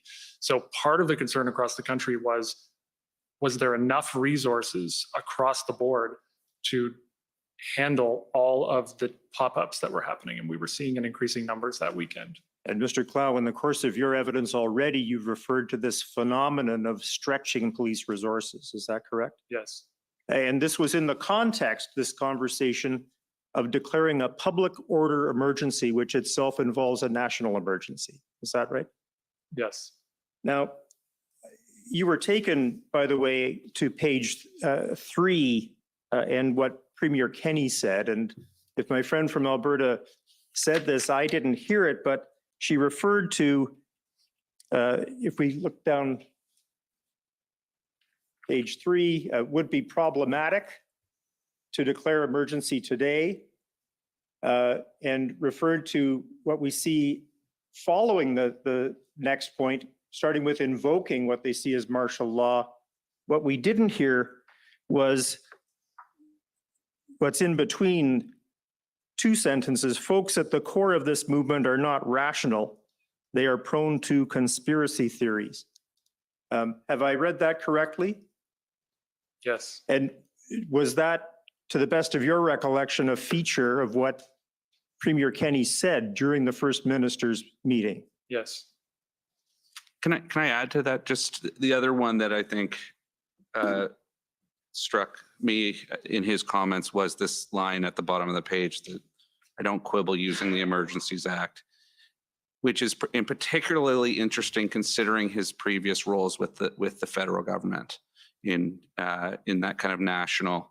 And I think there, I certainly interpreted that as an important distinction between what he felt was needed in Alberta versus what we knew we were looking at from a national perspective and having to take into consideration the stretched resources, the movement, the differing situations across the country. And Mr. Broadhead, to elaborate, if you would, when you refer to Premier Kenney's previous roles with the federal government, to what are you referring? I believe he was Minister of National Defense in particular, so that was the one I was thinking of. Right. And we're moving right along to the fourth area. Could we take that down, Mr. Registrar? And could we go to and display ssm.can.407721? And I come to this panel because I believe this was alluded to by my friend Mr. Miller on behalf of the convoy organizers. And I really seek your assistance in interpreting what I understand to be a note written by Alex Jarek. First of all, I probably mispronounced his name, but did you know who that is? Yes, he's part of the Issues Management Parliamentary Affairs team with a focus on Parliament. And so a member of the PMO? Yes. And if we look at this, maybe we could scroll down just a couple of lines. Perfect, thank you.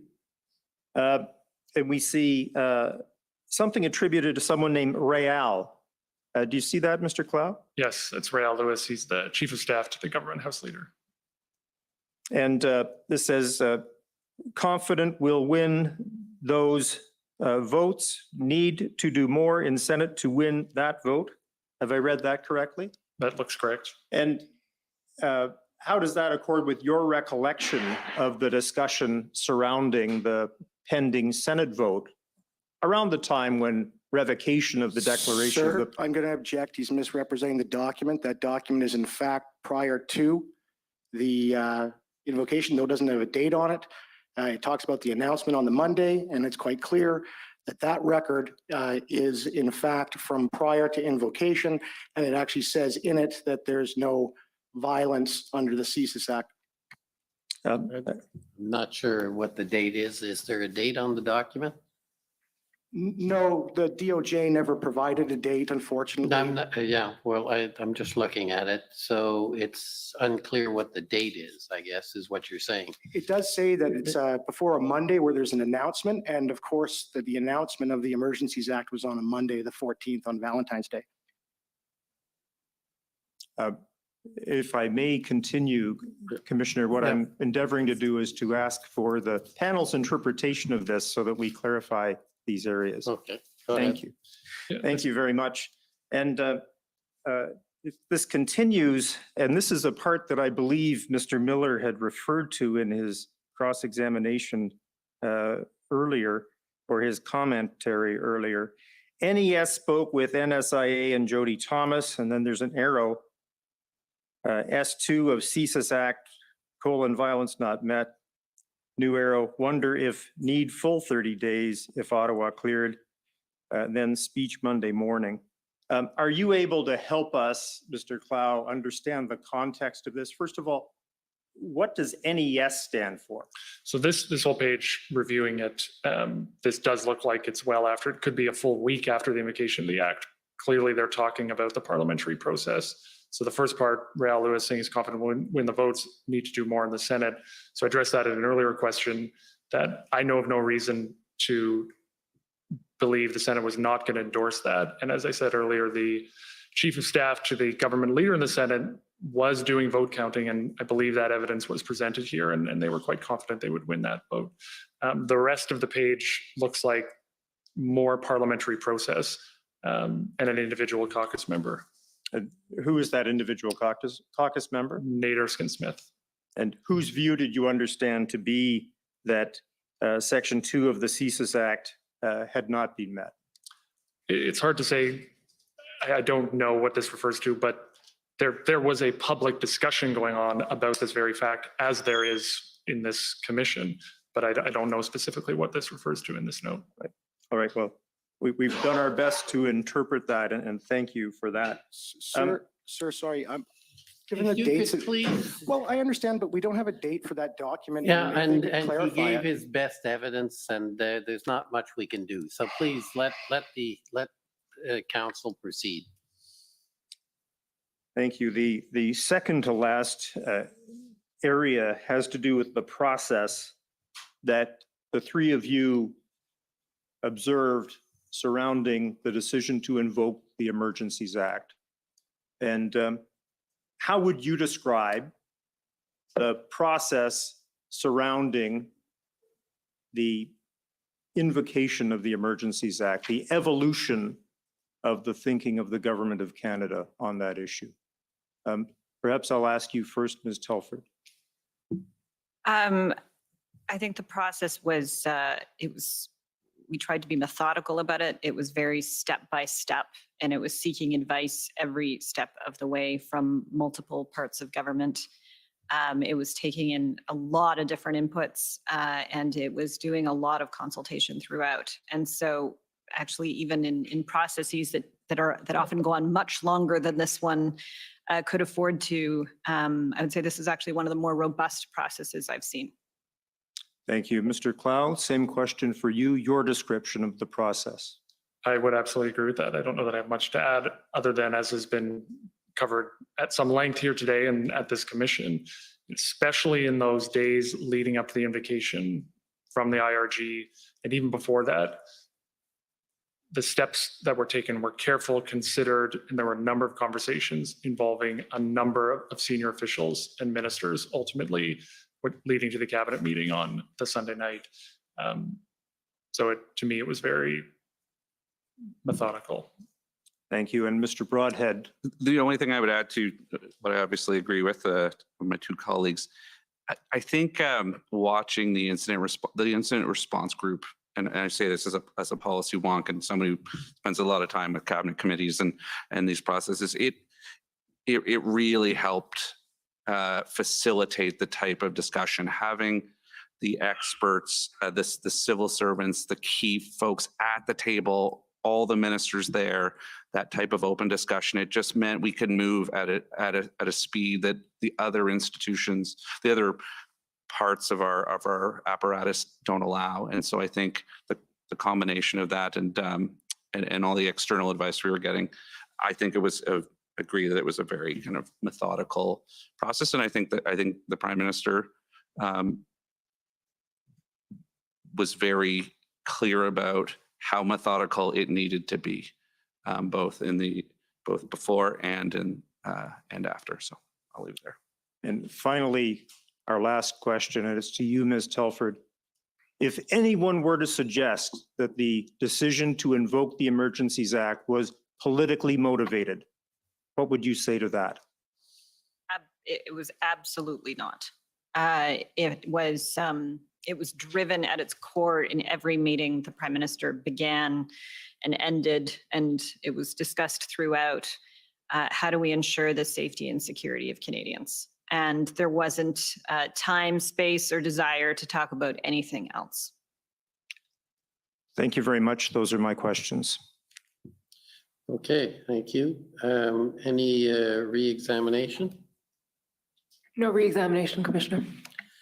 Okay, well, thank you very much for sharing, for not sharing your thoughts, responding to questions and coming to testify. Much appreciated, and it's appreciated that you accommodated the late hour. I'm sure it's not your first late nights, but it is appreciated.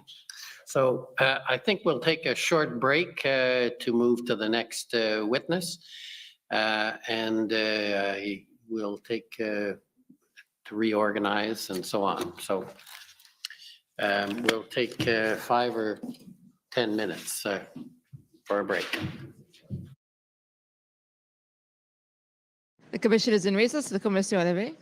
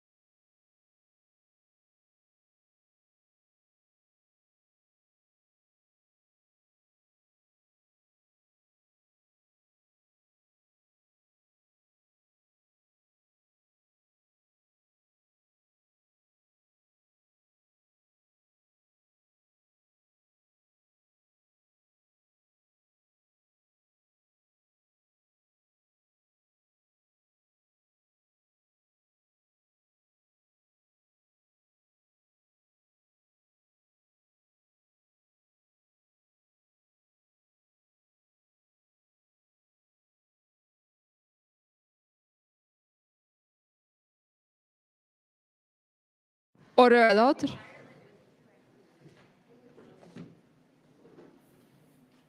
The commission is reconvened. La commission reprend. Okay, we have another witness. Who's commission counsel on this? Hi, Commissioner Jean-Simon Schoenholz for the commission. The witness is Kenneth Weatherhill. He's on Zoom. Okay. And this is just for a cross-examination by some of the parties on his witness statement. So commission counsel don't have questions in chief. Okay, Mr. Weatherhill, can you hear me? Yes, yes, sir, I can. Thank you. Okay, so we'll now swear you if that's agreeable. Yes, sir, it is, and I have a Bible in my right hand. Okay. Mr. Weatherill, for the record, please state your full name and spell it out. My name is Kenneth Alexander Weatherill, Kenneth, Alexander, Alexander, Weatherill, Weatherill. Do you swear that the evidence to be given by you to this commission shall be the truth, the whole truth, and nothing but the truth, so help you God? I so swear. Thank you. Okay, so I don't have a list this time, but I understand counsel for former Chief Slowly has some questions. Yes. Council had discussed that I would actually start on behalf of the city, Mr. Commissioner, if that's acceptable. Normally, it's the opposite, but go ahead.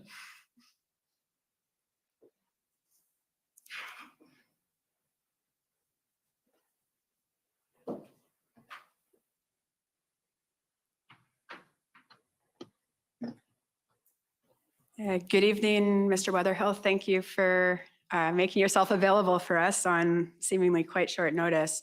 My name's Alyssa Tompkins. I'm counsel for the city of Ottawa in this case. So I just have a couple of issues that I want to discuss with you flowing from your witness summary. So one of the issues you raise in there is the training that's available to members of the Police Services Board. So I just wanted to bring up the Police Services Act. If we can go to document COM, I think it's 50819.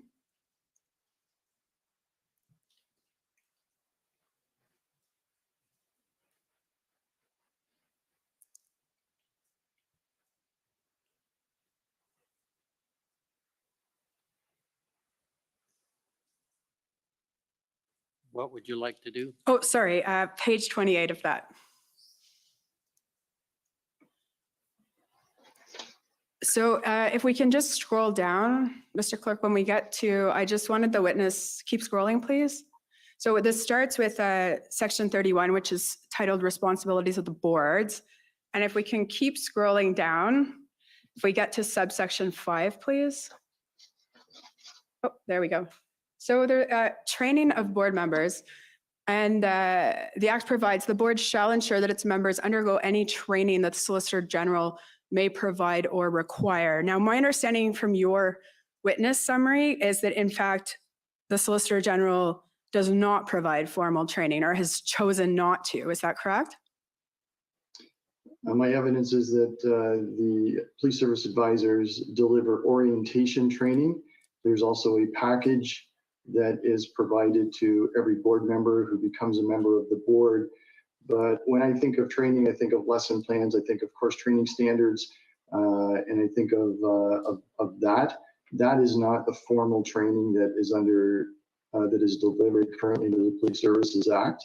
There is ongoing training on a number of different areas that may come up that the advisors are able to help support the board or help support the board to receive training in a number of different areas, such as an example of a board asking for training in harassment and discrimination and biases, and could they get support in identifying those kinds of training plans? Okay, so maybe it'll be easier if we just go to your witness summary. If we can go to WTS 00000080, however many zeros, sorry, I'm always unsure.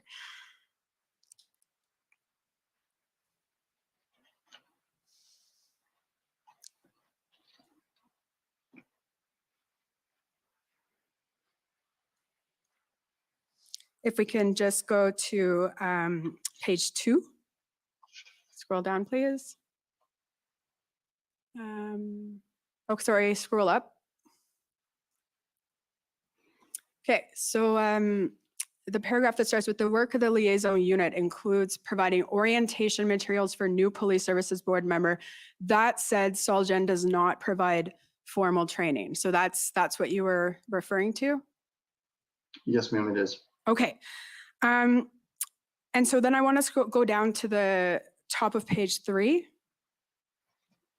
In this case, so as I understand your evidence, that in fact, in this case, the board did request training from the advisor, Ms. Gray, on their responsibilities during this type of incident. And because it was during an event, you took the position that advisors were not to provide this training in the middle of an incident. Do I understand correctly? Yes, so the context of this is we were a number of days into an ongoing incident in Ottawa, and the board approached the advisor and asked for training related to board governance. The Ottawa Police Services board is a very experienced board. They've had significant orientation, they have significant experience, and a large number of assets available to them. So the position that I took and the direction I gave was in the middle of an incident is not the time to remove a board from their role and their function of governance and set them down and to provide additional training on top of what they've received and the policies that they are governing themselves by. What I did ask was that the advisor ask for particular questions from the board and specifically the executive director, and then we would help facilitate those questions with the appropriate answers and assist them in the interpretation of the legislation, their roles and their functions and their responsibilities. Okay, and I'm not going to go to that document because I took the Deputy Solicitor General to it, and will the commission already has the evidence as to what information was provided to the board in terms of what authorities were available to them under the Act, and more importantly, what was not provided. I note here that it says part of the rationale for not agreeing to provide training during the incident is that the OPSB had its own resources, significant experience through former board members on city council. Now, I just want to be clear on that. Surely you agree that the board and a municipal council are separate and distinct entities? Yes, that's correct. Okay, and they're legally separate as a matter of law. They are legally separate as a matter of law. What I meant by that, and what I continue to stand by, is a board has a responsibility and the ability to tap into resources of experience that can help them guide through particular scenarios and situations without disclosing the intimate details of those situations and scenarios. That forms part of responsible governance. Now, you'll agree, though, that of these other resources available, other than the advisors of the Solicitor General, only one of those being the advisors of the Solicitor General has a statutory duty to ensure that the board is providing adequate and effective policing in the municipality. So if I understand your question correctly, you're asking me if there is only one person that's listed in that entire group that has a statutory responsibility to provide adequate and effective policing. Yes.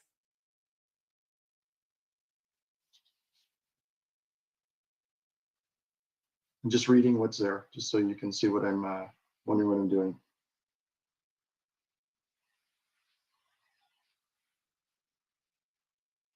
So the board members themselves have a responsibility. So that's Yes. that's one entity. No, Legal no. counsel to the board has a responsibility to help guide the board. And the police service advisors have a responsibility to ensure adequate and effective delivery of policing is provided through Section 3, Sub 2 of the Police Services Act. But that doesn't preclude the board from having their own responsibilities under Section 4 and their duties under Section 31. And I nobody's disputing that. What I'm referring to is when the board could go outside itself and seek assistance, as they were doing in this case. They were seeking assistance from another body that has that duty. And in fact, the duty includes a duty to ensure that the board is doing its job.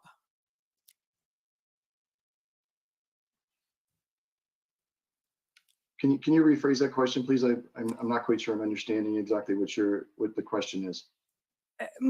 And maybe it's just a matter of argument that when they have these other resources that they can go to, and that's fine and good, but it's in the statute, there's one entity that's supervising the board. And I put to Mr. DiTomaso, and I'll put it in argument, that the Supreme Court of Canada has said that the Solicitor General has a duty to ensure that the board provides adequate and effective police services in the municipality. So the other entities, former members, they're resources, but they're not resources that have themselves a statutory duty. So I'm not familiar with any case that the Supreme Court of Canada has ruled on. With respect to responsibilities of the delivery of adequate and effective policing in the Act, there's actually three areas that I'm familiar with. The first one is the board and their responsibility to provide adequate and effective policing. The role of the minister is set out in Section 3(2), and the municipal council to provide the necessary funding in order to deliver upon the services, which can arguably be connected back into adequate and effective policing. And obviously, the municipality's other role is in appointing or removing, as the case may be, members of the board. The municipal members of the board, not the provincial members of the board. Quite correct.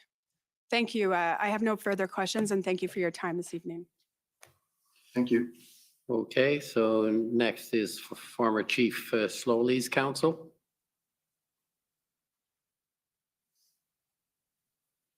Commissioner. Mr. Weatherhill, Tom Curry for Chief Slowly. I understand you were interviewed by the Commission Council November 17th. Yes, that's correct. And can you just tell the Commissioner, how long were you with the Commission Council for that interview? 94 minutes in total. And did you have access to the information, to any information during the interview, or was it, well, I'll just stop there. Did you have access to information during the interview? I did, sir. Including the films or recordings, at least, of the Police Services Board and council meetings concerning the Ottawa Police Services Board? No, sir, I did not have access to any video films. Okay. Now, just in terms of the chain of command at the Solicitor General's ministry, I understand that you are of course, you're the Inspector General of Policing, and you have a direct report to the Deputy Solicitor General. Is that true? Yes, sir, that's correct. And then reporting to you is the Manager of Police Services Liaison, or the Police Services Liaison Unit, correct? That's correct. And then below that office are the Police Services Advisors of whom you have spoken to my friend. Is that right? Yes, sir. And the idea is that the Police Services Advisors attend some or all Police Services Board meetings. That's correct. In this case, the Ottawa Police Services Board was in the hands of Ms. Gray, Lindsay Gray, for the time up until February 14th. Have I got that? And I don't accept the statement that they were in the hands of. Ms. Gray was providing professional guidance, fulfilling her duty as a police service advisor for the Ministry of the Solicitor General. I meant that only in the sense that she was the advisor for the Ottawa Police Services Board. And when did you first learn that the Ottawa Police Services Board was dealing with the convoy protest?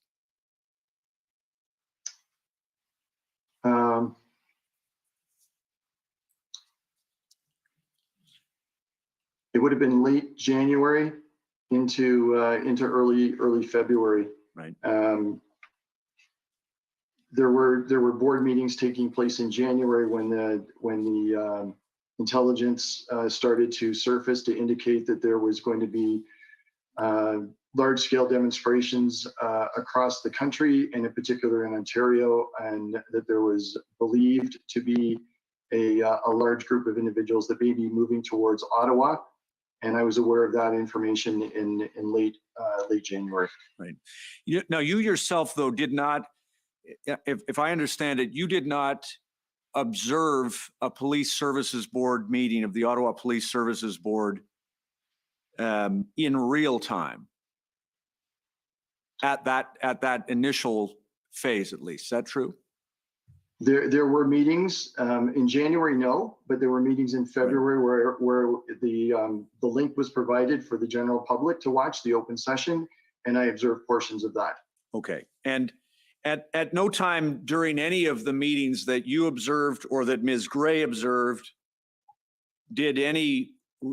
was any comment made either to the Police Services Board or to the chief? Is that correct?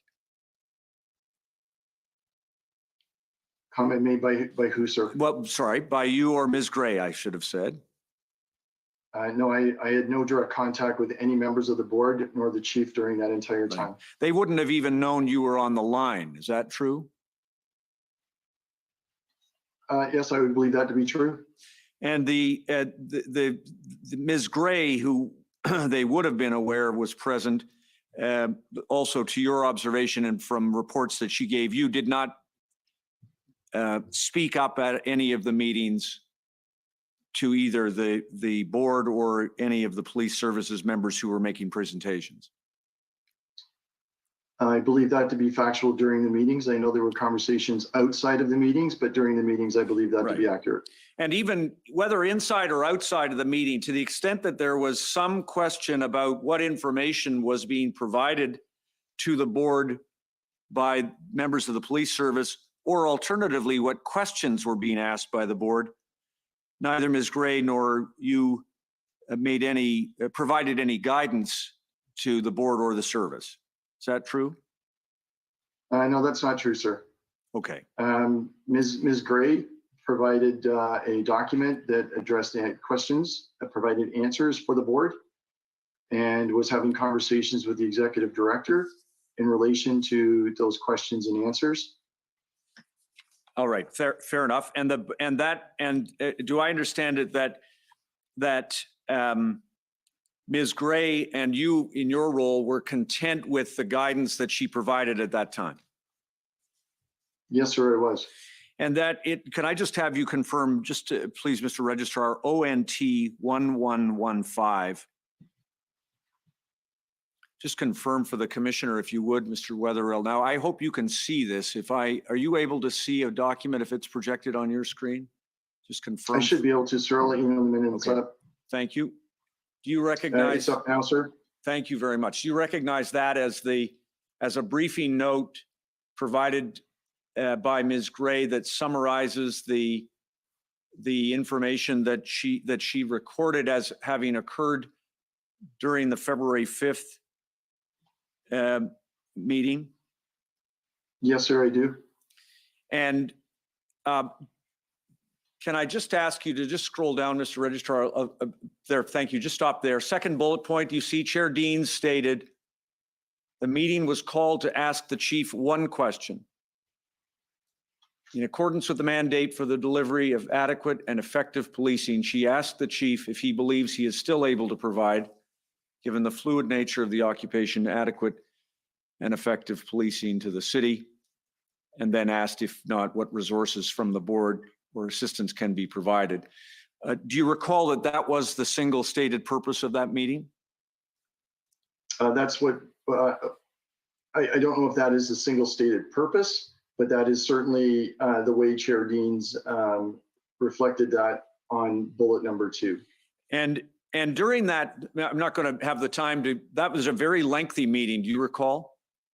Yes, sir, I do. And do you recall that during that meeting, Chief Slowly and I believe his senior command staff gave extensive information to the board about the status of the protest in the city of Ottawa and described plans and enforcement activities?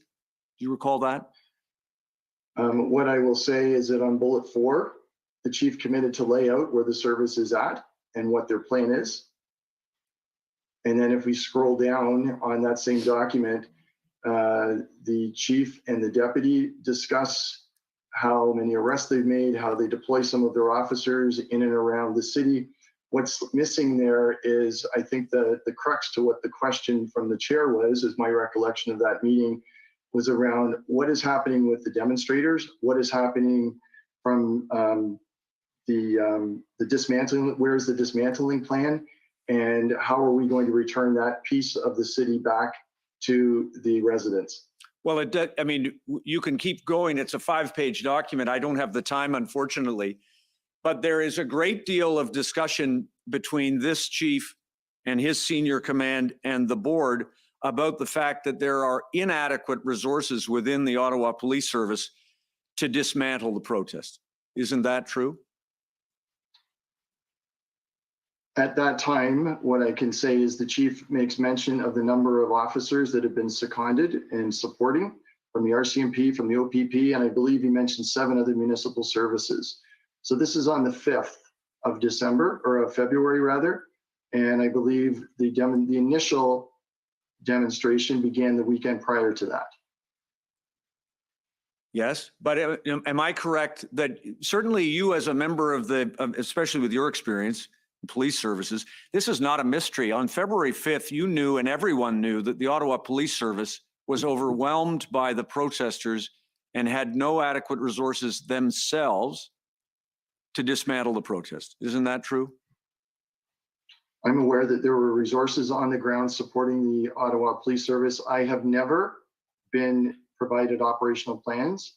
I have never seen operational plans, and I've never seen what the true state of affairs were other than what was truly reported through the media and what I have received through the briefings. Did you ask for them?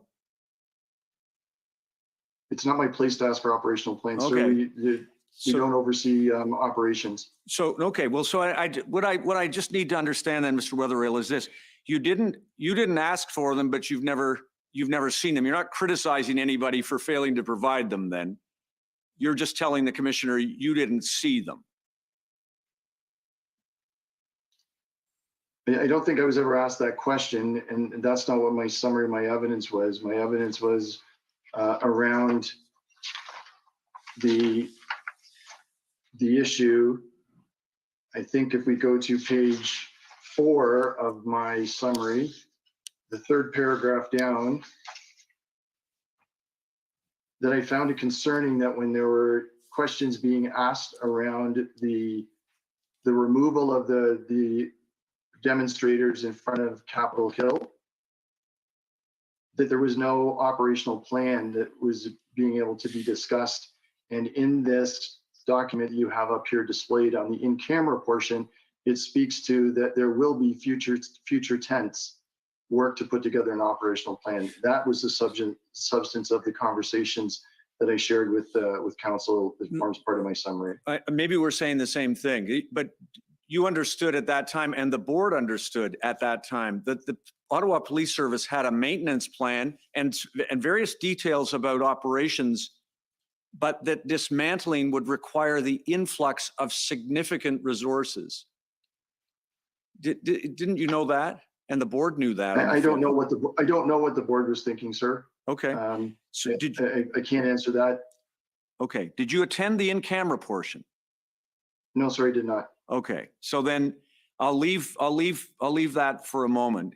A couple of quick things. Just confirm for the commissioner, please, that this chief and his command team briefed the board January 26th in advance of the protest, and you watched that briefing after the fact. Is that true?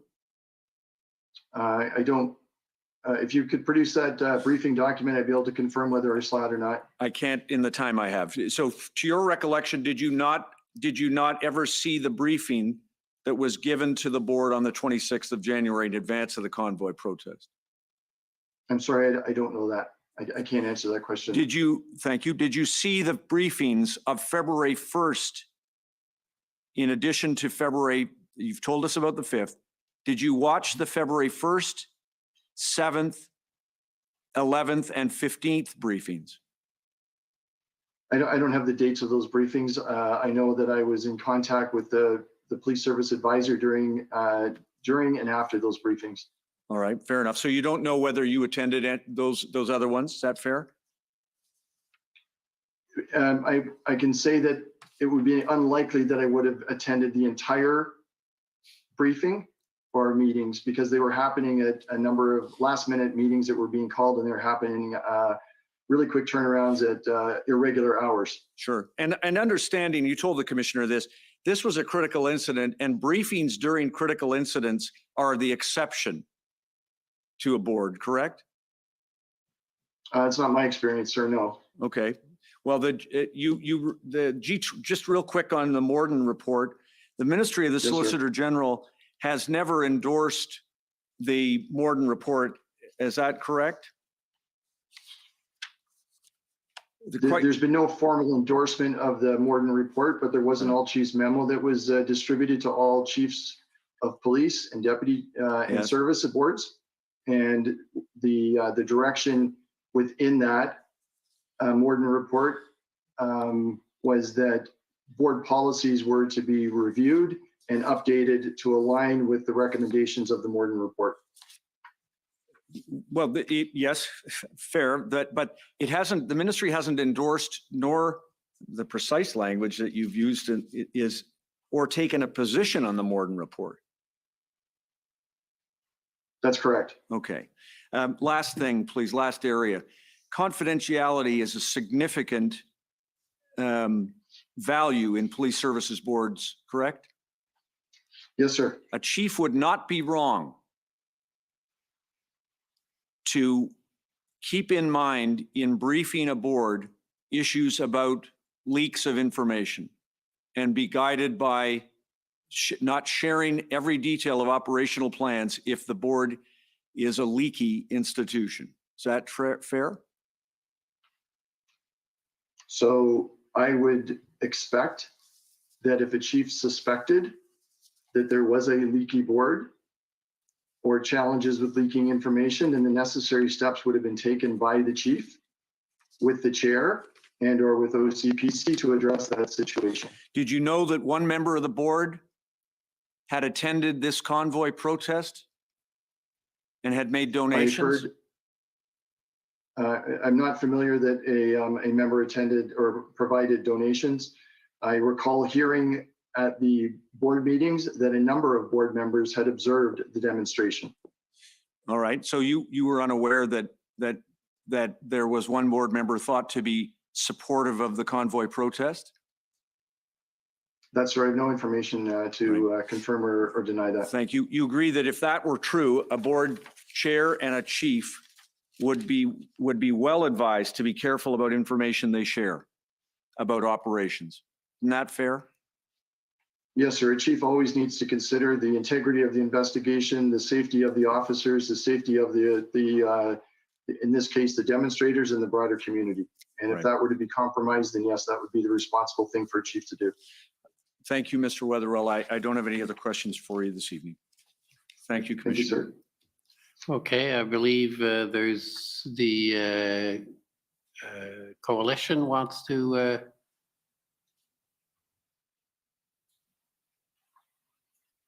I'm sorry, you're okay, yes, coalition.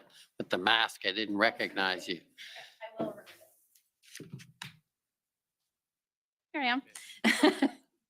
Good evening. My name is Emily Tamman. I'm one of the lawyers acting for the Ottawa Coalition of Residents and Businesses, and I just have a very short time with you this evening, so just a couple of quick questions. And thank you for being here this evening. I want to just pick up where my friend, counsel for former Chief Slowly left off, and that is in relation to your understanding of what happened at the February 5th Police Services Board meeting. And as I understand it, and I think you've accepted that a key issue at that meeting was whether or not OPS was still providing adequate and effective policing, right? Yes, ma'am. And that's a pretty big question for a police services board to be asking in a crisis, isn't it? Yes, it is. Because it implies that they may be asking themselves whether they need to consider their options, maybe under Section 9 of the Police Services Act, right? That and the fact that I think it's a responsible thing to do for a board to regularly ask the chief and ask themselves, are we in fact delivering adequate and effective policing, and are we satisfying our legislative responsibility in the Police Services Act? Right. I mean, that's something that should be done regularly, but certainly if that question is being asked in a crisis, it's not a routine question. It's being asked because there are concerns as to whether adequate and effective police services are being delivered at that time. Wouldn't you agree with that? Yes, I would agree that throughout a major event that it would be appropriate for a board to ask those questions of itself and of their chief. And you've said that the chief didn't give a direct answer on that question, right? That's correct. But you've also said that the chief acknowledged his inability to address the demonstration in Ottawa while maintaining his ability to manage public safety in the city more broadly, his inability to do that, right? The chief set out that he did have the ability to provide, and from my interpretation of what I heard in the board meeting and in review of the board summary from the advisor, that the chief did demonstrate verbally to the board how adequate and effective policing was being delivered throughout the city. He was asking for additional support with respect to the demonstrators in the demonstration area. Okay, so I just want to be clear though, because in the summary of your evidence, and it may well be that it's an error, so this is an opportunity to correct that. But on the third page in the last paragraph, just after the footnote 4, it says his understanding was that Chief Slowly had acknowledged his inability to address the demonstration in Ottawa while maintaining his ability to manage a public safety in the city more broadly. Is that your understanding, or is that a mistake? That's right. He's saying he needs help with the demonstration, but he is able to maintain public safety in the rest of the city. Right, sorry, but he can't do both. He can't deal with the demonstration and maintain public safety. So he's maintaining public safety, sorry. Yes. Yeah, okay. That's what he's informing the board of, that he needs support with the demonstration. So I guess what I'd like to understand is why it is that you didn't feel that this was information that the Deputy Solicitor General should be briefed on. That you have a crisis in Ottawa, you have a board asking questions about the efficacy and adequacy of policing on February 5th. You either don't have a direct question or you have an indication from the chief that there's a real problem in Ottawa. You didn't think that was something that the Deputy Solicitor General should be briefed on? So if we turn to Section 9, and you mentioned it just a little bit earlier, if we turn to Section 9 sub 6, the municipal chief of police who is in the opinion of an emergency exists in the municipality may request that the commissioner have the Ontario Provincial Police give assistance. That had taken place. So there was a direct line between the Ottawa Police Service and the chief to the commissioner. And I was very much aware that there was support on the ground by the Ontario Provincial Police to support the demonstration and the dismantling of that demonstration at that time. But there hadn't been a request for the OPP to come in and assume control of policing in Ottawa, right? That's correct. Right. And if the board was asking those questions, would you agree that the reason in the context of a crisis they'd be asking that question is because they're asking themselves whether they might have a duty under the legislation to themselves go to the OPP and request that the service take over in Ottawa? So there'd be a number of necessary steps that would need to take place if the board had lost confidence in their chief. And if the board were to reach out to the commissioner and ask for policing services, then the chief would need to be removed. And that did not happen. The chief had made the request. The board appeared to be satisfied with that request and was aware that the OPP were there and supporting the Ottawa Police Service in formulating plans along with 7 other municipal service, and on the 5th of December, up to 257 RCMP officers. December? I'm sorry, February. I apologize. No, that's okay. And just finally, I just want to understand the timing of the request by the board for training. How did that coincide with what you heard on February 5th? In other words, were they trying to figure out what it was that they were expected to do if they had concerns about adequate and effective policing? They're asking for training, they're asking for advice, and they're not getting that. Is that right? No, I disagree with that. They were asking for governance training. That board is quite experienced in governance. They wanted governance training in the middle of an incident, and that would have been irresponsible for my advisor to be there pulling a board away from their responsible duties of governance and oversight and managing the scenario from their perspective in their function and roles. Okay, thank you, sir. Those are my questions. Thank you, Commissioner. Thank you. Thank you. Any re-examination? I just had one point of clarification first, just for the record. My friend for Chief Slowly mentioned the dates of some of the board meetings. The dates, so the dates of board meetings were the 26th, the 5th, the 11th, the 15th, and the 17th. I don't know that that's material, but just wanted the record to accurately reflect that.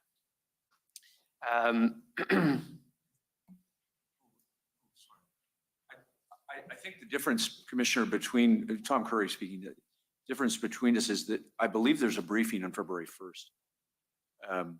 But we can perhaps sort that out later. Sure. I think that's the date I gave, and I believe I'm correct. I think it might have been, yeah, it might have been an informal briefing, not an official board meeting. I just want to clarify it for the record. In terms of questions on confidentiality, would you agree that if information is not provided because there's a belief that a board is a leaky board, that would be an impediment to proper oversight function by the board? Yes, I would.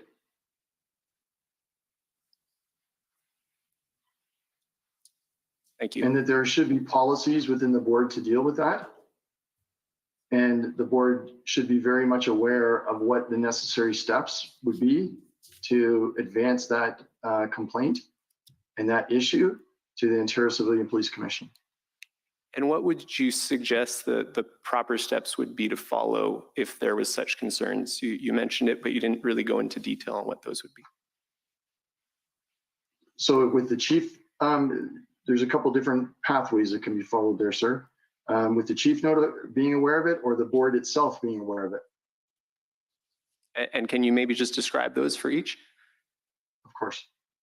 So generally, if it was the chief who was made aware of it, and if the chief was confident that it was not the board chair, then they would have that conversation with the board chair and give the chair an opportunity to share the appropriate policies with the broader board and address the individual that may be that leak.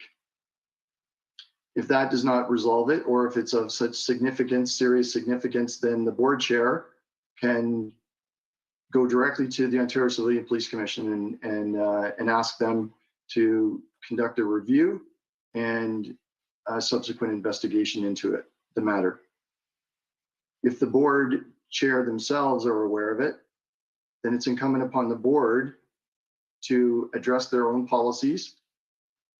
And if that does not correct the matter, then the board, or if it's of significant severity that it would be inappropriate to do so, then the board chair would again then go directly to the Ontario Civilian Police Commission and request that they undertake a review and launch an investigation into potential misconduct of a board member.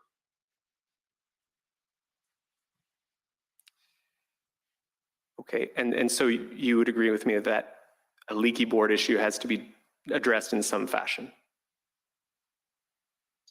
I would agree that if it exists today, then it needs to be addressed. And that it's unfortunate if they were aware of it back in February or January, when others were first made aware of it, that it wasn't addressed then. Because if it's not addressed, it leads to a breakdown in the relationship. In the oversight function. The relationship between the board, the trust and confidence of the board, the trust and confidence of the broader community in the board, of council of the board, and then the entire relationship that's necessary for proper good governance of a police service. Thank you. Thank you so much for your time this evening. Thank you, Commissioner, may I just raise one very brief comment? My friends. This hour, why not? I'm sorry for this, but I think you're going to agree it's important. The Ministry of the Solicitor General knew about the leaking information from the board. It's in a statement that is from Mr. Wetherill's subordinate.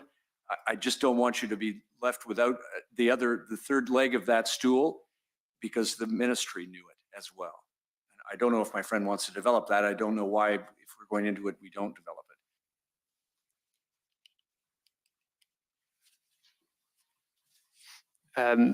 it. Thank you, and I am aware that that is in, certainly in the other witness statement that was entered. Do you maybe want to address that question then raised by my friend? What, if anything, should the Solicitor General's office be doing if they're aware of a leaky board? So I'll start by saying I was not aware that the advisor had that information. If the advisor did have that information, then the advisor, number one, should have reported that through the chain of command up to myself. And that would have been something I would have shared with the deputy. And then the advisor would speak with the chair, speak with the chief if necessary, and would follow the similar path of notifying reviewing the policies, and then reviewing if necessary, moving it to the Ontario Civilian Police Commission for review and subsequent necessary investigation. Thank you very much. Okay, thank you. So those are, well, firstly, thank you for making yourself available, Mr. Wetherill. Unusual as the hour is very appreciated by the commission. So thank you. That terminates your evidence or ends your testimony. And we will adjourn, I think, until tomorrow morning at 9:30. The commission is adjourned. La commission est adjournée.